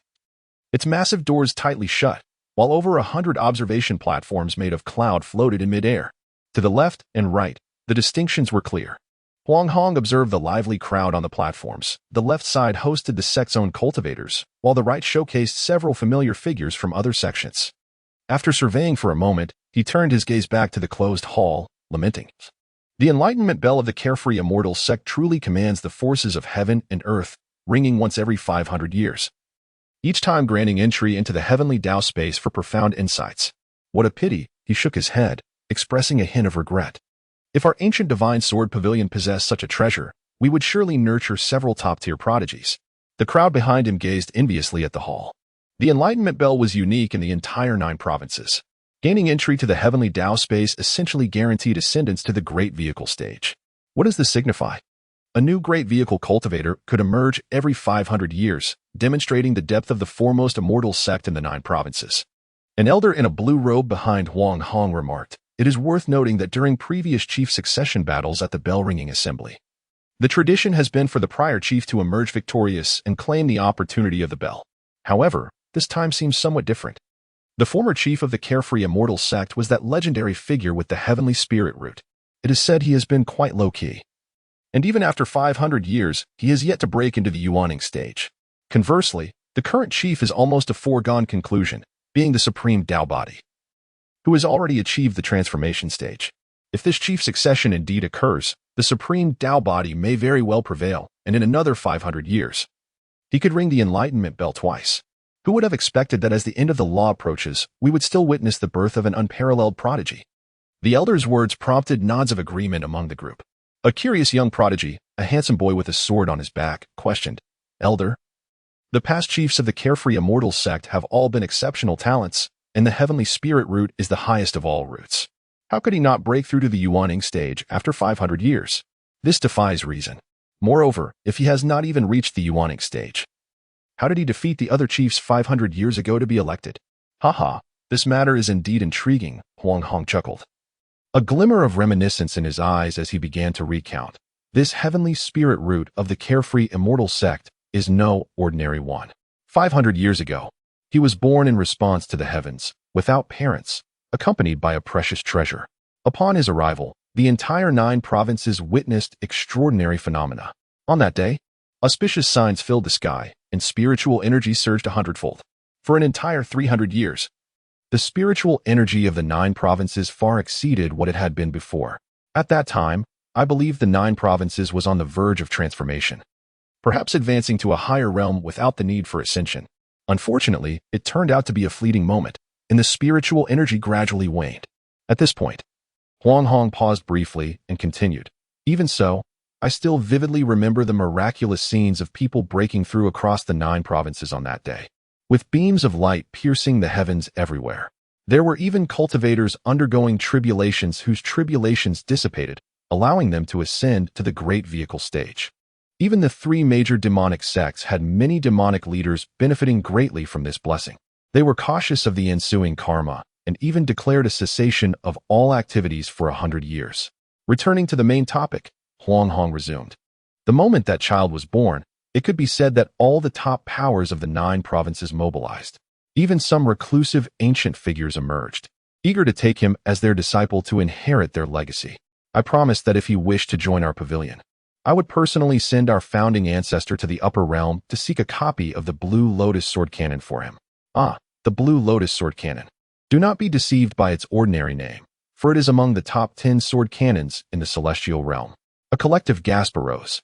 Did the pavilion master not fear that someone from the upper realm would snatch the heavenly spirit root? Huang Hong replied nonchalantly, "Our 9 provinces is no weak lower realm. The orthodoxy in the upper realm is robust. It is no simple feat for other sects from the celestial realm to penetrate our 9 provinces. Why did the celestial realm's orthodoxy not take him to the upper realm for cultivation? This involves deeper rules and principles, suffice it to say. That child was born in the 9 provinces, and he must grow here to unleash his full potential. If he were to venture to the celestial realm or any other world, the will of the heavenly Tao would actively repel and suppress him to protect its own children. The young prodigies behind him listened in stunned silence. Those who were brought by the ancient divine sword pavilion to attend the bell-ringing assembly were all prodigies among prodigies. Each had a glorious history. However, upon hearing Huang Hong's account, they felt their minds were about to explode. Just after his birth, he altered the entire landscape of the 9 provinces, causing a 100-fold surge in spiritual energy. He even drew the attention of the upper realm. What an awe-inspiring existence! The handsome youth exclaimed in shock, "Master, our ancient divine sword pavilion's sincerity is truly remarkable. How did that heavenly spirit root ultimately choose the Carefree Immortal Sect?" Huang Hong and several elders present exchanged glances, their expressions somewhat peculiar. That child, at the time, desired nothing at all. So what did he want? He simply stated that he wanted to drink milk. The handsome youth coughed lightly. "Then, Master, could you not make a slight compromise and transform a little?" Huang Hong slapped the boy's forehead, exasperated. "What are you thinking? Can one transform for just a day and then continue to do so every day?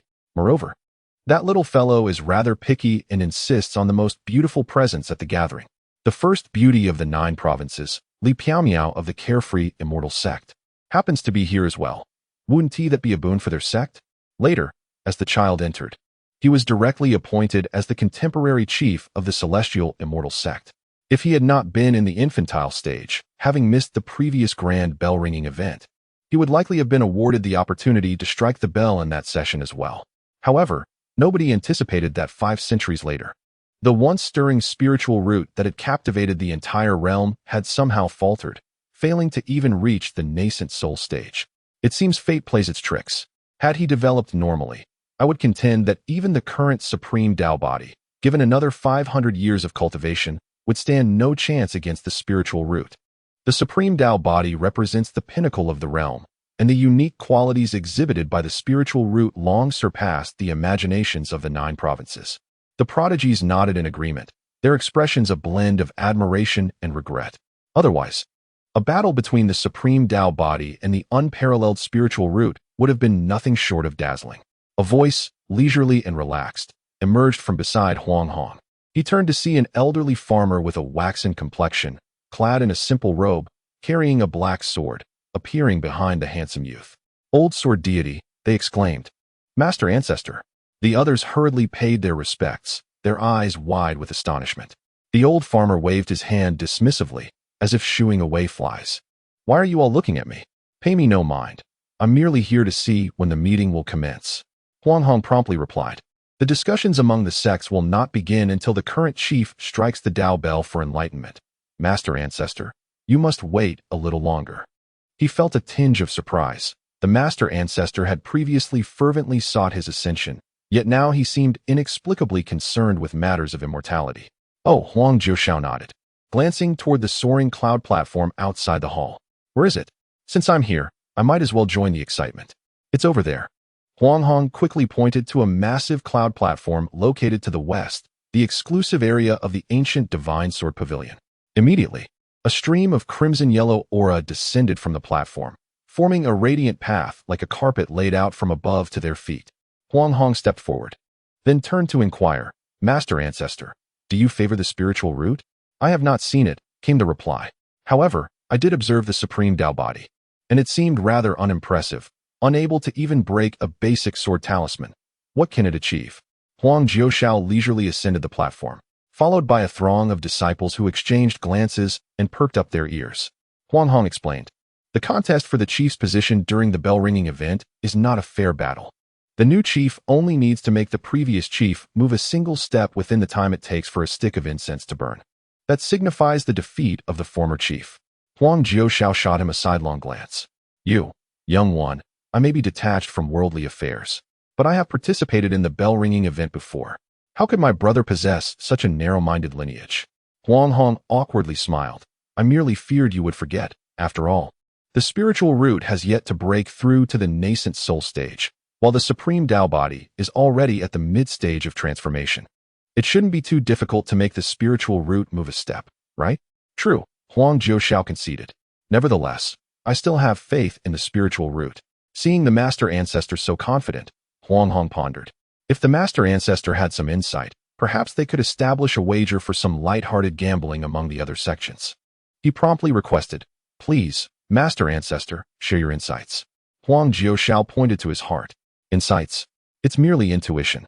I can't shake the feeling that if I don't support this spiritual root, something unfortunate may transpire. Perhaps it's the consequence of events from 5 centuries ago." Huang Hong seemed contemplative. As they conversed, he stepped onto the platform, where chairs were already arranged in rows. He found a central seat and gestured, "Master Ancestor, please take a seat." "No need to mind me." Huang Jiushao casually chose a corner seat. He gazed down, observing the mist below, where multicolored lights occasionally flickered. Feeling a sense of ennui, a myriad of profound sword techniques surged within his mind as he reclined with his feet propped on an adjacent chair, closing his eyes.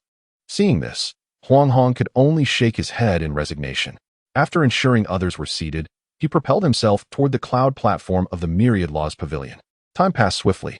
Before long, an aura of stillness enveloped the world, and a palpable pressure descended, leading all to a sudden understanding. On the high platform, Huang Jiushao slowly opened his eyes to survey the scene. With a resounding rumble, the massive doors, previously closed, began to creak open. Within, suspended beneath the grand beams of the hall, hung an enormous bell adorned with the 4 symbols of the azure dragon, white tiger, black tortoise, and vermilion bird, looming like a small mountain in the sight of all. As the doors opened, the bell's 4 symbols appeared to come alive, slowly traversing its surface. Ethereal purple energy surged forth, cascading outward. An enigmatic sound of the Tao resonated, echoing throughout the celestial immortal sect. "Thank you, fellow Taoists, for attending the bell-ringing event. It is an honor." A voice, ethereal and distant, resonated from every direction. "Let the challenge for the chief commence." With the utterance of these words, a colossal turtle, exceeding 100 li in size, suddenly tore through the fabric of space, leisurely emerging. It then retracted its head and limbs, leaving behind a massive, pristine shell in its wake. Is this the celestial immortal sect's guardian beast, the world turtle? It is said that within its shell lies a space as vast as an entire world, truly terrifying. Foolish child, that is merely a young turtle. The true world turtle is not so diminutive, Huang Jiushao remarked lazily. The ancient divine sword pavilion disciples, who had been leaning over the platform's railing, were left astonished. The aura released by that turtle was exceedingly formidable, yet it was merely a young turtle. The foundations of the celestial immortal sect were indeed astonishing. In midair, the ethereal voice echoed once more. "Challenge for the chief.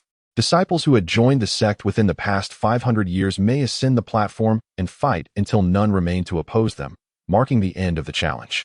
As these words fell, all gazes turned towards the eastern cloud platform. A short-haired girl, seemingly around 18 years of age, clad in a stern black robe and radiating with spiritual light, stood at the edge of a cloud platform. As her voice rang out, her bare, jade-like feet gracefully touched the ground.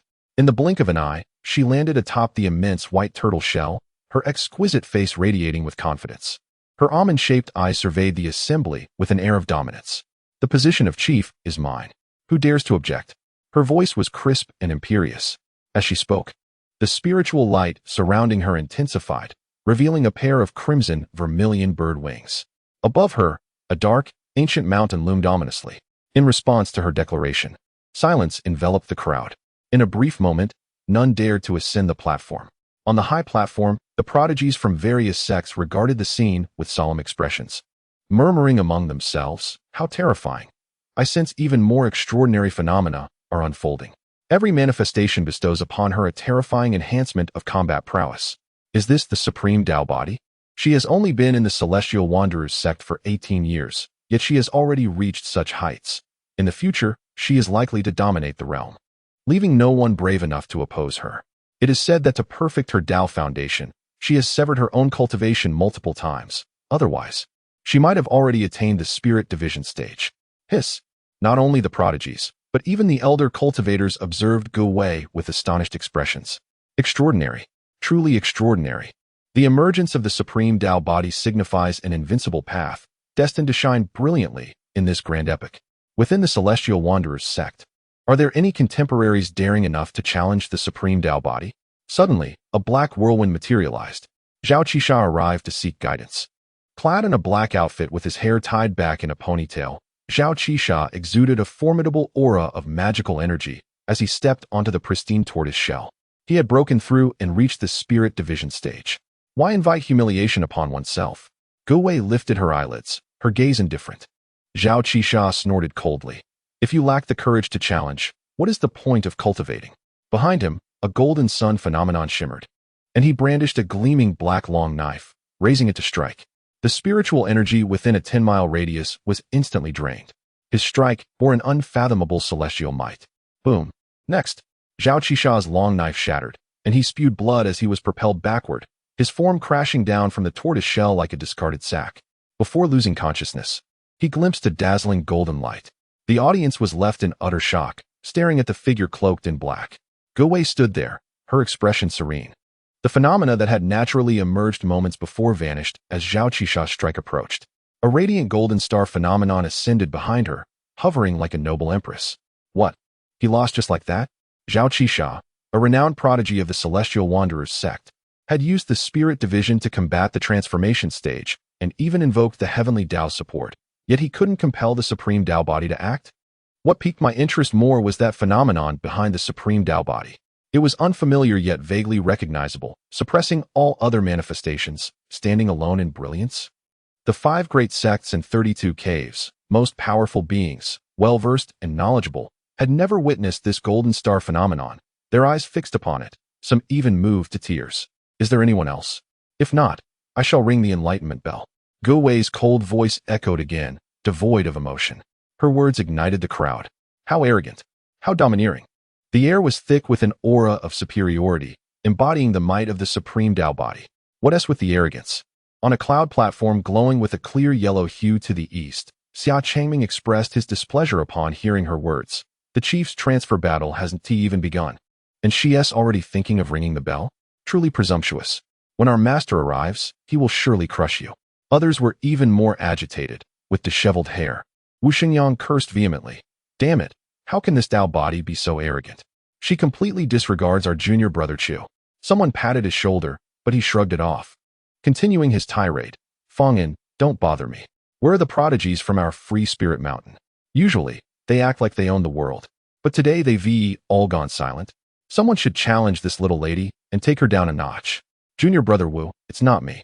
Fangin's voice came, tinged with resignation. Wu Xingyang raised an eyebrow and turned. If it's not you, it must be our master. Why are you over here? Upon seeing that it was an elderly man in a blue robe, his expression faltered, and his tone weakened. Xinyao helplessly pointed westward. Do you see that cloud platform? Wu Xingyang looked puzzled, and then noticed a large cloud platform to the west, where a middle-aged man in a yellow robe with sword-like brows stood at a grand table, gesticulating animatedly. The table shimmered with treasures piled high, while 7 or 8 figures gathered around, handing him glimmering treasures. Wu Xingyang raised an eyebrow. What are they doing? Xinyao chuckled, producing a bulging bag and handing it to him. Place a bet for me. Bet on your junior brother's victory. Oh. Wu Xingyang didn't ask why, hoisting the bag and flying towards that direction. Xinyao then turned to Xia Changming. Young Xia, could you assist your master? Xia Changming, bewildered, nodded, acquiring a similarly bulging bag. Go over there. Also bet on your master's victory. Xinyao pointed to a northern cloud platform, where a woman in the robes of the 10,000 Methods Pavilion stood at another treasure-laden table. All right. Watching Xia Changming fly off with the bag, Xinyao glanced at Fang and looked resigned. Master, I'll head to the Red Dust Immortal Sect. No. Xinyao waved his hand, producing another large bag, pointing northwest. I've already placed a bet on the Red Dust Immortal Sect. You go to our own sect. Fangin glanced in that direction. To the northwest, a purple cloud platform floated in the sky, where a strikingly handsome young nobleman with shoulder-length hair stood, hands clasped behind him, overlooking the tortoise shell, with a grand table behind him as well. He weighed the heavy bag, hesitating. Master, are you so sure that the Dao body isn't a match for junior brother Chu? Chun Yao smiled knowingly. The current chief. Why should he compete against the previous chief? They dare to give junior brother Chu such high odds. It's essentially handing him money. But if he were to win, that wouldn't be a small sum. Are you not afraid of being beaten afterward? Xinyao Yao replied earnestly. No worries. The sect leader will handle any repercussions. Fangin sighed, clutching the bag. stepping onto a cloud and leisurely flying towards the purple cloud platform. On his way, he glanced down and noticed that, in the brief span of time, 3 or 4 challengers had already ascended the contest platform. Although the Supreme Tao body displayed an invincible demeanor, the contemporaneous prodigies were, after all, proud individuals. Even knowing they were no match, prodigies from both the Celestial Wanderers and Free Spirit Mountain still stepped forward to issue challenges, unwilling to allow the Supreme Tao body to win so effortlessly. Yet, regrettably, the Supreme Tao body triumphed with astonishing ease. These renowned prodigies from the 9 provinces failed to compel the Supreme Tao body to truly engage, as the mere presence of the Golden Star phenomenon behind her was enough to secure a decisive victory, an absolute domination. Fong, being a rational individual, couldn't he help but ponder, could junior brother Chu genuinely suppress her? Reason told him that even if Chu Yun was stronger than the Supreme Tao body, he wouldn't retreat without a fight. Lost in thought, he arrived at the edge of the purple cloud platform. As soon as he stepped onto the platform, he was met with praises. Sect leader, the Tao body is indeed a prodigy you have personally nurtured. At such a young age, she already exudes an invincible aura. Truly enviable. Fong observed a figure behind Zhao Xuanji, a Taoist clad in a purple robe, adorned with a simple scholar's cap, whose face was illuminated by a smile as he stroked a small tuft of beard, incessantly showering praises. Not only him, but the entire purple cloud platform was filled with a cacophony of accolades. Zhao Xuanji maintained a serene expression, gazing downward without uttering a word. Fong An's face tightened as he averted his gaze and swiftly approached the table, presenting the bag. Elder Fong, people often speak of your wisdom. Yet this time you have indeed acted unwisely by betting on the chief's victory. He has yet to break through to the Nascent Soul stage. Ha ha ha. Amidst the mocking laughter, Fong let out a cold huff and turned to leave after placing his bet. As he passed a green glowing cloud platform, a long-faced elder with a horse-like visage suddenly changed countenance, staring fixedly at Go Wei below, and bellowed, Supreme Tao body, you dare to use a calamity star to manifest an omen? Have you lost your mind? Calamity star. Fong paused, looking down to see Go Wei standing before a golden star, realization dawning upon him. He had felt an eerie familiarity earlier, but did not expect this elder from the star observation hall to recognize its origin. Was it not akin to those golden stars in the heavens? The Supreme Tao body had audaciously observed the golden stars and manifested an omen, truly an act of unbridled boldness. The elder's voice resonated throughout the venue. Not only Fong, but many others fell silent, gazing in astonishment at Go Wei. Calamity star? Go Wei stood her ground, lifting her gaze with a hint of disdain. Such is the understanding of mortals. The long-faced elder retorted angrily, what do you know? This calamity star devours all laws of the world, causing all nearby beings to vanish without a trace. According to our latest research at the Star Observation Hall, these calamity stars can even influence fortune.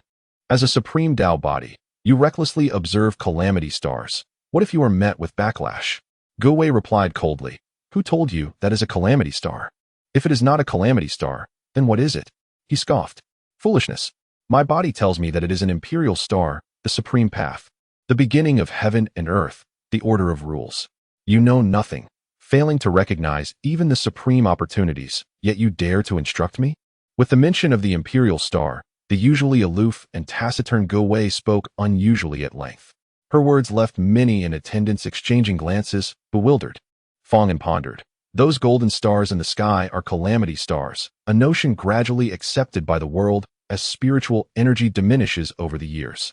How could the Supreme Tao body present a completely different interpretation? The Supreme Tao body is the closest to the Tao, a favored child of heaven. She would not speak without reason. Could it be that those golden stars indeed possess another significance? He raised his eyes toward the celestial threshold. At the grand event of the sect, beneath an expansive azure sky, the golden stars faded from view. Just then, a cold voice echoed, matters of Tao body cultivation need not concern those from the Heart's Ease Mountain. The long-faced elder's expression soured at the remark, falling silent. The voice continued, Sect leader, no one dares to contest. The qualification of the Supreme Tao body as chief has been secured. Fong turned his attention back to the purple cloud platform. Zhao Xuanji hovered in the skies, casting an overseeing gaze upon the assembly. After 3 breaths, an ethereal voice resonated. The challenge for chief has concluded. Go Wei is appointed as the new chief, enjoying the privileges of her position for the next 500 years. Once Gouwei recuperates, the transfer of chief duties can commence. Immediate, thunderous cheers erupted from the Xiaoyao mountain lineage, while the assembled guests offered their congratulations, creating a jubilant atmosphere. All eyes were fixated on Gouwei, fully aware that she represented the future of the Xiaoyao Immortal Sect. No need for rest. I am pressed for time, Gouwei retorted coldly, remaining steadfast in her position. The ethereal voice ceased, but before her, spiritual energy surged violently, scattering myriad runes. A colossal beam of light, hundreds of meters wide, cascaded from the heavens like a waterfall. Amidst the dappled light, a figure emerged, seated cross-legged within the deluge. Gouwei gazed intently at the light beam, her expression turning grave. Moments later, as the light dissipated, a strikingly handsome youth with long white hair cascading over his shoulders appeared, a gentle smile gracing his face as he meditated with closed eyes. Sensing something, he opened his eyes, meeting Gouwei's dark gaze. Gouwei's heart jolted. The imperial star phenomenon behind her began to fluctuate violently. A muffled sound echoed as the surface of the golden star cracked and shattered into fragments, raining down upon the ground. Under the watchful eyes of thousands, Gouwei clutched her chest, coughing up a copious amount of blood. Witnessing this scene, the cloud platform above fell into an eerie silence. Most spectators gaped, staring at the black-robed maiden clutching her chest on the turtle's back, slowly forming a question mark. Then, a tumult erupted throughout the venue, discussions igniting. Is it true? Did the Supreme Tao body just vomit blood? It was not merely blood. That terrifying imperial star phenomenon behind her had also shattered completely. What on earth had transpired? Could it be the doing of that heavenly spirit root chief? You told me the heavenly spirit root had not broken through to the Nascent Soul? I suspect that is mere rumor. With such an aura, the Tao's essence surely flows within him, perhaps already at the void stage. Amidst the murmurings, all gazes converged upon the pristine turtle's back. The cascading light beam drew near to Gouwei. As the light waterfall dissipated, the white-haired youth landed gracefully on the turtle's back, his tall and upright figure clad in a white robe that billowed like a celestial being descending to the mortal realm. A gentle smile lingered on his lips as his star-like eyes surveyed the surroundings. 100 meters away, the black-robed maiden, blood at her lips, bowed her head with trembling shoulders, her spiritual light dimmed, and her aura waned, the surrounding phenomena crumbling into nothingness. The contrast was unmistakable. Above, on the clear yellow cloud platform, Xia Changming erupted into laughter. I knew it. Though the Tao body is formidable, it depends on whom one is compared to. Before our venerable ancestor, she is still too inexperienced. Wu Xingyang joined in the laughter, clapping his hands in delight. Delightful. Truly delightful. I've long been displeased with this little miss. Who is she trying to impress? She even rang the bell as if to hasten her demise. The moment they met, her so-called calamity star phenomenon was shattered by Brother Chu. Yet she still dares to boast. It is truly a death wish. Ha ha ha ha. Fang'an let out a sigh of relief, as expected of Master Chun. His vision remains as sharp as ever. Chen Yao, upon hearing this, chuckled while rubbing his fingers. How much did you wager? Fang'an glanced toward the purple cloud platform and whispered, half of yours. I am not familiar with Brother Chu and lack confidence. Only placing a small bet with sect leader Zhao. Not bad, not bad. Among these youngsters, you are the most perceptive, Chen Yao remarked, patting the bashful Fang'an on the back as he too looked toward the purple cloud platform. Su Haijin stood beside Zhao Xuanji, her expression shifting dramatically, filled with disbelief. Sect leader, what is happening? The moment the heavenly spirit root appeared, how did the Tao body's phenomenon suddenly collapse? Zhao Xuanji's expression remained tranquil as he cast a fleeting glance at Chu Yun, swiftly diverting his gaze elsewhere. It glided past the astonished disciples of Suixin Mountain, finally resting upon Chen Yao, who sported a broad smile revealing his pearly white teeth. Meeting his gaze briefly, Zhao's eyes fell, and he remarked with a hint of disdain. There are always those who delight in their petty schemes, believing they can reverse the tide. Little do they realize that in the face of absolute power, all conspiracies and machinations are but pale jokes. Master, do you imply that the sudden collapse of the Tao body's manifestation is the handiwork of Suixin Mountain? Su Haijin queried, realization dawning upon him. Indeed, the Imperial Star's manifestation of the Tao body has been displayed numerous times. Suixin Mountain must have devised a countermeasure. Truly despicable. Predictable, Zhao continued. The depth of the Tao body is beyond the comprehension of these individuals from Suixin Mountain. As Gouwei's protector, he was acutely aware of the formidable prowess of the supreme Tao body. Moreover, following the incident at Saolu, she had emerged even more resolute, reborn and wielding even more terrifying abilities. Zhao Xuanji's hand brushed against the railing as he gazed toward the ancient divine sword pavilion. Suddenly narrowing his eyes, he spotted an elderly figure with a waxen complexion, resembling a farmer, atop the cloud platform. Old sword god, what brings him here? Zhao noted that the old man was peering over the platform's edge, his expression one of shock as he muttered incoherently. Furrowing his brow, Zhao leaned in to listen, only to find that the old sword god had cloaked all sound, rendering him unable to hear anything. What could be the matter? Shouldn't it be so? He was the demon lord of the upper realm, yet how could he be the one from the immortal sect of leisure with that celestial root? Huang Zhouxiao beheld the white-haired youth who had been transported from the waterfall of light below. His heart felt as though it had been struck by a 1,000-pound hammer. It was as if the world had erupted. His fingers trembled, disbelief clouding his vision. Good heavens! How can it be him? The very elder he had recently parted with had appeared so vividly at the grand assembly of the immortal sect of leisure.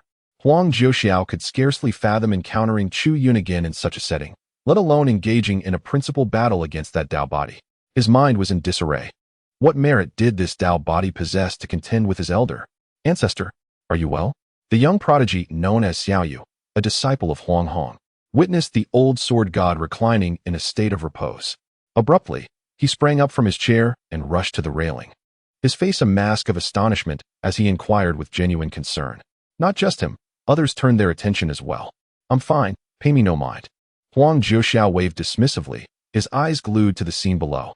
Ancestor, it seems this celestial root is far more powerful than the rumors suggested. That Dao body has already coughed up blood. Who do you think will triumph in this principal contest between the old and the new at the immortal sect of leisure?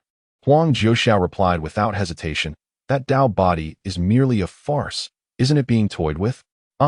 The disciples of the ancient divine sword pavilion wore expressions of utter bewilderment. The supreme Dao body is to be toyed with? Though it had yet to engage in battle, it was already at a disadvantage. However, could it truly be so easily humiliated? Xiaoyu observed as the black-robed maiden had already regained her composure, standing tall with a proud demeanor, glancing back at the white-haired youth, who sat cross-legged in midair, exuding an air of refinement without a trace of menace. He felt a flicker of doubt. If even the old sword god said so, could it be that the celestial root truly had merit? At that moment, a resonant voice echoed through the void once more.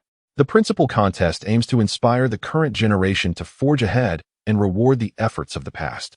As per tradition, considering the vast difference in cultivation time between the former and current champions, there will be a duration of 1 incense stick. The former champion shall only defend, while the current champion must refrain from lethal moves, should the latter manage to push the former back even a step. It shall be deemed a victory.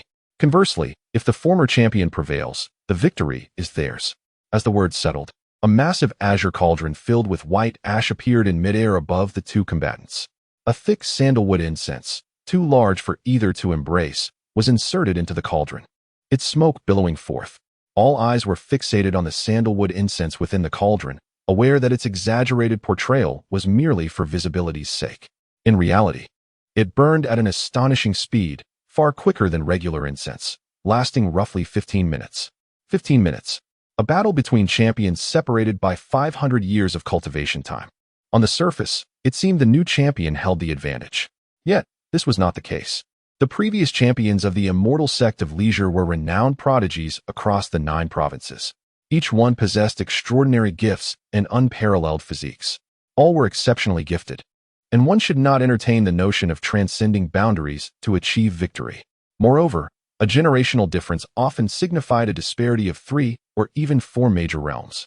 Hence, such encounters had always been mere exhibitions. For the new champion to push the previous champion back even a step was an arduous task, let alone a mere incense stick. Even an hour or 3 would prove futile. Historically, such a scene had never unfolded within the immortal sect of leisure. However, today, rumors spoke of the previous champion, the celestial root Chu Yun, encountering a setback in his cultivation, remaining unbroken into the Nascent Soul stage. In terms of realms, the former champion possessed no advantage. Thus, could the Supreme Dao body forge a new history? Even if the Supreme Dao body had inexplicably coughed up blood moments ago, many still held hope for him. Numerous gazes flitted back and forth between the two figures, ultimately resting upon the striking white-haired youth. Unless the rumors surrounding this celestial root were unfounded, he would prove as monstrous as all previous champions, overpowering and humiliating the supreme Tao body. Amidst the collective scrutiny of the crowd, Chu Yun remained unfazed. Having just concluded his cultivation, he was transported by the sect leader, and the system buzzed incessantly in his ear. You have returned to the sect to participate in the grand competition hosted by Linger. All the Nascent Soul cultivators within the sect have become agitated. While the Moonshadow sect may not be a major sect, the elders within are formidable. Even the weakest elder, Xiao has achieved a terrifying level of mid-Nascent Soul. Yet you are acutely aware of the invaluable inheritance the sect leader is about to bestow upon you, prompting your decisive registration for the grand competition. Note, your master, Elder Haitu, seems to have had an extraordinary stroke of luck after a period of absence. His cultivation has reached the pinnacle of the Nascent Soul and has now set his sights on you. You easily defeated Elder Xiao. You narrowly triumphed over Elder Zhang Yuga. You emerged painfully victorious against Elder Pei Qi. You have advanced to the decisive battle of this grand competition, successfully garnering Linger's attention and increasing her favorability toward you. The current task has been completed. Would you like to settle? Reminder: the host has triggered a hidden condition due to not utilizing the sword path throughout the entire process. If you do not settle the task, you will confront the formidable Elder Haitu in the decisive battle without employing your most proficient sword path to achieve victory, thus fulfilling the hidden task. Chu Yun pondered. He has yet to undertake any action. He has merely been transported here. How can the task be deemed complete? Moreover, a hidden mission has been triggered. His proficiency in swordsmanship has only recently seen modest improvement. When did he become adept in this art? This system is indeed becoming increasingly nonsensical. Disregarding the system, his gaze turned towards the towering Tao Enlightenment Bell within the Grand Hall, curiosity stirring within him. What treasures has his master left for him inside that magnificent bell? As he mused, the ethereal voice of the sect leader echoed in his ears. The 10 breaths have elapsed. The chief battle commenced. A golden flame flickered to life at the tip of the sandalwood incense atop the great cauldron. Wisps of smoke swirled and drifted in all directions, also meandering towards the tortoise shell. Upon hearing the sound, Chu Yun finally directed his gaze toward the figure of Gu Wei across from him. The girl clad in black also fixed her stare upon him. Her cultivation level was indiscernible, and no aura could be sensed. Despite her tangible presence standing before him, she felt utterly empty beneath the scrutiny of his divine awareness. She furrowed her brow, disliking such an opponent. This often signified a formidable and troublesome adversary. Yet, what of it? The audacity to meddle with her imperial star phenomenon had already ignited a flame of fury within her toward Chu Yun. As a practitioner of the invincible Tao body, encountering an enemy, regardless of their identity, warranted a straightforward approach. She stepped forward. A resonant hum echoed as her magical energy rippled outward, shattering the void in concentric waves. A golden star gradually emerged from behind her, transitioning from the ethereal to the corporeal. Gazing at the white-haired youth opposite her, Gu Wei's eyes turned icy. Alongside the golden star, 7 or 8 other supreme phenomena simultaneously ascended.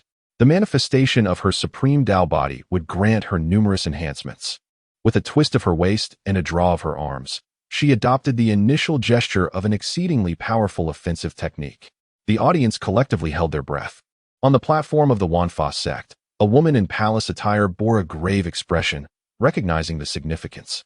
This was the Qilan Jinxing, a top-tier offensive technique from the Qilan sect's celestial legacy. For her to have just reached the transformation stage and yet mastered it was astounding. If unleashed, this strike could very well reverberate even against those in the integration stage. Furthermore, with 9 supreme phenomena manifesting, it was no wonder the Tao body revered the Calamity Star's manifestation to such an extent that other top-tier phenomena dared not approach it until it was reformed. Could it be that this Calamity Star, as the Tao body claimed, was indeed an imperial star, a source of the great Tao? If so, even that heavenly spirit root, having shattered the Nascent Soul stage, would likely struggle to withstand it. Beside her, the other elders of the Wanfa sect displayed subtle changes in their expressions, whispering amongst themselves, their eyes unwaveringly fixed on Gu Wei. The girl in black continued to gather her strength, with phenomena emerging one after another. The golden star behind her finally solidified, her entire being ignited with a sea of magical energy, and beyond the manifestations, an immense shadow of a black Qilin appeared. The Tao Enlightenment bell is mine. Her voice rang out, both domineering and proud. The Qilin roared, causing mountains to crumble and the earth to quake. The entire space trembled, reaching an astonishing crescendo. A dark shadow surged toward the white-haired youth, intent on shattering him to pieces. The youth raised his gaze, unmoved, his expression tranquil as he regarded the golden star behind her, gently furrowing his brow. In a moment of utmost tension, boom, a tremendous roar resounded, echoing throughout the universe. The black Qilin quivered in midair before erupting in a cataclysmic explosion. To the astonishment of all, the girl in the black robe was flung through the air like a discarded sack, accompanied by a rain of blood. With a resounding thud, she crashed to the ground far away, falling silent. Chu Yun, Zhao Xuanji, Su Haishan, everyone. After a few breaths, on the cloud platform, the calamity star behind her erupted once again. The elder with a hoarse face from the star observation palace, witnessing this scene, danced with excitement, exclaiming, "I knew it. Ha ha.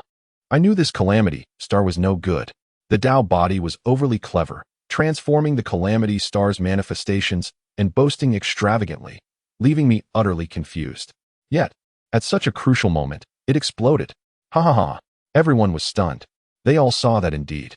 At the moment Gowei was about to strike the heavenly spirit root with all her might, the immense golden sun behind her suddenly trembled, rippling with waves, and then erupted with a thunderous explosion. Someone, in shock, spoke up. Could it be that the calamity star's manifestation backfired? How unfortunate for the Tao body to encounter this. A joke, a cold voice interjected. How could a supreme Tao body, born with great fortune, encounter problems at such a critical moment? Many turned their gaze towards the source of the mockery, which belonged to the elegant matron of the 10,000 Methods sect, Mou. She was indeed the leader of the 10,000 Methods sect, renowned throughout the 9 provinces for her unparalleled prowess. Seeing many eyes upon her, Mou calmly explained, "It is the heavenly spirit root." The heavenly spirit root? Could it be that he acted against the rules? Mou cast a sidelong glance and replied nonchalantly, "Acted? Nonsense. That is called fortune protecting the body." At the moment the supreme Tao body made its move, boundless fortune converged before the heavenly spirit root. The fortune was like an ocean, and coupled with the instability of the supreme Tao body's imperial star manifestation, it caused the explosion. Her words sent the room into an uproar. Just the protection of fortune was enough to dissipate such a terrifying blow from the supreme Tao body. Mou's voice rang out again. Anyone who claims the heavenly spirit root has not broken through to the nascent soul stage is a fool. To achieve fortune suppression, one's fortune must be several times stronger than that of the supreme Tao body. Possessing such formidable fortune, how could it not have broken through to the nascent soul stage? Her assertion plunged everyone into contemplation. Mou of the 10,000 Methods sect was an undeniable authority. Her words left many in stunned silence, beginning to ponder. Xia Changming nodded repeatedly. Exactly. Why do people still believe such absurd tales about our Grandmaster? He recalled the first time he had met his Grandmaster, when he had been overwhelmed by her terrifying aura. That was the essence of a true powerhouse. How could that possibly be someone at the Golden Core stage? His intuition had warned him that if he were to face his Grandmaster, the outcome would surely be a split between 5 pieces of himself after 5 encounters. Heh. Chen Yao chuckled at Xia Changming's words. It's not about belief, it's human nature. Young Chu is reserved and reclusive, preferring to cultivate on the misty peak. To outsiders who are unaware of the truth, rumors naturally abound. Human nature tends to anticipate the worst in others. Who hopes for the best? What people most desire to hear are not tales of underdogs rising to greatness, but rather stories of fallen geniuses. Hence, believers far outnumber non-believers. Wu Shengyang interjected, "Then, Master, who exactly spread the rumor that Brother Chu cannot break through the Golden Core stage?" Chen Yao paused at the question, instinctively glancing at the sky. He sighed in relief and replied, "Of course, it was sisterly. The Grand Elder? Why would she harm her own disciple?" Cough. Perhaps at that time, he truly had not broken through. He later succeeded, and some only choose to believe what they see. Chen Yao coughed, realizing the matter was not one to be elaborated upon. He couldn't possibly tell you young ones that Chu Yun possesses exceptional talent, with dozens of golden cores waiting for him to break through one by one. Could he?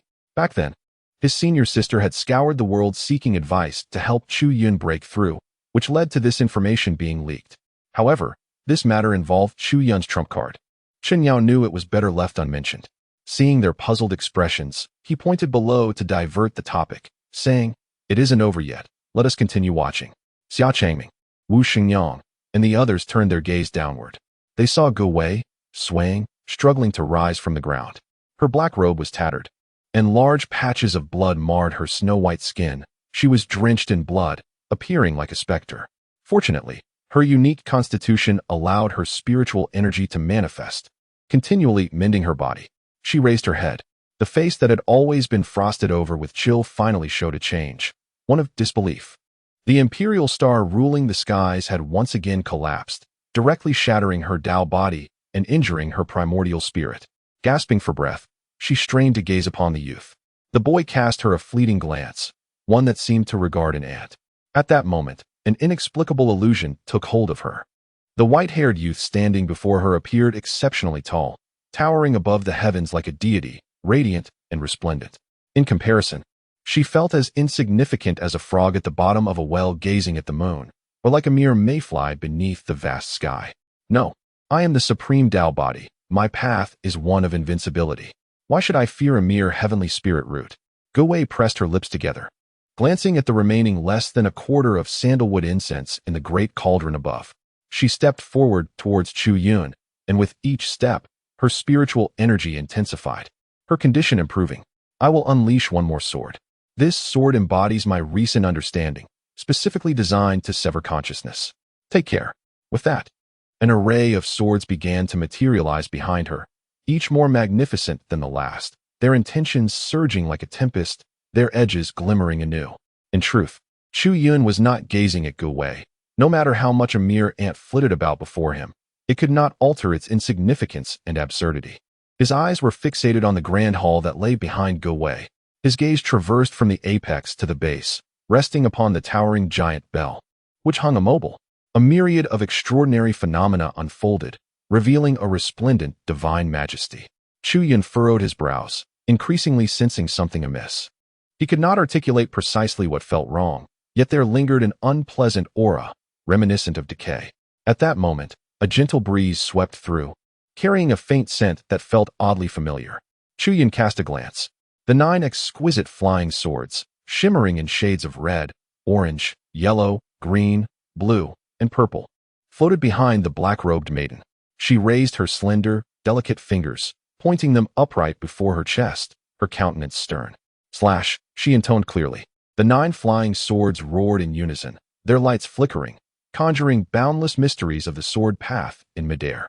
In the blink of an eye, a blazing white sword, spanning over 100 meters, descended from the heavens, unleashing an overwhelming surge of sword intent. This strike embodied the supreme essence of the sword. The embodiment of the ultimate path displayed an extraordinary mastery of swordsmanship. Yet, even more formidable was the fact that this blow had transcended the realm of mere physicality, targeting the very consciousness itself. From the celestial platform above, sounds of astonishment erupted. Even the formidable experts from the 5 great sects regarded this strike as a pinnacle of excellence. Apart from being constrained by their realms, it was nearly impeccable. The ancient divine sword pavilion, renowned for its mastery of swordsmanship, stood on the platform, all members rising to their feet, craning their necks, riveted by the spectacle. Huang Hong murmured, "This sword is indeed exceptional. This young man's talent in swordsmanship is remarkably high. Even within our ancient divine sword pavilion, he would stand out, eclipsing his contemporaries." His words rang true, for the nearby sword prodigies appeared as if struck by lightning, rendered speechless by the sheer force of this strike. Beside him, Huang Jiuxiao glanced over, stifling a yawn. "Oh, this aura feels familiar. Isn't this the sword talisman I gave her days ago? I commend her for comprehending this strike. If she had learned it that day, it would indeed be a testament to her abilities." Huang Hong gasped in shock. "What? She derived this from that sword talisman? Can her spiritual roots withstand such power?" He regarded Huang Jiuxiao, his tone tinged with anxiety. Huang Jiuxiao replied without hesitation, "Dream on if you think you can slay her. What does the ancestor imply? Is this sword not fierce enough?" Huang Hong stared in disbelief at the scene below. Suddenly, his expression froze, revealing shock in his eyes. As the radiant sword descended upon the white-haired youth's head, it abruptly disintegrated. Apart from a gentle breeze stirring the glimmering strands of hair, no harm was inflicted. The 9 swords merged into one, bowing in reverence, as if they had encountered the divine essence of swordsmanship. A series of sharp, crisp sounds echoed through the air. The radiant sword shattered with a resounding clamor. The wielder of the sword bore a look of bewilderment in her cold eyes. She had clearly struck, yet it felt as though she had collided with the most resilient of celestial iron. The overwhelming recoil surged towards her like a tidal wave, causing Gowei to feel her vitality surge and her vision dim. In that fleeting moment, illusions danced before her eyes under the bright azure sky. She beheld the moon, celestial deities, and even her departed mother beckoning to her. Puff! Gowei expelled a mouthful of golden blood, collapsing to the ground with a muffled thud. The challenge is over. The voice of the sect leader resonated in her ears. Gowei strained to lift her neck, gazing skyward. The sandalwood on the green cauldron had already burned to ashes, leaving only wisps of blue smoke drifting away. Then she muttered, "Is it finished? I suppose I shall go ring the bell now. How dreadfully dull." She perceived a voice that sent her into despair. "Bored? I have exerted my utmost and revealed all my hidden cards, and in your eyes, it was merely dull?" Before Gowei could ponder further, her blurred vision caught sight of a boot descending upon her. With a resounding thud, her delicate features struck the ground.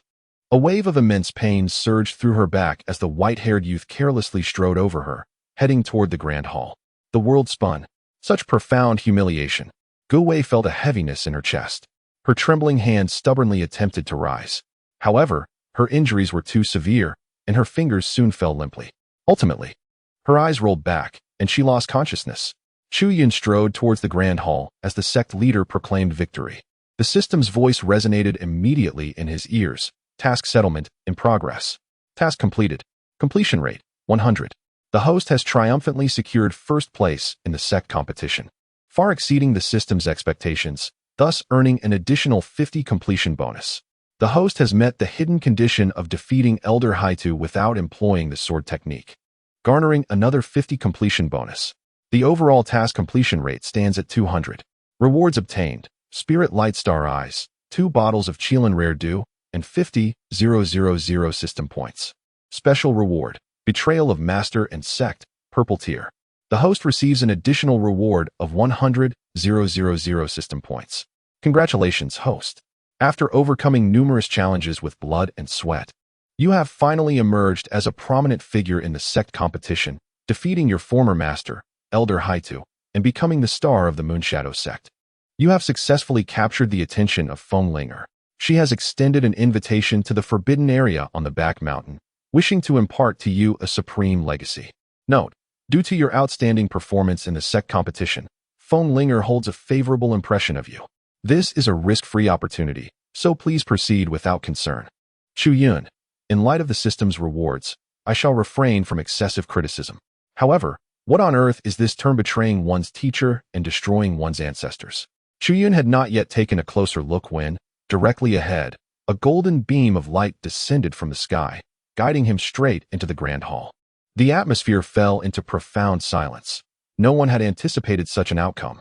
Initially regarded as the most promising supreme Tao body, it now appeared feeble like a child before the legendary heavenly spirit root, which, according to rumors, had yet to break through the Nascent Soul stage. Despite exhausting all his strength, the supreme Tao body was deemed unworthy of even a single remark from the heavenly spirit root. Was the supreme Tao body truly weak? If so, what did that make the proud challengers who had previously sought to best him? The answer was unequivocal. The heavenly spirit root was overwhelmingly powerful, far surpassing anyone's imagination. Even without uttering a word, it demonstrated through its actions what it truly meant to be the foremost disciple of the Xian Immortal Sect. As the supreme Tao body lay beneath the weight of its head being trampled, a heavy silence enveloped the crowd. Not only did it fail to create history, but it also marked perhaps the most humiliating moment for the sect's chief. Among the most exhilarated were a few individuals on the Changhuang Cloud platform. Xia Changming exclaimed, "Master Ancestor is truly magnificent. The supreme Tao body will likely lose all face in the Xian Immortal Sect from now on." Feng chuckled at Chen Yao, saying, "Congratulations, Master." Chen Yao waved his hand, grinning. "Indeed, there has been considerable gain this time, yet it is all thanks to that young fellow Chu Yun. After he strikes the enlightenment bell, he should be able to advance to the transformation stage. With this wealth, I can prepare him a few things. Fang'an nodded in agreement. Consider it my share as well. I too am benefiting from his success. Chen Yao replied, no rush. I still have other bets to collect. He then turned to the purple cloud platform, where Zhao Xuanji stood at the railing, his expression calm. How could this be? What kind of strategy had the Heart's Desire Mountain prepared for the heavenly spirit root? Why had the Tao body collapsed so utterly? The astonished murmurs echoed in his ears. Yet Zhao Xuanji remained silent. Any discerning observer understood that this was no longer a matter of tactics, but simply a question of raw power. At this juncture, words would only seem feeble and impotent. Deputy sect leader, does the wager still stand? He heard Chen Yao's voice. Zhao Xuanji's gaze turned cold as he cast a sharp glance toward Chen Yao. Thank you, Chen Yao remarked. Zhao Xuanji maintained his composure, instructing, Lu Shi, go retrieve the Tao body. Understood, the elder with a severed arm responded, swiftly descending. Meanwhile, Su Haijin grimaced as he reported to Zhao Xuanji, that sect leader. We have lost 10 billion. Zhao Xuanji replied, his expression unchanged as he glanced at Chu Yun, who had just entered the grand hall. Elder Su, the heavenly spirit root has struck the enlightenment bell. We must attend to business. Let us proceed to the council. With that, he leapt into the air. Su Haijin stole a glance at the railing where Zhao Xuanji had stood. 5 deep finger imprints marred its surface, causing his expression to darken as he soared upwards to follow. Simultaneously, nearly all the formidable figures from various sects at the integration stage heard an ethereal voice. Esteemed guests, come to the Xianwei Pavilion for a discussion. Above the grand hall, a 5-story ancient pavilion floated in the clouds. Figures looked up, their countenances serious, shimmering as they ascended towards the pavilion. Huang Hong, beaming with delight, noticed Huang Juxiao still standing in place, and, glancing upward, prompted, Ancestor, it is time for the council. Go away. Huang Juxiao responded, his gaze fixated on the figures within the hall, lost in thought. Rather than confer strategies with these minor players, he would prefer to seek counsel from this individual about why they would obstruct the path to immortality. If he were the heavenly spirit root of the Xian Immortal Sect, would he not ascend himself? Upon entering the grand hall, Chu Yun struck a resounding bell, its enchanting sound resonating throughout the surroundings. The Tao Enlightenment Bell, which could only be rung once every 5 centuries, was thus awakened by Chu Yun. All the cultivators present, still lingering, were entranced by the sound, plunged into profound realization. Huang Juxiao gazed intently at Chu Yun's figure, which vanished into thin air as the bell tolled. Unwavering, he proceeded to the edge of the cloud platform, watching in silence, determined to wait for Chu Yun's return. Chu Yun felt as though he had entered a shrouded, dark expanse. He surveyed his surroundings, finding darkness enveloping him from every direction, reminiscent of a desolate universe. Is this the realm of the heavenly Tao? Where is the heavenly Tao? He pondered, sensing no trace of its presence. The infinite connection of the Golden Elixirs made him realize he was in a unique place, profoundly distant from the 9 provinces, yet paradoxically not having left them. What has my master bestowed upon me this time? Chu Yun surveyed his surroundings, a look of perplexity gracing his features. Prior to striking the enlightenment bell, he had carefully observed it and discovered some cracks within its interior. Moreover, it was entirely hollow. Upon entering the celestial realm, the same emptiness persisted. My dear disciple, a familiar female voice echoed in his ear, just as his confusion deepened. There is no need to search any longer. The celestial path has perished. Upon hearing the sound, Chu Yun turned around and caught sight of merely a fleeting shadow. With a swift motion, he reached out and grasped the apparition, revealing a round, soft bundle resembling a coal ball, adorned with 2 glistening, clear eyes. As he squeezed it lightly, it felt plush and more resilient than the last goo worm he encountered. The divine essence of his master. So, the heavenly Tao has perished? This aligns closely with my previous conjectures. Chu Yun slowly began to speak, surveying the surrounding desolate space with an expression devoid of any surprise. Wretched disciple, release your master at once. The coal ball emitted a melodious sound akin to a clear spring, expressing its discontent. Chu Yun spread his hands, and the coal ball immediately spiraled upward, soaring to 3 feet before his eyes. Upon hearing that the heavenly path has perished, why are you not the least bit astonished? Chu Yun replied without a moment's hesitation. The 9 provinces are currently in a flourishing era, yet the impending arrival of the end of the Dharma age seems rather unsettling. The coal ball, with its 2 bright and clear eyes, sparkled as it inquired, what is amiss? Everything in this world inevitably approaches its ultimate demise. Chu Yun nodded. The reasoning is indeed sound. However, I sought out some ancient texts regarding the study of the end of Dharma. From my robes, I retrieved a weathered tome, its cover worn with age, and waved it before the coal ball. The most apparent manifestation of the end of Dharma is the increasingly scarce spiritual energy. There are various reasons leading to this depletion. Commonly cited causes, as you, Master, have mentioned, include the exhaustion of the primordial essence of the 9 provinces, which is approaching its demise. According to the texts, overt signs include the desiccation of blessed lands and celestial mountains, as well as the drying up of spiritual seas. Although my spiritual awareness is limited, I have employed my golden elixir as a satellite to survey the entirety of the 9 provinces these past few days, and I have found no anomalies. Everywhere is vibrant with life, the heavens and earth flourishing, with each sect's sacred grounds operating as usual. Besides the vanishing spiritual energy, this does not quite align with the criteria of the end of Dharma. It is merely a fluctuation of spiritual energy. Yet, since you, Master, have spoken, it must bear significance. Thus, my initial suspicion fell upon myself. Perhaps my golden elixir has absorbed too much spiritual energy, rendering the entire 9 provinces incapable of sustaining me, becoming the source of the end of Dharma. After all, the 9 provinces belong to all. If I were to bring about the end of Dharma, that would be most unfortunate. Hence, I pondered a solution. At this juncture, Chu Yun gestured towards his dantian. After breaking through to the Nascent Soul stage, I sensed an enhancement in my deductive abilities and comprehension. Consequently, I temporarily set aside my cultivation to attempt optimizing the chaotic rift divine method. I undertook a total of 96 iterations, and upon completion, though I sacrificed the potency of several golden elixirs, I have managed to reduce the resources required for daily consumption to a mere 60% of their original amount. This is the utmost limit of my current capabilities. Should my deductive abilities and comprehension continue to grow with each breakthrough, I could further refine the chaotic rift divine method, thus ensuring that the 9 provinces can sustain me before my ascension, provided no unforeseen complications arise. The coal ball muttered. Wait a moment. What exactly is the chaotic rift divine method? What other bizarre techniques have you been studying? Isn't that just our Carefree Sect's Carefree Heavenly Skill? Did you not elevate the Carefree Heavenly Skill to the great divine ability of 9 heavens and 10 earths? How has it transformed into this chaotic rift divine method? Oh, the foundational logic of the Carefree Heavenly Skill is quite commendable, allowing for numerous branches to emerge. This is merely another branch, differing in cultivation direction. Can I still trust the 9 heavens and 10 earths divine ability you established? No worries. The chaotic rift divine method is far too radical and unsuitable for your cultivation, Master. However, the version of 9 heavens and 10 earths is somewhat outdated. I initially intended to emerge from seclusion to provide you with an upgraded patch version. But since you ascended, I must await our next meeting to bestow it upon you. Oh, that puts my mind at ease.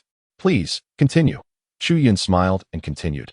Then the intriguing matters began to unfold. Based on my observations, the spiritual energy in the 9 provinces has diminished significantly over the past year compared to previous years. Though the decline is at most merely 10%, this implies that after the frequency reduction, if indeed I were the catalyst for the end of an era, there would be a temporary resurgence of spiritual energy. Regrettably, that has not occurred. The spiritual energy continues to wane. I recalled an earlier encounter in the outer heaven, where I stumbled upon some anomalies, discovering a substantial amount of calamity liquid. This calamity liquid is exceptionally pure, not a byproduct of the heavenly tribulation, but rather a direct transformation of the essence of the tribulation itself. This contradicts common understanding.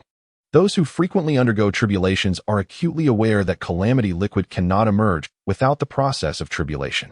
The direct conversion of heavenly tribulation into calamity liquid suggests that the tribulation is nearing its end, regressing to its most primal form, which is the pure calamity liquid I witnessed. Furthermore, along my path to immortality, I encountered several scattered silver orbs, which seemed to be the personification of the heavenly Tao. Chu Yun pondered for a moment and turned to a page in the tattered book she held, revealing a labyrinth of intricate curves and runes interwoven within. To express it in the simplest terms, I am uncertain whether Master can comprehend this. According to the records in this tome, the heavenly path embodies rules, will, and the governing principles of the world. Bound by the constraints of the Permian-Triassic fate intersection theory, one need only grasp a singular conclusion. The heavenly path cannot be materialized. Yet, paradoxically, it has manifested. Hence, the answer becomes exceedingly straightforward. The heavenly path governs the rules. Calamities are rules. Spiritual energy is governed by rules. Thus, it is evident that there lies a flaw within the heavenly path itself. To be thorough, I deliberately broke a significant celestial vow, hoping to invoke its presence for a dialogue. But guess what? The coal ball remained silent for a while before inquiring, what happened? It did not arrive. Only a faint ripple of its essence appeared, which I shattered with a mere swipe of my hand. This further substantiates my conclusion. The origin of the Dark Age is not I, but the heavenly path. With a sigh, Chu Yun lamented, alas. I had thought the heavenly Tao was merely facing some issues, and I intended to converse with the Enlightenment Bell to seek a solution. Little did I anticipate its abrupt demise. This predicament has escalated significantly. Chu Yun inquired, Master, why do you remain silent? The dark luminescence of the coal ball diminished. Drifting onto the white strands of Chu Yun's hair, languidly resting there as it murmured, it is rather dull. You have articulated everything, leaving me with nothing to say. Master, you may express whatever you wish. Surely, you have not retained a fragment of divine consciousness merely to engage in conversation with me? The coal ball, upon hearing this, suddenly recalled something. Indeed. I must mention, do not tread the path of immortality. When I ascended, I discovered that the path had become exceedingly fragile due to the fall of the heavenly Tao. I inadvertently shattered a significant portion of it, and it took considerable effort to mend, which nearly delayed my ascension. With your current strength, you could easily damage the path. Are you aware of that? Are you not going to respond? Surely, you do not intend to tread upon the path of immortality? Master, do you have other matters to convey? Such a monumental event as the death of the heavenly Tao, why did you not inform me directly? Oh, the coal ball continued. Considering your peculiar situation at the Golden Core stage, I feared that revealing the truth about the heavenly Tao might impede your progress. As I was concerned about your potential life-threatening limitations before your breakthrough to the Nascent Soul stage. Thus, I refrained from disclosing the matter directly, and instead, I deliberately instructed Chen Yao and Xiao Yuan to assist you in finding ways to prolong your life. However, now that you have transcended to the Nascent Soul stage, the breakthrough to the God transformation stage should not be far off. Since you are destined to encounter the heavenly Tao, it is inevitable that you would come to know of this matter. Therefore, I left a fragment of divine consciousness to share some insights and to bequeath you a treasure. The coal ball hopped upon Chu Yun's head and sighed. Of course, you have already gleaned much from our earlier conversation. I shall be succinct and impart additional knowledge I possess. The end of the Dharma age is certainly not a consequence of your actions. The origins of the 9 provinces are profound. Even among the immortal realm, they are renowned across various realms. The 9 provinces have birthed over 5 immortal kings and 3 demon lords. It is said that other formidable beings from higher realms also have ties to the 9 provinces. In principle, nurturing a single heavenly spiritual root is unproblematic for the 9 provinces. Even when considering your over 90,000 golden cores, it could sustain you with ease. Therefore, you need not harbor any guilt. Furthermore, the demise of the heavenly Tao is unrelated to you. It was slain by some formidable entity. The voice of the coal ball suddenly grew intricate. Oh, Chu Yun responded, Master, your certainty suggests you might have witnessed the fall of the heavenly Tao firsthand?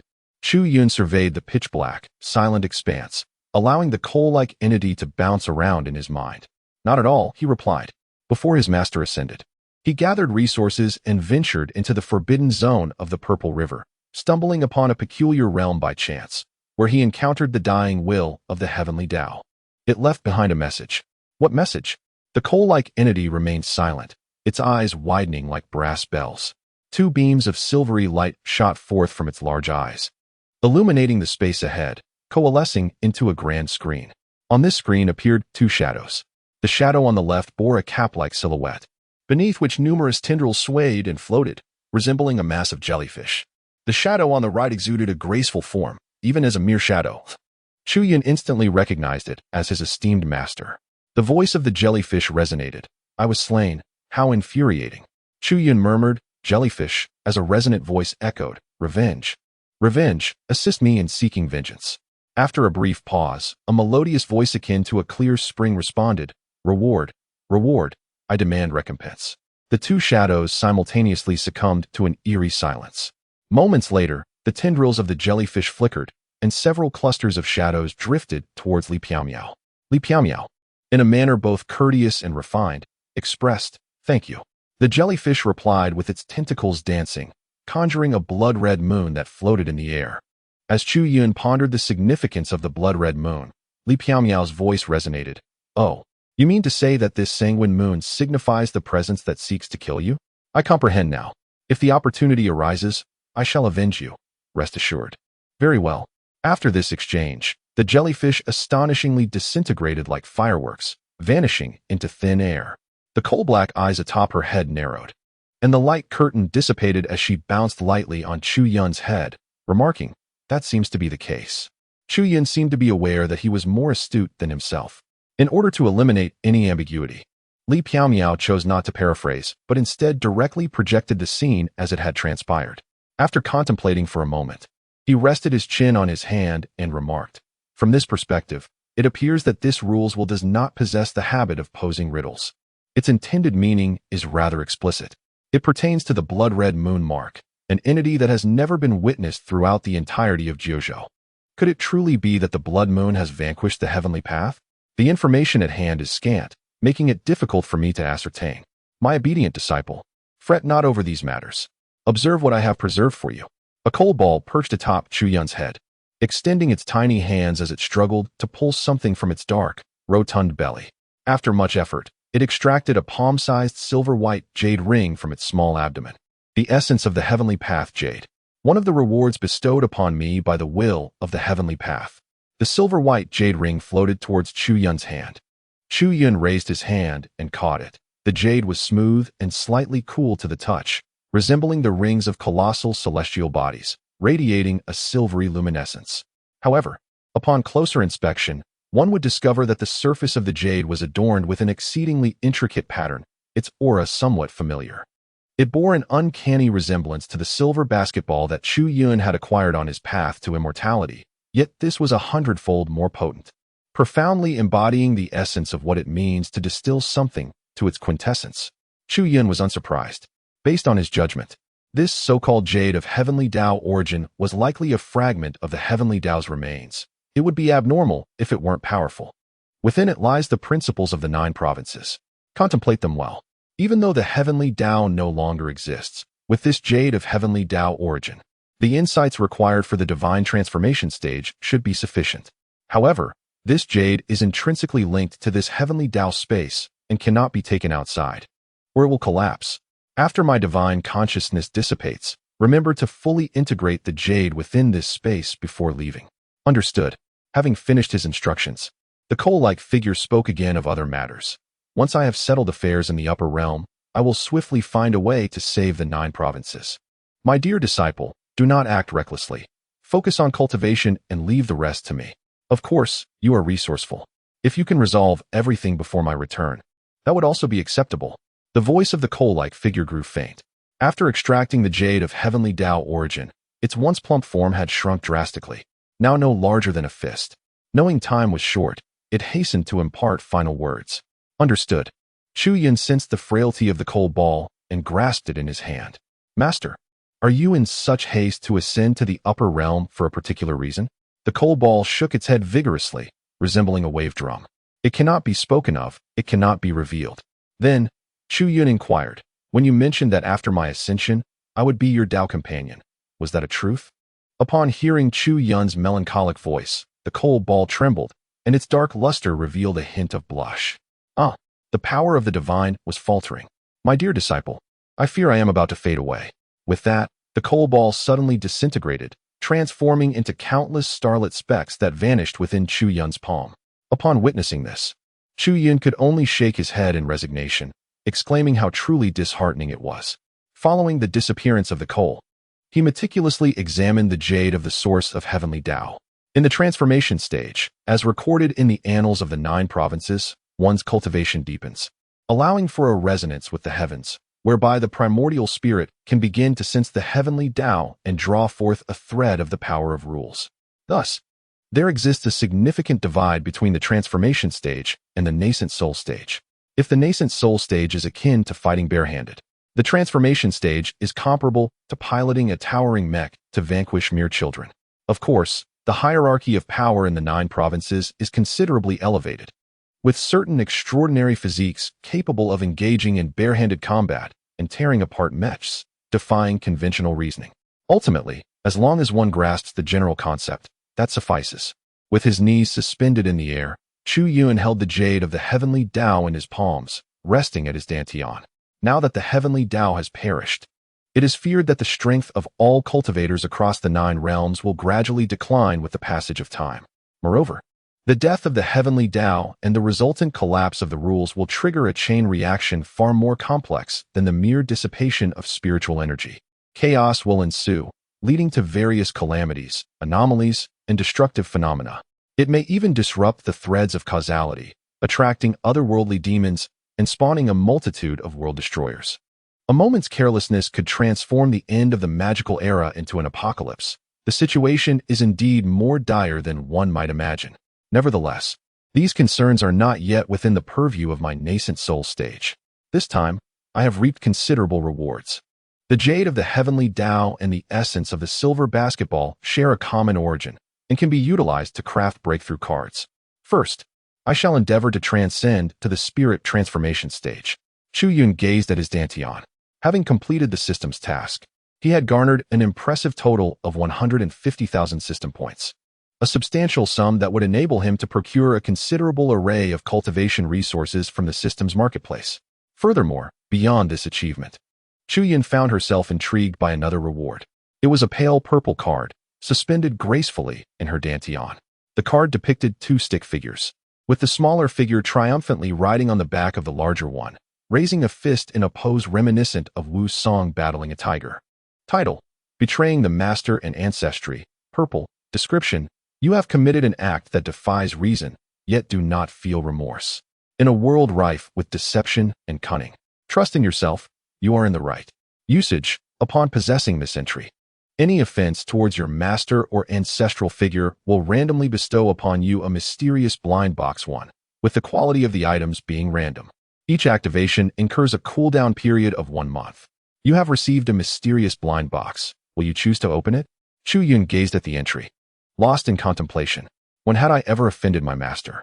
Is it considered an affront merely to toy with the divine? He shook his head. He sensed a newly emerged box within his dantian, approximately 16 inches in size, square in shape, adorned with intricate patterns. A dazzling golden light, enhanced with effects, erupted from the box. You have opened a blind box and acquired a rare beverage, Great Deer Americano 1. Upon lowering her gaze, Chu Yun discovered that she cradled a steaming cup of coffee in her hands, its surface dark and rich, adorned with a prominent logo of a majestic stag. To her surprise, it was still warm. As Chu Yun brought the cup to his lips, he took a delicate sip, and the familiar bitterness resonated within him, only to be discarded expressionlessly moments later. Fortunately, the mysterious blind box had come easily, and there were no expectations attached to it. He casually opened the system mall and discovered that although the system often behaved erratically, its professional attitude was commendable. The mall, which had just been emptied, was now replenished to the brim, its means of replenishment a mystery. The system's point tally displayed a staggering 50,000 points, and without hesitation, Chu Yun pulled out a hefty stack of discount vouchers, clearing out a significant portion of the system mall once more. With everything in place, he began to delve into the source jade of the heavenly Tao. Truly deserving of its title as the body of the heavenly Tao, Chu Yun felt as though he had touched a divine treasure. He divided his focus with unwavering resolve. One hand pressed against the source jade, drawing forth countless strands of silver light, swiftly crafting a breakthrough card. His consciousness settled upon the jade, allowing him to perceive the principles of the heavenly Tao up close. Meanwhile, the vast quantity of golden elixirs in his dantian busily refined the immense treasures exchanged from the system mall. Indeed, he sought to attempt the ascension to the divine transformation stage within this shattered realm of the heavenly Tao. As Chu Yun practiced, the system's voice occasionally echoed in his ears. The host is to accompany sect master Feng Linger to the forbidden zone of the back mountain. Due to sufficient affinity, Feng Linger has gifted you a spatial ring. The host acquired a high-grade spatial ring. To his astonishment, he discovered that the ring concealed an abundance of cultivation resources. enough for a formidable cultivator in the early divine transformation stage to practice for centuries. He was taken aback by Feng Linger's generosity. Feng Linger arranged for him to sit upon a moss-covered boulder and began imparting to him the transcendent inheritance of the carefree celestial art from the immortal realm. However, the host's aptitude proved inadequate. Even with the assistance of the enlightenment stone that Feng Linger had thoughtfully provided, the profoundness of this celestial art eluded him. After half a month of instruction, he had merely scratched the surface, leaving Feng Linger somewhat disheartened. Congratulations, host, for grasping the incomplete celestial art of carefree heavenly skill. Although his understanding was rudimentary, the formidable efficacy of the carefree heavenly skill made him feel increasingly closer to the divine transformation stage. Overcome with excitement, he became even more diligent, practicing day and night without respite. His dedication did not go unnoticed by Feng Linger, who felt a sense of satisfaction. Despite his ordinary talent, his earnest and industrious nature resonated with her ideals, and her fondness for him grew. In the Xian Tower, on the 5th floor, a unique space unfolded, appearing as a single level yet structured as a tiered expanse. Floating meditation mats hovered in midair, and at the center, a golden platform levitated, forming a typical conference room setting. Over 50 individuals moved about, taking their seats upon the suspended mats. Chun Yao leisurely settled beside an elder from the Heart's Desire Mountain, gazing towards the golden platform, where instead of the enigmatic sect master of the Carefree Celestial Sect, a young nobleman in a purple robe elegantly descended. Zhao Xuanji maintained a cold demeanor, his gaze sweeping across the assembly. Once everyone was seated, his voice resonated. I have summoned you all here today to discuss several pressing matters. Familiar faces surrounded him. He wasted no time on pleasantries and promptly addressed the first issue. The Heavenly Tao Hall of our Carefree Celestial Sect has discovered that with the rupture of the path to immortality, not only has spiritual energy begun to wane, but the rules of the Heavenly Tao have also grown increasingly obscure. We have even sought the assistance of several prodigies in the divine transformation stage for insight into the Heavenly Tao, yet there has been no response. We suspect that something is amiss with the Heavenly Tao. Are there any other anomalies? As his words settled, a gentle female voice emerged. Indeed, we at the 10,000 Method Sect have recently experienced a similar occurrence.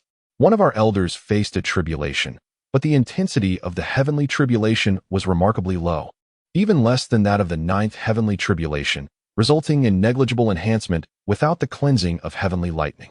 Chen Yao turned to see that the speaker was Mou, the sect master of the 10,000 Method Sect. Our red dust celestial gate has also encountered analogous circumstances. While we have not experienced this in our Zhengyang cave heaven, we witnessed another peculiar phenomenon. An elder inadvertently broke a solemn vow due to an accidental visit to the Yin-Yang sect. Surprisingly, the punishment from the Heavenly Tao has yet to descend, causing this elder's prior achievements to be rendered futile, resulting in a regression of their realm. If that is the case, we at the Universe Cave Heaven have similarly encountered.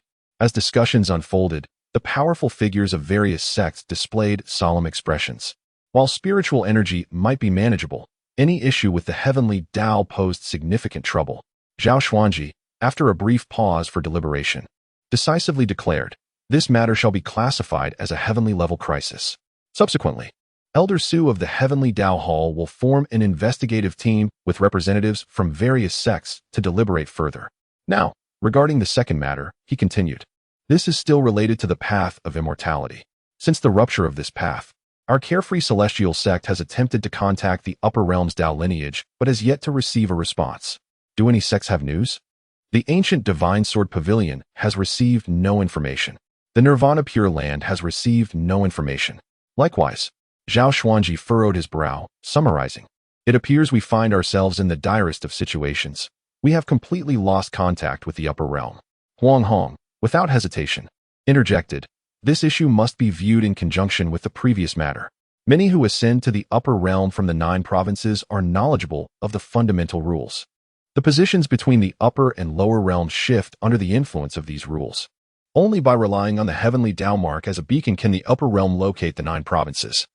The severance of contact between the 9 provinces and the upper realm is precisely due to the issues with the Heavenly Tao. His analysis garnered unanimous agreement from all present. Zhao Xuanji nodded in affirmation. The Carefree Celestial Sect shares this perspective. However, The emphasis should not solely rest on the discussion of what has occurred, but rather on what actions we must take. At the Carefree Celestial Sect, a celestial being was sealed, a contingency of our Tao lineage, recently prepared for unsealing, to summon this celestial being to devise strategies together. A jovial monk with prominent earlobes chimed in. The Nirvana Pure Land has a bodhisattva, a reincarnation of our Tao lineage's Arhat, and we are also preparing to awaken his memories to seek his counsel.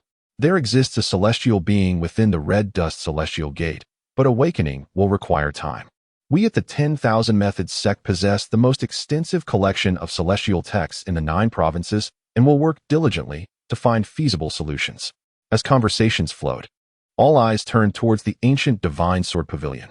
Huang Hong, visibly uncomfortable, hesitated before finally stating, "We at the ancient Divine Sword Pavilion are direct in our approach and prefer not to engage in such contingencies."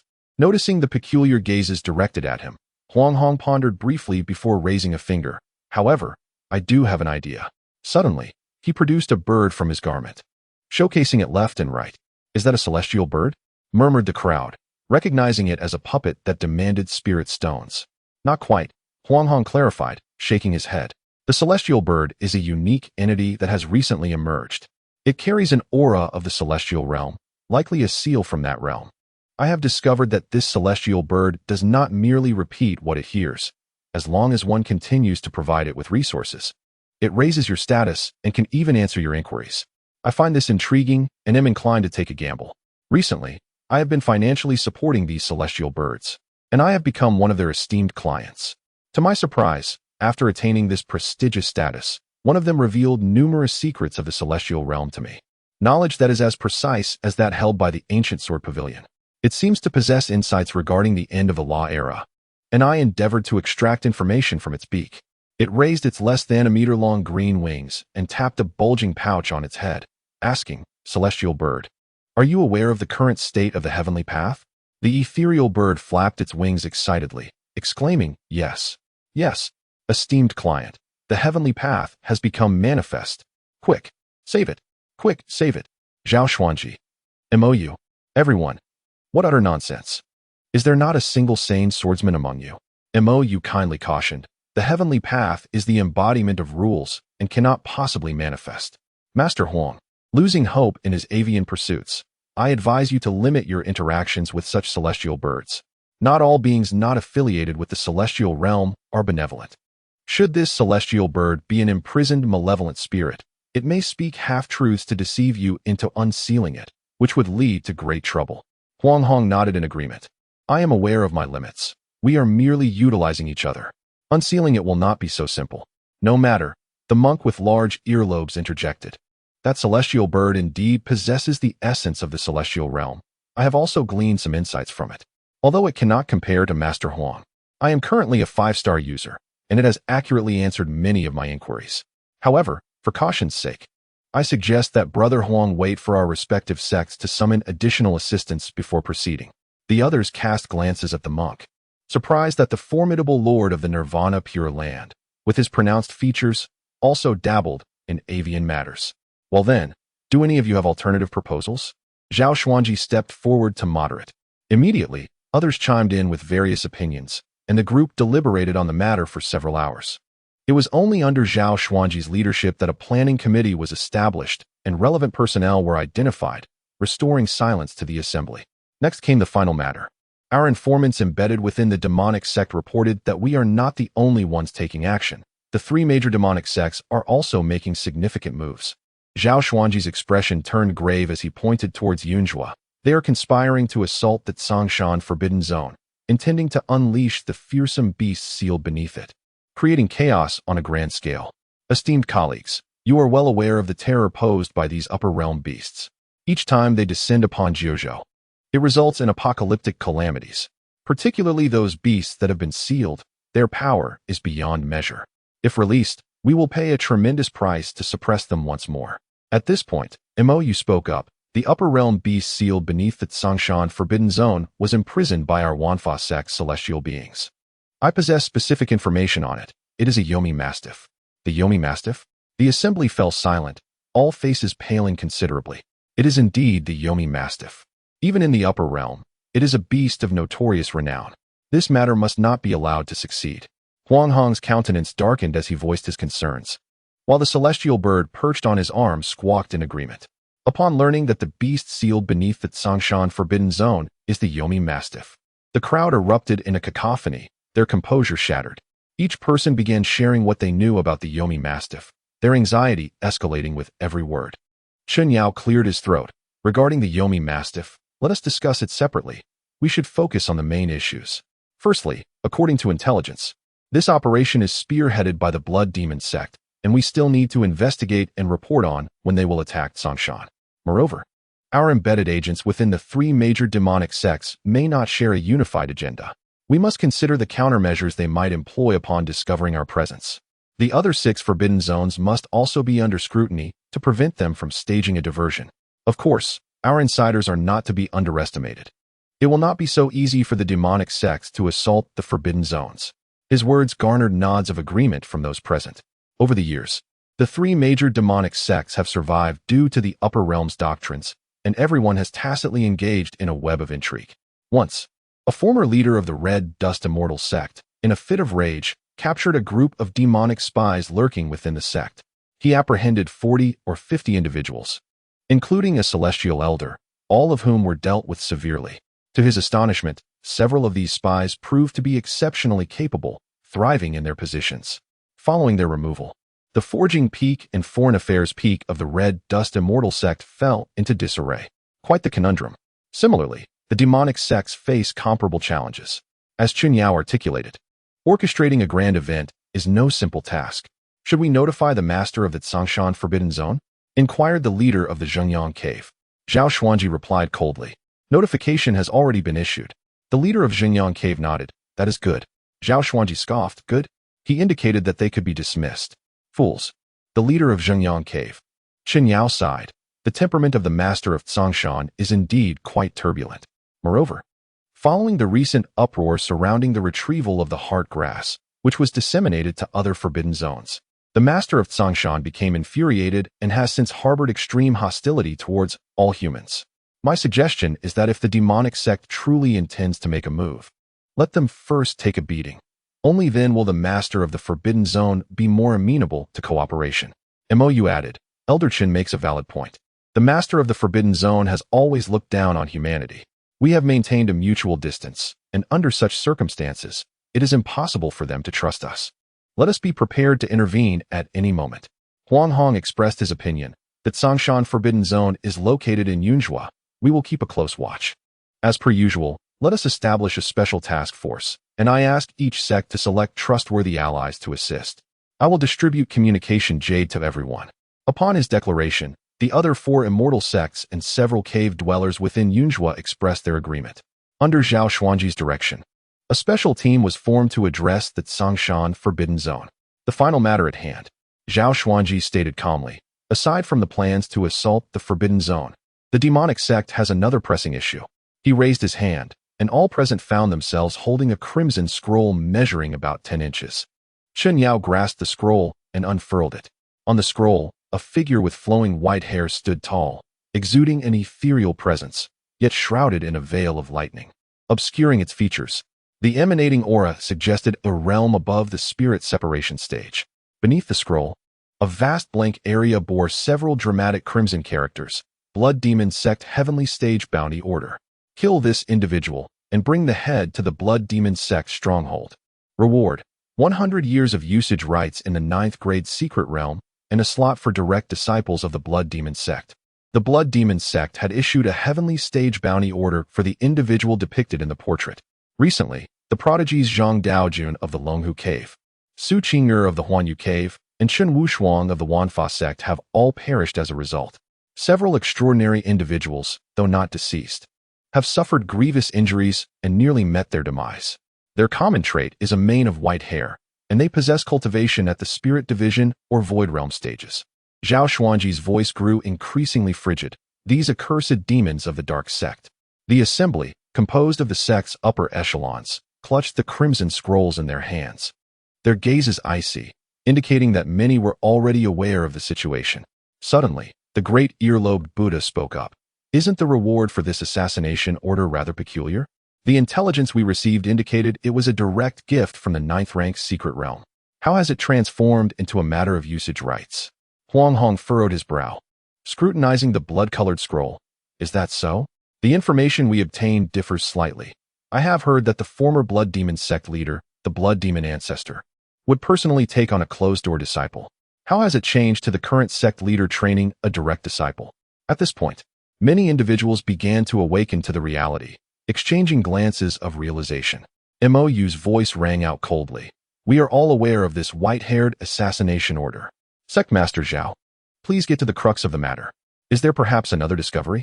No, Zhao replied. I have informed you of this assassination order to advise that those prodigies within our sect should consider dyeing their white hair to other colors, black, red, or green, to avoid unwarranted calamity. Upon hearing this, the crowd displayed expressions of astonishment. The practitioners of the dark sect had, in their foolishness, become so fixated on white hair that they could think of nothing else. Although the method was simplistic, its practicality was commendable. However, this proposal did not sit well with everyone. Mou snorted disdainfully. It is easy for you to say. Some prodigies can indeed dye their hair. But Elder Qin Wushuang from our sect bears a countenance shaped by his heart. His demeanor is heavy with gloom. Are these fools from the dark sect truly blind? Zhao Xuanji responded with indifference. Then I must trouble each of you to restrain those within the sect who are prone to melancholy, urging them to remain within the sect and avoid the perils of slaughter. Chen Yao spoke up calmly. Deputy Sectmaster, you must also be aware of the true target of this dark sect's assassination order, correct? Previously unknown, it is now clear. Given his displayed prowess, he is certainly not merely at the spirit division stage. Zhao Xuanji maintained an air of nonchalance. If there are no unforeseen circumstances, the target of this white-haired assassination order should be our own celestial root. Although we do not know what he has done to attract the covetous eyes of the Blood Demon sect, this matter has arisen due to us, and we cannot allow you to be implicated. Naturally, our Xiaoyao Immortal Sect is not to be trifled with. When the Dao Bell tolls, we have already dispatched 5 heavenly stage elders to the Blood Demon Sect's branch in Yuzhou, ensuring they experience the taste of iron fists. I implore you all to cooperate fully in exterminating the remnants fleeing from Yuzhou. Upon hearing this, the assembly felt a chill run through them and voiced their agreement.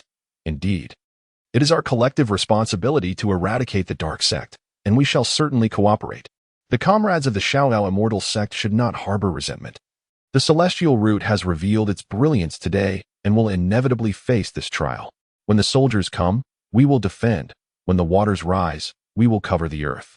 How dare the dark sect provoke the celestial root? Do they not look in the mirror and see their own insignificance? The crowd, filled with righteous indignation, began to extol the celestial root while denouncing the dark sect, creating a commotion akin to that of a bustling marketplace. A month later, Chu Yun rose within the heavenly Dao space, the source jade of the heavenly Dao vanishing completely from his grasp. He sensed the energy within his dantian, where 3,000 nascent souls stood like terracotta warriors, perfectly arranged in a square formation. Beneath their feet, each stood upon a plump golden elixir, radiating concentric circles of silvery ripples. Chu Yun's attention was captivated by the shimmering silver ripples. These were the celestial rules derived from the essence of the heavenly source jade, signifying his advancement into the divine transformation stage. This elevation to the divine transformation realm was remarkably smooth, with 30,000 infant souls and 80,000 golden elixirs. His spiritual awareness had also reached 300 meters, a commendable achievement. He crafted over 10,000 boundary-breaking cards using the heavenly source jade, and in conjunction with the system's materials. He meticulously tailored and deduced several techniques that ultimately elevated his physique to its most exquisite state. Thus, breaking through to the pinnacle of the divine transformation stage became a natural progression. Currently, he was on par with the average cultivators of the divine transformation stage, albeit with the advantage of harnessing a greater portion of the celestial rules for his own benefit. As for when he might transcend to the spirit-severing stage, Chu Yun possesses an astute understanding of his current state. To transcend into the spirit transformation stage, it is imperative to establish a solid foundation, requiring at least the metamorphosis into a golden core worth 100,000. His master once remarked on the profound heritage of the 9 provinces, and it is said that remnants of the celestial path's corpses may still linger.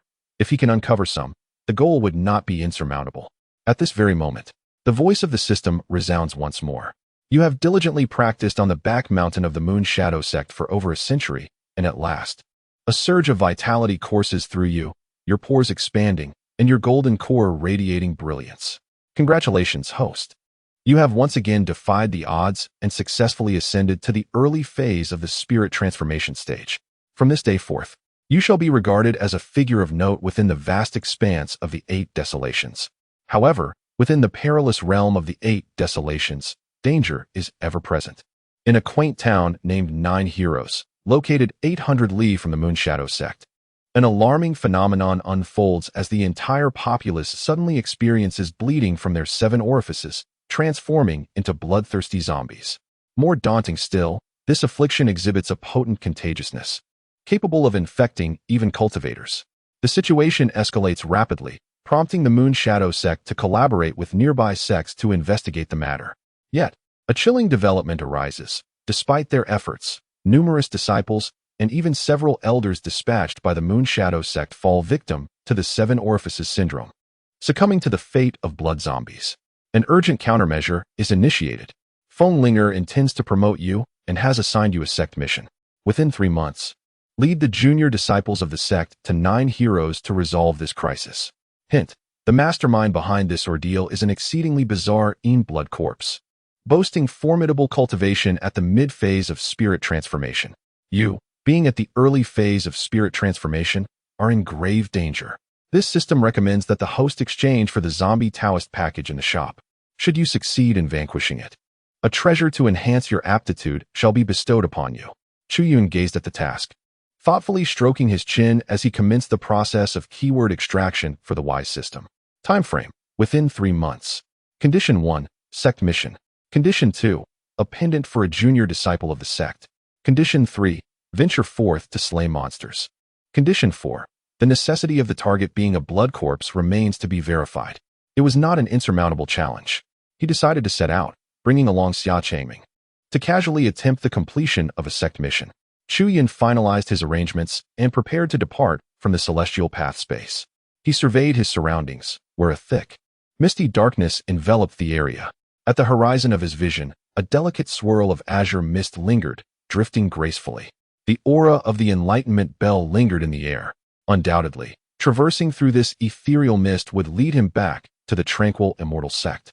As Chu Yunchao stepped forward, he cast a final glance at this desolate and fragmented realm of the heavenly path, resembling a graveyard.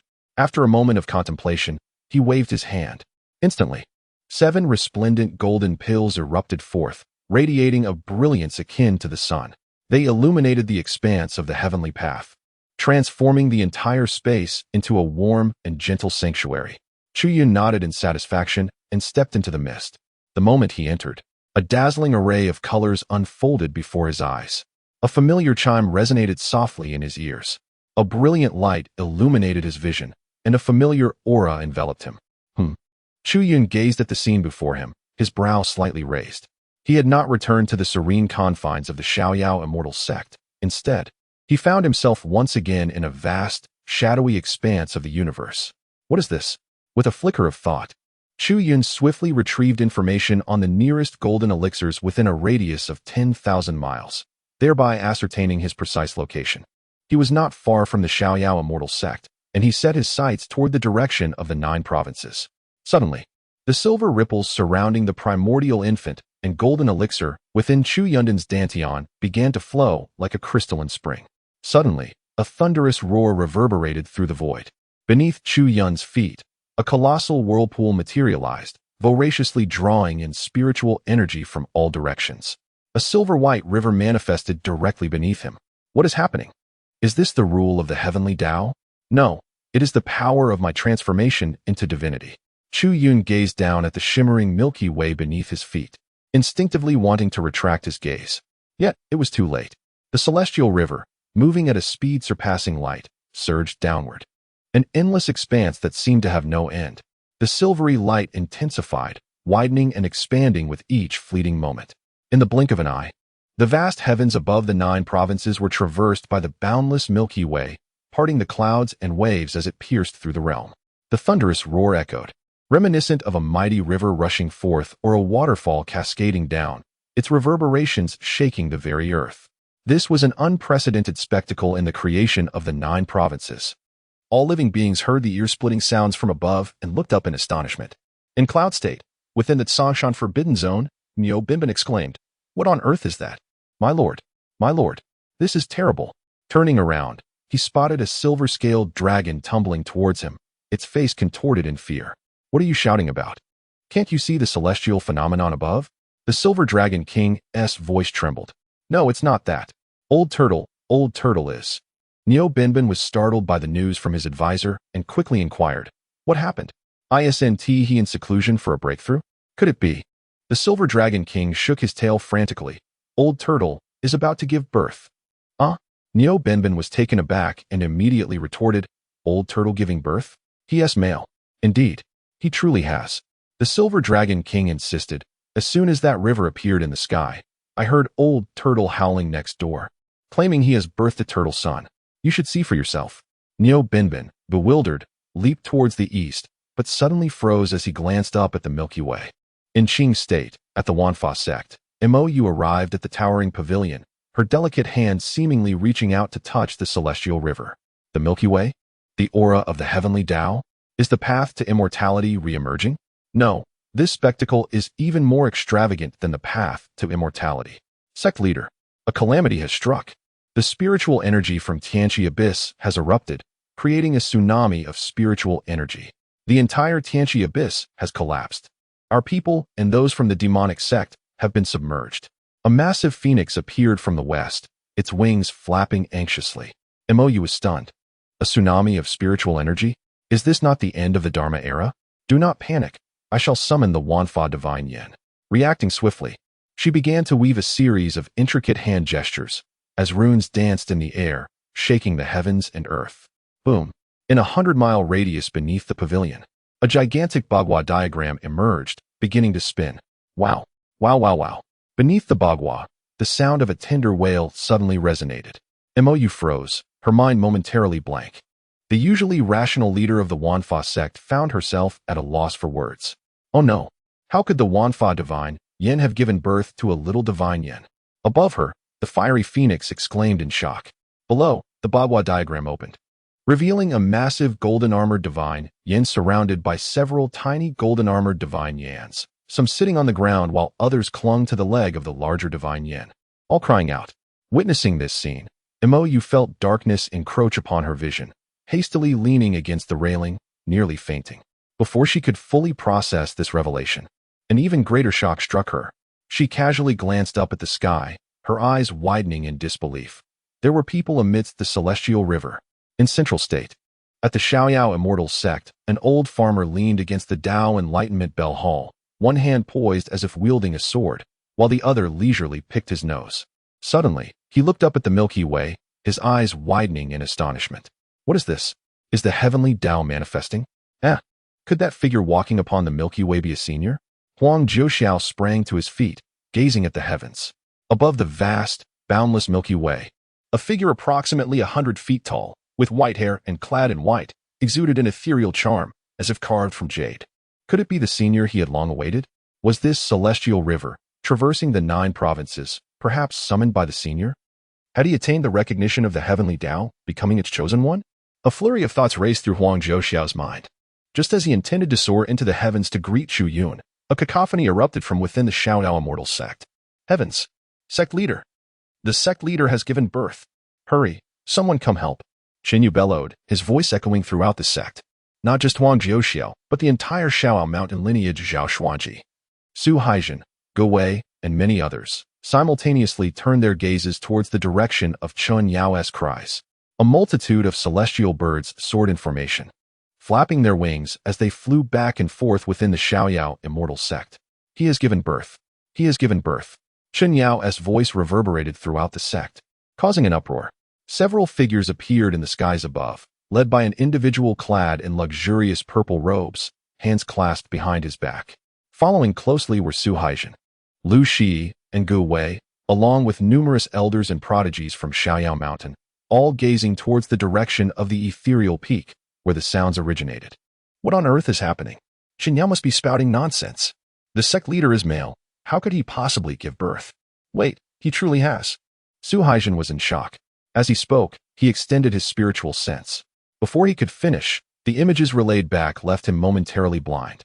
An elder beside him frowned. This can't be right. Let us not even mention that the sect leader is male, and that he has transformed due to the Xiaoyao heavenly art. Even if he wished to give birth, that would be. His mouth gaped wide, lips trembling, as he attempted to wipe his eyes despite using his spiritual sense to observe. Let us go? We must see for ourselves. Zhao Xuanji's voice remained as cool as ever, though the fluctuations in his tone indicated his own surprise. In an instant, they took to the skies, heading towards the ethereal peak. Beside Zhao Xuanji, a stunning maiden clad in black occasionally glanced skyward, her expression grave. Could it be him? Zhao Xuanji, too, turned his gaze towards the celestial river that cut through the night sky. Amidst the Milky Way, a white-haired youth walked gracefully, embodying an otherworldly presence, capturing the attention of all within the 9 provinces. Zhao Xuanji understood well. He was the brightest star in the 9 provinces today, outshining even the most radiant golden stars. He had returned from the heavenly Tao space, evidently with remarkable gains. This should have been your opportunity. What a pity. The girl in black lowered her head in silence, gazing at the flowing clouds below, her expression intricate. Since the conclusion of the bell-ringing ceremony, her formidable physique had taken nearly a month to recuperate. Unexpectedly, just a few days after her emergence, she encountered such a breathtaking phenomenon, provoked by a formidable adversary, spanning across the 9 provinces. Upon hearing Zhao Xuanji's words, she spoke up sharply. It is not mine. I am inferior to him. Even if I could defeat him that day, once we enter the realm of the Tao, I could not possibly invoke such an extraordinary spectacle. No, you can, Zhao Xuanji countered. The current abnormalities in the Tao may very well be the reason that celestial root has gained an advantage. Gu Wei raised her eyebrows, coldly replying, Master, please refrain from uttering such self-deceptive remarks. The gap between him and me is vast. I am acutely aware of reality, and you need not soothe me with childish reassurances. Furthermore, a loss is merely a loss. I can accept it.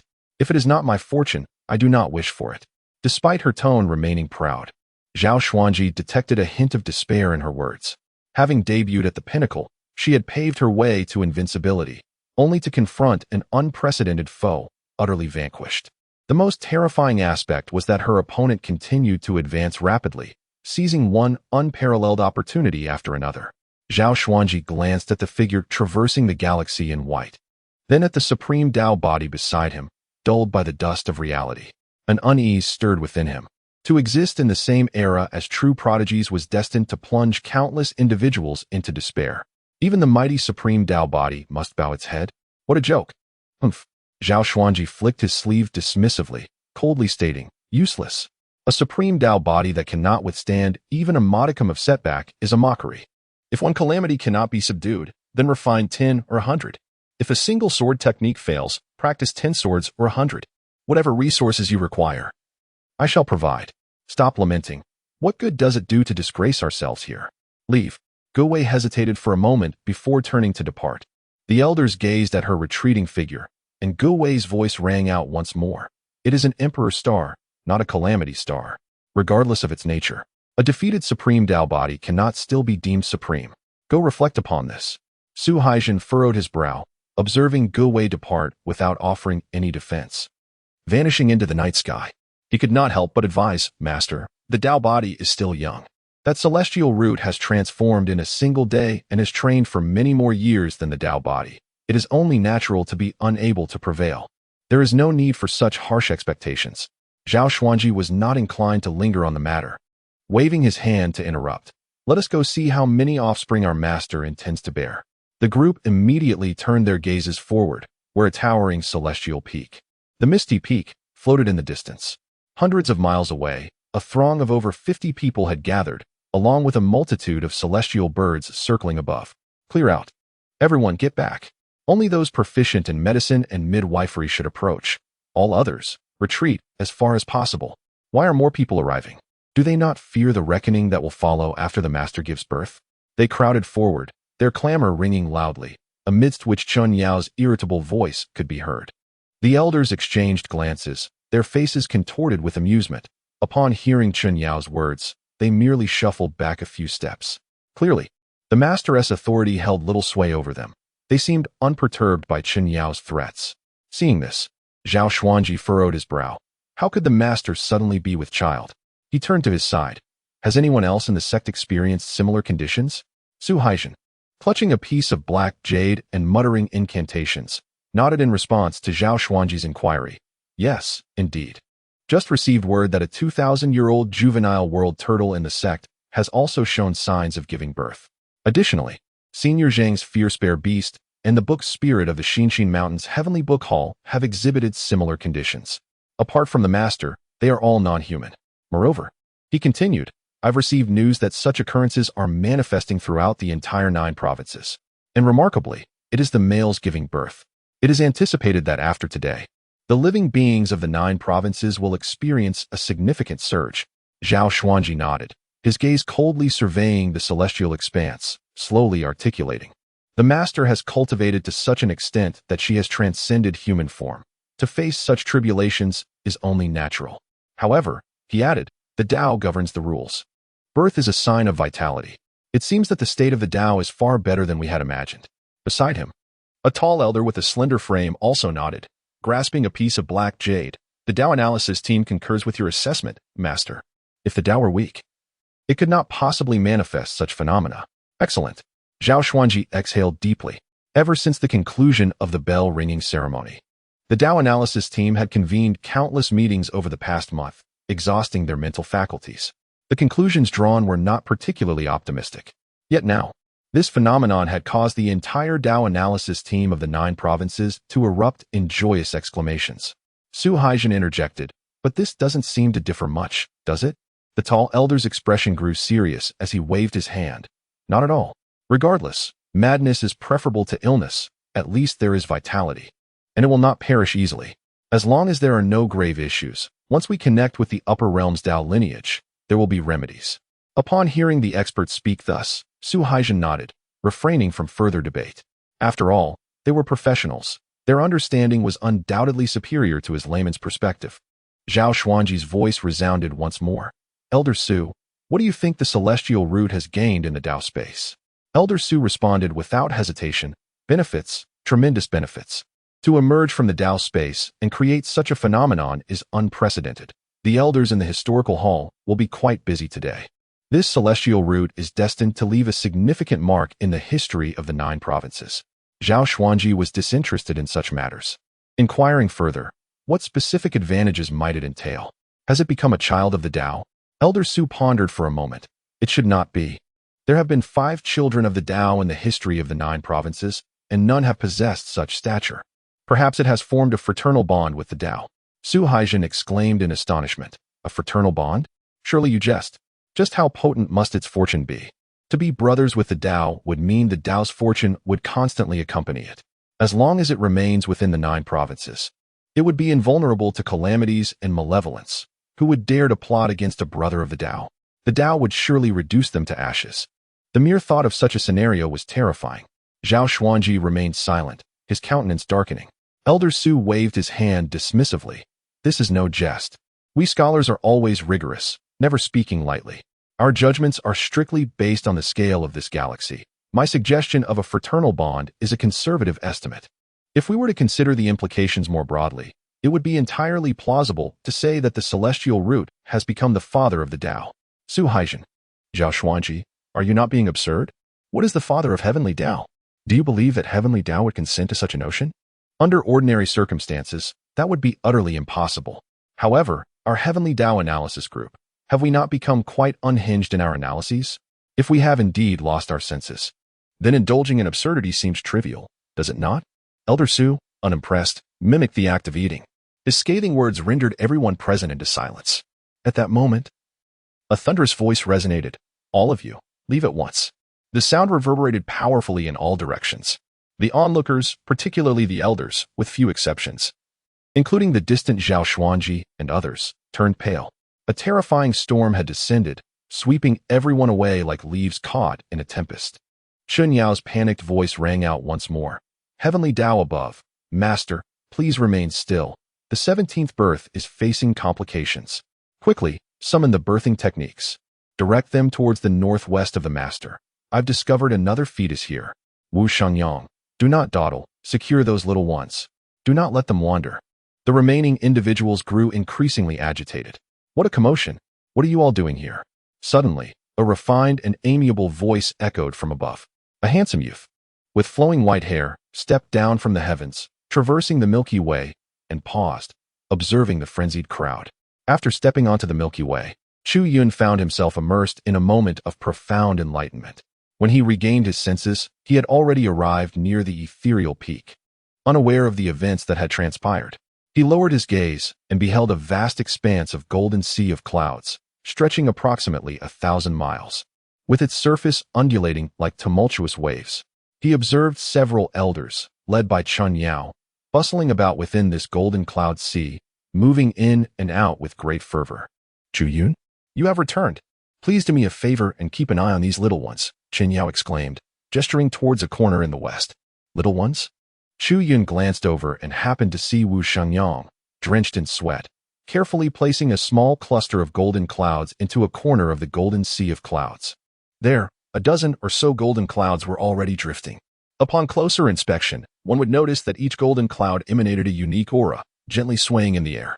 Chu Yun's gaze casually settled upon one of them. The little cloud had already opened its two slender, thread-like eyes, blinking quietly as it observed the bustling figures before it. Sensing something, the cloud gently floated upward, its tiny eyes meeting Chu Yun's in a silent exchange.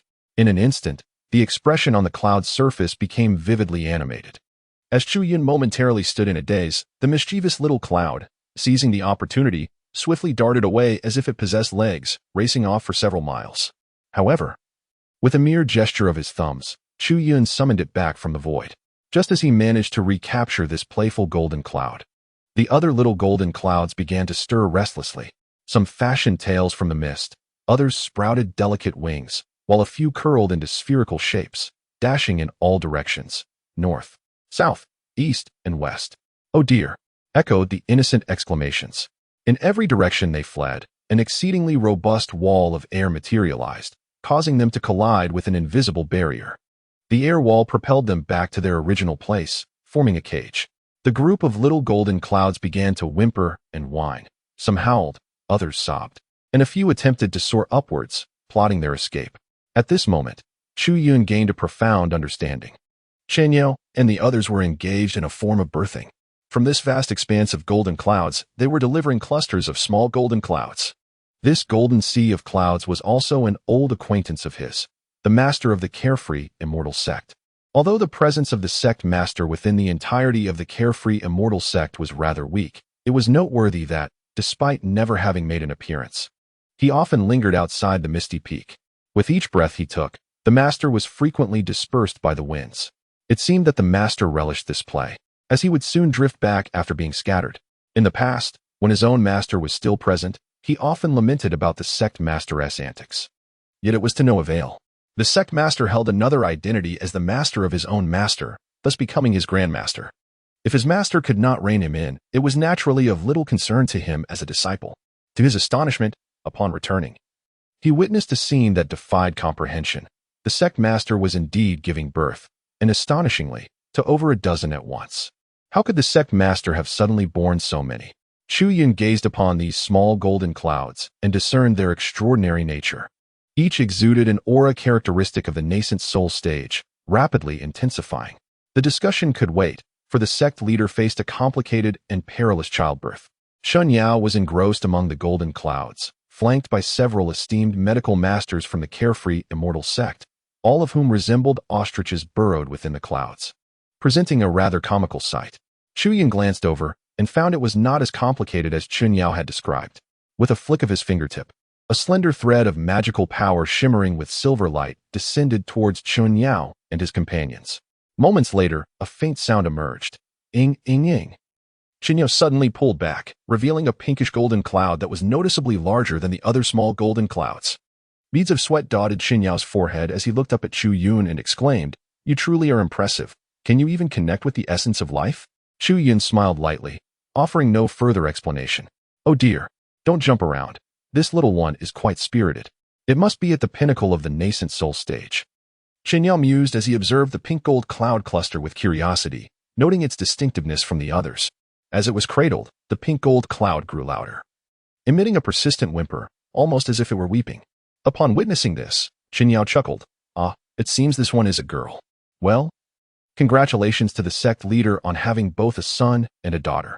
The golden sea of clouds remained silent, appearing to be nothing more than a mere expanse of cloud. After the last pink-gold cloud cluster was brought forth, the quivering ripples on the golden cloud dissipated entirely, restoring its original tranquility. The 18 little cloud clusters began to cluster together, clamoring, "Father, Father, I want to drink milk. I want to drink milk. Father, Father." The largest pink-gold cloud cluster added its own whimper. "Father, I too wish for some." With a heavy sigh, the golden sea of clouds rose in a wave, enveloping all the little cloud clusters within its embrace, finally bringing about a profound silence. After a brief exchange with Chu Yun grasped the sequence of events, causing a peculiar expression to cross his face. He glanced up at the Milky Way, still suspended in the vast sky of the 9 provinces, not yet dissipated. The notion that the sect leader had engaged in such an act was utterly bizarre. He couldn't help but ponder. Could there be some strange anomaly within the celestial body of the heavenly Tao that would lead to such occurrences?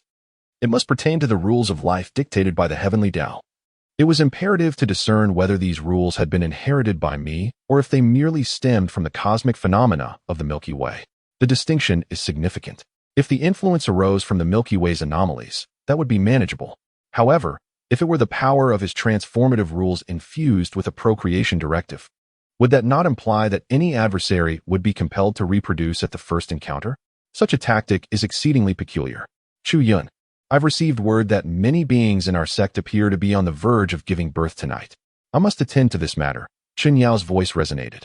As Chu Yun cast him a glance, an inexplicable sensation of dread washed over him, prompting him to instinctively touch his withered belly. And he hurriedly beckoned several elders to flee alongside him.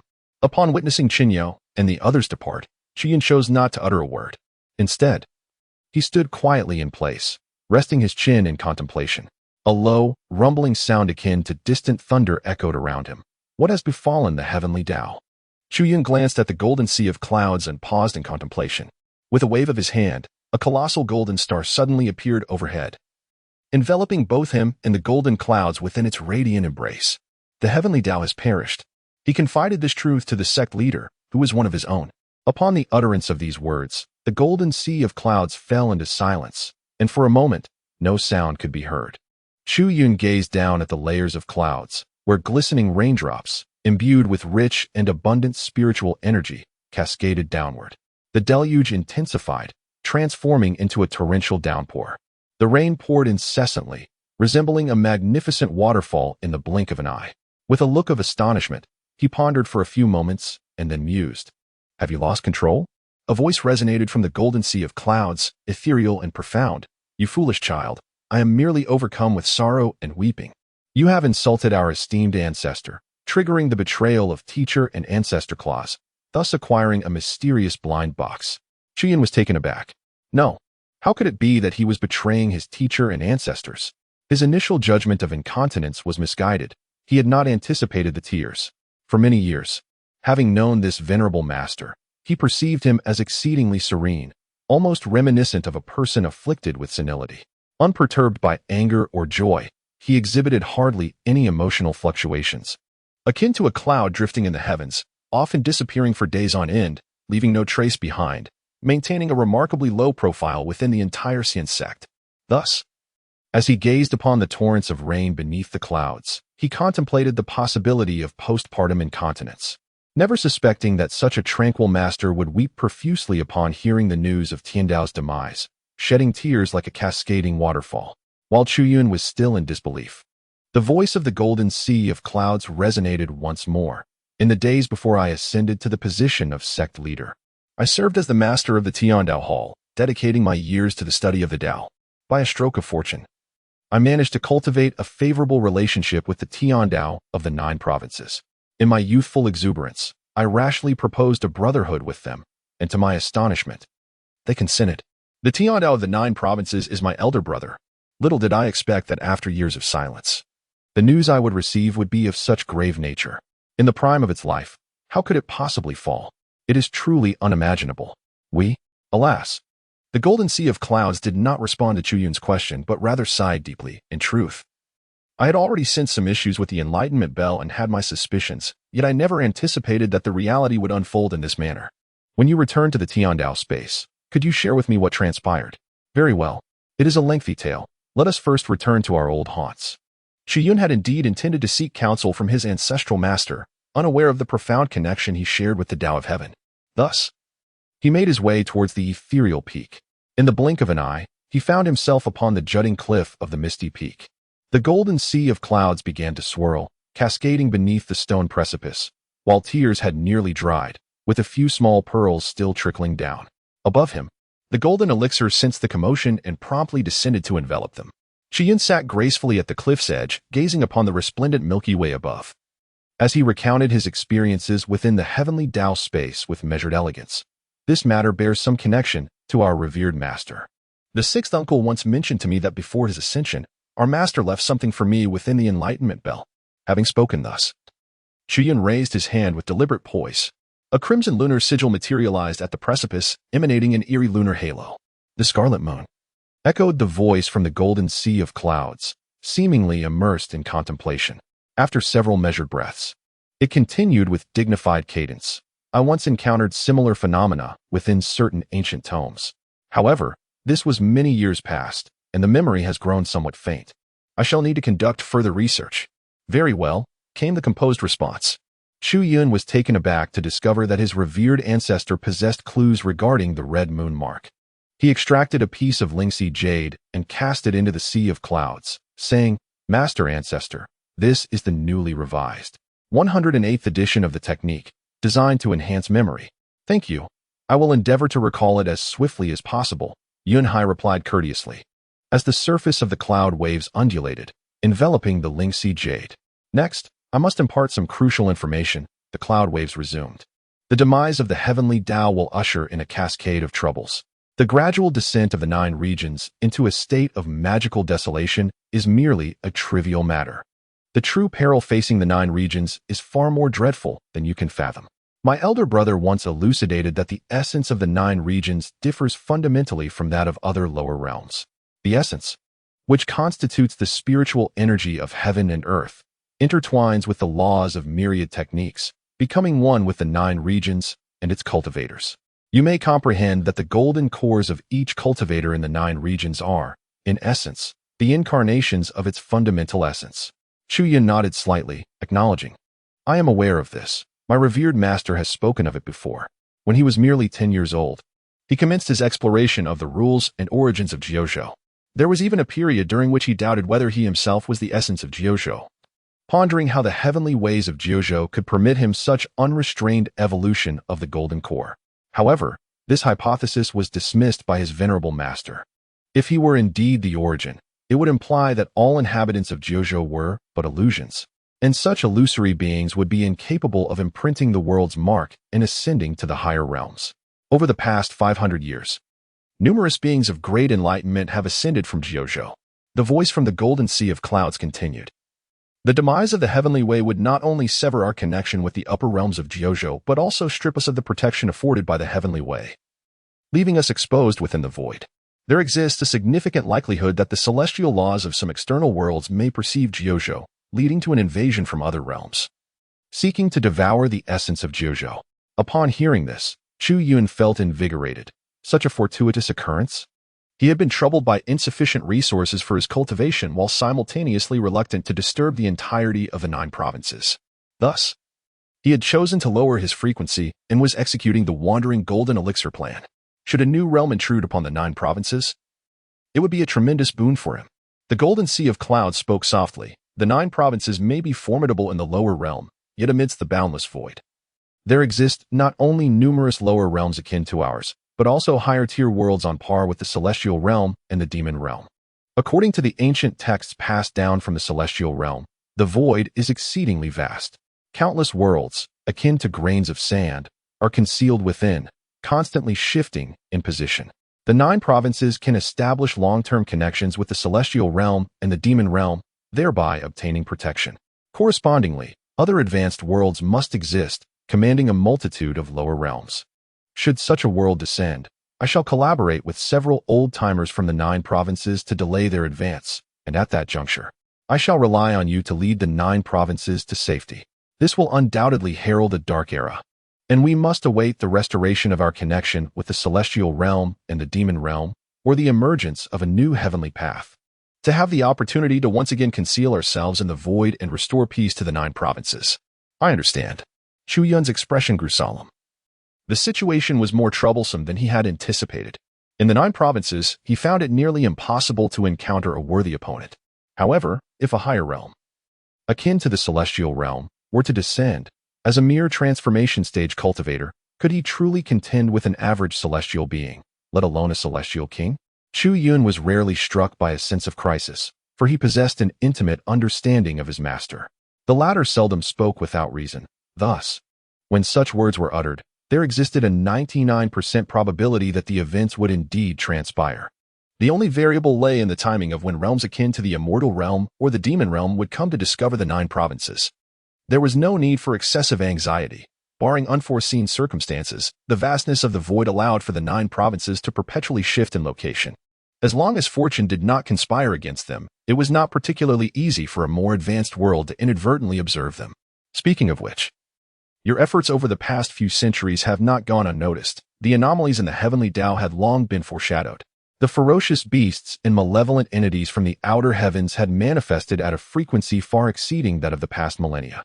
Regrettably, my mind has been somewhat clouded, and I failed to heed the signs. These matters were originally my responsibility, yet due to my physical ailments, I must trouble you and Xiao Piaomiao to manage them, resulting in your frequent vigil at the outer formation of Piaomiao Peak over these years. Chu Yun shook her head, saying no. My master stated that this is my primary sect task. I find it rather intriguing and quite manageable. The Golden Sea of Clouds responded. Can saving the 9 provinces truly be considered a primary sect task? How could such a mission be deemed easy? The voice of Chu Yun continued to resonate in a leisurely manner. Moreover, I have never been fond of venturing outside. Delving into the arcane arts and honing my skills is far more intriguing. Golden Cloud Sea could only advise, you are still young. It would be wise to explore the world beyond. The 9 provinces hold far more fascination than you might imagine. Very well, Chu Yun replied with a decisive clarity, prompting Golden Cloud Sea to refrain from further remarks. He then shifted the topic. There is one more matter I wish to discuss. Could I impose upon you? Master Ancestor, why do you need to be so formal with me? Could you enlighten me on how you managed to conceive? Chu Yun's expression stiffened, a hint of awkwardness creeping in. Master Ancestor, I apologize. He raised his hand, conjuring a shimmering arcane energy that cascaded like water, tracing a parabolic path from the cliff into the sea of clouds. It is of no consequence. This incident was merely an accident and holds little impact on me. I simply wish to comprehend the specifics. The Golden Sea of Clouds exhibited a calm demeanor, offering no further commentary. After a moment of careful contemplation, a voice emerged. Your elder brother met a rather tragic end. The shattered rules are fragmented, scattered haphazardly. The essence jade you refined contains merely a fraction of the life rules, specifically, the powers of gestation and production. This has imbued your transformation abilities with these particular rules.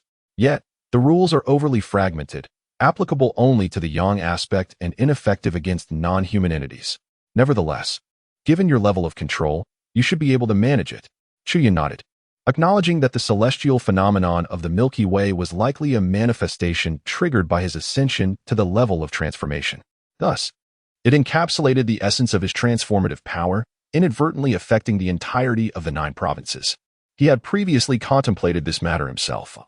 The emergence of the Milky Way phenomenon represented a personal fortuity, leading him into a state of enlightenment where he grasped deeper cosmic principles. With the influence on the 9 provinces and his ancestral master being purely coincidental, the Golden Sea of Clouds remained silent, for within its colossal layers, a few small golden cloud clusters stealthily emerged. These diminutive clouds chattered animatedly, their soft, fluffy faces displaying a myriad of expressions in unison. Chu Yun, the Golden Cloud Sea. He felt a slight headache and was contemplating enveloping the small golden clouds within a larger cloud mass, continuing his discussion with Chu Yun. Suddenly, a larger pink-gold cloud, noticeably bigger than the other small golden clouds, emerged from the edge of the Golden Cloud Sea. The small clouds gently brushed against the larger one, producing a soft, sticky sound. Father. Chu Yun was astonished. To be able to exclaim 666 right after birth. What an extraordinary talent.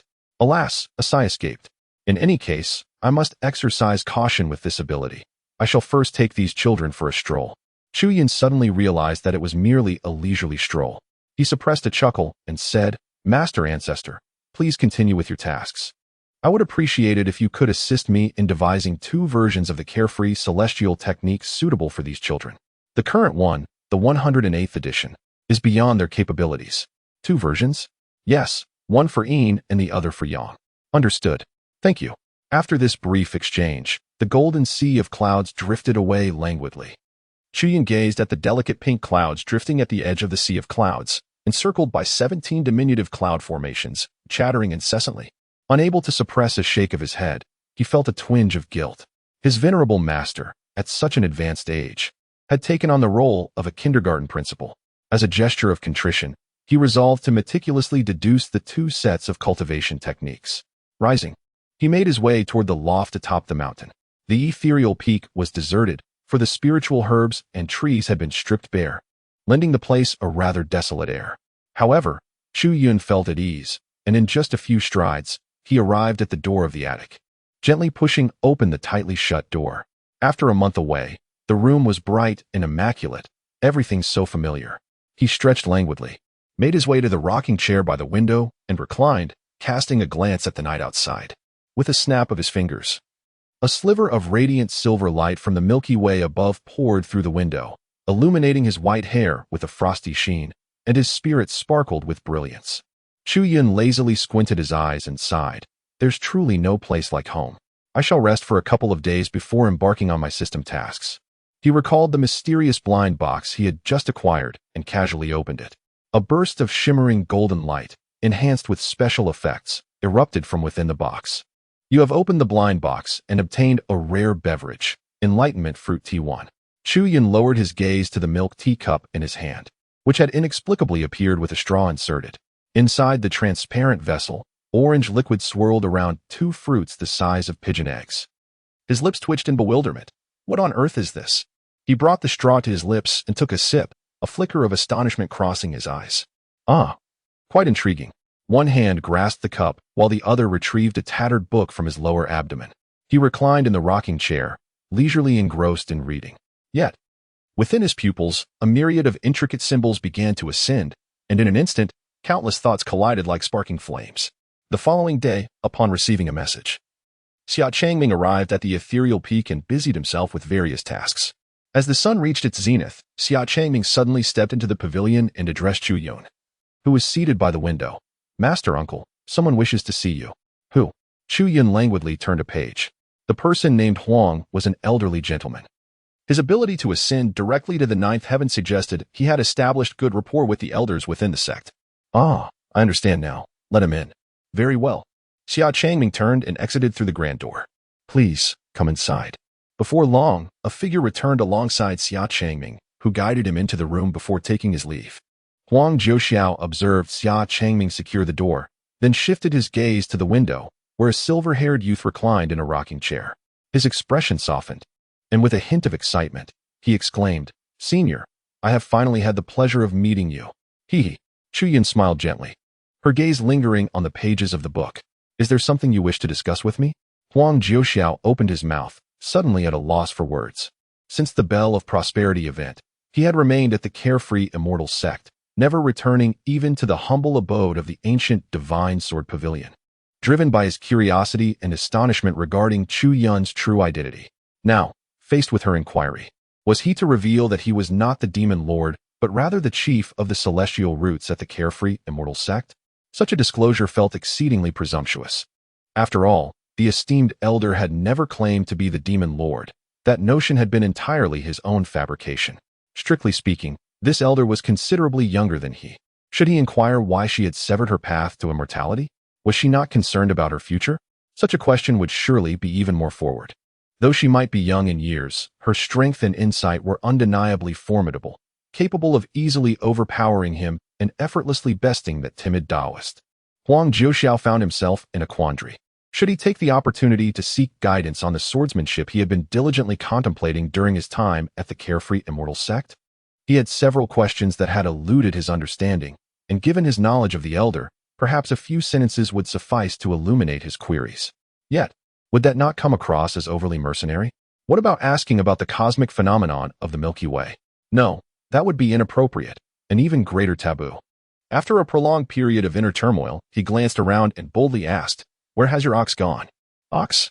You specifically sought me out to inquire about an ox? When did you two become such close friends?" Chu Yun moved aside the tattered book in his hands and cast a glance over. This glance, however, was not inconsequential. A look of perplexity suddenly crossed his face. Huang Jiuxiao, with a countenance full of resignation, waved his hands dismissively, insisting, "No, no. How could I possibly be thinking of that foolish ox?" He then regarded Chu Yun, who was pointing at him, and inquired, "Why are you glowing?" "Ah, glowing? What light?" Huang Jiuxiao, puzzled, lowered his gaze to inspect his own attire, a coarse short garment paired with black trousers, speckled with a bit of mud. Out of respect, he had even deliberately restrained his magical energy. There was no way he could be radiating light. Yet, in Chu Yun's eyes, Huang Jiuxiao was enveloped in a golden glow, resembling a diminutive golden figure. Chu Yun placed the scroll in her hand upon the windowsill and rose to approach Huang Jiuxiao. In just a few swift strides, she stood before him.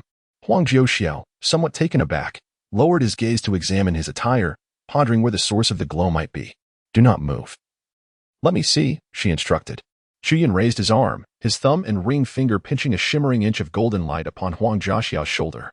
The moment he grasped it, warmth surged into his fingertips. With a gentle tug, a strand of golden thread, roughly the width of a finger, was forcibly extracted from his shoulder.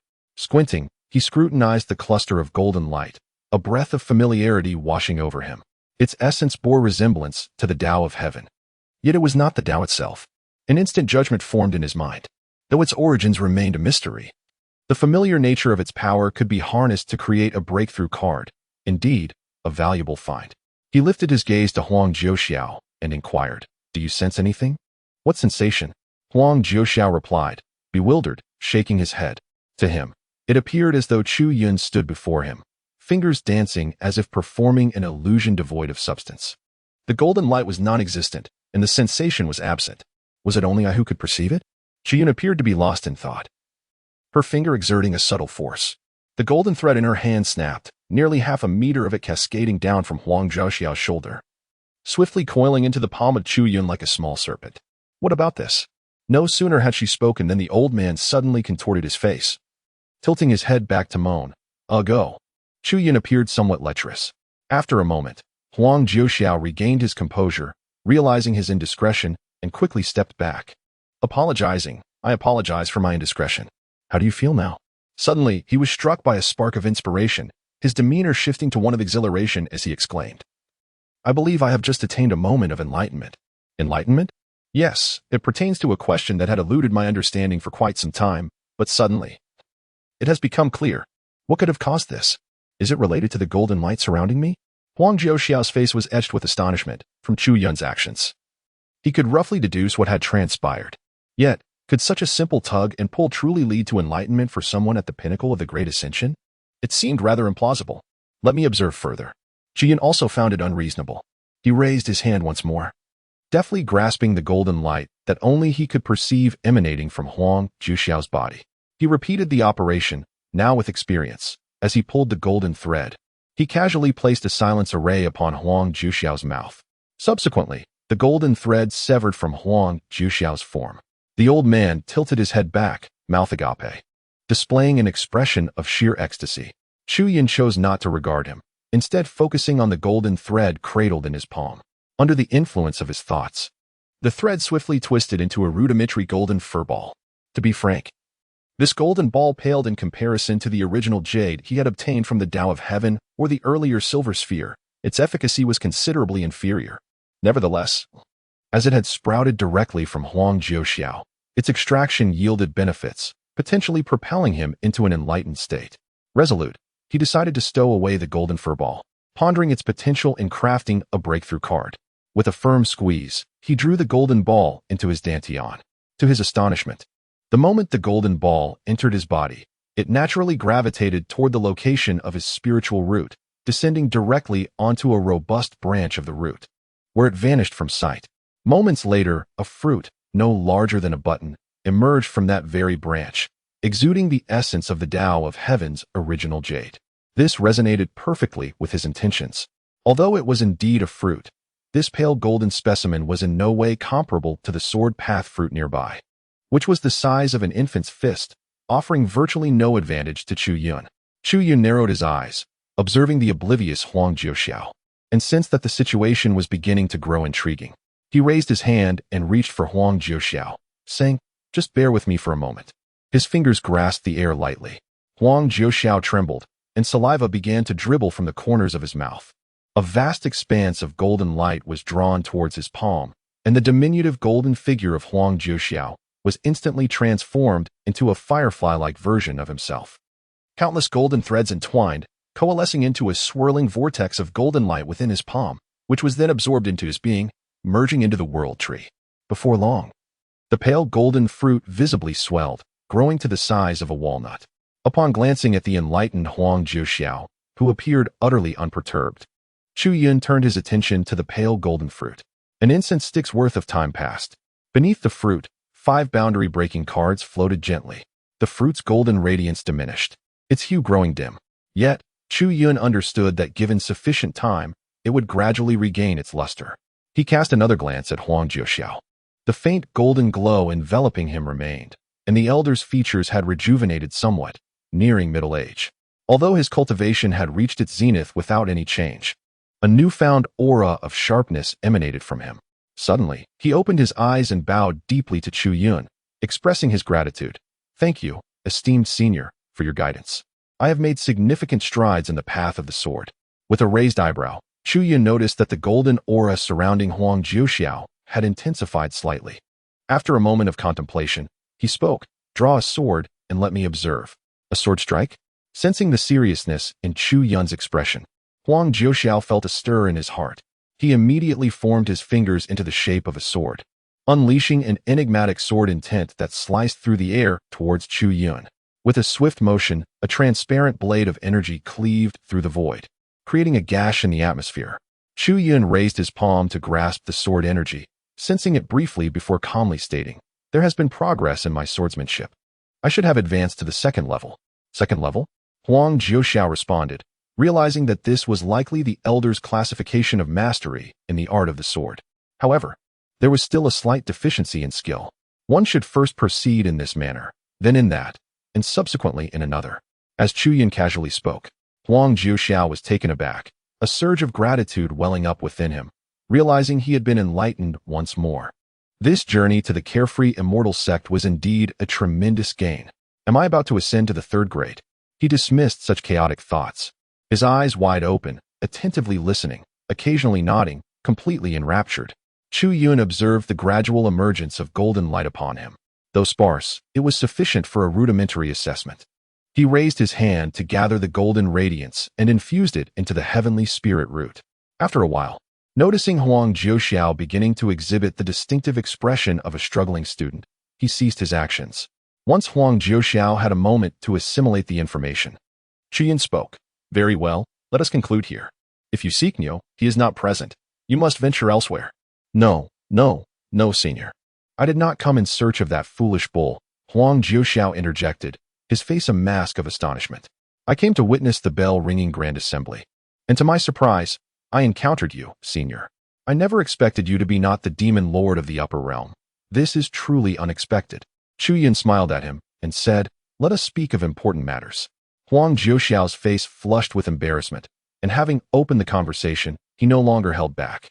He candidly expressed, "I wish to ascend to a higher realm and am searching for a means to do so. Initially, I intended to explore possible solutions with the 5 great sections. However, I did not anticipate encountering you. If you are indeed a member of the Xian sect, then the path to immortality must not have been intentionally obstructed by you. Rather than seeking them, it is more prudent to consult with you." "Oh, was it not I who severed the path?" he remarked. "I heard this information was disseminated by you." Huang Jiuxiao's expression stiffened. "Haha, esteemed elder, are you jesting? At that time, I was utterly bewildered by the sudden turn of events, completely in the dark. Upon reflection, it seems there is much more to this situation than meets the eye. I overheard my grandson mention that a disturbance in the heavenly principles is likely the primary cause of the shattered path to immortality. Chu Yun gazed in astonishment at the dark sword behind him. Do you have a grandson? Huang Zhuoxiao waved his hand dismissively. No, it is my brother's lineage. Let us not discuss that troublesome offspring. Senior, please observe. He traced a finger through the air, and before him appeared an ethereal silhouette of a road shimmering with silver light, strikingly similar to the path to immortality. In truth, he had sensed something amiss when he first embarked upon the path to ascension. He pointed toward the terminus of the immortal road. Here, and here. The ethereal image shifted continuously, revealing several locations along the path, magnifying areas that bore shattered, spiderweb-like fissures. Most crucially, there is also this section. Huang Zhuoxiao directed his finger toward the midsection of the simulated immortal road. Upon magnification, a vast expanse of fine cracks became visible, where a pale, glue-like milky substance connected the fragments. This section is the most severely damaged. Yet, it has been hastily repaired. The technique employed is quite crude, it appears mended, but a mere heavy footfall would surely lead to its collapse. His tone was tinged with indignation. This is undoubtedly the result of deliberate sabotage, an attempt to obstruct the path for future travelers.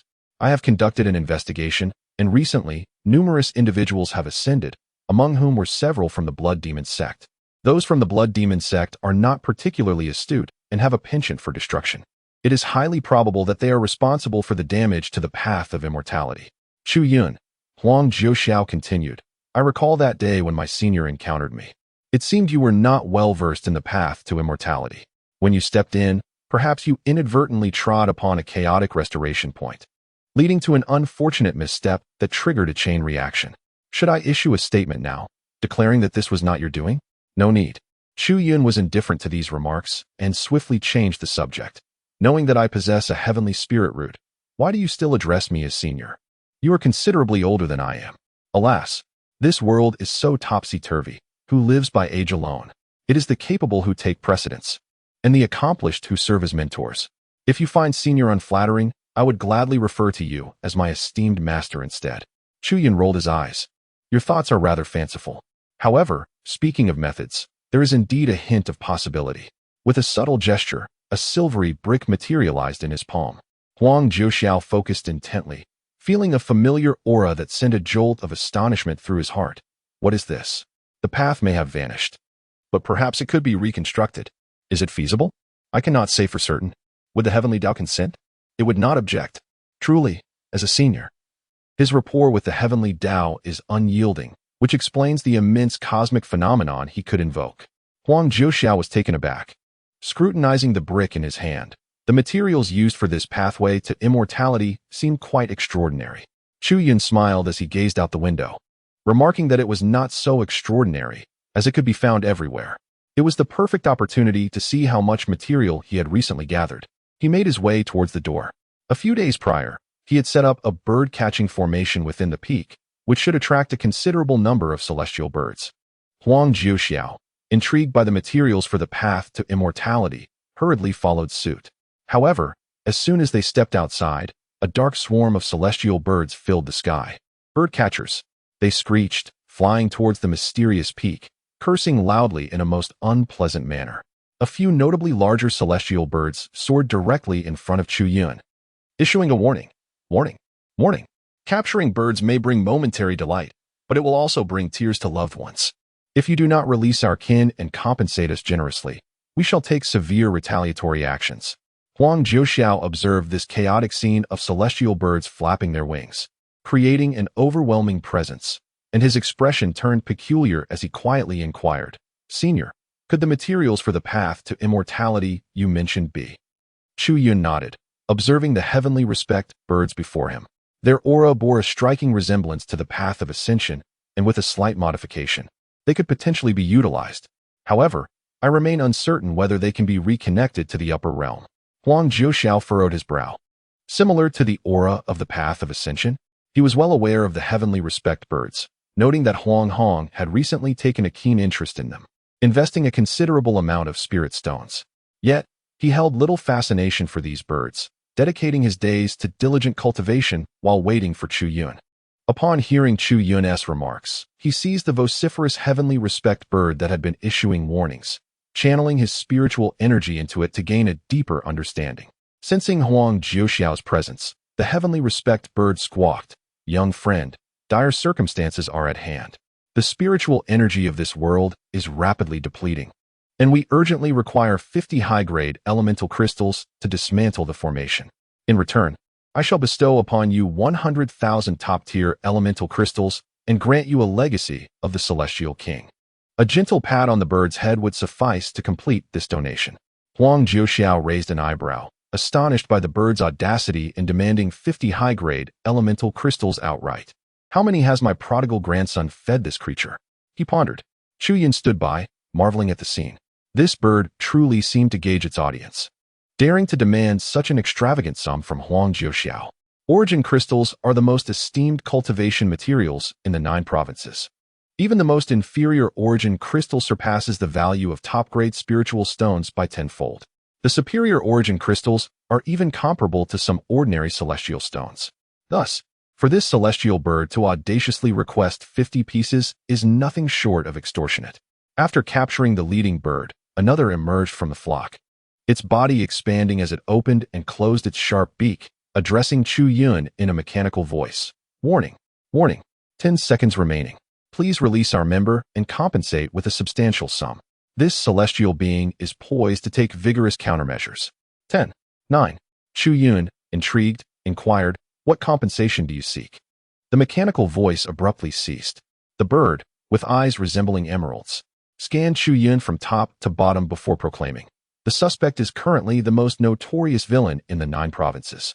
Based on the suspect's capacity for restitution, you are required to pay an exorbitant compensation of 137 million top-grade spiritual stones to assist this celestial being in unsealing the array. Should your finances be limited, as long as you sign a contract to cultivate this celestial bird alongside 10 peers of your realm, I can offer you a payment plan." Huang Jiuxiao was taken aback. 137 million top-grade spiritual stones sounded astronomical. In reality, one inferior origin crystal could be exchanged for 100 million top-grade spiritual stones. Thus, the ludicrous compensation for the most infamous villain in the 9 provinces was less than his foundational donations. It seemed he was being taken advantage of due to his honest nature. Slightly exasperated, he tightened his grip around the celestial bird's neck and remarked to Chu Yun, "It indeed carries a hint of the path to immortality, but the entity behind this celestial bird seems rather formidable. I just utilized my divine sense to trace its origins, yet I could not find any trace of it within the 9 provinces." Chu Yun nodded slightly. "So do I." From the moment he encountered the celestial bird, he commenced his investigations, much like Huang Jiuxiao, utilizing his divine perception in an attempt to trace its origins. However, his divine perception was exceedingly sharp. Even when he had suppressed his divine energy to the utmost, the instant he entered the celestial bird's body, it would erupt in a violent explosion. Consequently, he resorted to more tangible methods to investigate the bird's source. He mobilized around 30,000 golden pills, dispersing them across the various corners of the 9 provinces, akin to satellites monitoring the emergence of the celestial bird. Indeed, he managed to capture numerous instances of the bird's sudden appearance in the void. It emerged seemingly from thin air, without the slightest hint of. Upon hearing Chu Yun's words, Huang Jiuxiao expressed surprise. "Even a profound divine perception like yours cannot unveil the individual behind this. It seems this celestial bird is not an entity to be trifled with. It may very well be a celestial being sealed from the upper realm." A flicker of apprehension crossed his eyes as he swung the celestial bird by its neck like a windmill. "If we were to use this celestial bird to pave the path to immortality, should it break free from its seal, the consequences could be dire." "No matter," he replied. "I shall take action." Chu Yun's expression was composed as he spoke. Huang Jiuxiao's demeanor relaxed slightly. "Indeed, esteemed senior, your strength is unfathomable, and your bond with the heavenly Tao is profound. Even if the figure behind the heavenly sovereign bird were truly an immortal who has just emerged from confinement, he may not necessarily be your match. Should the time come when you require assistance, I shall stand by your side." His admiration for Chu Yun was evident. Although he could not comprehend why the 9 provinces had given rise to a celestial root of such extraordinary might, far surpassing that of the great ascension, it mattered little. What was significant was Huang Jiuxiao's clarity of mind. The 9 provinces appeared tranquil, yet hidden currents coursed beneath the surface. The heavenly Tao was in turmoil. The path to immortality fractured. Moreover, a calamity loomed overhead, heralding the arrival of an age of decline.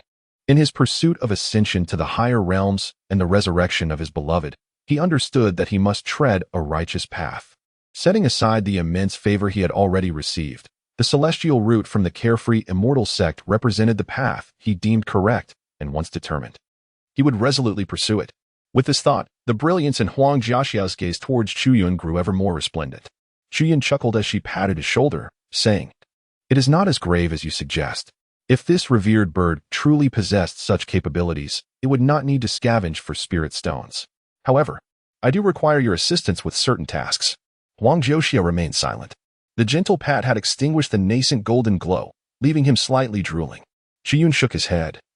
Suddenly enlightened, the celestial bird, grasped tightly within Huang Jiaxiao's palm, took the opportunity to flap its wings and burst forth, mechanically squawking, "Fraud! Fraud! The first villain refuses compensation." Toying with this esteemed one, strong countermeasures activated. Its voice rang out, clear and resounding. A verdant horde of celestial birds, with emerald eyes, appeared to come alive. As hundreds of beams of green light converged upon Chu Yun. Group A scan complete. Group B scan complete. Group C scan complete. The mechanical voices echoed in succession. Each celestial bird's eyes shimmered with an abundance of mysterious runes. As Chu Yun gazed upon the whimsical celestial birds, he raised his hand. Above the firmament, a colossal golden net, woven from arcane power and capable of enveloping an expanse of 1,000 miles, descended from the heavens, intent on ensnaring the flock of celestial birds.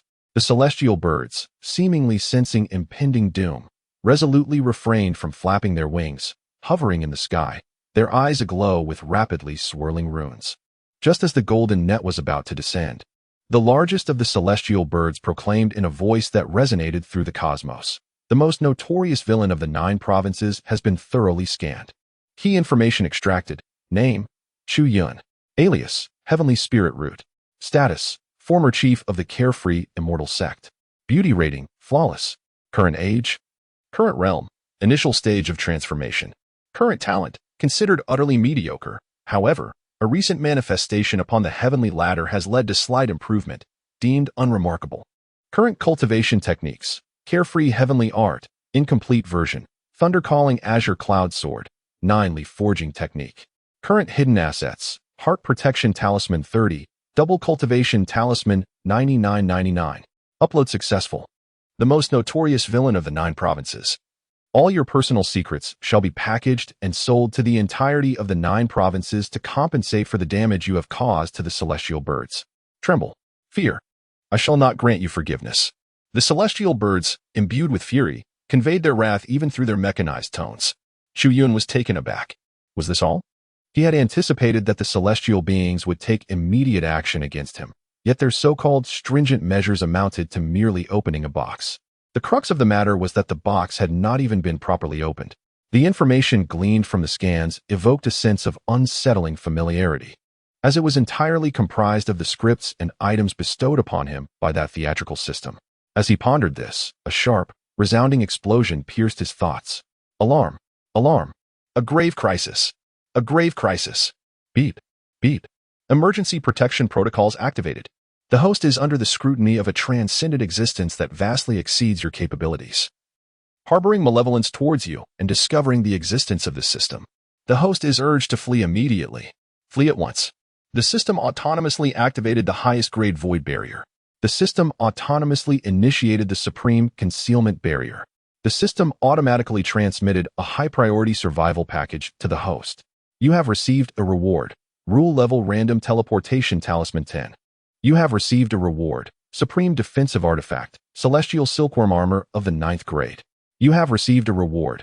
Supreme escape artifact. Shadowless boots of the 9th grade. You have received a reward. 1 major ascendance experience card 1. You have received a reward. Time coffin 1. Hurry and escape. Hurry and escape. The host must immediately abandon all actions and, following the system's guidance, utilize the Major Ascendance Experience card to swiftly proceed to the primordial Forbidden Zone, the Posa Forest. and employ the time coffin to enter a deep slumber for a millennium, evading the pursuit of the transcendent existence. The voice of the system was urgent, echoing like a torrential storm. Chu Yun cast a glance at the irate flock of heavenly birds, and then shifted his gaze to the vast expanse of radiant treasures that suddenly materialized within his dantian. Amongst the resplendent glow, there floated divine boots enveloped in purple aura, gleaming silver armor, a stack of crimson talismans inscribed with intricate and profound runes, and a card of purple gold hue. To be candid, compared to the usual trifles provided by the system, these items within the dantian bore a semblance of scientific value, albeit a perplexing reaction from the system itself. Chu Yun, lost in contemplation, did not remain idle. With a grand sweep of his hand, a terrifying sea of golden light descended upon the cacophonous Xian birds that screeched their refusal to forgive him. In less than a breath's time, Chu Yun captured them all in one fell swoop, bringing them to justice. Days later, in the Tsongshan forbidden zone of Jiuzhou, a multitude of Xian birds flocked to a massive black peak. On the summit, several colossal beasts circled a broad platform, encircling a giant turtle nearly 100 meters in size. Surrounding it were 5 or 6 smaller turtles, each adorned with shells of various hues, scuttling about chaotically. Special offer. Special offer. The sharp, mechanical voice of the Xian birds echoed around. A silver-scaled dragon raised its head, glancing at the flock of Xian birds. Somewhat intrigued. Are those the Xian birds? They have a special promotion, only a 10% discount. It playfully teased a small red-shelled turtle with its tail, conflicted. The silver dragon's companion replied, Master, you may not be aware, but these birds possess some charm. With just a small donation of spirit stones, they will converse with you. Seemingly privy to all knowledge and quite entertaining. Especially some pieces of information. Last time, I spent 3 low-grade spirit stones and learned the method to refine my bloodline. Guess what? I tried it, and it worked wonders. My cultivation has improved significantly. However, this information regarding the Xian sect's Chu Yun seems rather useless, yet it is a special offer. Hearing the silver dragon's conflicted thoughts, Nubinbin raised an eyebrow. What are you buying for? It's all a scam. With that, he looked down at his massive body, currently seated atop a purple-shelled turtle, urging it, Little Turtle 3, move faster. Don't be lazy. Your old turtle has fainted from giving birth to you, and still hasn't woken up. Do you wish to disappoint your turtle father? Reporting, my king. I do not wish to. The purple-shelled turtle, raised using their clan's methods from birth, felt shamed by Nubinbin's words and cried out. Unfortunately, it was too heavy. Its large head turned red as it managed to move only a few meters, disappointing Nubinbin further. You are the offspring of an old turtle. How can you be so weak right after birth? My king, I will strive to improve. The little turtle cried out for a long time, but failed to move an inch. Nubinbin felt despair. He had deliberately controlled his weight. Yet even at merely 20,000 pounds, the little turtle could not bear it. It's been several days since you were born. If this were one of our Qingyo clan's calves, it would already be able to carry 50,000 pounds at this point. Disheartened, he thought of how the old turtle would react upon awakening to find his offspring so feeble. Looking up, he noticed the silver dragon king's claws gleaming with a bulging bag. Igniting his frustration, did I not tell you not to buy anything? Do you consider my words mere whispers in the wind? The silver dragon king explained, Master, you may not know this, but although the special offer is useless, there are double points to be gained. I calculated that after purchasing, I would be upgraded to a 4-star customer. The Xian birds informed me that 4-star customers can learn about the legendary ancient true dragon. Most importantly, he continued, the higher the level, the greater the discounts. The Xian birds also promised that every year at the end of the year, there would be corresponding lotteries, if luck is on our side. We might even profit in spirit stones. The other fearsome beings in the Forbidden Zone listened, finding his reasoning quite compelling, as if it held merit. By what nonsense? Nubinbin scoffed at the flimsy promises, slapping the silver dragon king on the back, forcing it to the ground. Ask something useful. Inquire whether this bird knows about the postpartum care for male turtles. Oh, the silver dragon king, resigned, asked the Xian bird. Is there any postpartum care for male turtles? The Xian bird replied. Jiuzhou, Xian sect. A magnificent pavilion floated in a corner of the 9 heavens. The 3-story pavilion was adorned with ancient, extraordinary treasures, serving as decor. A purple-robed Taoist was seated on the 3rd floor, exuding grace as he sat cross-legged atop a peculiar cushion radiating azure light. The surrounding glass lamps reflected the blue glow, enhancing his ethereal aura. A green-feathered bird flapped its wings and flew to the open window of the third floor, squawking. Special offer. Special offer. Information on the former chief of the Xian sect, Chu Yun, requires a donation of 10 medium-grade spirit stones. Seize the opportunity. Will you donate? Sensing the presence of a distinguished 5-star customer, the bird continued. We have prepared an exclusive discount for you at 70% off, plus a supreme-level customer experience card. Zhao Xuanji slowly opened his eyes, meeting the Tianzuan bird's emerald gaze. Information on the spirit root? Without hesitation, he reached into his dantian, retrieving 10 sparkling crystals swirling with golden energy, tossing them toward the bird's head. The Tianzuan bird opened its beak, swallowing the 10 medium-grade spirit stones whole. Soon after, it coughed up a red and white scroll along with a golden card embossed with the image of a Tianzuan bird, flying towards Zhao Xuanji. Congratulations, esteemed 5-star customer. You have fully purchased the special offer item and received 1 supreme-level customer experience card. Zhao Xuanji accepted the card, casually tossing it aside as he prepared to open the scroll. Yet, his fingers hesitated, pausing on the surface, his brow furrowing. The power of contract? The Tianzuan bird replied adeptly. To protect the rights of our esteemed customers, this product requires the signing of a confidentiality contract upon purchase. Disclosure of information will result in a curse from this Tianzuan. Should the esteemed 5-star customer decline to sign the contract, the transaction can be retracted. Zhao Xuanji scrutinized the scroll in hand. He had interacted with the Tianzuan birds after the bell-ringing festival and found their information remarkably accurate. Besides being somewhat costly in spirit stones, there were no drawbacks. Fortunately, he was not lacking in spirit stones. As for Chu Yun, he was the pinnacle of the Shihuan mountain lineage, and with his breaking of the Golden Core curse, even the supreme Dao body had been suppressed by him. Naturally, he was curious about Chu Yun. Yet, the sect leader had taken great measures to protect him. Even though he has been wandering around the sect with a dozen little ones every day, he privately reminded him not to indiscriminately pry into the roots of heaven. He even threatened that it was for his own good. He agreed, yet harbored some resentment. This old fellow only knows how to slack off. In contrast, he has diligently devoted himself to the Xiaoyao sect over the years, willingly sacrificing ascension and managing countless trivial matters within the sect. Does this old man imply that if there is any transgression, he would act against him for the sake of the heavenly roots? Not of the same lineage. And indeed, it is impossible to be of one heart.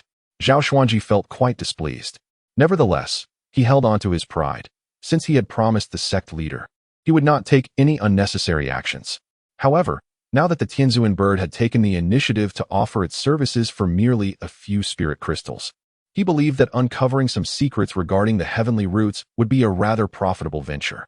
With a mere touch of his fingertip, a drop of blood fell, causing the ribbon binding the scroll to fall away. Hundreds of ancient runes, dark as night, ascended before his eyes, ultimately forming the shape of the head of the Tianzuan bird before shattering into nothingness. The scroll unfurled, revealing a wealth of highly valuable information densely packed upon its surface, which appeared before Zhao Xuanji's gaze. He remained calm, silently observing the information on the scroll. 1 breath, 3 breaths, 10 breaths. Zhao Xuanji closed the scroll, his expression unchanged, though several veins throbbed on his forehead, and his chest rose and fell a bit faster. The voice of the Tianzuan bird rang out, esteemed 5-star client. If you donate 1 medium-grade spirit crystal now, you will receive double points. The spiritual energy in the loft distorted momentarily. The Tianzuan bird, which had just begun to speak, suddenly exploded. Zhao Xuanji's cold gaze reflected a few strands of falling green feathers, his voice devoid of warmth. What a talented waste, utterly unremarkable. Even the cultivation technique is the incomplete Xiaoyao celestial art. How is it that the most monstrous chief in the history of the Xiaoyao sect is not worthy of fully cultivating the sect's techniques? Or do these fools think that fabricating such nonsensical tales can amuse me? As his words settled, he tossed the scroll, which, along with the drifting green feathers, was drawn into the distorted space and vanished completely. Zhao Xuanji closed his eyes, calming the anger in his chest, preparing to enter meditation once more. Suddenly, a respectful voice reached his ears. Sect leader Xuanji, old Lu has urgent matters to discuss. Zhao Xuanji opened his eyes and waved his hand, causing a luminous portal to appear before him. Shortly thereafter, an elderly man with a severed arm stepped through the portal and bowed to Zhao Xuanji. Is there something about Qisha? Upon hearing Zhao Xuanji's icy tone, Lu Shi hurriedly replied, no. Qisha has been diligently training in the Jinlong ghost formation since the Bell of Celebration, making considerable progress. Then why have you come to find me instead of guarding him? Lu Shi's expression became serious as he whispered, Sect Leader Xuanji, I must confess, I have just received a significant secret, which I believe you may need, hence my visit. As he spoke, he produced a red and white scroll from his robes and offered it to Zhao Xuanji. Zhao Xuanji's previously indifferent expression darkened upon seeing the scroll. I learned some secrets from the Tianzuan bird. This scroll contains the mysteries of the heavenly roots and reportedly includes secrets regarding his trump cards. Have you opened it? Not yet. The Tianzuan bird said that upon opening, a contract must be signed to prevent leaks. I thought it best to present it to you, Sect Leader Xuanji. Lu Shi, well acquainted with Zhao Xuanji, noticed his somber demeanor and felt a tremor of apprehension, wondering if he had said something amiss. Zhao Xuanji suddenly interrupted. How much did you pay for it? The Tianzuan bird mentioned it secured a special discount of 20%, totaling 50,000 high-grade spirit stones. With a swift motion, Zhao Xuanji seized a nearby glass lamp and smashed it to the ground. The shards splintered, howling through the air, narrowly missing Lu Shi's cheek. Sect Leader Xuanji, what is the meaning of this? Lu Shi, disregarding the blood trickling from his face, stared in astonishment at the shattered remnants scattered across the floor. Just as he was about to inquire further, he heard Zhao Xuanji's cold reprimand. Get out. Issue a decree throughout the Xiao sect. Anyone caught playing with that bird will be sent to the Hall of Punishment. With that, Lu Shi was unceremoniously expelled from the loft. In the Western continent, in a forbidden area, lay a bizarre valley with rock walls exuding a bloodthirsty aura. The valley was a river of blood, with ravines filled with flesh and blood. Uft, creek. A monstrous creature, towering over 50 meters, devoid of skin, pulsating with crimson flesh, bore an indistinct humanoid outline. Crowned with a skull-like head and sprouting 8 arms and 4 legs. It crawled upon the ground like a spider, its gaping maw filled with yellowed teeth, devouring the blood and flesh amassed in the ravine. Special offer. Special offer. The former chief of the Xiao sect, the heavenly root Chu. In midair, a flock of Tianzuan birds soared, shrieking at the top of their lungs. Suddenly, a bloodied hand from the creature's back shot upwards, the dense blood aura crackling like a chain of lightning, freezing the flock of Tianzuan birds in midair. Then, with a resounding crash, all the Tianzuan birds exploded, leaving not a single feather behind. Eat. Hurry up and eat. It's the perfect time for growth. Why are you so slow? Useless wretches. If you don't have enough, I'll provide you with more flesh and blood. Are you trying to starve to death? Atop the skull, a burly man draped in a blood-colored cloak. His face studded with nails, emanated the aura of an early-stage great ascension. He was in a furious rage, continuously berating the creature below, his mental state exceedingly agitated. Half an hour later, a voice echoed from outside the forbidden ground. Blood Fiend. Is your ancestor present? Blood Fiend abruptly glanced over, seething with anger. You dare intrude into my forbidden ground? You rat of the Human Desire sect? Who gave you the audacity? At the far end of the blood-soaked realm, a figure cloaked in purple gradually materialized. The leader of the Human Desire sect, shrouded in his purple robe like a shadow, remained unperturbed, calmly stating, Bring out the Blood Demon ancestor. We need to discuss the matter of rescinding the heavenly stage bounty. Blood Fiend's expression twisted in rage. Are you jesting? My ancestor's will is the will of the Blood Demon sect. If a bounty is issued, it will be pursued to the bitter end. The leader of the Human Desire sect replied, You must understand the origin of that white-haired individual you seek to hunt down. Humph. Is he not just the bastard of the Xiao sect? Those mongrels from the Xiao sect have already destroyed a few of our Blood Demon sect strongholds over this minor issue. I have yet to settle the score with them. As the current leader of the Blood Demon sect, Blood Fiend consistently displayed an exceedingly erratic temperament. Fool. If you wish to prevent the Blood Demon sect's downfall, you must temper your emotions. Blood Fiend's eyes turned crimson, the nails embedded in his skin trembling in agitation. Temper what? The Blood Demon sect pursues the ultimate emotions. The more enraged I become, the more powerful I grow. The master of the Human Desire sect coldly stated, Listen carefully, I shall only say this once. Relay my words to the Blood Demon ancestor. If anything goes awry, the Holy Ancestor will hold you accountable. At that point, even wishing for death will be a luxury. Upon hearing the name of the Holy Ancestor, Blood Shotzi calmed somewhat. He struck the nails embedded in his face, driving them deeper into his skin. as the blood-red hue of his pupils significantly diminished. Speak quickly. Do not waste my time while I tend to my offspring. The target of your pursuit is none other than the chief of the celestial root of the Carefree Immortal Sect, Chu Yun. He had been trapped in the Golden Core stage for 5 centuries, hidden from the world. However, according to insider information, this individual revealed his extraordinary talent at the bell-ringing festival, easily defeating the supreme Tao body. The previous information seemed like a ruse from the Carefree Immortal Sect to prevent the celestial root from being stifled before its growth, but in reality, he had already broken through, possessing terrifying strength. Our internal assessment of his combat prowess is currently at the composite stage, with no upper limit. Bloodshotzi scoffed, composite stage. You say? The master of the Human Desire Sect continued, pointing at the creature beneath Bloodshotzi's feet. If that were the case, I wouldn't be here discussing matters with a fool like you. On that day, when the Milky Way fell upon the 9 provinces, all, including the offspring you bore, were the celestial roots of that individual named Chu Yun, descended from the Tao of Heaven. Oh? Bloodshotzi twisted his features.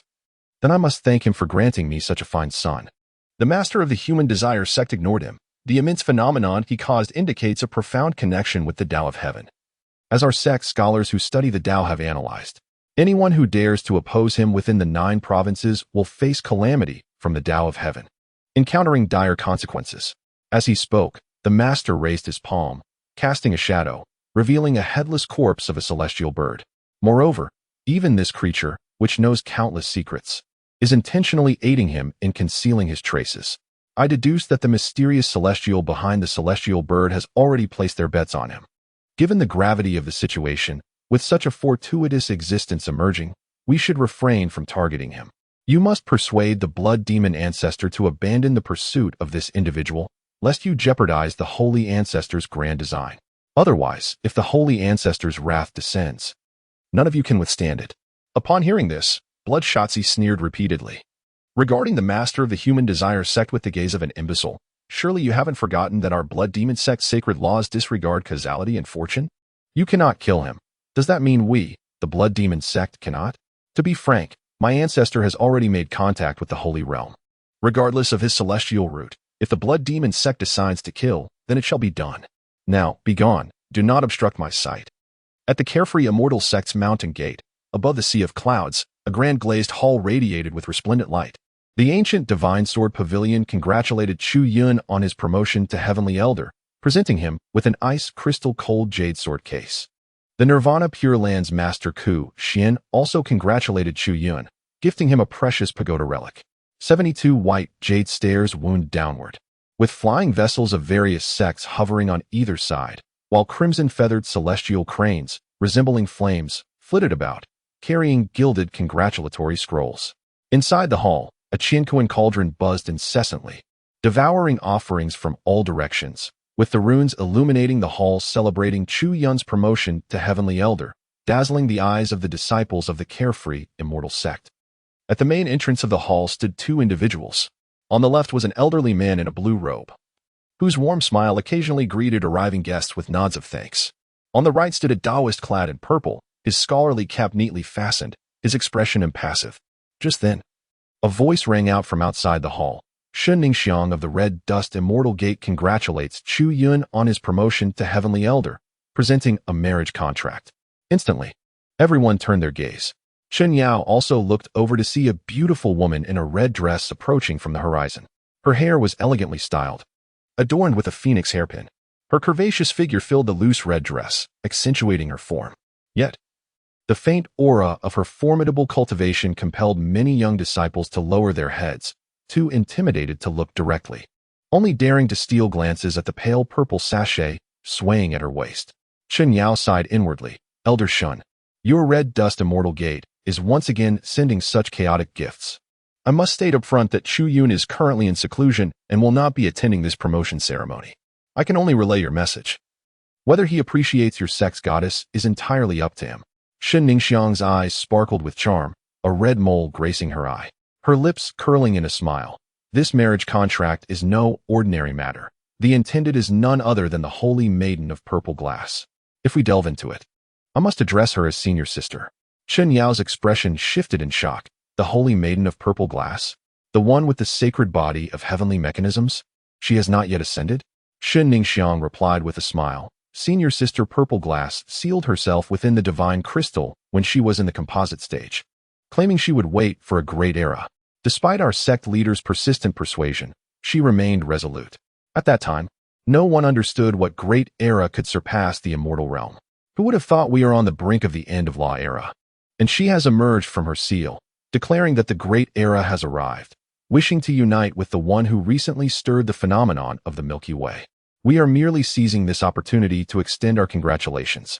She pointed with a manicured finger towards the Qianquan cauldron within the hall, a flirtatious smile gracing her lips. A cold voice interjected. The holy maiden of purple glass must be nearly 5,000 years old. Do you even know how old the celestial root is? Shen Ningxiang cast a sidelong glance at Su Haijin, retrieving a marriage certificate inscribed with gilded characters from her ring. Handing it to Chun Yao. Old relics should know that as long as both parties are mutually affectionate, age is never an issue. You are a cultivator. Why concern yourself with such trivialities? Moreover, when Senior Sister Purple Glass sealed herself, she was barely over 700 years old. That hardly seems excessive. Humph, how eloquent. Yet it remains the case of an old ox plowing a young field. Su Haijin snorted, wishing this marriage could not come to pass. Chun Yao accepted the marriage certificate with a smile, reiterating, since your sect is so kind in this moment, I shall convey my thanks on behalf of Chu Yun. However, as I said, I can deliver the marriage certificate, but whether Chu Yun accepts is entirely his decision. Ah, naturally. Shen Ningxiang gazed towards the horizon. Speaking of which, the Blood Demon sect truly is a menace. The celestial root invoking the phenomenon of the Milky Way is someone even the Tao of Heaven protects. How dare they threaten to kill him? Truly a pack of lunatics. Recently, a significant event transpired in the 9 provinces. Bloodshotzi, the leader of the Blood Demon sect, publicly proclaimed the alteration of the white-haired manhunt to a celestial root manhunt. He declared that should the celestial root dare to step out of the Carefree Immortal Sect, he would execute him on the spot, reducing him to ashes. The Carefree Immortal Sect promptly retaliated, not only waging an all-out war against the Blood Demon sect across multiple provinces, but also grandly hosting the Heavenly Stage ceremony, promoting Chu Yun to the sect's Heavenly Elder. The other 4 great sects and 32 caves also came to offer their congratulations, leading to today's events. Chun Yao remained composed. They can roar all they want. If they have the capability, let them come to the Carefree Immortal Sect and try. Amitabha, it is prudent for your sect to remain vigilant. Although the Blood Demon sect comprises a group of reckless fools, their foundation is not to be underestimated, as they have risen to become the foremost of the 3 great demonic sects in the 9 provinces. Particularly, their Blood God S72 techniques can disregard causality and fortune, rendering the Tao's deterrence against them relatively weak. Moreover, the monk received insider information indicating that the Blood Demon sect has claimed to have re-established contact with the holy ancestor of the upper realm. If this is indeed the case, it could spell significant trouble. A long-browed monk, bearing a sorrowful expression, approached slowly. Despite his woeful appearance, his speech was remarkably articulate. Su Haijin's face displayed shock as he gazed at him. Master Kuxuan, is what you say true? The path to immortality in the 9 provinces has been severed. How could the demon sect possibly maintain contact with the holy ancestor of the upper realm? Chen Yao nodded. We are already aware of this matter, and our informant within the Human Desire sect has also relayed news. The sect's leader claims that an individual named Luo Tian, a holy ancestor from the upper realm, is continuously transmitting divine edicts. He pondered whether this group of demons was merely fabricating a ruse or had genuinely discovered a means to communicate with the upper realm. Su Haijin furrowed his brow at Chen Yao. What informant? How come I was unaware of this? Chen Yao's expression turned scornful. Of course, it is our informant. Your Xiaoyao mountain is anything but carefree. You have completely abandoned the fine tradition of having undercover agents. When trouble arises, you must rely on us from the Suixin mountain. Su Haijin let out a derisive snort and fell silent. The Human Desire sect is filled with deceivers. They are likely spouting nonsense. However, Shen Ningxiang spoke softly. Our Red Dust Immortal from the Red Dust sect has regained consciousness to a significant extent and is now capable of basic communication. She mentioned that the current position of the 9 provinces is exceedingly peculiar, having drifted into a state of disconnection, making it impossible to contact the upper realm. Despite the arrogance of the Blood Demon sect, their tendency not to lie was notable, yet they insisted on establishing contact. Could it be that the one who severed the path to immortality is indeed a demonic entity from the heavenly demon realm? Upon hearing this, the expressions of the others grew grave. They had all surmised this possibility. The one who severed the path to immortality was likely from the heavenly demon realm. Otherwise, the blood demon sect would not have been continuously eradicated at several major strongholds, yet still dared to act so brazenly. If this were true, the celestial root of your sect would indeed require caution. The existence that has severed the path to immortality is undoubtedly terrifying. Once they take action, even with the protection of the heavenly Tao, it may not be enough to prevent disaster. It would be wise to refrain from venturing out as much as possible. Master Kushuan sighed, cautioning Qinyao. Enough of this nonsense. Suddenly, a booming voice interjected. The crowd turned to see an elderly man with silver hair rushing out from the hall, his face flushed with indignation. Are you all underestimating the heavenly Tao of our 9 provinces?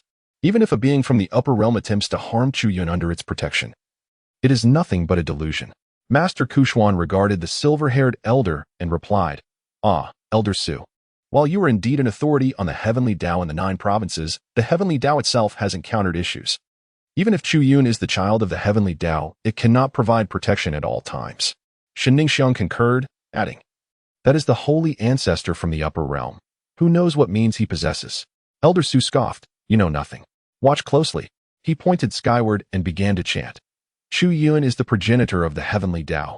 Chu Yun is the father of the heavenly Tao. Have you lost your mind? The crowd gasped in horror as Chunyao hurried to cover Elder Su's mouth, only to be brushed aside. Do you see? Nothing has happened. The heavenly Tao shows no sign of contradiction. This proves it acknowledges this fact. Our conjecture at the hall of the heavenly Tao is correct. Chu Yun must have done something in the realm of the heavenly Tao that led to its recognition of him. The demonstration I provided was our verification. To achieve this, more than 10 members of our Hall of the Heavenly Tao and the research group signed a life and death contract. Thankfully, the outcome is favorable. The crowd twitched their mouths, realizing they were in the presence of a group of fanatics, finding their actions utterly excessive. The world was on the brink of calamity, yet they resorted to such testing? Truly reckless. Moreover, you dare call this acknowledgement? This is tantamount to recognition of paternity. The child of the heavenly Tao might be threatened by a demonic entity from the upper realm, and the heavenly Tao may choose not to intervene. But if it is the progenitor, what do you mean by not venturing out? If he wishes to go out, he can do so freely, wandering and frolicking as he pleases. Let us see what happens. Elder Su continued to speak, coldly pointing to the sky, his fingers trembling. This is the 9 provinces. No matter who you are, before the heavenly Tao, even the most formidable dragon must coil. If a demonic entity from the upper realm truly dares to harm Chu Yun, do you believe that it would immediately face the most terrifying retribution from the heavenly Tao ever recorded? Qinyao opened his mouth. Is that true? Of course. Elder Su replied. Your Suishin mountain has become utterly useless. The tradition of diligent research has been completely discarded. When trouble arises, you will still have to rely on our Xiaoyao mountain. With a look of disdain, Elder Su mocked them, observing the bewildered expressions on the others' faces. Speaking with you ignorant fools is a waste of this elder's time. Just wait and see. We are about to witness history. Whoever dares to lay a hand on the progenitor of the heavenly Tao shall be deemed a scourge of the 9 provinces. With that, he waved his sleeve and ascended into the sky. Alas! Suddenly, a cry of agony erupted from Elder Su. The crowd turned to see the audacious elder sent flying by a massive pink gold cloud. A soft voice followed. Oh, I'm so sorry. I didn't mean to. It was my father who didn't steer properly. I'll help you. Behind this politely apologetic pink gold cloud loomed a vast expanse of golden cloud sea. Meanwhile, deep within the ethereal peak, Chu Yun suddenly opened his eyes, a smile gracing his lips. I see, he mused. The usage of this Mahayana period experience card should indeed be like this. He contemplated within himself. It was time to venture out and embark on the system's tasks. A few days ago, Chu Yun returned from the celestial path space and inadvertently triggered the system's emergency protection protocol, resulting in the acquisition of a stack of experience cards for the Great Ascension stage. You may wonder why it is a stack. This is one of the reasons for his recent retreat. Chu Yun offered this evaluation of the Mahayana period experience card. Essentially, the Mahayana period experience card represents a deviation from the righteous path, forcing an elevation in one's realm of power without the accompanying understanding, can inflict devastating blows to a young and tender psyche. In simpler terms, it is akin to a student during festive occasions. being taken by older relatives to experience the thrill of boyhood pleasures, having indulged in fleeting excitement, yet returning home to find an insatiable yearning that disrupts their studies. With a heart restless and devoid of funds to pursue further thrills, they neglect their assignments and find it increasingly difficult to absorb knowledge. Over time, this leads to a decline in their overall well-being. Let there be no misunderstanding. The thrill of boyhood refers to the joy of setting off fireworks. Chu Yun, of course, was not plagued by such concerns, for although he was merely at the transformation stage, the Mahayana stage appeared insignificant in his eyes, as if it could be extinguished with a mere breath. He consecutively employed several experience cards, his aura diminishing drastically. Chu Yun perceived the effect to be akin to the concealment technique, seemingly designed solely to masquerade as a weakling while awaiting the opportune moment. Yet, it was not without its gains. Chu Yun weighed a golden card in his hand, its surface gleaming with a radiant glow, prominently engraved with the character. Although it was produced by the system, which often yielded inferior goods, it still possessed its merits. This particular version of the Mahayana experience card belonged to the 8 Wilderness realm, featuring rules distinct from those of the 9 provinces. I intended to distribute one to each wandering gold core, in hopes of discovering the celestial path of this 8 Wilderness realm through the resonance of the rules. This was the fundamental reason behind his creation of a stack of Mahayana experience cards. He could effortlessly tear through the void. Yet the void was not merely confined to the immortal realm, the demon realm, and the 9 provinces. It was an expansive abyss of unimaginable magnitude. Countless worlds resembled small fish within the vast ocean, amidst numerous dead fish and whirlpools. Without definitive markers, the likelihood of 2 entities encountering one another was akin to the difficulty faced by the cowherd and the weaver girl meeting on the Magpie Bridge. The Mahayana experience card in his hand, after undergoing Chu Yun's modifications, now served as a rudimentary beacon. With a flick of his wrist, he cast the card towards a gold core in the firmament, then withdrew his gaze. System, are you there? A prompt appeared. The power of time is currently in effect. The system is in a state of dormant recharge. Please enter a state of slumber promptly to avoid detection by formidable foes. Chu Yun shook his head in resignation. In recent days, the system had triggered its protective protocol and subsequently crashed, remaining unresponsive despite various attempts at communication. A system crash might be tolerable, but the critical issue lay in the cessation of the system's marketplace. After entering the Nascent Soul stage, Chu Yun experienced a significant enhancement in his computational ability. Many previously incomprehensible techniques and ideas began to take shape. Consequently, he had been diligently practicing, yet the resources at his disposal were dwindling at a visibly alarming rate. The wandering Golden Dan had yet to respond, and he was on the verge of facing a new resource crisis. During this period, he had also attempted to communicate with the system, but its architecture was exceedingly complex, far more challenging to decipher than the Mahayana phase experience card he possessed. Given his current computational prowess in the Nascent Soul stage, it might require several centuries to unravel. Thus, he could only endeavor to decode the system while simultaneously seeking alternative means to awaken it, such as completing previous tasks. Chu Yun emerged from the ethereal space of the Piao Miao Peak, and in a fleeting moment, he arrived at the pavilion. On the meticulously manicured lawn outside the pavilion, a bald man was pacing back and forth, his brow furrowed, seemingly filled with anxiety. Upon seeing him, Chu Yun was somewhat taken aback. Changming, has old Huang departed? Xia Changming was startled by her words and quickly looked up. Master Uncle, you have emerged from seclusion? Senior Huang left a few days ago. Indeed. Chu Yun cast a glance at the horizon, where the sea of clouds had vanished. Then he inquired, do you have a moment? I need a small favor. Xia Changming paused, momentarily taken aback, and opened his mouth, only for his words to transform into, what is it? Revered Master Uncle, is there something you require? Oh, no, not at all. What could I possibly need? Chu Yun gazed at him with a gentle smile, while Xia Changming hesitated for a moment before finally speaking. Esteemed Master Uncle, I have come to bid you farewell, as I must leave the sect for a period of time. Some matters have arisen at home that require my attention, but I shall return once they are resolved. Oh, that is quite all right. Chu Yun nodded slightly. I can seek assistance from others as well. Xia Changming pondered for a moment and replied, it is not particularly urgent. Master, what do you wish for me to do? Let me see if I can manage it all at once. Chu Yun did not conceal his intentions. I wish to undertake a sect mission, or might I accept one? Undertake a mission? Xia Changming was momentarily taken aback, expressing surprise. What further tasks do you require? If you are in need of experience points or anything else, I would be more than willing to assist you. Chu Yun smiled gently, expressing, I am not lacking anything. I simply wish to have a look and, incidentally, to undertake a task for the experience. I see, replied Xia Changming without hesitation, pointing downward. The Wanli Hall is located in the third heaven. Do you intend to go there now, Master Uncle? Let us proceed, came the resolute answer. Very well, please stay close. With that, Xia Changming took a swift step forward, his form akin to the wind as he made his way directly towards the mountain's edge. Chu Yun moved at a leisurely pace, observing as Xia Changming was on the verge of vanishing beyond the horizon. The light surrounding him distorted, and his figure materialized behind Xia Changming. Within the rich spiritual energy of the Carefree Immortal Sect lay a vast array of intricate formations.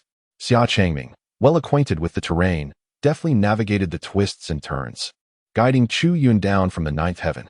Soon, the air was filled with a resonating cacophony of booming sounds. Chu Yun cast a glance towards the southwestern direction, where auspicious signs filled the sky, accompanied by a myriad of strange phenomena, and the air was occasionally filled with sounds of jubilant cheers. He casually remarked, What grand ceremony is being held within the sect? It seems quite splendid. Xia Changming hesitated for a moment before turning back, expressing his astonishment. You are unaware? This is your ascension ceremony to the position of Elder of the Celestial rank. Chu Yun suddenly realized, Oh, earlier Master Chen summoned me, but I had little interest. I never expected it to be so lively. Shall we go and take a look? Today, various esteemed sects and celestial realms have sent representatives to witness the occasion. No need. Let us proceed to the Wanli Hall instead. Chu Yun harbored a distaste for excessively noisy environments, finding them devoid of meaning. In the past, he had often been subjected to the unwelcome attention of onlookers, akin to a monkey in a circus. He preferred the pursuit of cultivation instead.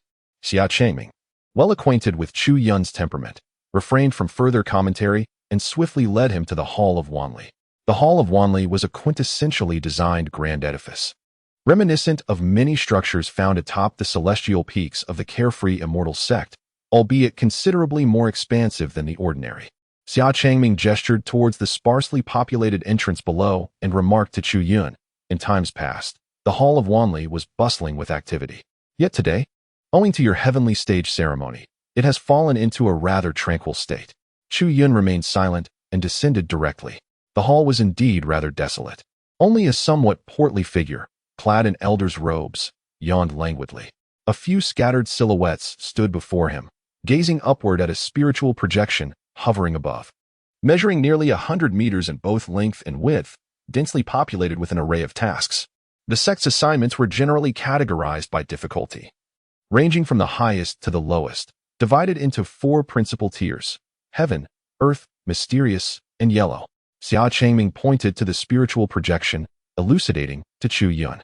He gestured toward the uppermost section, where a patch was shrouded in dark shadows. Beyond that lay the sect's supreme tasks, typically inaccessible to those without the requisite authority, rendering even the task details invisible. However, esteemed Uncle Master, should you wish to undertake one, it is likely that you would be permitted to do so. Chu Yun waved his hand dismissively, saying, No need. Is there a task involving the killing of blood corpses? I'll take any one that is available. As his words echoed in the air, Xia Changming was momentarily taken aback.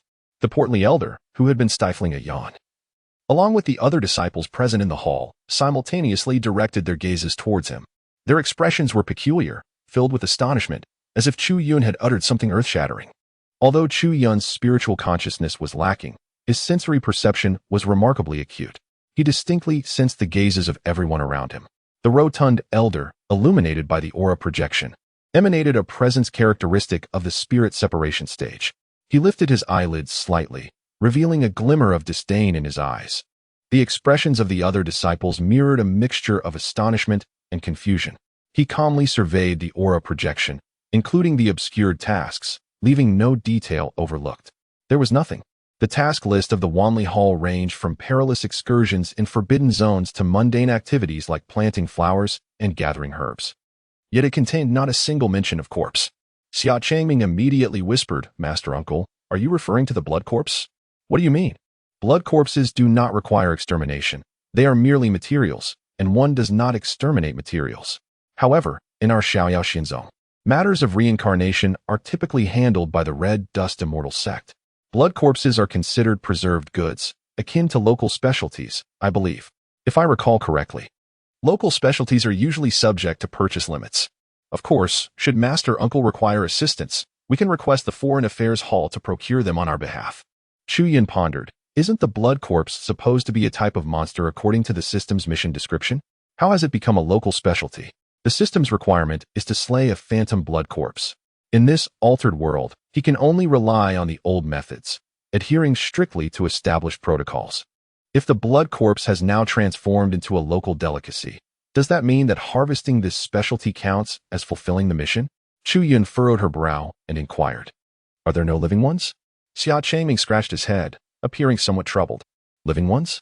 While it's easy to find corpses, the preserved blood corpses are essentially raw pickled, and their odor is rather overwhelming. Moreover, our Xiaoyao Xian Zong is not proficient in this area. Please allow me a moment to contact the Foreign Affairs Hall to inquire on your behalf. Behind Chu Yun, a voice suddenly emerged, cold and indifferent. The blood corpse you seek to slay is but a variant of the zombie, now rendered extinct. A cataclysm swept across the 9 provinces 100,000 years ago, instigated by what was known as the 10,000 Zombie Divine Dynasty. To vanquish a zombie, one would have to traverse back to that era. The 10,000 Zombie Divine Dynasty? In times long past, many a demon corpse and human corpse, upon death, did not enter the cycle of reincarnation. Instead, they birthed consciousness, giving rise to various forms of zombies. Their corporeal forms far surpassed those of all races, growing increasingly formidable, resulting in the emergence of several corpse emperors whose cultivation transcended the Great Ascension. They believed that the human race was destined for extinction, and that zombies were the embodiment of eternity. Thus, they instigated a frenzy intent on annihilating all races, seeking to overturn the 9 provinces and transform all living beings into zombies. Ultimately, a demon lord from the demon realm descended, erasing the consciousness of all zombies. Since that time, the realms of immortals and demons, in pursuit of the development of the 9 provinces, collaborated with the heavenly principles of the 9 provinces to refine the cycle of reincarnation, establishing a new order. After the 10,000 Zombie Divine Dynasty, no zombies have existed henceforth. Chu Yun turned to gaze at the palace gates, where a short-haired girl clad in a black robe stood before them. Her face bore an icy demeanor, and her almond-shaped eyes were sharp and piercing. Chu Yun smiled softly. Oh, thank you for the information. The short-haired girl glanced at Chu Yun, noticing the gentle smile that revealed her indifference to the girl's identity. With a slight furrow of her brow, she strode silently forward, while Xia Changming stood guard protectively in front of Chu Yun. A gentle breeze swept by as the short-haired girl brushed past without pausing. Arriving at the table of the portly elder, a flash of ethereal light flickered in her hand. I am here to submit a task. A small black token, along with a package wrapped in black cloth, was unceremoniously tossed onto the table. The portly elder withdrew his gaze and, with a broad smile, remarked, Chief, your speed in completing tasks is truly impressive. It opens our eyes. As he spoke, he deftly untied the black cloth with his thick fingers, peeling back a corner to inspect its contents. No problem. He then produced a piece of jade from behind, grasped the black token, and scanned it. Ding. The jade emitted a crisp sound, after which the elder tapped a few more times. All right, the experience points have been credited to you. Would you like to accept another task? Yes. Is it the same as before? Indeed. Gu Wei lifted her gaze to the luminous screen above, her fingers tracing the air as waves of shimmering light danced. Done. Everything is arranged for you, Chief. The next time you come to submit a task, I will ensure you receive the highest rewards. The portly elder cheerfully handed her a small token engraved with 22. His eyes sparkled as if he were quite familiar with her. Gu Wei coldly accepted it, her tone devoid of warmth. This is Chu Yun, the newly appointed elder of the heavenly stage with a heavenly root. Upon hearing this, the portly elder was visibly startled, his eyes widening in astonishment as he turned to face Chu Yun, then wiggled over eagerly. Oh dear, my apologies. Elder Chu, I did not recognize you. Aren't you presiding over the heavenly stage ceremony today? What brings you to my humble abode? I did not dare to acknowledge your presence for fear of misidentifying you and disrespecting your esteemed status. I hope you will not take offense. Did you mention wanting to undertake the task of slaying blood corpses? Although I am not fully informed, I do have some leads. The portly elder, clearly a shrewd individual, patted his chest, and began to elaborate. "Oh, please, tell me more." Chu Yun regarded the portly elder with a smile that danced on the edge of amusement. The elder, invigorated by her gaze, hastily introduced himself, saying, "You may call me 22, which serves as my duty code. In the future, should you require anything during your visits to the Wanli Hall, I shall extend to you every possible convenience." He continued, "Indeed, as the chief has stated, the blood corpses have become extinct. Had you arrived a while ago, I would have hesitated to assure you of that. However, on the night you invoked the galactic river of the 9 provinces, vitality surged throughout the land, teeming with newfound life. Coincidentally, we received word that the leader of the blood demon sect, Bloodshotzi, was gathering tens of thousands of followers that very night, intending to summon the ancestral beings from the upper realms. And guess what? According to intel from within the blood demon sect, it is said that as the ancestral being projected down, it bore witness alongside the multitude of followers to the spectacle of Bloodshotzi giving birth right there. Originally a member of the human race, Bloodshotzi had, through the blood demon sect's practices of consuming various sacred bloodlines, transformed into a hybrid. It was reported that she delivered several corpses in succession, a sight that elicited laughter from onlookers. Allegedly, Bloodshotzi was so mortified that she nearly sought refuge in the earth, utterly infuriated. Chu Yun remarked, "It is quite normal. After all, one has experienced social death." The 22nd elder gazed at him with admiration. Indeed, it is precisely social death. However, Elder Chu, what exactly is social death? Xia Changming interjected with a furrowed brow. 22nd elder, let us focus on the matter at hand. It will be addressed shortly, came the response. Ultimately, it is said that the blood fiend successfully sired a child. Although it was also a corpse, the blood fiend claimed to have acquired the sacred ancestor's method of corpse transformation, converting it into a zombie. As for our perspective, continued the 22nd elder, this entity should meet Elder Chu's requirements. With a sycophantic smile directed at Chu Yun, he added, "Should you desire, our Wanli Hall can specially craft a supreme task for you, the objective being to eliminate this blood corpse. We could also assemble a formidable task force within the sect to accompany you in this endeavor. In doing so, you would vanquish the blood corpse and earn the esteemed rewards of our sect, achieving 2 objectives with 1 action." Chu Yun nodded thoughtfully. The blood demon sect and its blood corpses, particularly the 22nd elder, must be approached with caution, for the white-haired assassination order still looms. Suddenly, Gowei interjected coldly.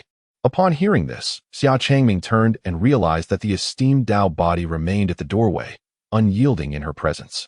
He swiftly reminded Chu Yun, "Indeed, esteemed senior, you still carry the assassination order. Recently, our Xianxia sect, in alliance with other celestial factions, has been actively hunting down the blood demon sect, compelling them to rescind this order. Perhaps it would be wise to wait until the order is lifted before venturing out." The white-haired assassination order? Chu Yun gazed at Xia Changming. "Are they hunting me? The blood demon sect?" Xia Changming, realizing the gravity of the situation, recalled that his revered master had been in seclusion of late. Despite the uproar within the sect, it was entirely possible that he remained oblivious to the unfolding events. Thus, he succinctly narrated the origins and developments of the matter to Chu Yun. Chu Yun nodded. "Is that so? Then we shall resolve this matter altogether." Xia Changming hurriedly interjected. "That cannot be done. That cannot be done. Master Uncle, the leader of the blood demon sect, is at the great ascension stage, and their followers are numerous and fearsome. Moreover, they possess backing from the higher realms.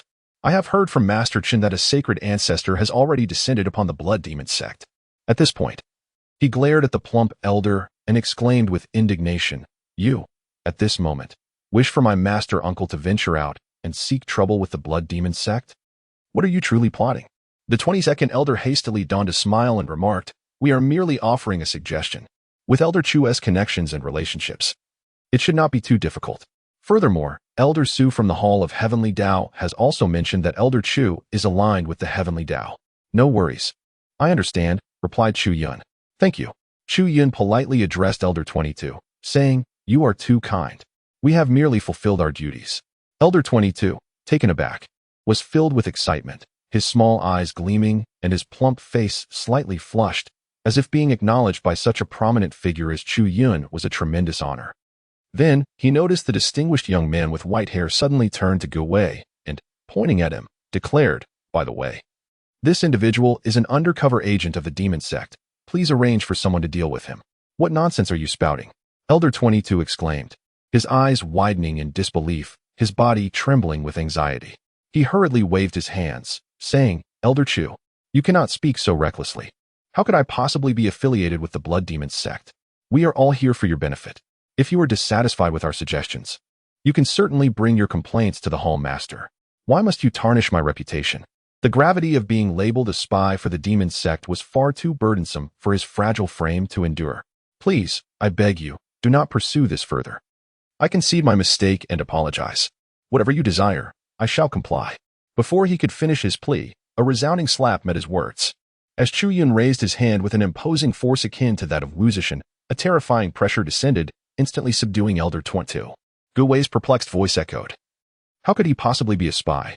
The sudden suppression left the scattered disciples of Wanli Hall in utter bewilderment, prompting them to flee in a panic. Gu Wei remained rooted to the spot, her almond-shaped eyes fixed on the corpulent elder prostrated before her. The elder, brimming with magical energy, resembled a frog attempting to leap. Yet a golden light weighed down upon his back like an ancient mountain, rendering him unable to rise. Chief, I am wronged. Please, save me. Elder 22's voice grew faint, his desperate pleas futile against the overwhelming force. The vast disparity in cultivation between him and Chu Yun was insurmountable. Gu Wei furrowed her brow. This Elder 22 had been her longtime collaborator within Wanli Hall. She was 90% certain that he was not a spy for the demonic sect, as he had been specifically appointed by her protector, Zhao Xuanji. Zhao Xuanji had described him as intelligent and capable, a valuable asset. Yet, without a moment's hesitation, he had been subdued. Gu Wei's gaze shifted to Chu Yun, who remained silent, his back turned as he perused the task list of Wanli Hall. After a moment of contemplation, Gu Wei conjured a piece of black jade at her fingertips and crushed it. The jade transformed into a flurry of black light butterflies that soared into the sky. Once this was accomplished, she pondered deeply once again. Turning her attention back to Elder 22, she murmured to herself, indeed, there are some issues. The Blood Demon Sect surely has more than just Bloodshaw as its operative.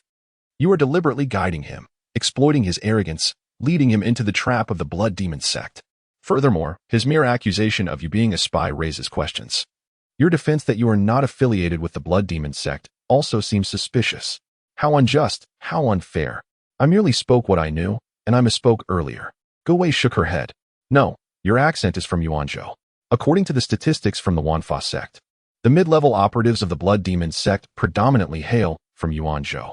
Elder 22, on the verge of tears, found himself at a loss for words.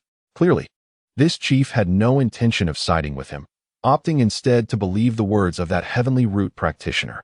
He clenched his teeth and glanced at the white-haired youth, who paid him no heed, his voice gentle as he inquired, Changming, where is your hometown?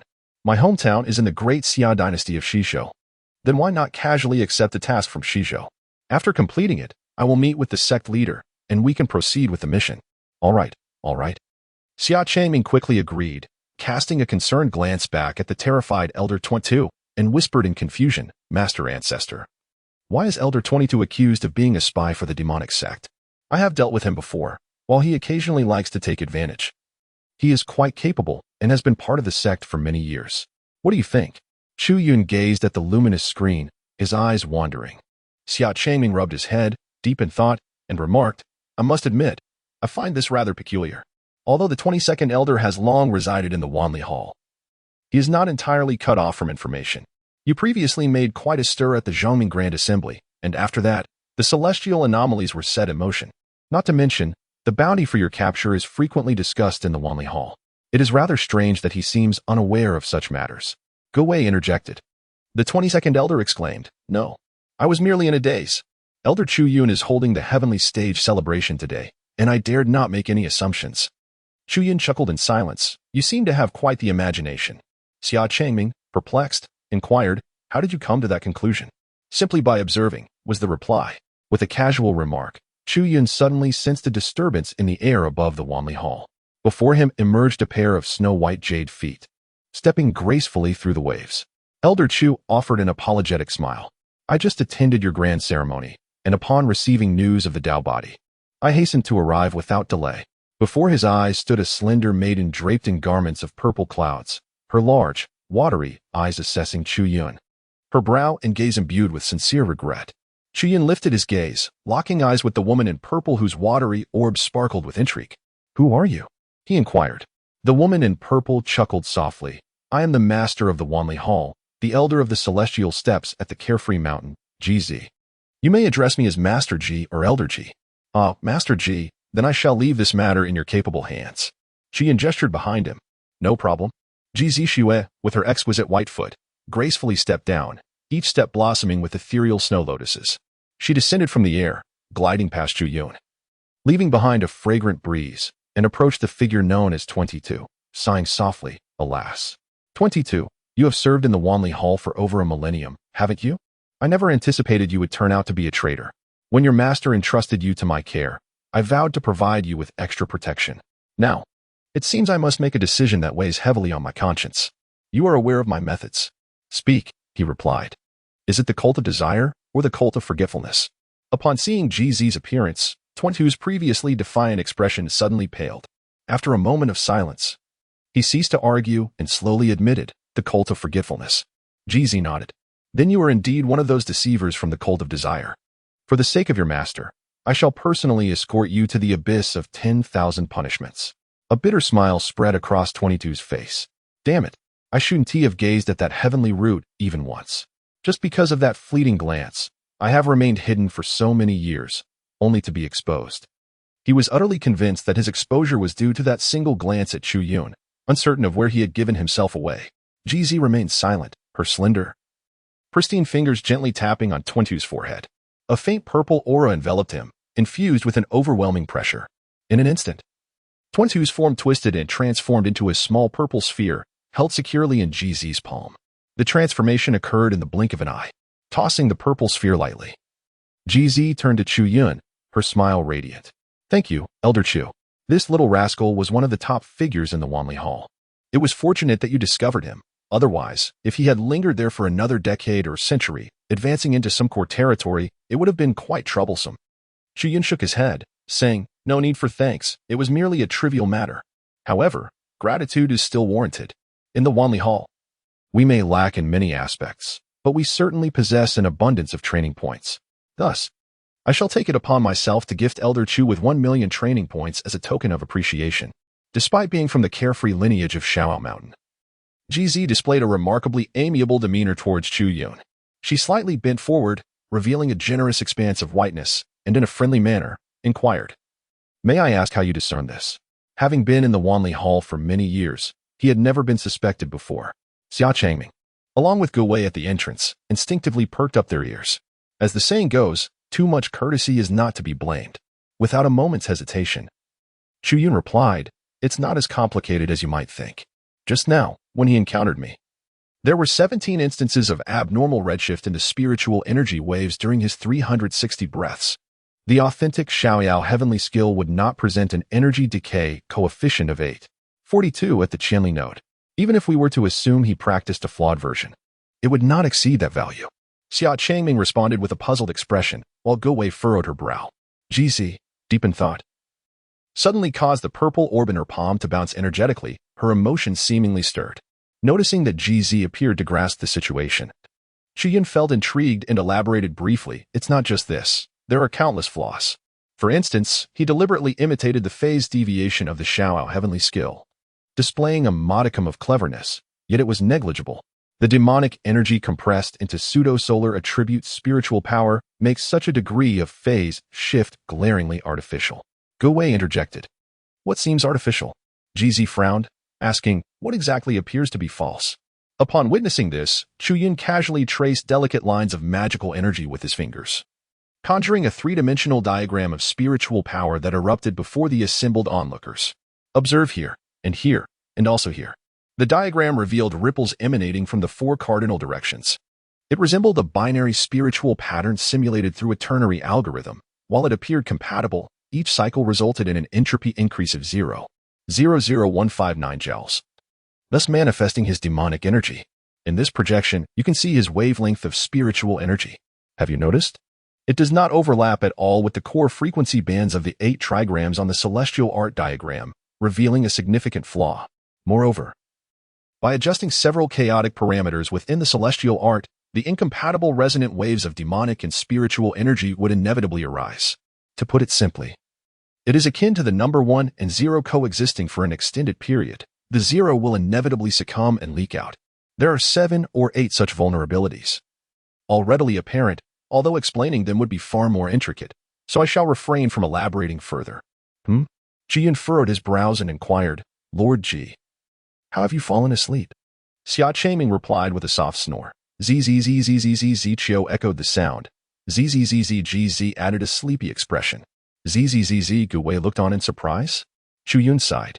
Before he even had the chance to elaborate, one by one, they succumbed to slumber. This was precisely why he seldom spoke of such matters. Rather than engaging them in this nonsensical chatter, it would be more prudent to fulfill his system tasks and see if there was any possibility of salvaging the situation. He pondered. This visit to the Wanli Hall was not in vain, as he now had a sect mission in hand. He also had the pendant with him. With a casual motion, Xia Changming levitated, trailing behind him like a wisp of cloud. Next, he set out to confront the blood corpse. He tapped the light screen a few times, accepting a task location in Shizhou, then turned and walked towards the exit of the Wanli Hall. Beside the hall's entrance, a short-haired girl leaned against a pillar with one hand, her gaze somewhat absent. As she watched Chu Yun sweep past like the wind, a complex emotion stirred within her. For reasons unknown, each time she encountered this individual, an unbidden sense of admiration welled up in her heart. It was a feeling she had never experienced before. She bit her lip, striving to regain her composure. I cannot allow myself to feel this way. I must surpass him. She clenched her fist, her resolve solidifying. The supreme Tao body treads the path of invincibility. She had her own aspirations and would never be easily vanquished. Upon exiting the Hall of Wanli, Chu Yun sought out a lofty celestial peak within the clan, placing Xia Changming behind him. He sat cross-legged, channeling his vital energy. The ethereal currents of spiritual energy swirling beneath the peak ebbed and flowed like ocean waves with each breath he took. After approximately half an hour, a sudden exclamation pierced the air. Roar! Father! Charge, charge, charge! The spiritual energy ahead has become exceedingly abundant. Let us hasten. Laughter erupted. Here I come. Slow down a bit, everyone. My esteemed father has instructed us to be courteous even while soaring through the clouds. Amidst the boisterous shouts, a softer, mellifluous voice of persuasion wafted into his ears. Chu Yun opened his eyes to behold the resplendent golden sea of clouds on the horizon, surging forth like a tempest from the farthest reaches of the sky. Encircling this ethereal ocean were clusters of diminutive golden clouds and a larger, rosy golden cloud, all joyfully emitting exclamations of Yahoo and Awu, in harmony with the roaring winds of the cloud sea. A faint smile graced Chu Yun's lips as he sighed. It has been quite a while since I last witnessed my grandmaster exuding such vitality. I am certain that my master would find great comfort in this. The sea of clouds in the void surged like tumultuous waves, rising several hundred meters and drawing all the little golden clouds into its embrace. Just as it seemed poised to crash down upon the celestial peak, as if frozen in time, it abruptly halted. From the upright golden clouds arose a weary voice. You rascal, what do you seek from me? With a swift motion, Chu Yun swept his palm over his dantian, launching 3 luminous lynxy jade pieces towards Xian Zong. The jades moved like lightning, swiftly embedding themselves into the soft clouds, leaving behind 2 indentations that quickly sealed. The golden one is the Yang scroll. The silver one is the Yin scroll, and the green one contains the explosive formula for Uncle Chen. Please pass it on to the sect leader. The golden sea of clouds collapsed with a crash, becoming a loose expanse of mist. Thank you. Why do our ancestors and I always engage in such courteous exchanges? It is only proper. Are you going out? Yes, I wish to ask for your assistance. What is it? Information regarding the Blood Demon sect's leader, particularly their location. My divine sense is not well suited for this task. I would appreciate it if you could use the North Star locating divine technique that I devised. Are you planning to confront the Blood Demon? It could be considered that way. Is there anything I should be cautious about? The only caution pertains to the saint of the Blood Demon sect. It is suspected that he has shattered the path to immortality. To achieve such a feat, one must possess an exceptionally formidable physical body. If we can draw him out while the opportunity arises, it would indeed be advantageous. Chu Yun, Master. Why are you also engaging in abstraction? Golden Cloud Sea. What do you mean by abstraction? I am not referring to you. I had a conversation with Huang Jiuxiao. The path to immortality you shattered was already precariously close to being severed. The true individual responsible for shattering that path is likely someone else. Shall we entertain the hypothesis that it could be our master? Although she can be somewhat fierce at times, if she were the one to shatter it, she would certainly inform me. Thus, I deduce that prior to your master-disciple duo, the path to immortality had already suffered a significant blow. The Blood Demon Sect's members are quite deranged, and their physical forms are formidable. The probability is not negligible. Upon hearing Golden Cloud's earnest analysis, Chu Yun nodded. If what you say holds true, I shall prepare diligently. Exercise utmost caution. Once we ascend to the higher realms and undergo the purification of the celestial laws, our power will be exceedingly formidable. Previously, we had the support of the heavenly Tao. But now, with our elder brother's demise, our advantage in the Jiuzhou homeland has diminished considerably. Should the patriarch of the Blood Demon Sect be lured out? If you cannot handle it, I will initiate the Xuanzi plan. Very well, I appreciate your assistance, Master. Furthermore, allow me a moment to arrange for the withdrawal of our sect and the various factions operatives from within the Blood Demon Sect. Engaging the leader of the Blood Demon Sect is no trivial matter. Often, pulling one thread can unravel the entire fabric. Golden Cloud contemplated many issues. Strategizing for Chu Yun. Chu Yun listened attentively, occasionally nodding in understanding. Once Golden Cloud had finished speaking, he inquired, Master Ancestor, is there more? The golden waves of the cloud surged, and a golden scroll emerged from the depths of the tumult, soaring towards Chu Yun's head. There is one final matter to address. You have already reached the divine transformation stage. Why are there still so many golden pills hanging in the heavens? My few mischievous offspring incessantly clamor to embark on adventures upon your golden pills, claiming they wish to refine them into steeds. In the West State, a forbidden realm of the Blood Demon Sect, the Blood River flows with a resounding tumult. A monstrous creature, towering over 50 meters, uses its 8 spider-like limbs to scoop mountains of flesh into its cavernous maw. Draped in a blood-red cloak, a robust figure, his face studded with nails, sits cross-legged atop the creature's head. A crimson light emanates from a fissure in his forehead, casting a sanguine glow ahead. A hoarse, deep voice reverberates from within the light. Bloodslaughter. How many elites of the sect have gathered in this forbidden place? The nails embedded in Bloodslaughter's face are deeply set as he replies, Ancestor, there are already 2 vice sect leaders, 4 divine generals, and 8 commandants here. Can they be trusted? Is there any scum from the Immortal Sect lurking among us? Rest assured, they are all exceptional talents. The Army de la Army of our Blood Demon Sect, each possessing unwavering loyalty to the Holy Realm, the Ancestor reassures. You may proceed with confidence. Excellent. With the Ancestor here, we shall seize the opportunity presented by the chaos in the 9 provinces to cleanse the land and earn the favor of the Holy Ancestor. Do not be too hasty in your joy. Our primary focus must still be the assault on Songshan. Ancestor, wait a moment. Bloodslaughter suddenly furrows his brow, smacking his forehead. As the fissure in his head widens, another crimson light emerges. Divine General Ling Chuan, did I not instruct you not to disturb me? A coarse voice emanates from the light. My lord, I apologize. I have urgent matters to attend to. Speak quickly. I am busy. I may need to temporarily leave the West State Forbidden Realm. What is it? Bloodslaughter demands. My furnace and a pretty boy from the mortal realm are secretly meeting at Tinku Cliff. Even the recording has circulated. I cannot let this go. I must confront that pretty boy. Bloodslaughter, taken aback, waves his hand impatiently. Go, return swiftly, and do not delay our important matters. Without waiting for a response, he terminates the blood projection and resumes his conversation with the Blood Demon Ancestor. Ancestor, I am back. Indeed. What were we discussing? Bloodslaughter quickly replies. The assault on Songshan. The Ancestor's voice grows increasingly ominous. Only by unleashing a great calamity from the upper realm can we truly plunge the 9 provinces into chaos. But Ancestor, I fear that Songshan plan may have already been compromised. I have received news that the Taiku Sword Pavilion is setting up a sword formation. That is of no consequence. Ancestor, please hold on a moment. I have other matters to attend to. Bloodslaughter interrupts again. The Ancestor remarks, West Fox Commandant. Refrain from wandering about and focus on creating your Blood-Sea talisman. The Ancestor will soon return to bestow upon you the teachings. Bloodslaughter. With a fissure opening on his forehead, impatiently instructs, a blood-colored projection carries an urgent voice. My lord, I may need to temporarily leave Fan Sea Cave. What is the situation? My paper effigies have collectively gone on strike. The West Fox Commandant laments. They demand to form a union and fight for better working conditions. They even wrote me a blood letter and have run away. I must retrieve them. I cannot focus on crafting talismans without them. Just return quickly, Bloodslaughter grumbles, terminating the projection in frustration. Once again connecting with the Blood Demon Ancestor.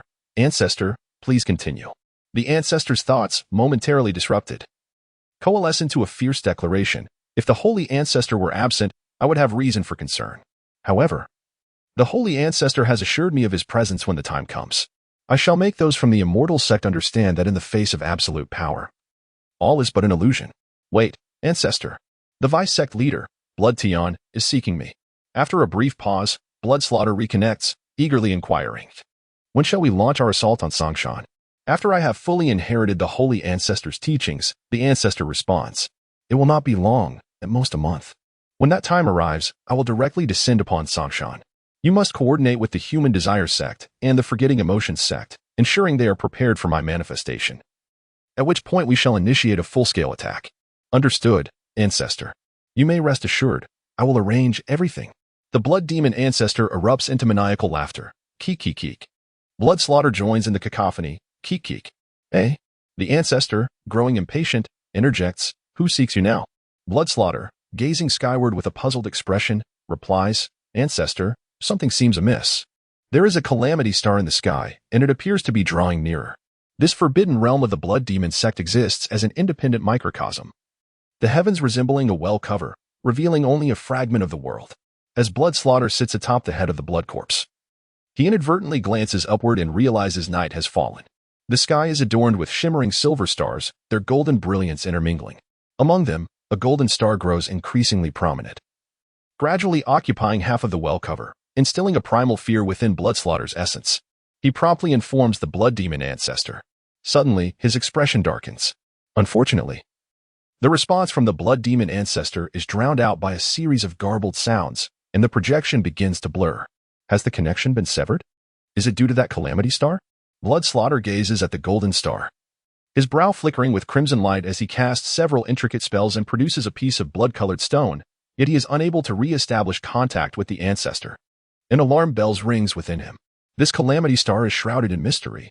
Could it be that something has gone awry, even interfering with my communication with the Ancestor?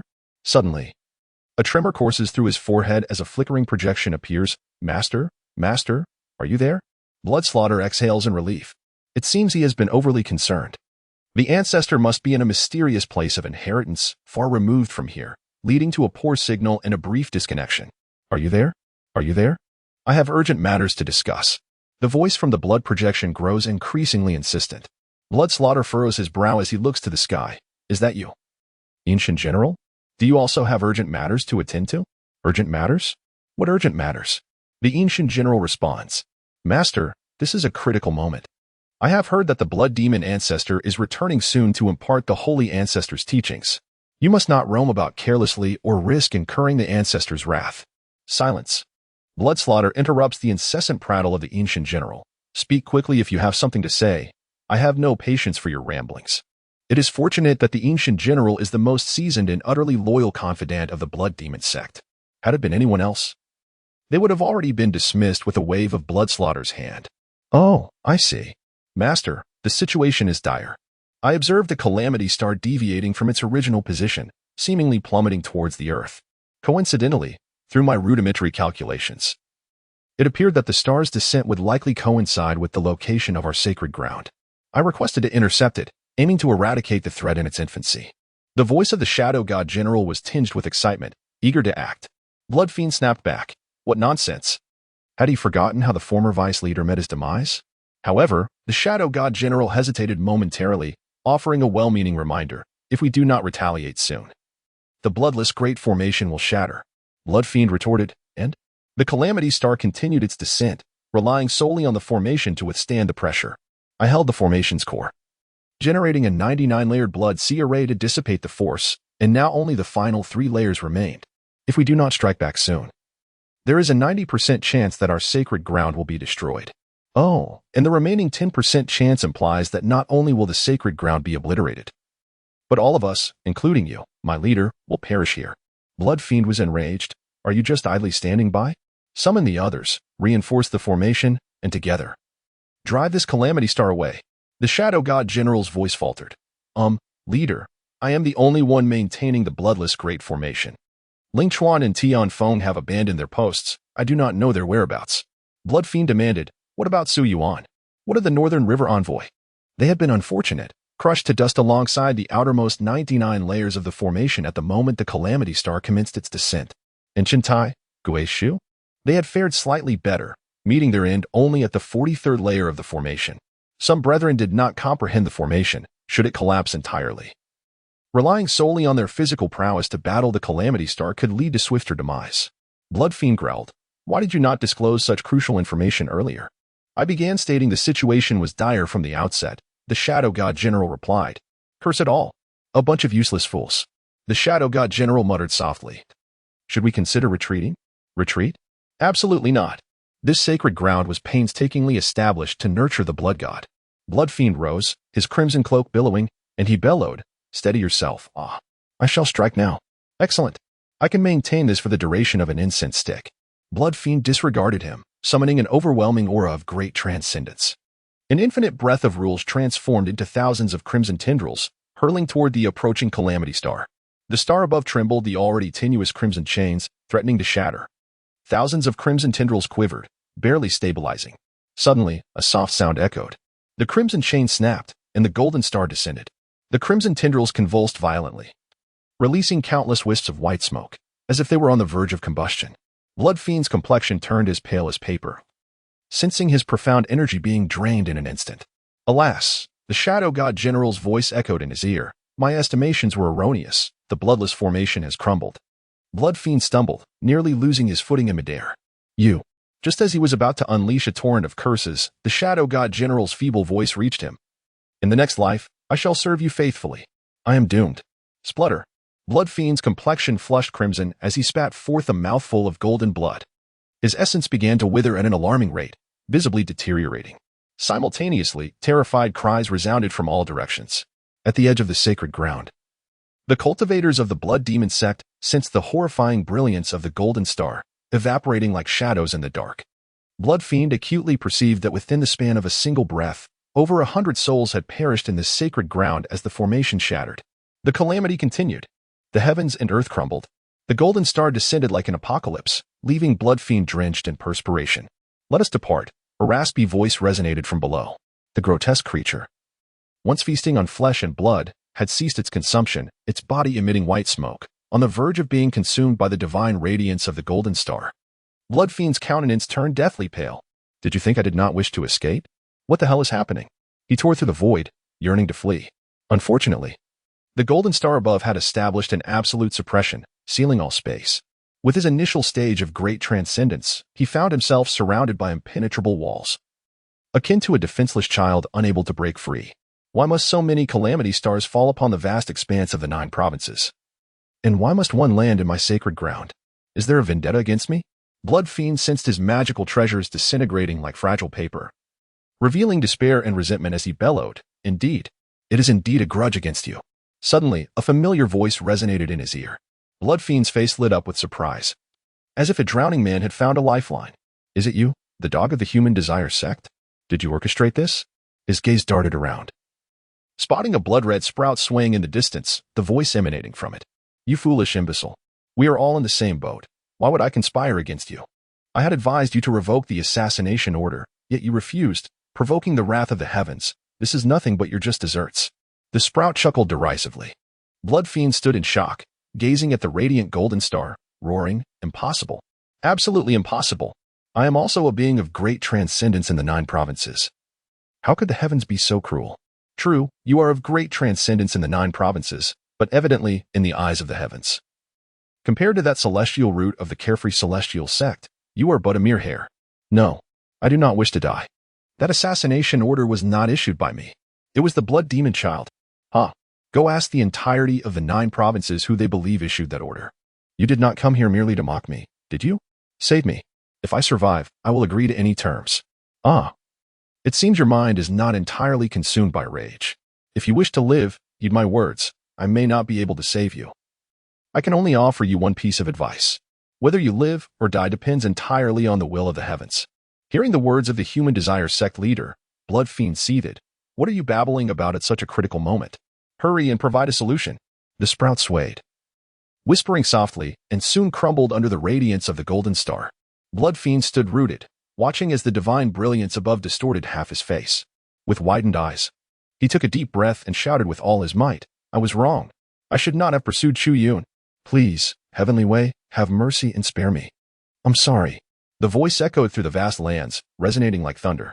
Then, golden stars fell from the sky with a resounding crash, causing the forbidden grounds to vanish. The Celestial Serenity Sect held no ascension ceremony for Elder Chu Yun.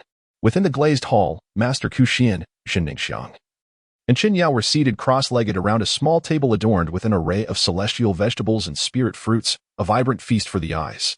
Occasionally, disciples of the Celestial Serenity Sect appeared at the hall's entrance, skillfully casting spells to levitate covered dishes onto the table. In the realm of 9 provinces, aside from grand events with clear agendas, most ceremonies and meetings were rather mundane. Guests would engage in pleasantries, discuss recent news, enjoy a banquet, and disperse. High-profile sect gatherings often exuded simplicity and tedium. Wu Xingyang and Qin Yao sat side by side, casually lifting the lid of a newly placed dish.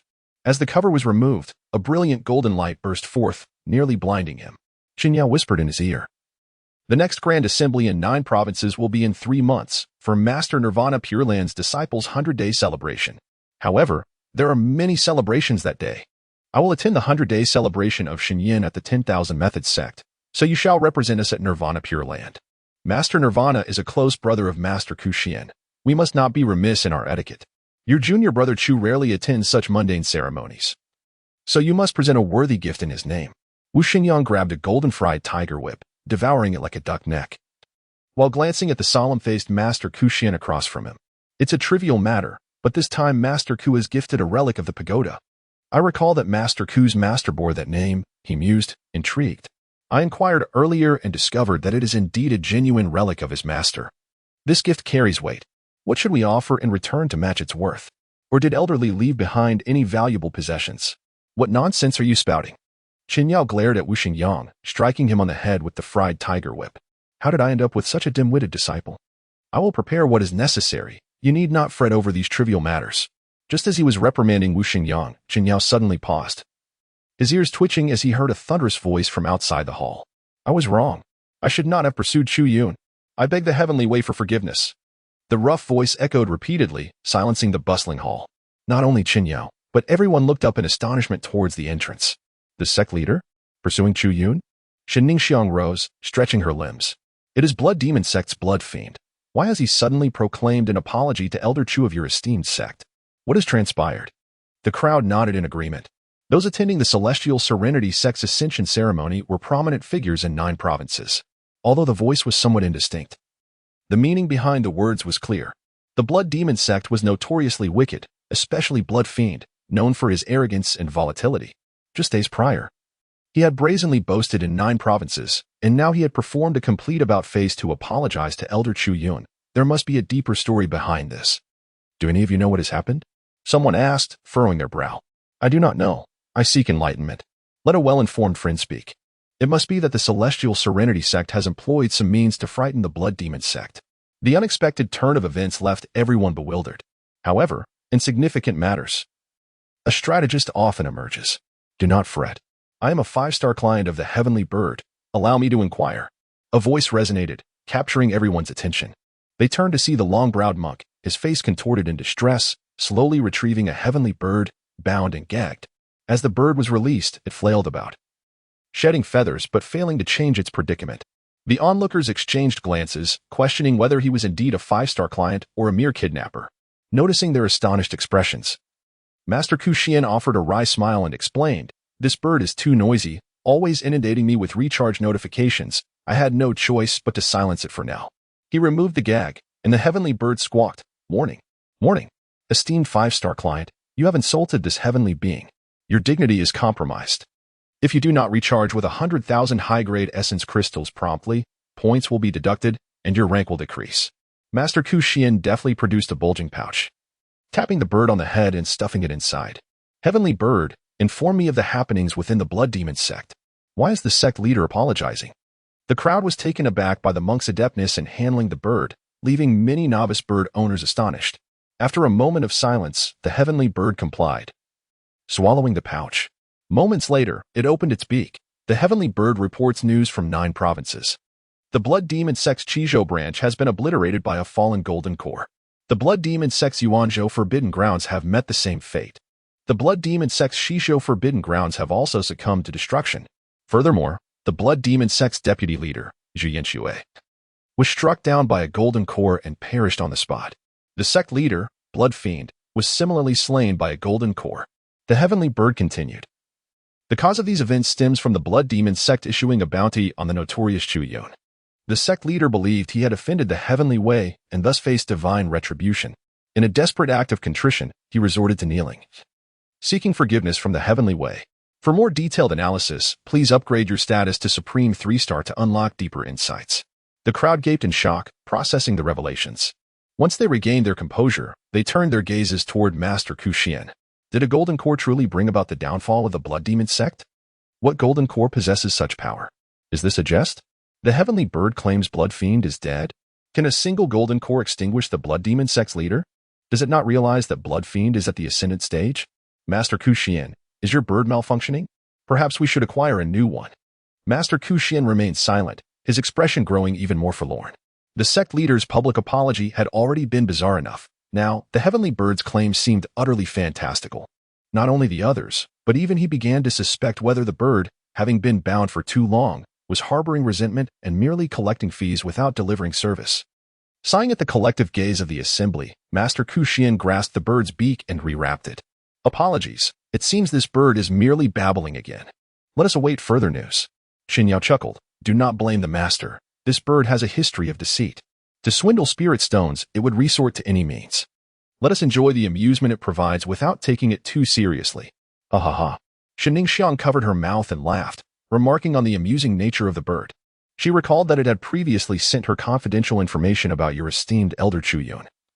But the price was exorbitant, one low-grade essence crystal, which she could not bring herself to purchase. A middle-aged elder interjected, no need to buy. It's pure deception, all fabricated nonsense. If I had acquired it at a bargain for merely 10,000 high-grade spirit stones, I would have been tempted to tear that bird apart. 10,000 high-grade spirit stones? At his words, the atmosphere around them suddenly stilled, and many faces turned pale.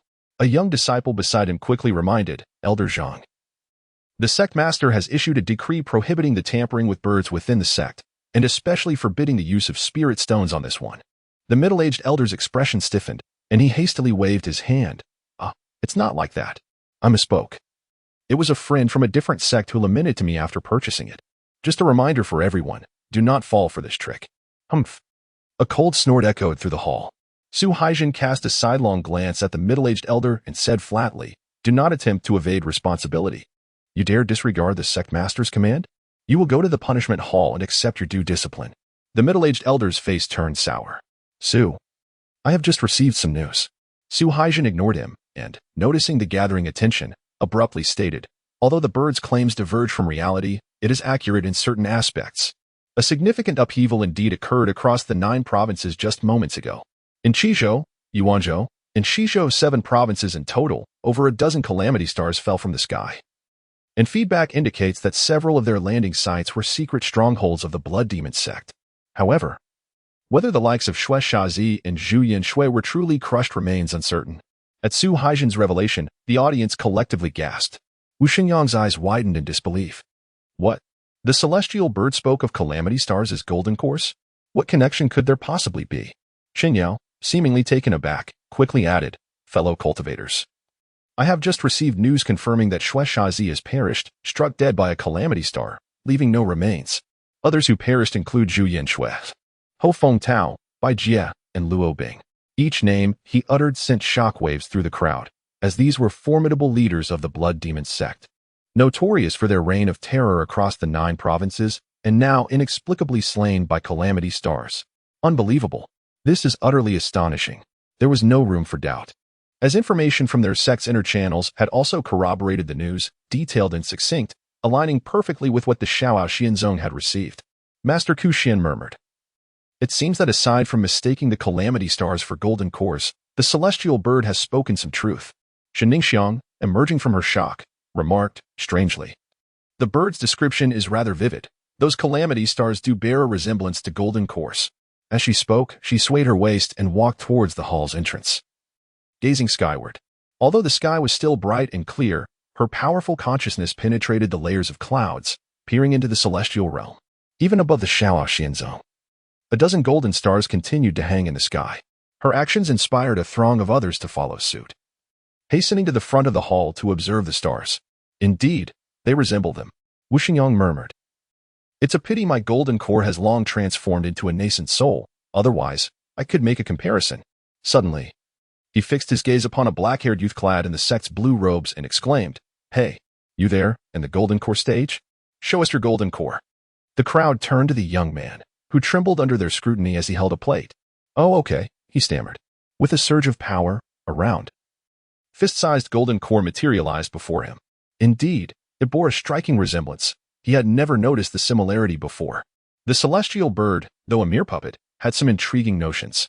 Do you think it's possible that what the celestial bird said is true? That these calamity stars are actually the golden cores of some ancient mighty being? Nonsense. Another interjected. How could a golden core create such a commotion? Whose golden core could crush a being at the great ascension stage? These calamity stars are a harbinger of the end times.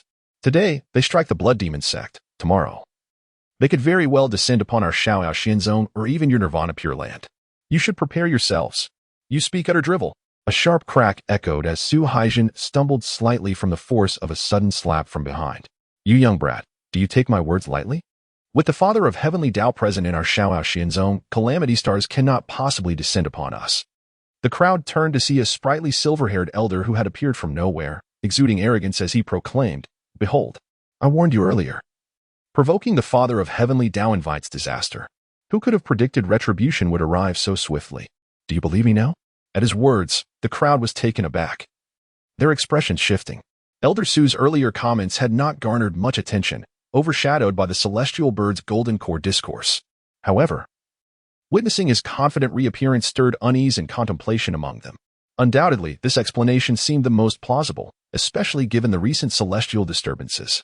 The name of Chu Yun reverberated through the heavens, acknowledged by nearly all sects as a prodigy blessed with celestial roots, undoubtedly having garnered tremendous benefits within the realm of the Tao.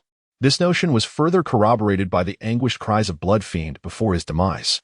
Could it truly be that the audacious intentions of the Blood Demon sect to target Chu Yun provoked a ruthless suppression from the Tao? The formidable beings like Xinding Xiang and Ku Xian found themselves increasingly persuaded by this line of thought, exchanging murmurs amongst themselves. At that moment, Elder Su leapt onto Chu Yun's head, animatedly gesticulating as he continued his discourse. Yet, Chu Yun, your words hold merit, given our current sect leaderess in action. For the long-term welfare of our sect, I propose we dismiss the leader and endorse Chu Yun as the 28th sect master of the Carefree Immortal Sect. Should Chu Yun ascend to leadership, what concerns do we have in this age of decline? Our sect shall endure for eternity. In the celestial realm, amidst a sea of golden clouds, a cluster of small golden clouds drifted silently, refraining from uttering a word. They ascended higher, akin to the auspicious clouds of the Carefree Immortal Sect, swiftly reaching the ninth heaven. A mysterious chuckle suddenly resonated. As the sound echoed, an overwhelming pressure enveloped the surroundings, isolating the heavens and earth. It seems there are quite a few dissatisfied with you and your sect, said the voice, presumably belonging to Chu Yun. They wish to establish a new sect leader, and you, old man, are becoming increasingly irrelevant. The golden cloud remained silent, as if oblivious to the remark. Who dares to challenge me? Prepare to face my divine might. A mischievous little cloud perked up at the voice from the void. The small golden cloud stood erect, transforming into a massive staff of over 10 meters, radiating a golden glow as it thundered towards the source of the voice. With a resounding whoosh, the staff struck. The void trembled, yet nothing occurred. The mysterious voice remarked, "The golden cloud remains unperturbed, seemingly deaf to your antics." Alas, the golden cloud sighed heavily. I should not have entrusted you mischief makers to that troublesome boy. Previously, he had utilized the northern dipper positioning technique to escort these children, leaving them in Chu Yun's care momentarily. However, upon completing his tasks, he found them spiraling further into chaos, babbling nonsensical phrases he had never encountered. Typically, as a dutiful father, he would have inquired deeply to understand what Chu Yun had imparted to them, fostering a common discourse. Yet, with pressing matters at hand, the golden cloud could only swirl and usher all the little golden clouds into the depths of the cloud sea. Once they were contained, the mysterious voice erupted in uncontrollable laughter. Ha ha ha. The golden cloud maintained its silence, feigning the demeanor of a drifting cloud. How humorous. How utterly delightful. If only my old friends from yesteryears, especially you Luo, could witness the antics of these little treasures birthed from the once mighty heroes of the 9 provinces. They would surely be in fits of laughter. Once the laughter subsided, the voice from the cloud sea resumed. Now that the mirth is past, Let us return to serious matters. What news is there? After a moment of contemplation, the mysterious voice responded, with so many great golden elixirs falling, there is indeed commotion. And unexpected surprises have emerged. Seeing that the golden cloud offered no encouragement, the mysterious voice sighed. Firstly, the warlord ancestor of the blood demon sect has acted. As we anticipated, not long after the collapse of their strongholds, dark blood began to seep from the cliffs of Yuzhou, Yuanzhou, and Yuzhongzhou and Shizhou. The most severe occurrences are in Shizhou. It is clear it is he, the golden cloud mused. Black blood? Is it demonic blood, ancient blood, celestial demon blood, or corpse blood? We must ascertain its origin to address it appropriately. For now, it remains uncertain. With the Tao extinguished and the cosmic mechanisms in disarray, I cannot discern clearly and require further investigation. Additionally, this black blood is highly contaminative, affecting many mortals. However, I am ill-equipped to handle this, having barely avoided contamination myself. This does not seem to be the handiwork of the celestial demon realm. The fools of the blood demon sect have unwittingly engaged with unknown deities. The golden cloud responded, yes, send me that black blood. A black porcelain vial descended from the heavens, landing within the cloud sea. Moreover, you need not concern yourself with the situation in Shizhou for the time being. What? This black blood is no trivial matter if Shizhou is neglected. Even a slight misstep could lead to the extinction of all life within. Chu Yun has gone to Shizhou. Eh? Why has that little rascal been so active lately? Does he not prefer to remain motionless? The golden cloud replied pensively, his master has ascended. Though he appears nonchalant, he is undoubtedly anxious within. Ah, yes. Little Piao Miao has ascended. It is fortunate that it is little Piao Miao, and not this little one, with him present. Even the demise of the Tao would not provoke my concern, otherwise, I would truly be preparing to flee. The mysterious voice, noting the golden cloud's indifference, continued. In addition to the black blood anomalies, the celestial bird is also exhibiting irregularities. I have heeded your advice and have begun capturing the celestial birds. Surprisingly, I discovered that prior to the emergence of the black blood, these birds congregated in large numbers, with some displaying blood-red pupils. The celestial being accompanying the celestial birds may not be a true celestial, but rather a demon from the demon realm. Should he break free, he is likely to ally with the warlord of the blood demon sect. Upon hearing this, the golden cloud responded thoughtfully, understood. Regardless of who is behind the celestial bird, whether foe or ally, we shall treat them as a grave threat. The celestial formation is prepared. According to our original plan, should he break free, we will be ready to seal him once more. However, given the potential for collaboration between these two, I urge you to inform everyone to remain vigilant.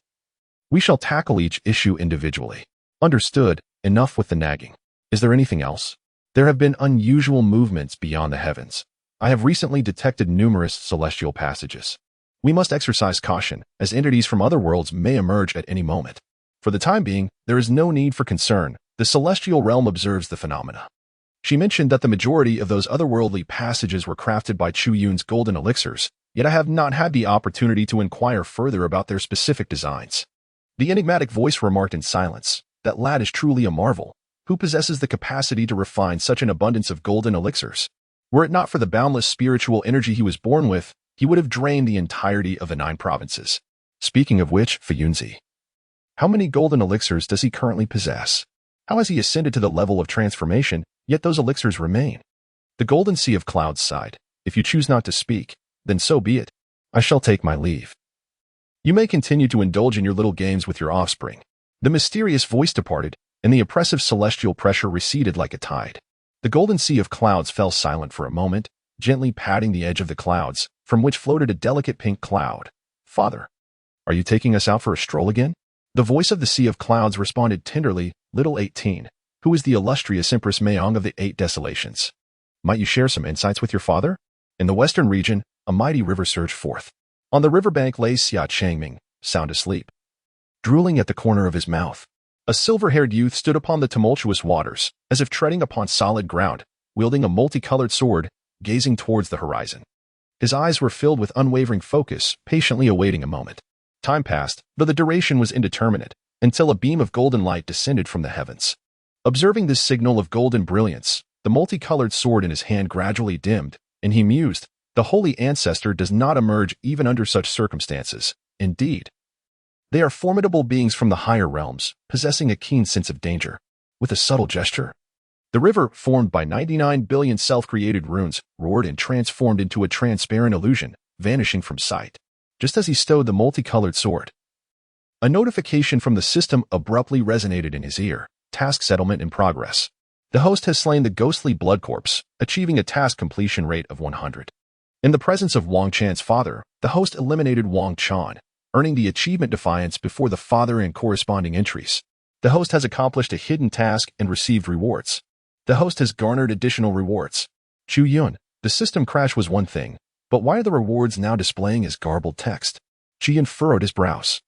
Following the system's notification, a radiant orb of golden light manifested within his dantian. The issue, however, was that it was merely light, void of any substance, bestowing upon him nothing but solitude. He mused to himself, the system has indeed encountered a malfunction. This was far from good news. The rewards were not the crux of the matter. The situation in the 9 provinces was dire. The plans for the wandering golden core and road construction had only just commenced. He was still counting on the system's marketplace to aid him in ascension, surely. He could not be expected to wait a millennium to lift the so-called emergency protective protocol.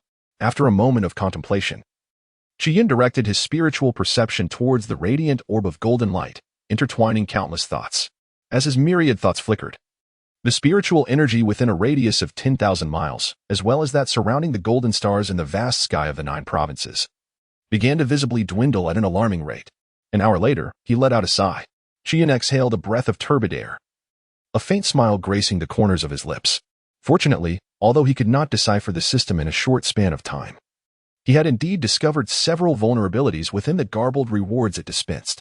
Even if he could not awaken the system, he could still set things in motion. His thoughts lingered upon the orb of golden light nestled within his dantian. The golden glow remained devoid of substance, yet in Chu Yun's perception, it had begun to manifest in a different form. 3 transparent cubes, reminiscent of acrylic boxes and each the size of a basin, floated within the luminous sphere. Within each cube, countless faintly discernible golden and silver lines danced like fish in the water. Chu Yun directed his thoughts towards the first square box. The description reads, "You have committed an act that defies reason, yet do not feel remorse. In this deceptive and treacherous world of fantasy, if you do not eliminate your enemy's entire family, they will inevitably seek to annihilate yours.